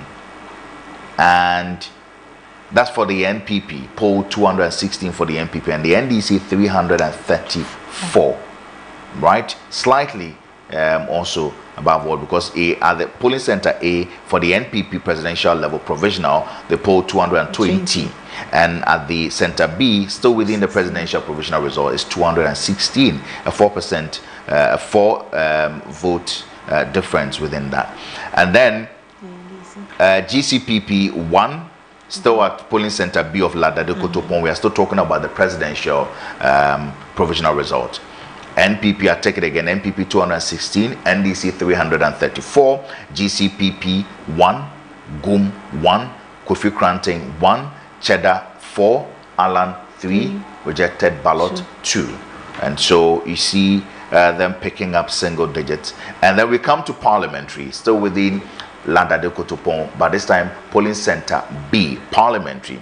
NPP polled 239, and NDC polled 308. And then we have Odote again 7 and rejected ballot 3. 2 more centers to go, I understand, still within Dade Kotopon. Let's now take you to Nadoli Kalio constituency. That used to be the constituency of the Speaker of Parliament, Alban Bagbin, because we became a speaker. You are no longer a member of the House. Now, 57 out of 115 polling stations result, provisional result that we are giving you so far. And we begin with the presidential, and we're talking about Nadoli Kalio. 57 out of 115 polling stations, presidential result provisional. Let's look at it. Dr. Mahmoud Baumia polled 2,277. 2,277. Daniel Augustus Lati, 55. Christian Kwabena Andrew of Gum, 29. Kofi Akpalu of LPG, 12. Mohammed Frimpong, 11. Nana Akosia Frimpoma Kumankuma, 42. John Dramani Mahama, 11,305. That's such a huge. That's a huge line. And Dr. Hassan Ayarga, 26. Kofi Krante, independent presidential candidate, single digit, 9. Another independent presidential candidate, George Chum Berima Edu, 7. Nana Kwame Bediako, otherwise known as Cheddar, 33. And the leader of the Movement for Change, Alan Kwejo Chairmantain, 39. The provisional presidential result from Nadoli Kalio constituency. And this is just 57 out of the 115 polling stations, just to put that on record. Now, to think that the numbers are not so encouraging, but then again, between the two leading parties, you are seeing that headbutting and a drag. The rejected ballots within that particular constituency so far is 320. And the total valid votes cast is 14,165.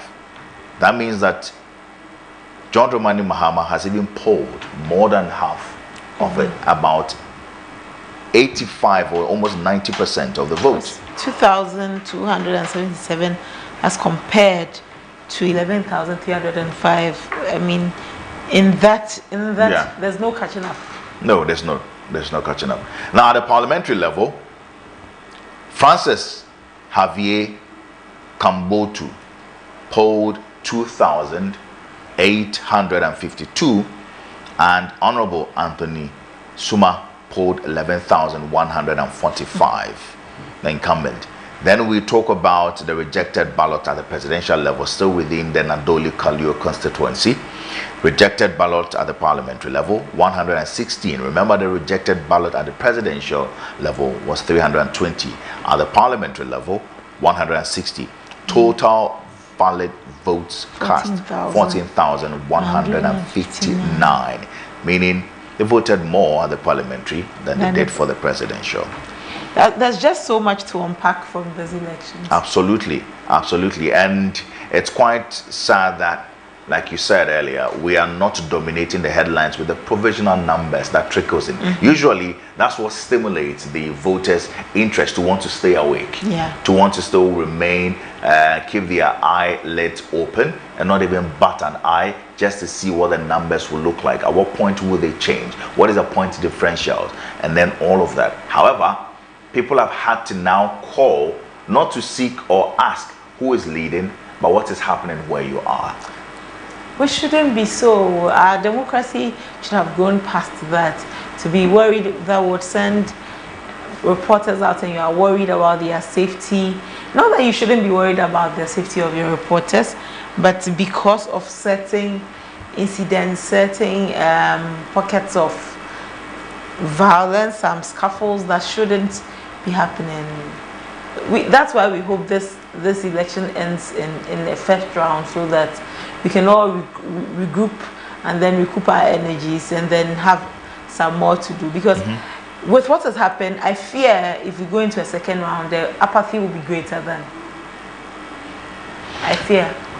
And that is what the numbers looking like? We're just hoping that soon we'll start displaying the figures to you, how it looks like, and we're still waiting for the declaration of some of the results at the constituency level.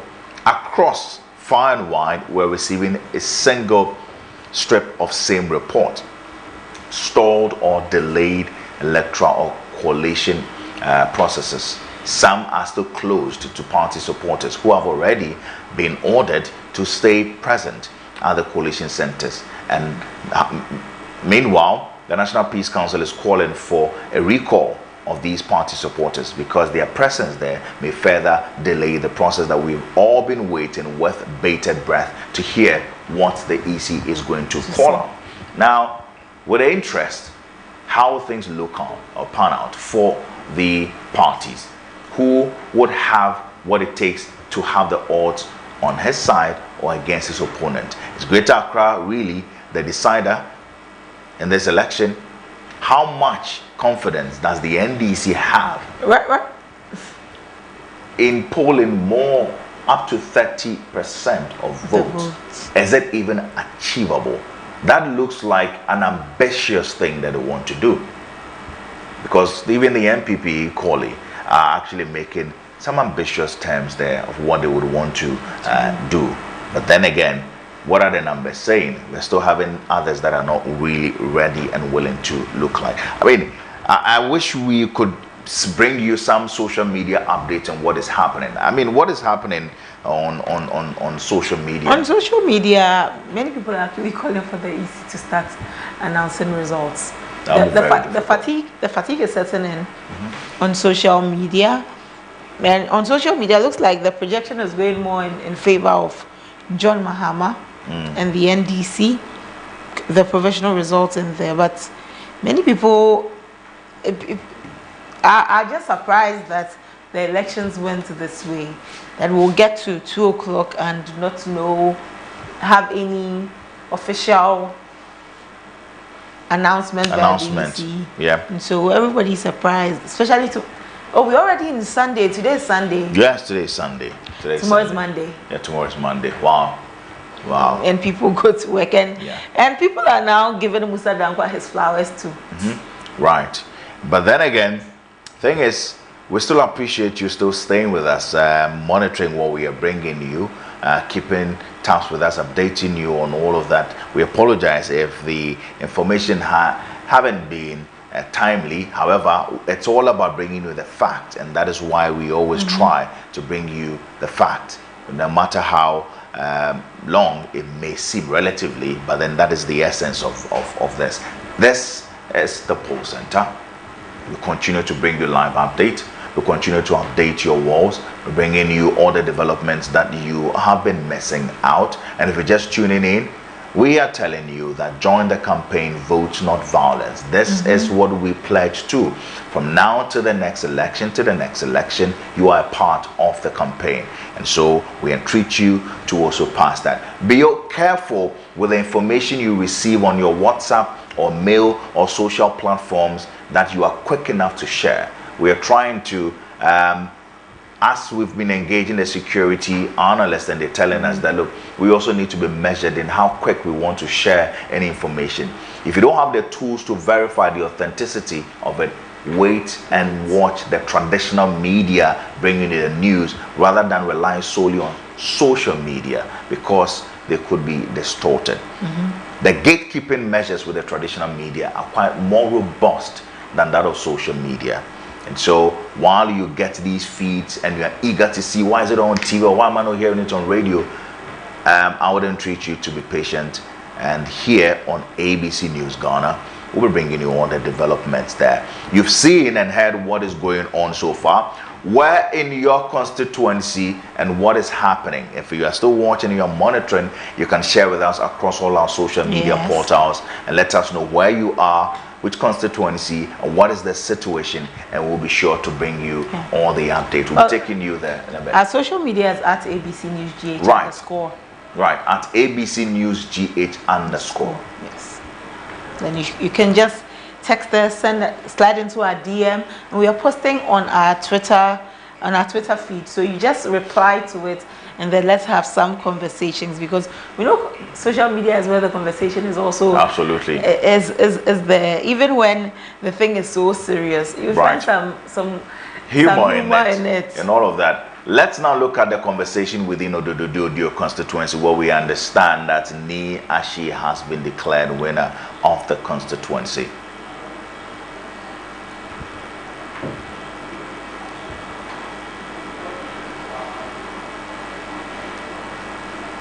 Right, we'll bring you the inset. Later, we understand that Ni Ashi has been declared winner within the Ododo constituency. We already know that that also faced some standoff earlier yesterday when the polls began, which equally was managed, but however created some delays. And that Ododo is also noted for such violence and also has been registered as a flashpoint. Let's now take you to the celebratory mood of Ni Ashi, who we understand has been declared or has emerged victorious in the contest within the Ododo constituency.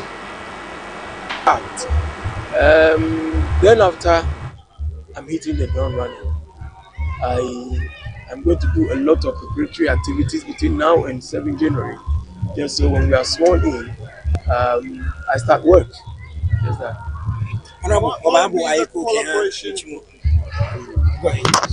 would be the collaboration between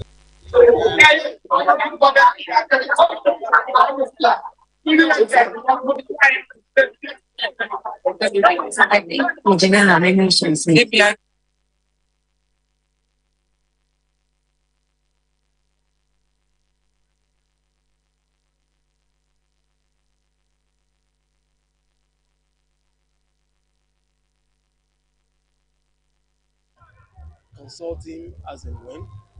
The relationship is very okay. We talk as and when. I think that we work together. I'll tap from his experience and make sure I deliver better, because I learned what made him succeed, and I also saw the little mistakes that we are all not perfect, and I've learned from his mistakes, and I'm assuring you that something good is going to happen. We'll work together to go to the team. Diane Kunili, Kankane, what is she? Many Utia Machine, many Aminaki, Amiaban, me, Amikame contain machine again, Amikani, Ashikuti, Nipa. For the next 4 years, they are Aminoya, Minuko, Linda Machine.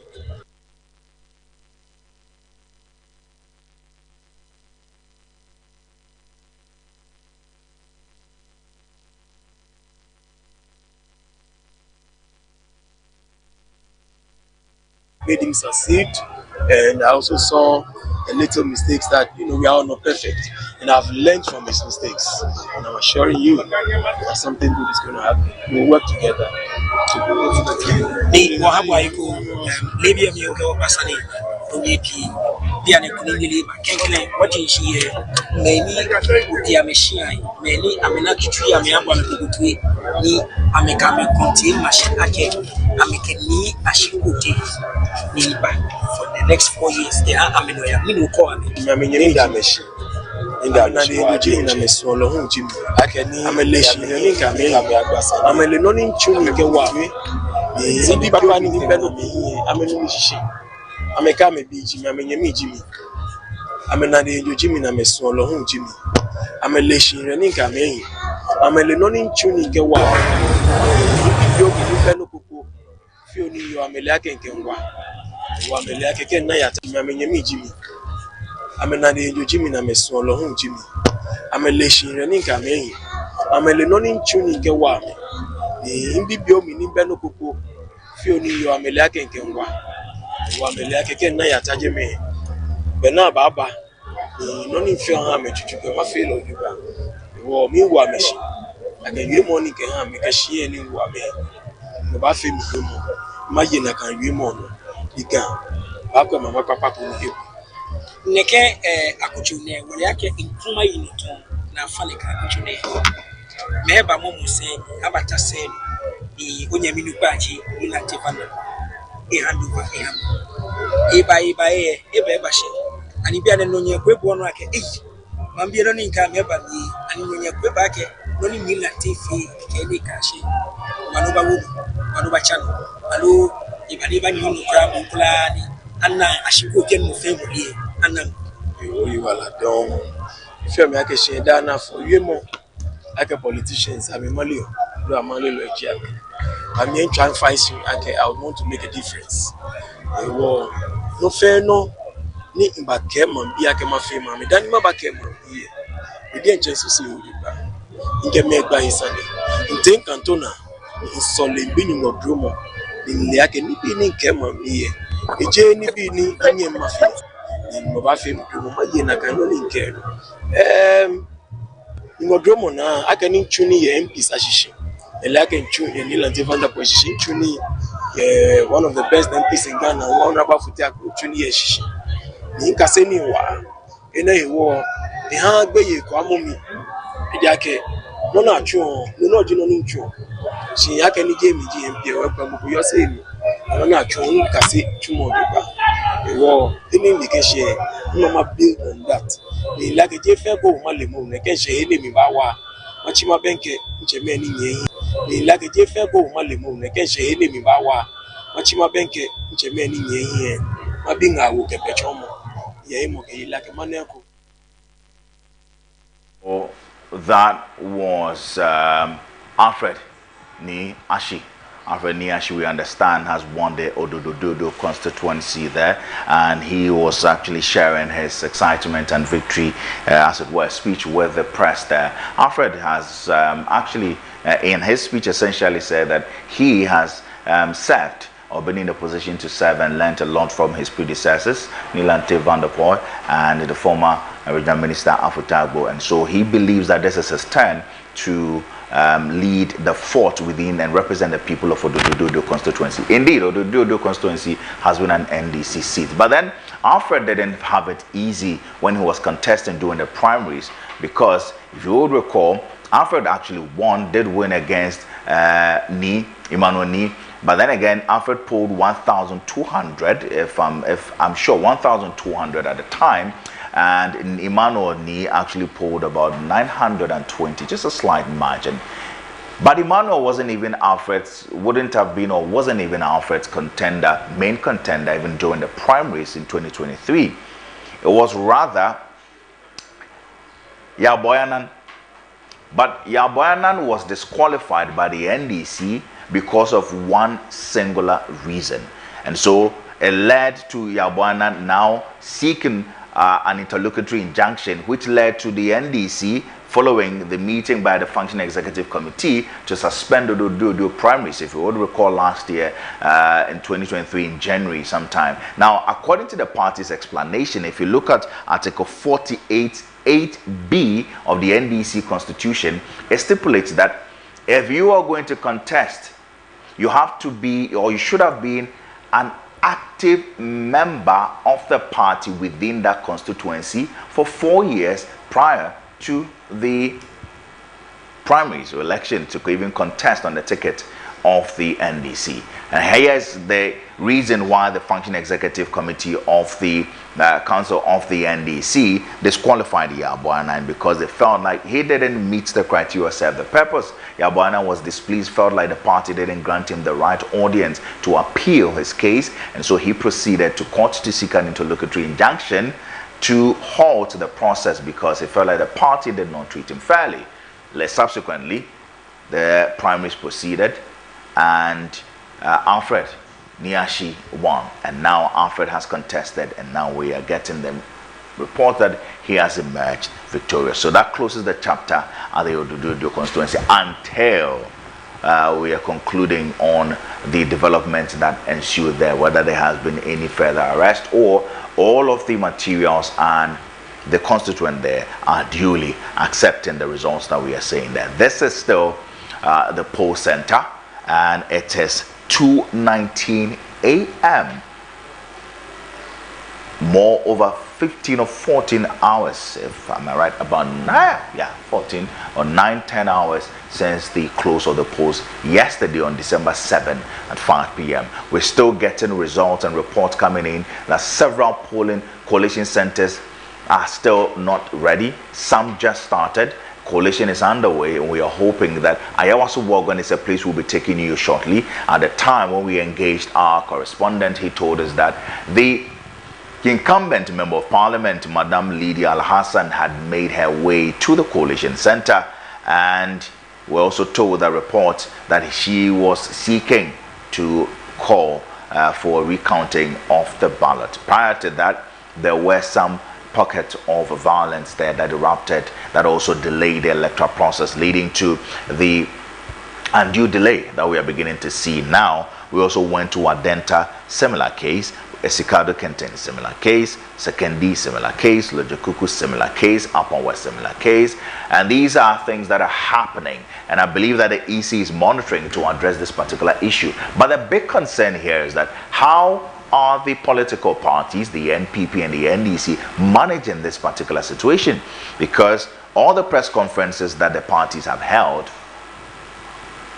has just been making claims and accusations and allegations. Prior to that, the NDC came in to rebut, the NPP came in to accuse and even call the IGP or the police to go after the organizer of the opposition NDC, the youth organizer of the opposition, no, actually the organizer of the opposition NDC, Joseph Yamain, for claims that he made that some ballot papers were stockpiled within some constituency, particularly within the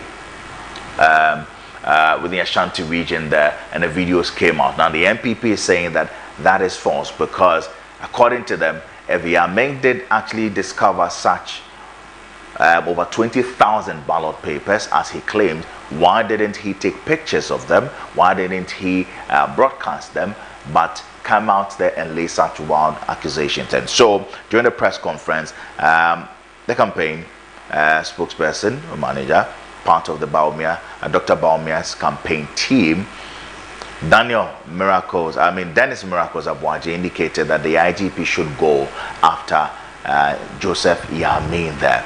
Now the NDC equally came back to rebut that claim and also made several claims there. The NDC also said that there's some attempt to snatch some ballot papers or boxes using thugs by the NPP, claiming that the NPP is instigating that. And these are elements where we engaged our security experts there, Momuni Mukhtar, saying that these counterclaims and allegations would not bode well for the country and also for the credibility that we are trying to associate with the electoral process. And for that, they should both refrain from that, because it could also have an impact on the minds of the uneasy positioned voters who are actually waiting to hear the final result. What is your constituency looking like? Do you pick the information that your constituency is safe? Have you heard of the results coming in so far, and where are you at the moment? You can still share your thoughts with us across all our social media portals, on Facebook, on Instagram, on TikTok, and on YouTube. We are still streaming live on that. We also giving you more updates across our portals, and also mainly on our webpage, www.abcnewsghana.com, where we give you the latest updates and trends. My name is Joshua Nanakwamera. We'll take a breather here and we'll bring you some more stories. Stay with us.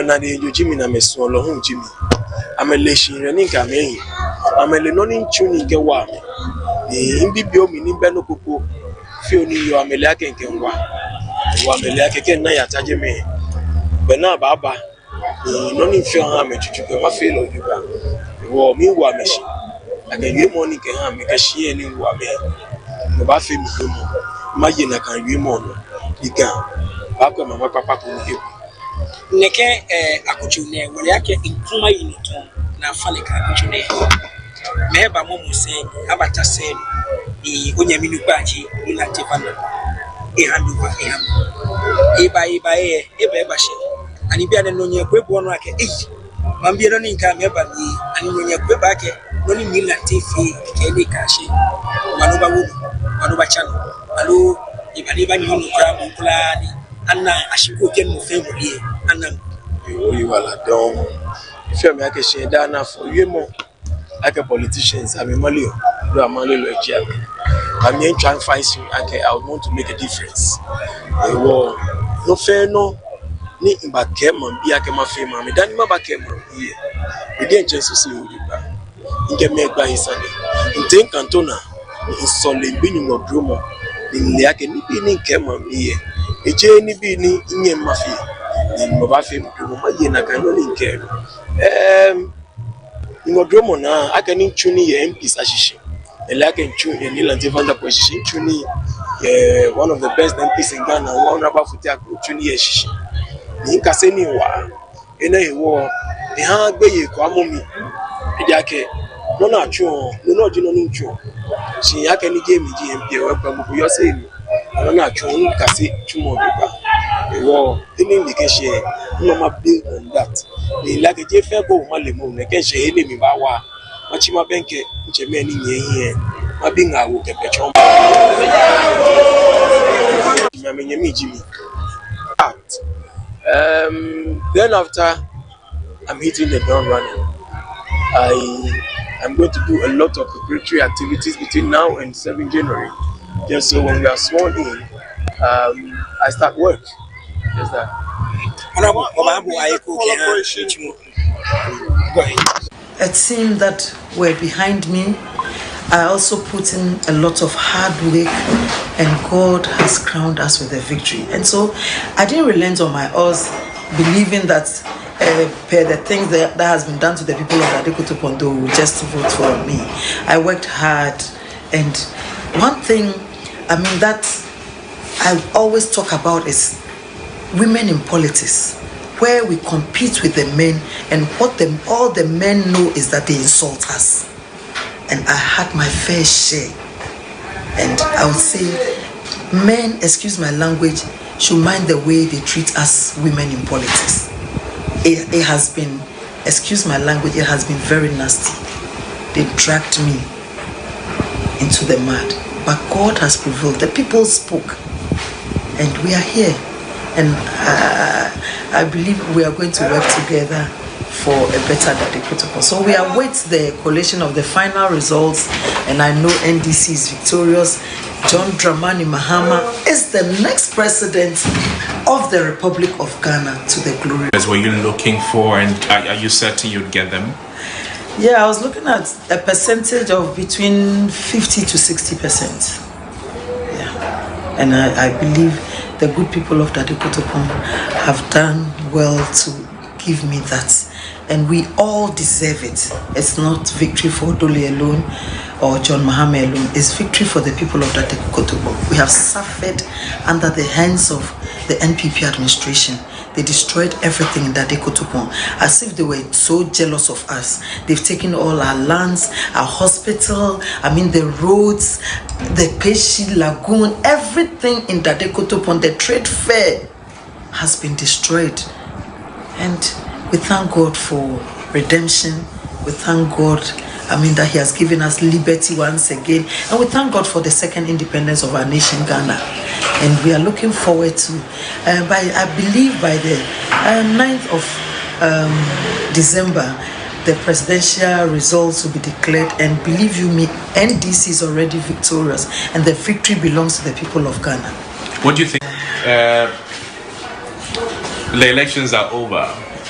collation has gone on, counting has gone on. What reports are you picking? Yeah, thank you so much. And I would say counting is ongoing, but so far, so good. The Lord has been good. But the results that I'm getting, I know victories for Odule and John Mahama. And that's your time. You've just gone through the process. How was it? Well, it was good. It was good, and I'm easy to go through. The process was transparent to my thinking, and I was verified. I went through that process, and then I was given the cards and I voted. And so far, so good. I voted my number 8 and I voted my number 2. And hoping that at the end of it all, the 2 and the 8 in West Central will carry the day. And I can also see the orderliness there. The people are here, no shouting, no noise, orderly. I hope that this is going to continue to the end. What we are asking for is an orderly process, transparent process, so we can carry out this democratic practice to the fullest and to the best of circumstances. That's all we're asking for, and I hope throughout Ghana it will be the same. So we can all jubilate that our process was done properly, and to that effect we would have elected a president and a member of parliament by the wish of the people, and I'm thankful. Coming through the police station, I saw you raise your finger, victory sign. Will it reflect in the ballot? Yeah, it's reflected in the ballot, victory sign, and eventually I also indicated that that number 2 is my number, and number 4 and 4 here, making 8 is the sign for my president.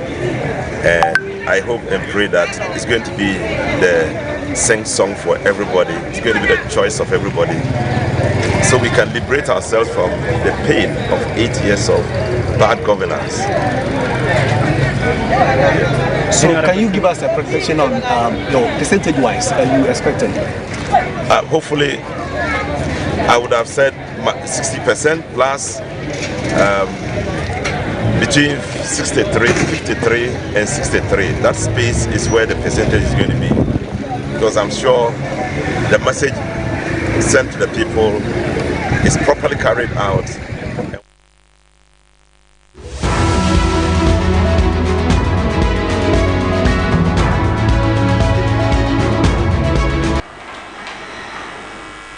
This is still the Poll Center live on ABC News Ghana. My name is Joshua Nanakwamera, and I've been in the studio with my co-host Abena Mante. We're bringing you all the updates, the developments there, and key marring this particular development or the electoral exercise has been the violence that we are seeing there, the delayed electoral processes that we are seeing there at the respective coalition centers there. We'll be taking you to Tema West, but the video you saw earlier was the Member of Parliament for the Uba Central Constituency, Dr. Rashid Pelpo, who was equally seeking what man would say what his 5th, if not 6th term in the House. He has been in the House since the 4th Parliament. Don't you get tired? Well, if the constituency still wants them there, they do. Yeah. But if anything, Kenny Japan has also raised concerns several times that he doesn't want to contest again, but his constituents always want him to come back. Pelpo has been in, Dr. Rashid Pelpo has been in the Parliament for the 4th Parliament, 5th Parliament, 6th Parliament, 7th Parliament, 8th Parliament. So he's going into seeking his 6th term in the House there. Let's take you to Tema West constituency, where our reporter Jennifer Sedi Oji is standing by to give us an update within that particular constituency. Sedi.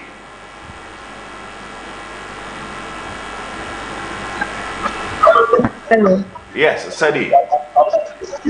Hello. Sedi, if you can hear me, what is the situation within the Tema West constituency?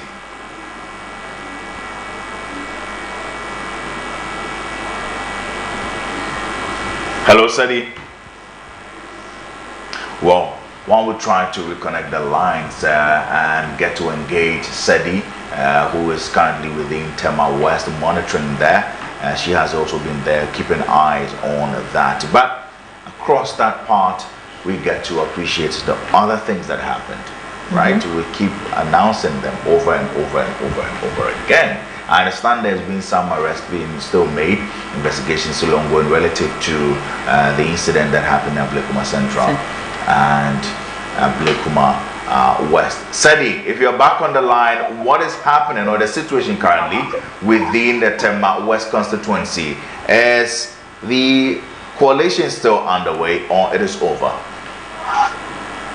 Yeah, just currently at the Martinia High School. The school, we had the collation center after voting was done around 5 p.m.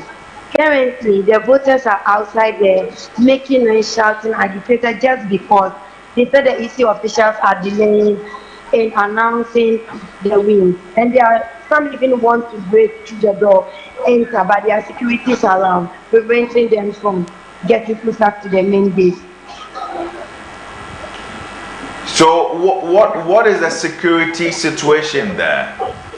Yeah, the security situation here is very tight.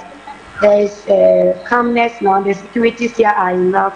They've taken control of the situation. Now everything is back to normal. But then again, what time did the polls close within the at Tema West? Polls ended at the center I visited at 5 p.m. in Saturday. But when the ballots were brought in, it was delayed. The line was too much for them to handle, so they have to take turns in getting their ballot boxes into the center. So in this case, in this sense, how many registered voters were we expecting within the Tema West?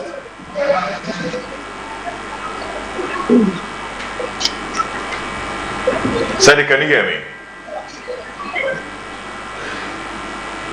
Well, Sadie is currently at Tema West, equally monitoring the collation of the results. That is, we understand, is underway. She says that polls closed exactly at 5. However, we still had queues, and then also transferring these material from the respective polling centers to the collation center equally became right. So my understanding is that NDC has won secondary parliamentary seat. Like we've been talking about. Right, we're actually talking about that. So it looks as if a good friend, Andrew Ejapa Mesa, will be staying out of parliament this time. Well, you know how it is. If Article 78 is anything to go by, that means that once you lose your parliamentary seat, you lose your bid, you lose your ministerial bid. Because a lot of the time, the reason MPs strive so hard to get into the House, aside from representing their party, is also serving their government in several capacity. And per the Constitution also, and 90% or so of your cabinet should come from the House. And so now that he is the Deputy Energy Minister, and of course this government has ended anyway, and so maybe it doesn't really hit him much. The only thing is that he's not coming back to the House. Some people find a lot of joy serving their constituents in Parliament, so perhaps he might contest again in the next 2028. That is if the new MP has not endeared themselves to the people so much that now the people love them than they used to love you. So that will play a role. And I also understand that NDC has won in Poho Fiase constituency and in the Western region.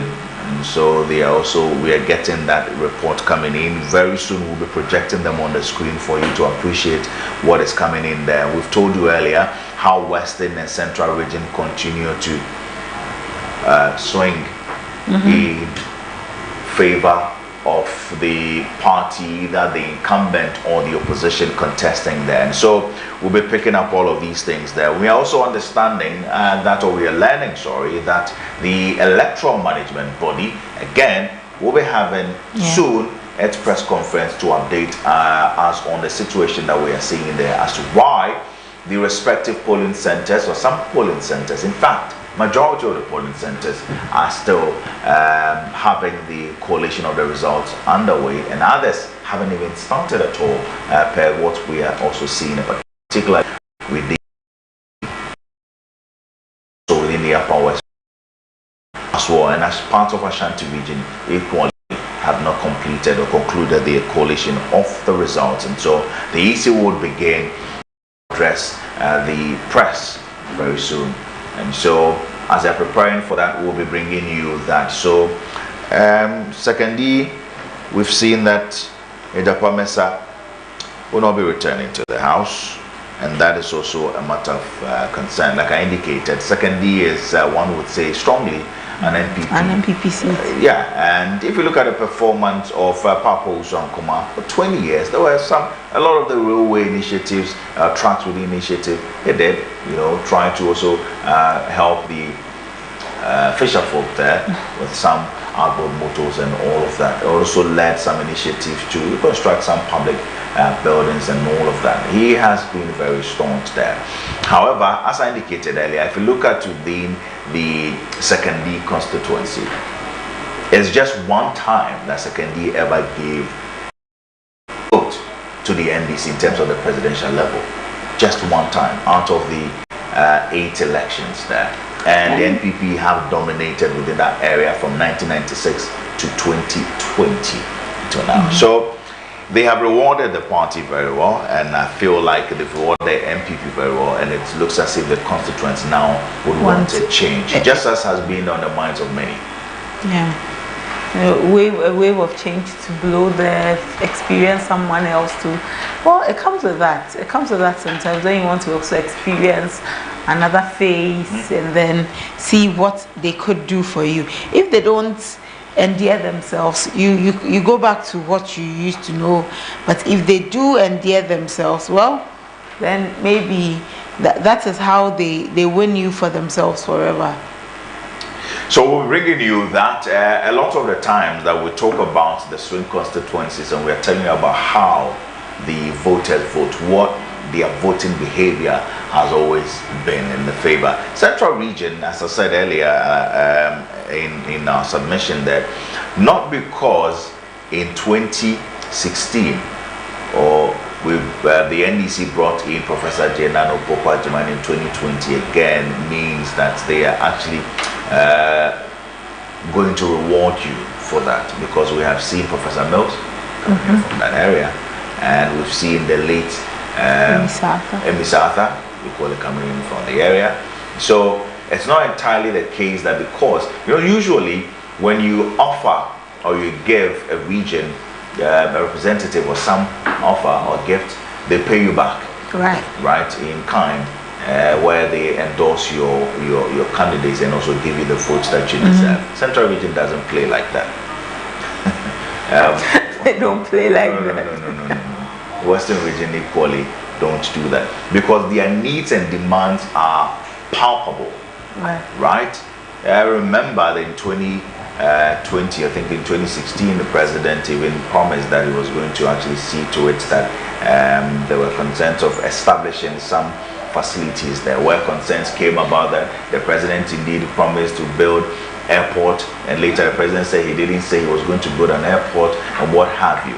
The palpable needs of central region, or those along the coast, requires that every time when they make certain demands, there are certain things that they expect, and if these elements there are denied of them, they constantly come back with some level of force to either oust the incumbent or figure out a way of rewarding. It means that they are looking out for their own good, which to an extent is good for you too. One of the posters, political scientists made mention of the fact that Ghanaians are not out of, it's not out of place for them to demand something because this is the situation that we have to find ourselves in. But we're still waiting. Remember, ahead of this election, EC did caution all political parties and even media houses that you do not declare any result you have until we do so. And I think that we are all adhering to that. So we'll be bringing you just the provisional as and when we receive them. We would urge that you not to jubilate yet, wait till the Electoral Commission finally declares, and then you can take it up from there. So that you're not jubilating in a vacuum. If something else happens and then you're heartbroken. You'll be surprised. Say that Joshua gave you some results and that's the results you're running with. I don't work with the EC. Yes. I work with ABC News Ghana. So whatever we bring you are provisional results, and we're expecting that you hold back. But while we are anticipating the result, I would also want to put myself in the shoes of the families of those that have had their loved ones suffer an injury, if not death, because of the exercise that we are seeing. Hopefully, before it ends, or even after, we don't get to record it at all. I am really hoping and praying that the unfortunate incident is the last of it. Hopefully. Otherwise, if it happens again, we are setting a precedent that will be difficult to scrap or to scrape. So it should be just this and this only. We'll be looking at the EC's presser and hearing from them. I think it's been a while since they spoke. I know Ghanaians want to hear. Ghanaians are not sleeping. Watching, keeping their eyes wide open, and we are the ones to help with the details. And so if you are here with us on ABC News Ghana, we sincerely do appreciate your time and your company, and still stay with us as we bring you all the development we need. We'll be taking you to the EC in a bit, where they are preparing to address the country on development that so far have marred the section section of the population as centers designated to host this electoral process is concerned. And so again, definitely would be led by one of the deputy commissioners, Samuel Tete. Mr. Samuel Tete would be the one hopefully be doing that. And so the media there, our colleagues are also there. One of our men, Samuel Nimako, as you call it, there will be picking that, and subsequently the questions that we get to find, we also put it there for you. So there you see in your live shot some jubilation.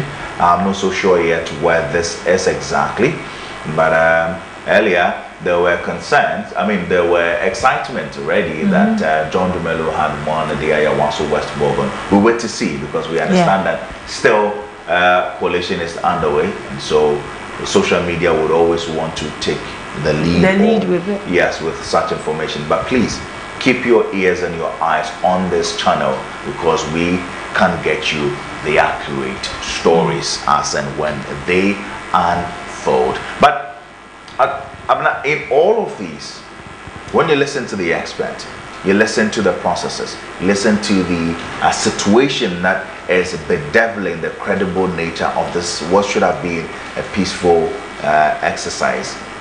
What are the things that you consider quite profound and worrying?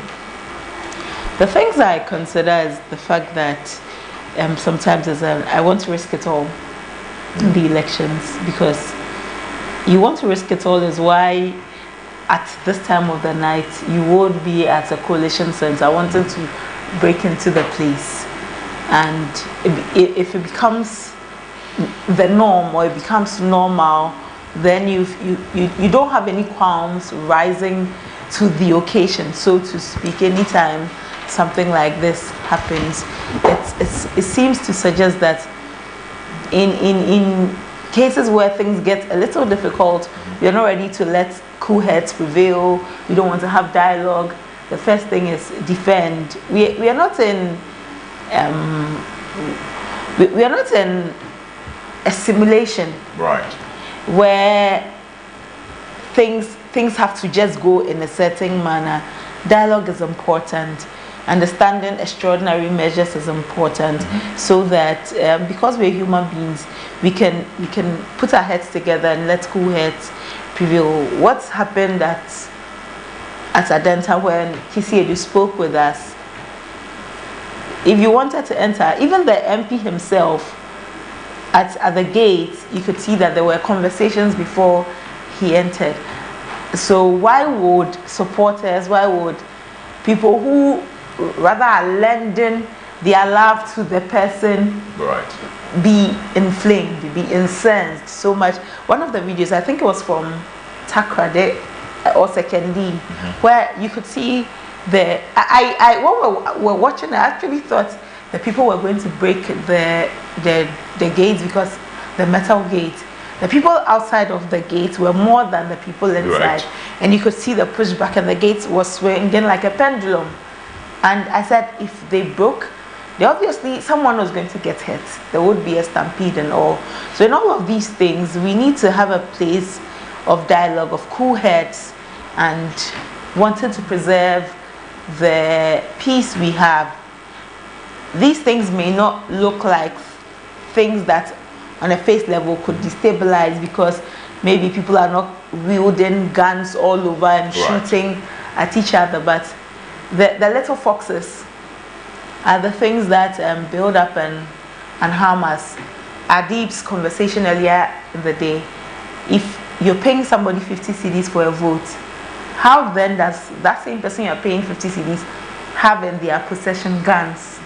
No gun is 50 cedis. Nope. Why are we confident going to elections even carrying guns? I mean, I saw one video of a gentleman who was in the grips of the police, and the video did not quite detail what had happened, but it clearly tells you of a man who had concealed an offensive weapon, and behind him was a machete in his pants, and he had put on his shirt, so you wouldn't be able to tell. And so he was in the grips, and then the police had to now draw out the machete, and at a point you could tell he was trying to resist the apprehension.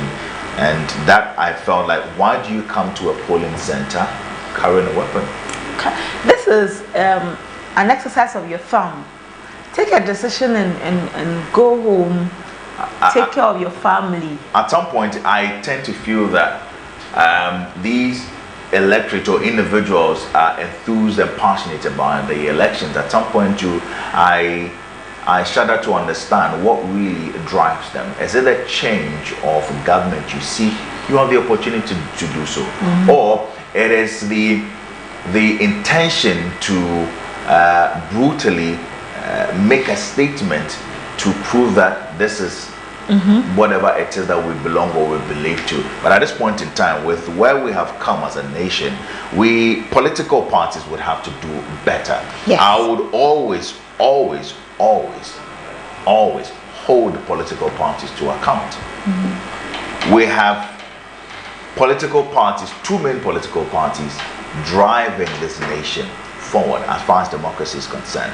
But it is the same two main political parties as far as our checkered history is concerned, and the reports we have seen are the ones that are becoming the bane of our existence. Exactly, and the advancement we want to see in them. So if the Political Parties Act exists, if the political party enabling frameworks exist, I feel like we can get to a point where we start to take action against political parties. Because if the Public Order Act is to be respected and revered, which means that if the organizers of an event, a protest, disobey whatever orders, and they don't get to arrest these individuals who flouted, it's the organizers they come from. Because you would have to now assist with the investigation you provide. Yes. But then again, when it comes to the political parties, do we hold them to account? We don't. We don't hold our political parties to account, because we're too, and I use this word advisedly, we're too friendly with our political parties. So there's always a human face to issues. The thing is, there is a sentimental attachment to our political parties. Ghanaians have that, and that's because of how these political parties were formed. And that's what I was talking to you about, the Political Parties Act 574/2000. It's supposed to be formed away from all these lines, but we formed them within these lines. And so somebody grew up belonging to Party A, and so it is hard, for no apparent reason, to depart from that party, because my family is attached to it. And so when the least at the least provocation, I would react. And it is involuntary. And there are those too that deliberately carry out these things. Because I feel that under this Fourth Republic, if we've ever appreciated and understudied the relevance or significance of democracy, this is the Fourth Republic that we have done so much. Because we've carried ourselves and managed the 8th Parliament. We can do better. We can carry ourselves way better than we have. We can do better if there's the will. Right. If there's the will, we can do it. Sometimes some of these excesses, some of these things we see benefit certain people, and you don't want to cut the umbilical cord that feeds you. Exactly. Sometimes. So, and if you cut it too close and you're exposing wounds that might never heal any point in time. We understand the EC's press conference. We have excerpt of it, and then we'll bring it to you right about now, and after which we'll take a breather and we'll return with some more information. This is the Poll Center.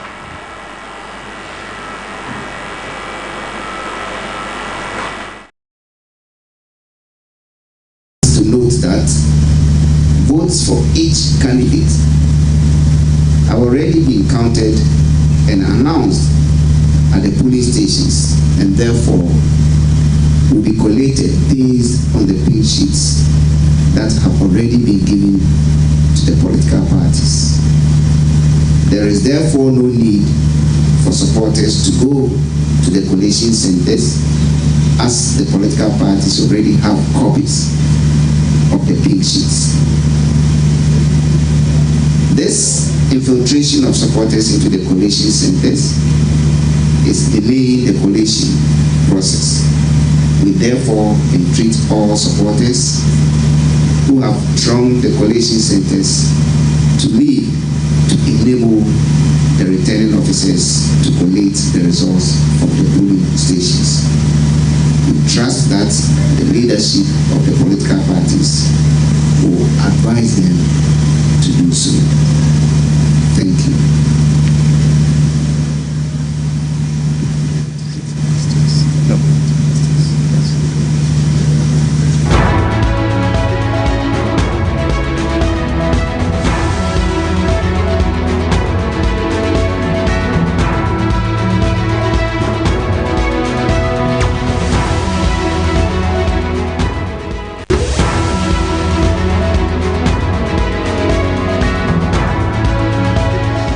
Into the collation centers is delaying the collation process.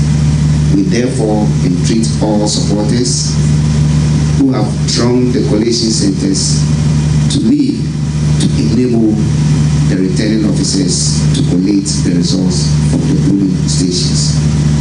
We trust that the leadership of the political parties will advise them to do so. Thank you.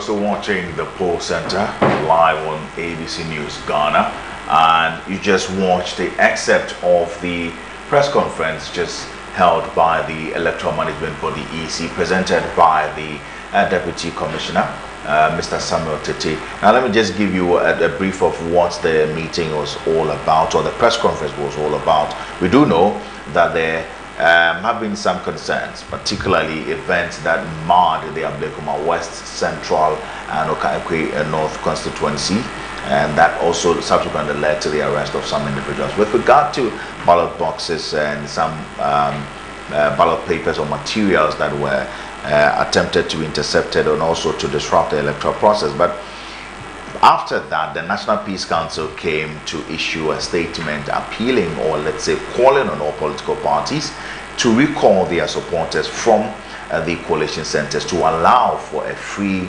and effective coalition of the results. Now, the Electoral Commission has subsequently joined in the call.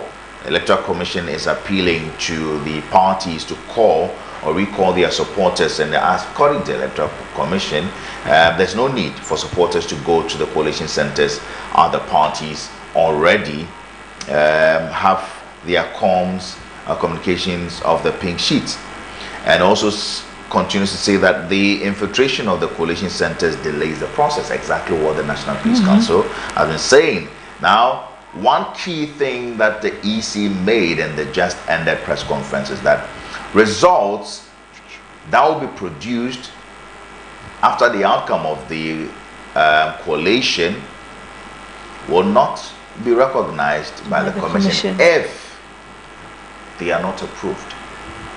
So all the issues of stockpiling some ballot paper somewhere to now somehow mix them up, and when the organizer of the NDC, Joseph Yamin, raised the concerns of some 20,000 ballot papers he found somewhere within the SDA facility, came up, the NDC debunked that, the MPP made that allegations or raised that concern. All of these things, the EC is saying that at the end of it all the results that will be produced, if they are not certified, if they are not part of what EC has commissioned or approved, it is not going to be recognized, which means that it is not going to be added to the data that they are gathering, and then eventually sum it up to deliver and declare who won. So this is currently the state and what we are beginning to appreciate there. I also understand that development within the Suwama is also raising some eyebrows there, and we'll be picking some updates from that particular area in bets there. Also waiting patiently within the Suwama for the Electoral Commission to finally declare who the Member of Parliament is, and that is what we've all been patiently monitoring developments there. If you look at across the centers, what seems to be holding everything now is the Parliamentary. We shouldn't have. By now, ideally, we should have known who the various parliamentary, the various MPs are, especially as they would be going back to Parliament for their meeting with the Speaker and recalling Parliament, and we don't know this. That is if it actually does happen. When Speaker was saying now, that they say with all of these extraordinary developments, someone tells you that extraordinary times call for extraordinary measures. Wow. So in a nutshell, we get to appreciate that, but there were some big comes that we are looking forward to hearing, whether or not they would return to the House, and this is quite interesting. That within Gomwa Central, we are also hearing that A+. Yes, that was quite earlier in the evening. We were hearing that A+ had won. That is also the story or the report we are receiving, that we are still waiting for EC to also now make that declaration. Officially, we receive the results from that particular area, but we do know. So let's get the developments, the update from Mr. Ahmad, we understand.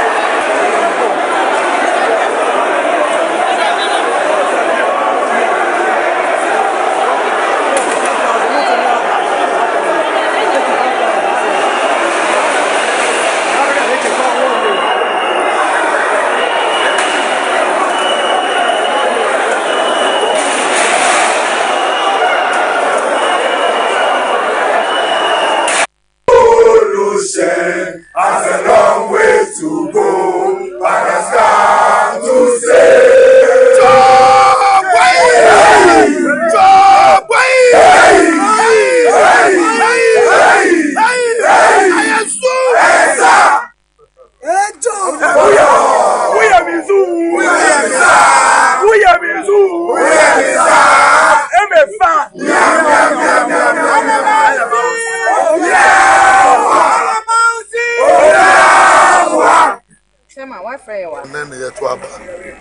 in Savannah for 24 years in the NDC seat at Boye. For now, no, he's in Ghana, Juma, and we there. But per our own collation, no, we are winning the seat. So the statistics I have from our own collation is so far, no, MPP, Parliamentary, MPP kita 27,746, NDC kita 28,875, a difference of 1,129. But the returning officer no declare as an who say you're winning. But per our own collation there, we are in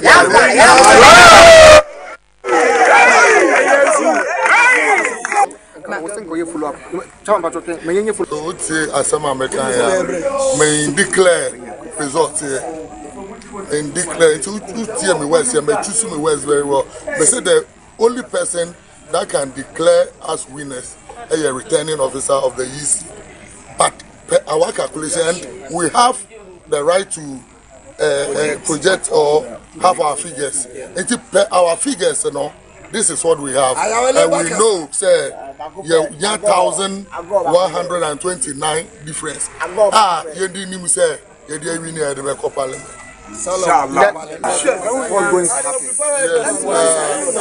This time, not like before, the systems are too late. Even before 7 p.m.,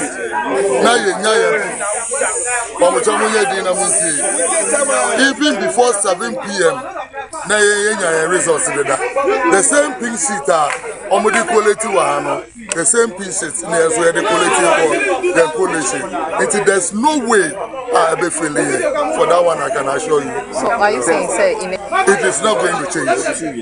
It is not going to change. But, okay, so that we stand there. Say, most victory bar, every matter, every life matters. And then, message now, and then,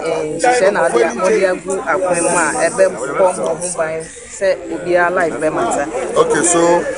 In the first place, Madam Massive, and they've been part of this win because from Amachi, almost sorry, young policy ballot echo up and down. Now we can assure you, so we be an idiot, and politics. So Father Christmas, so be a Ediniano, and just obey now who direct. And I say, economy year, every back up.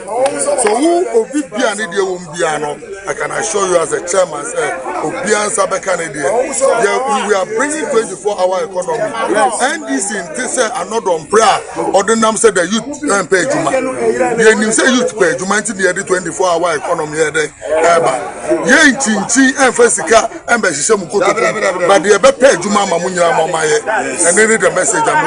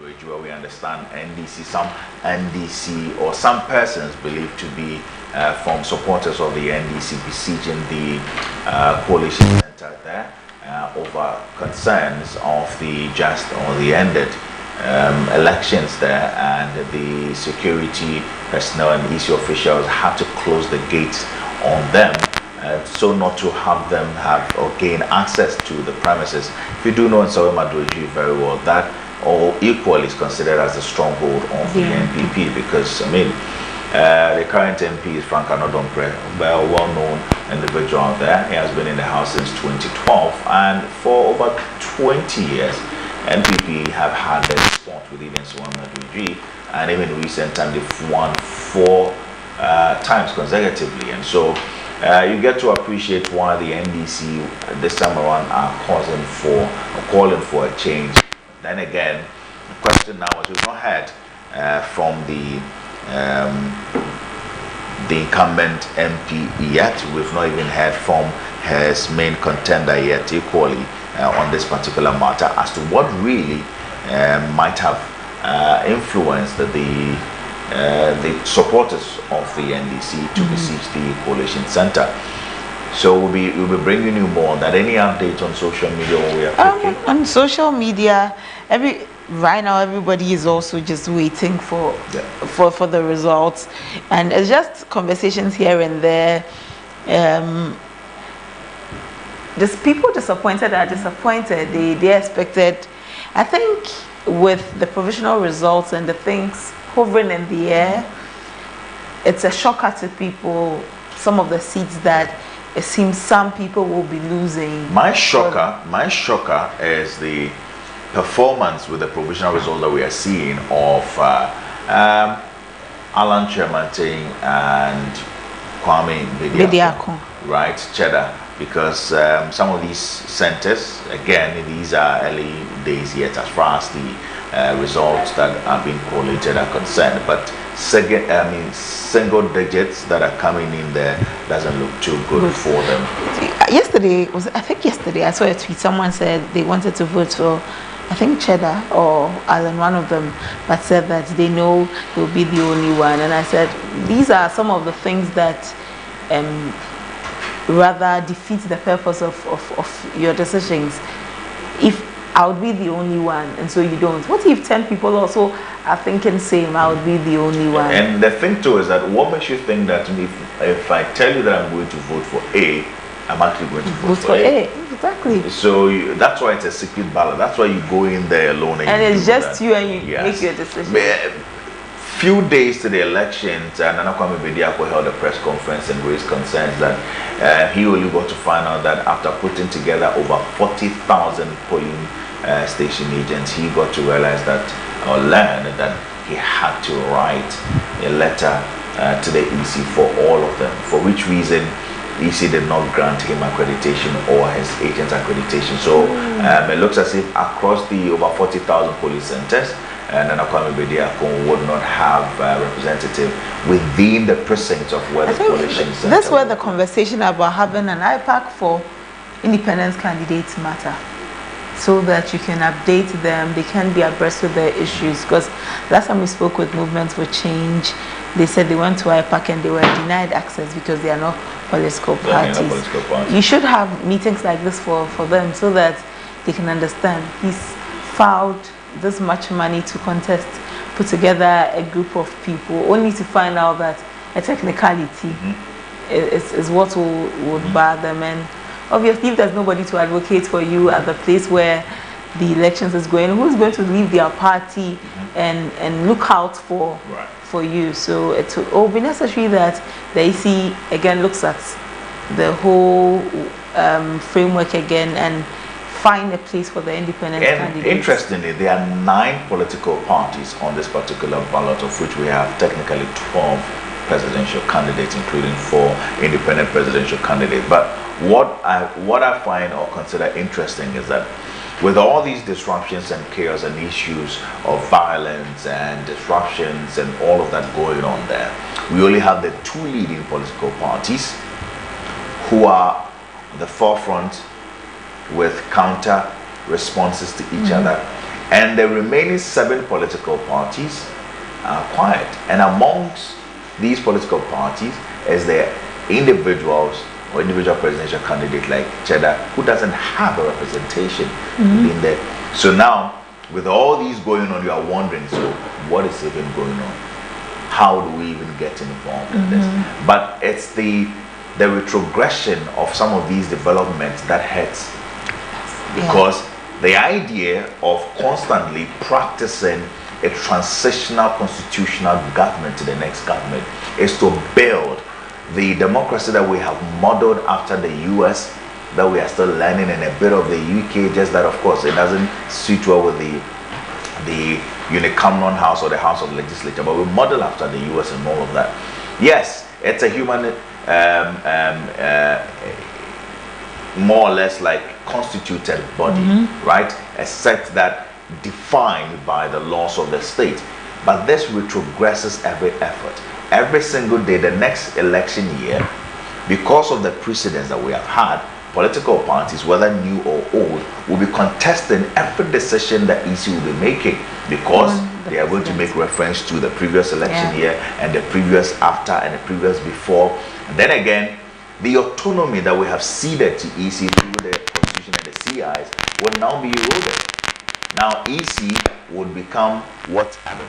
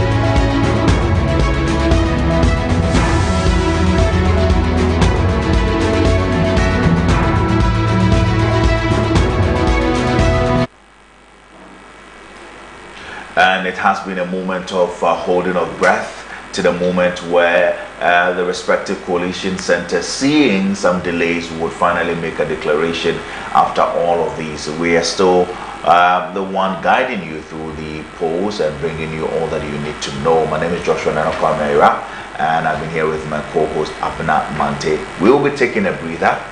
When we return at 5, we'll bring you more updates. However, you can still log on to our webpage www.abcnewsghana.com for more news updates. Our social portals equally will be ABC News GH _ and they should stay tuned to the social media, because we'll bring you more there. Right. So while we are away, you can keep your eyes on the channel, because we'll be bringing you some compiled updates from the respective polling centers, so you get to appreciate what really has been going on across the country. Stay with us. We'll be right back.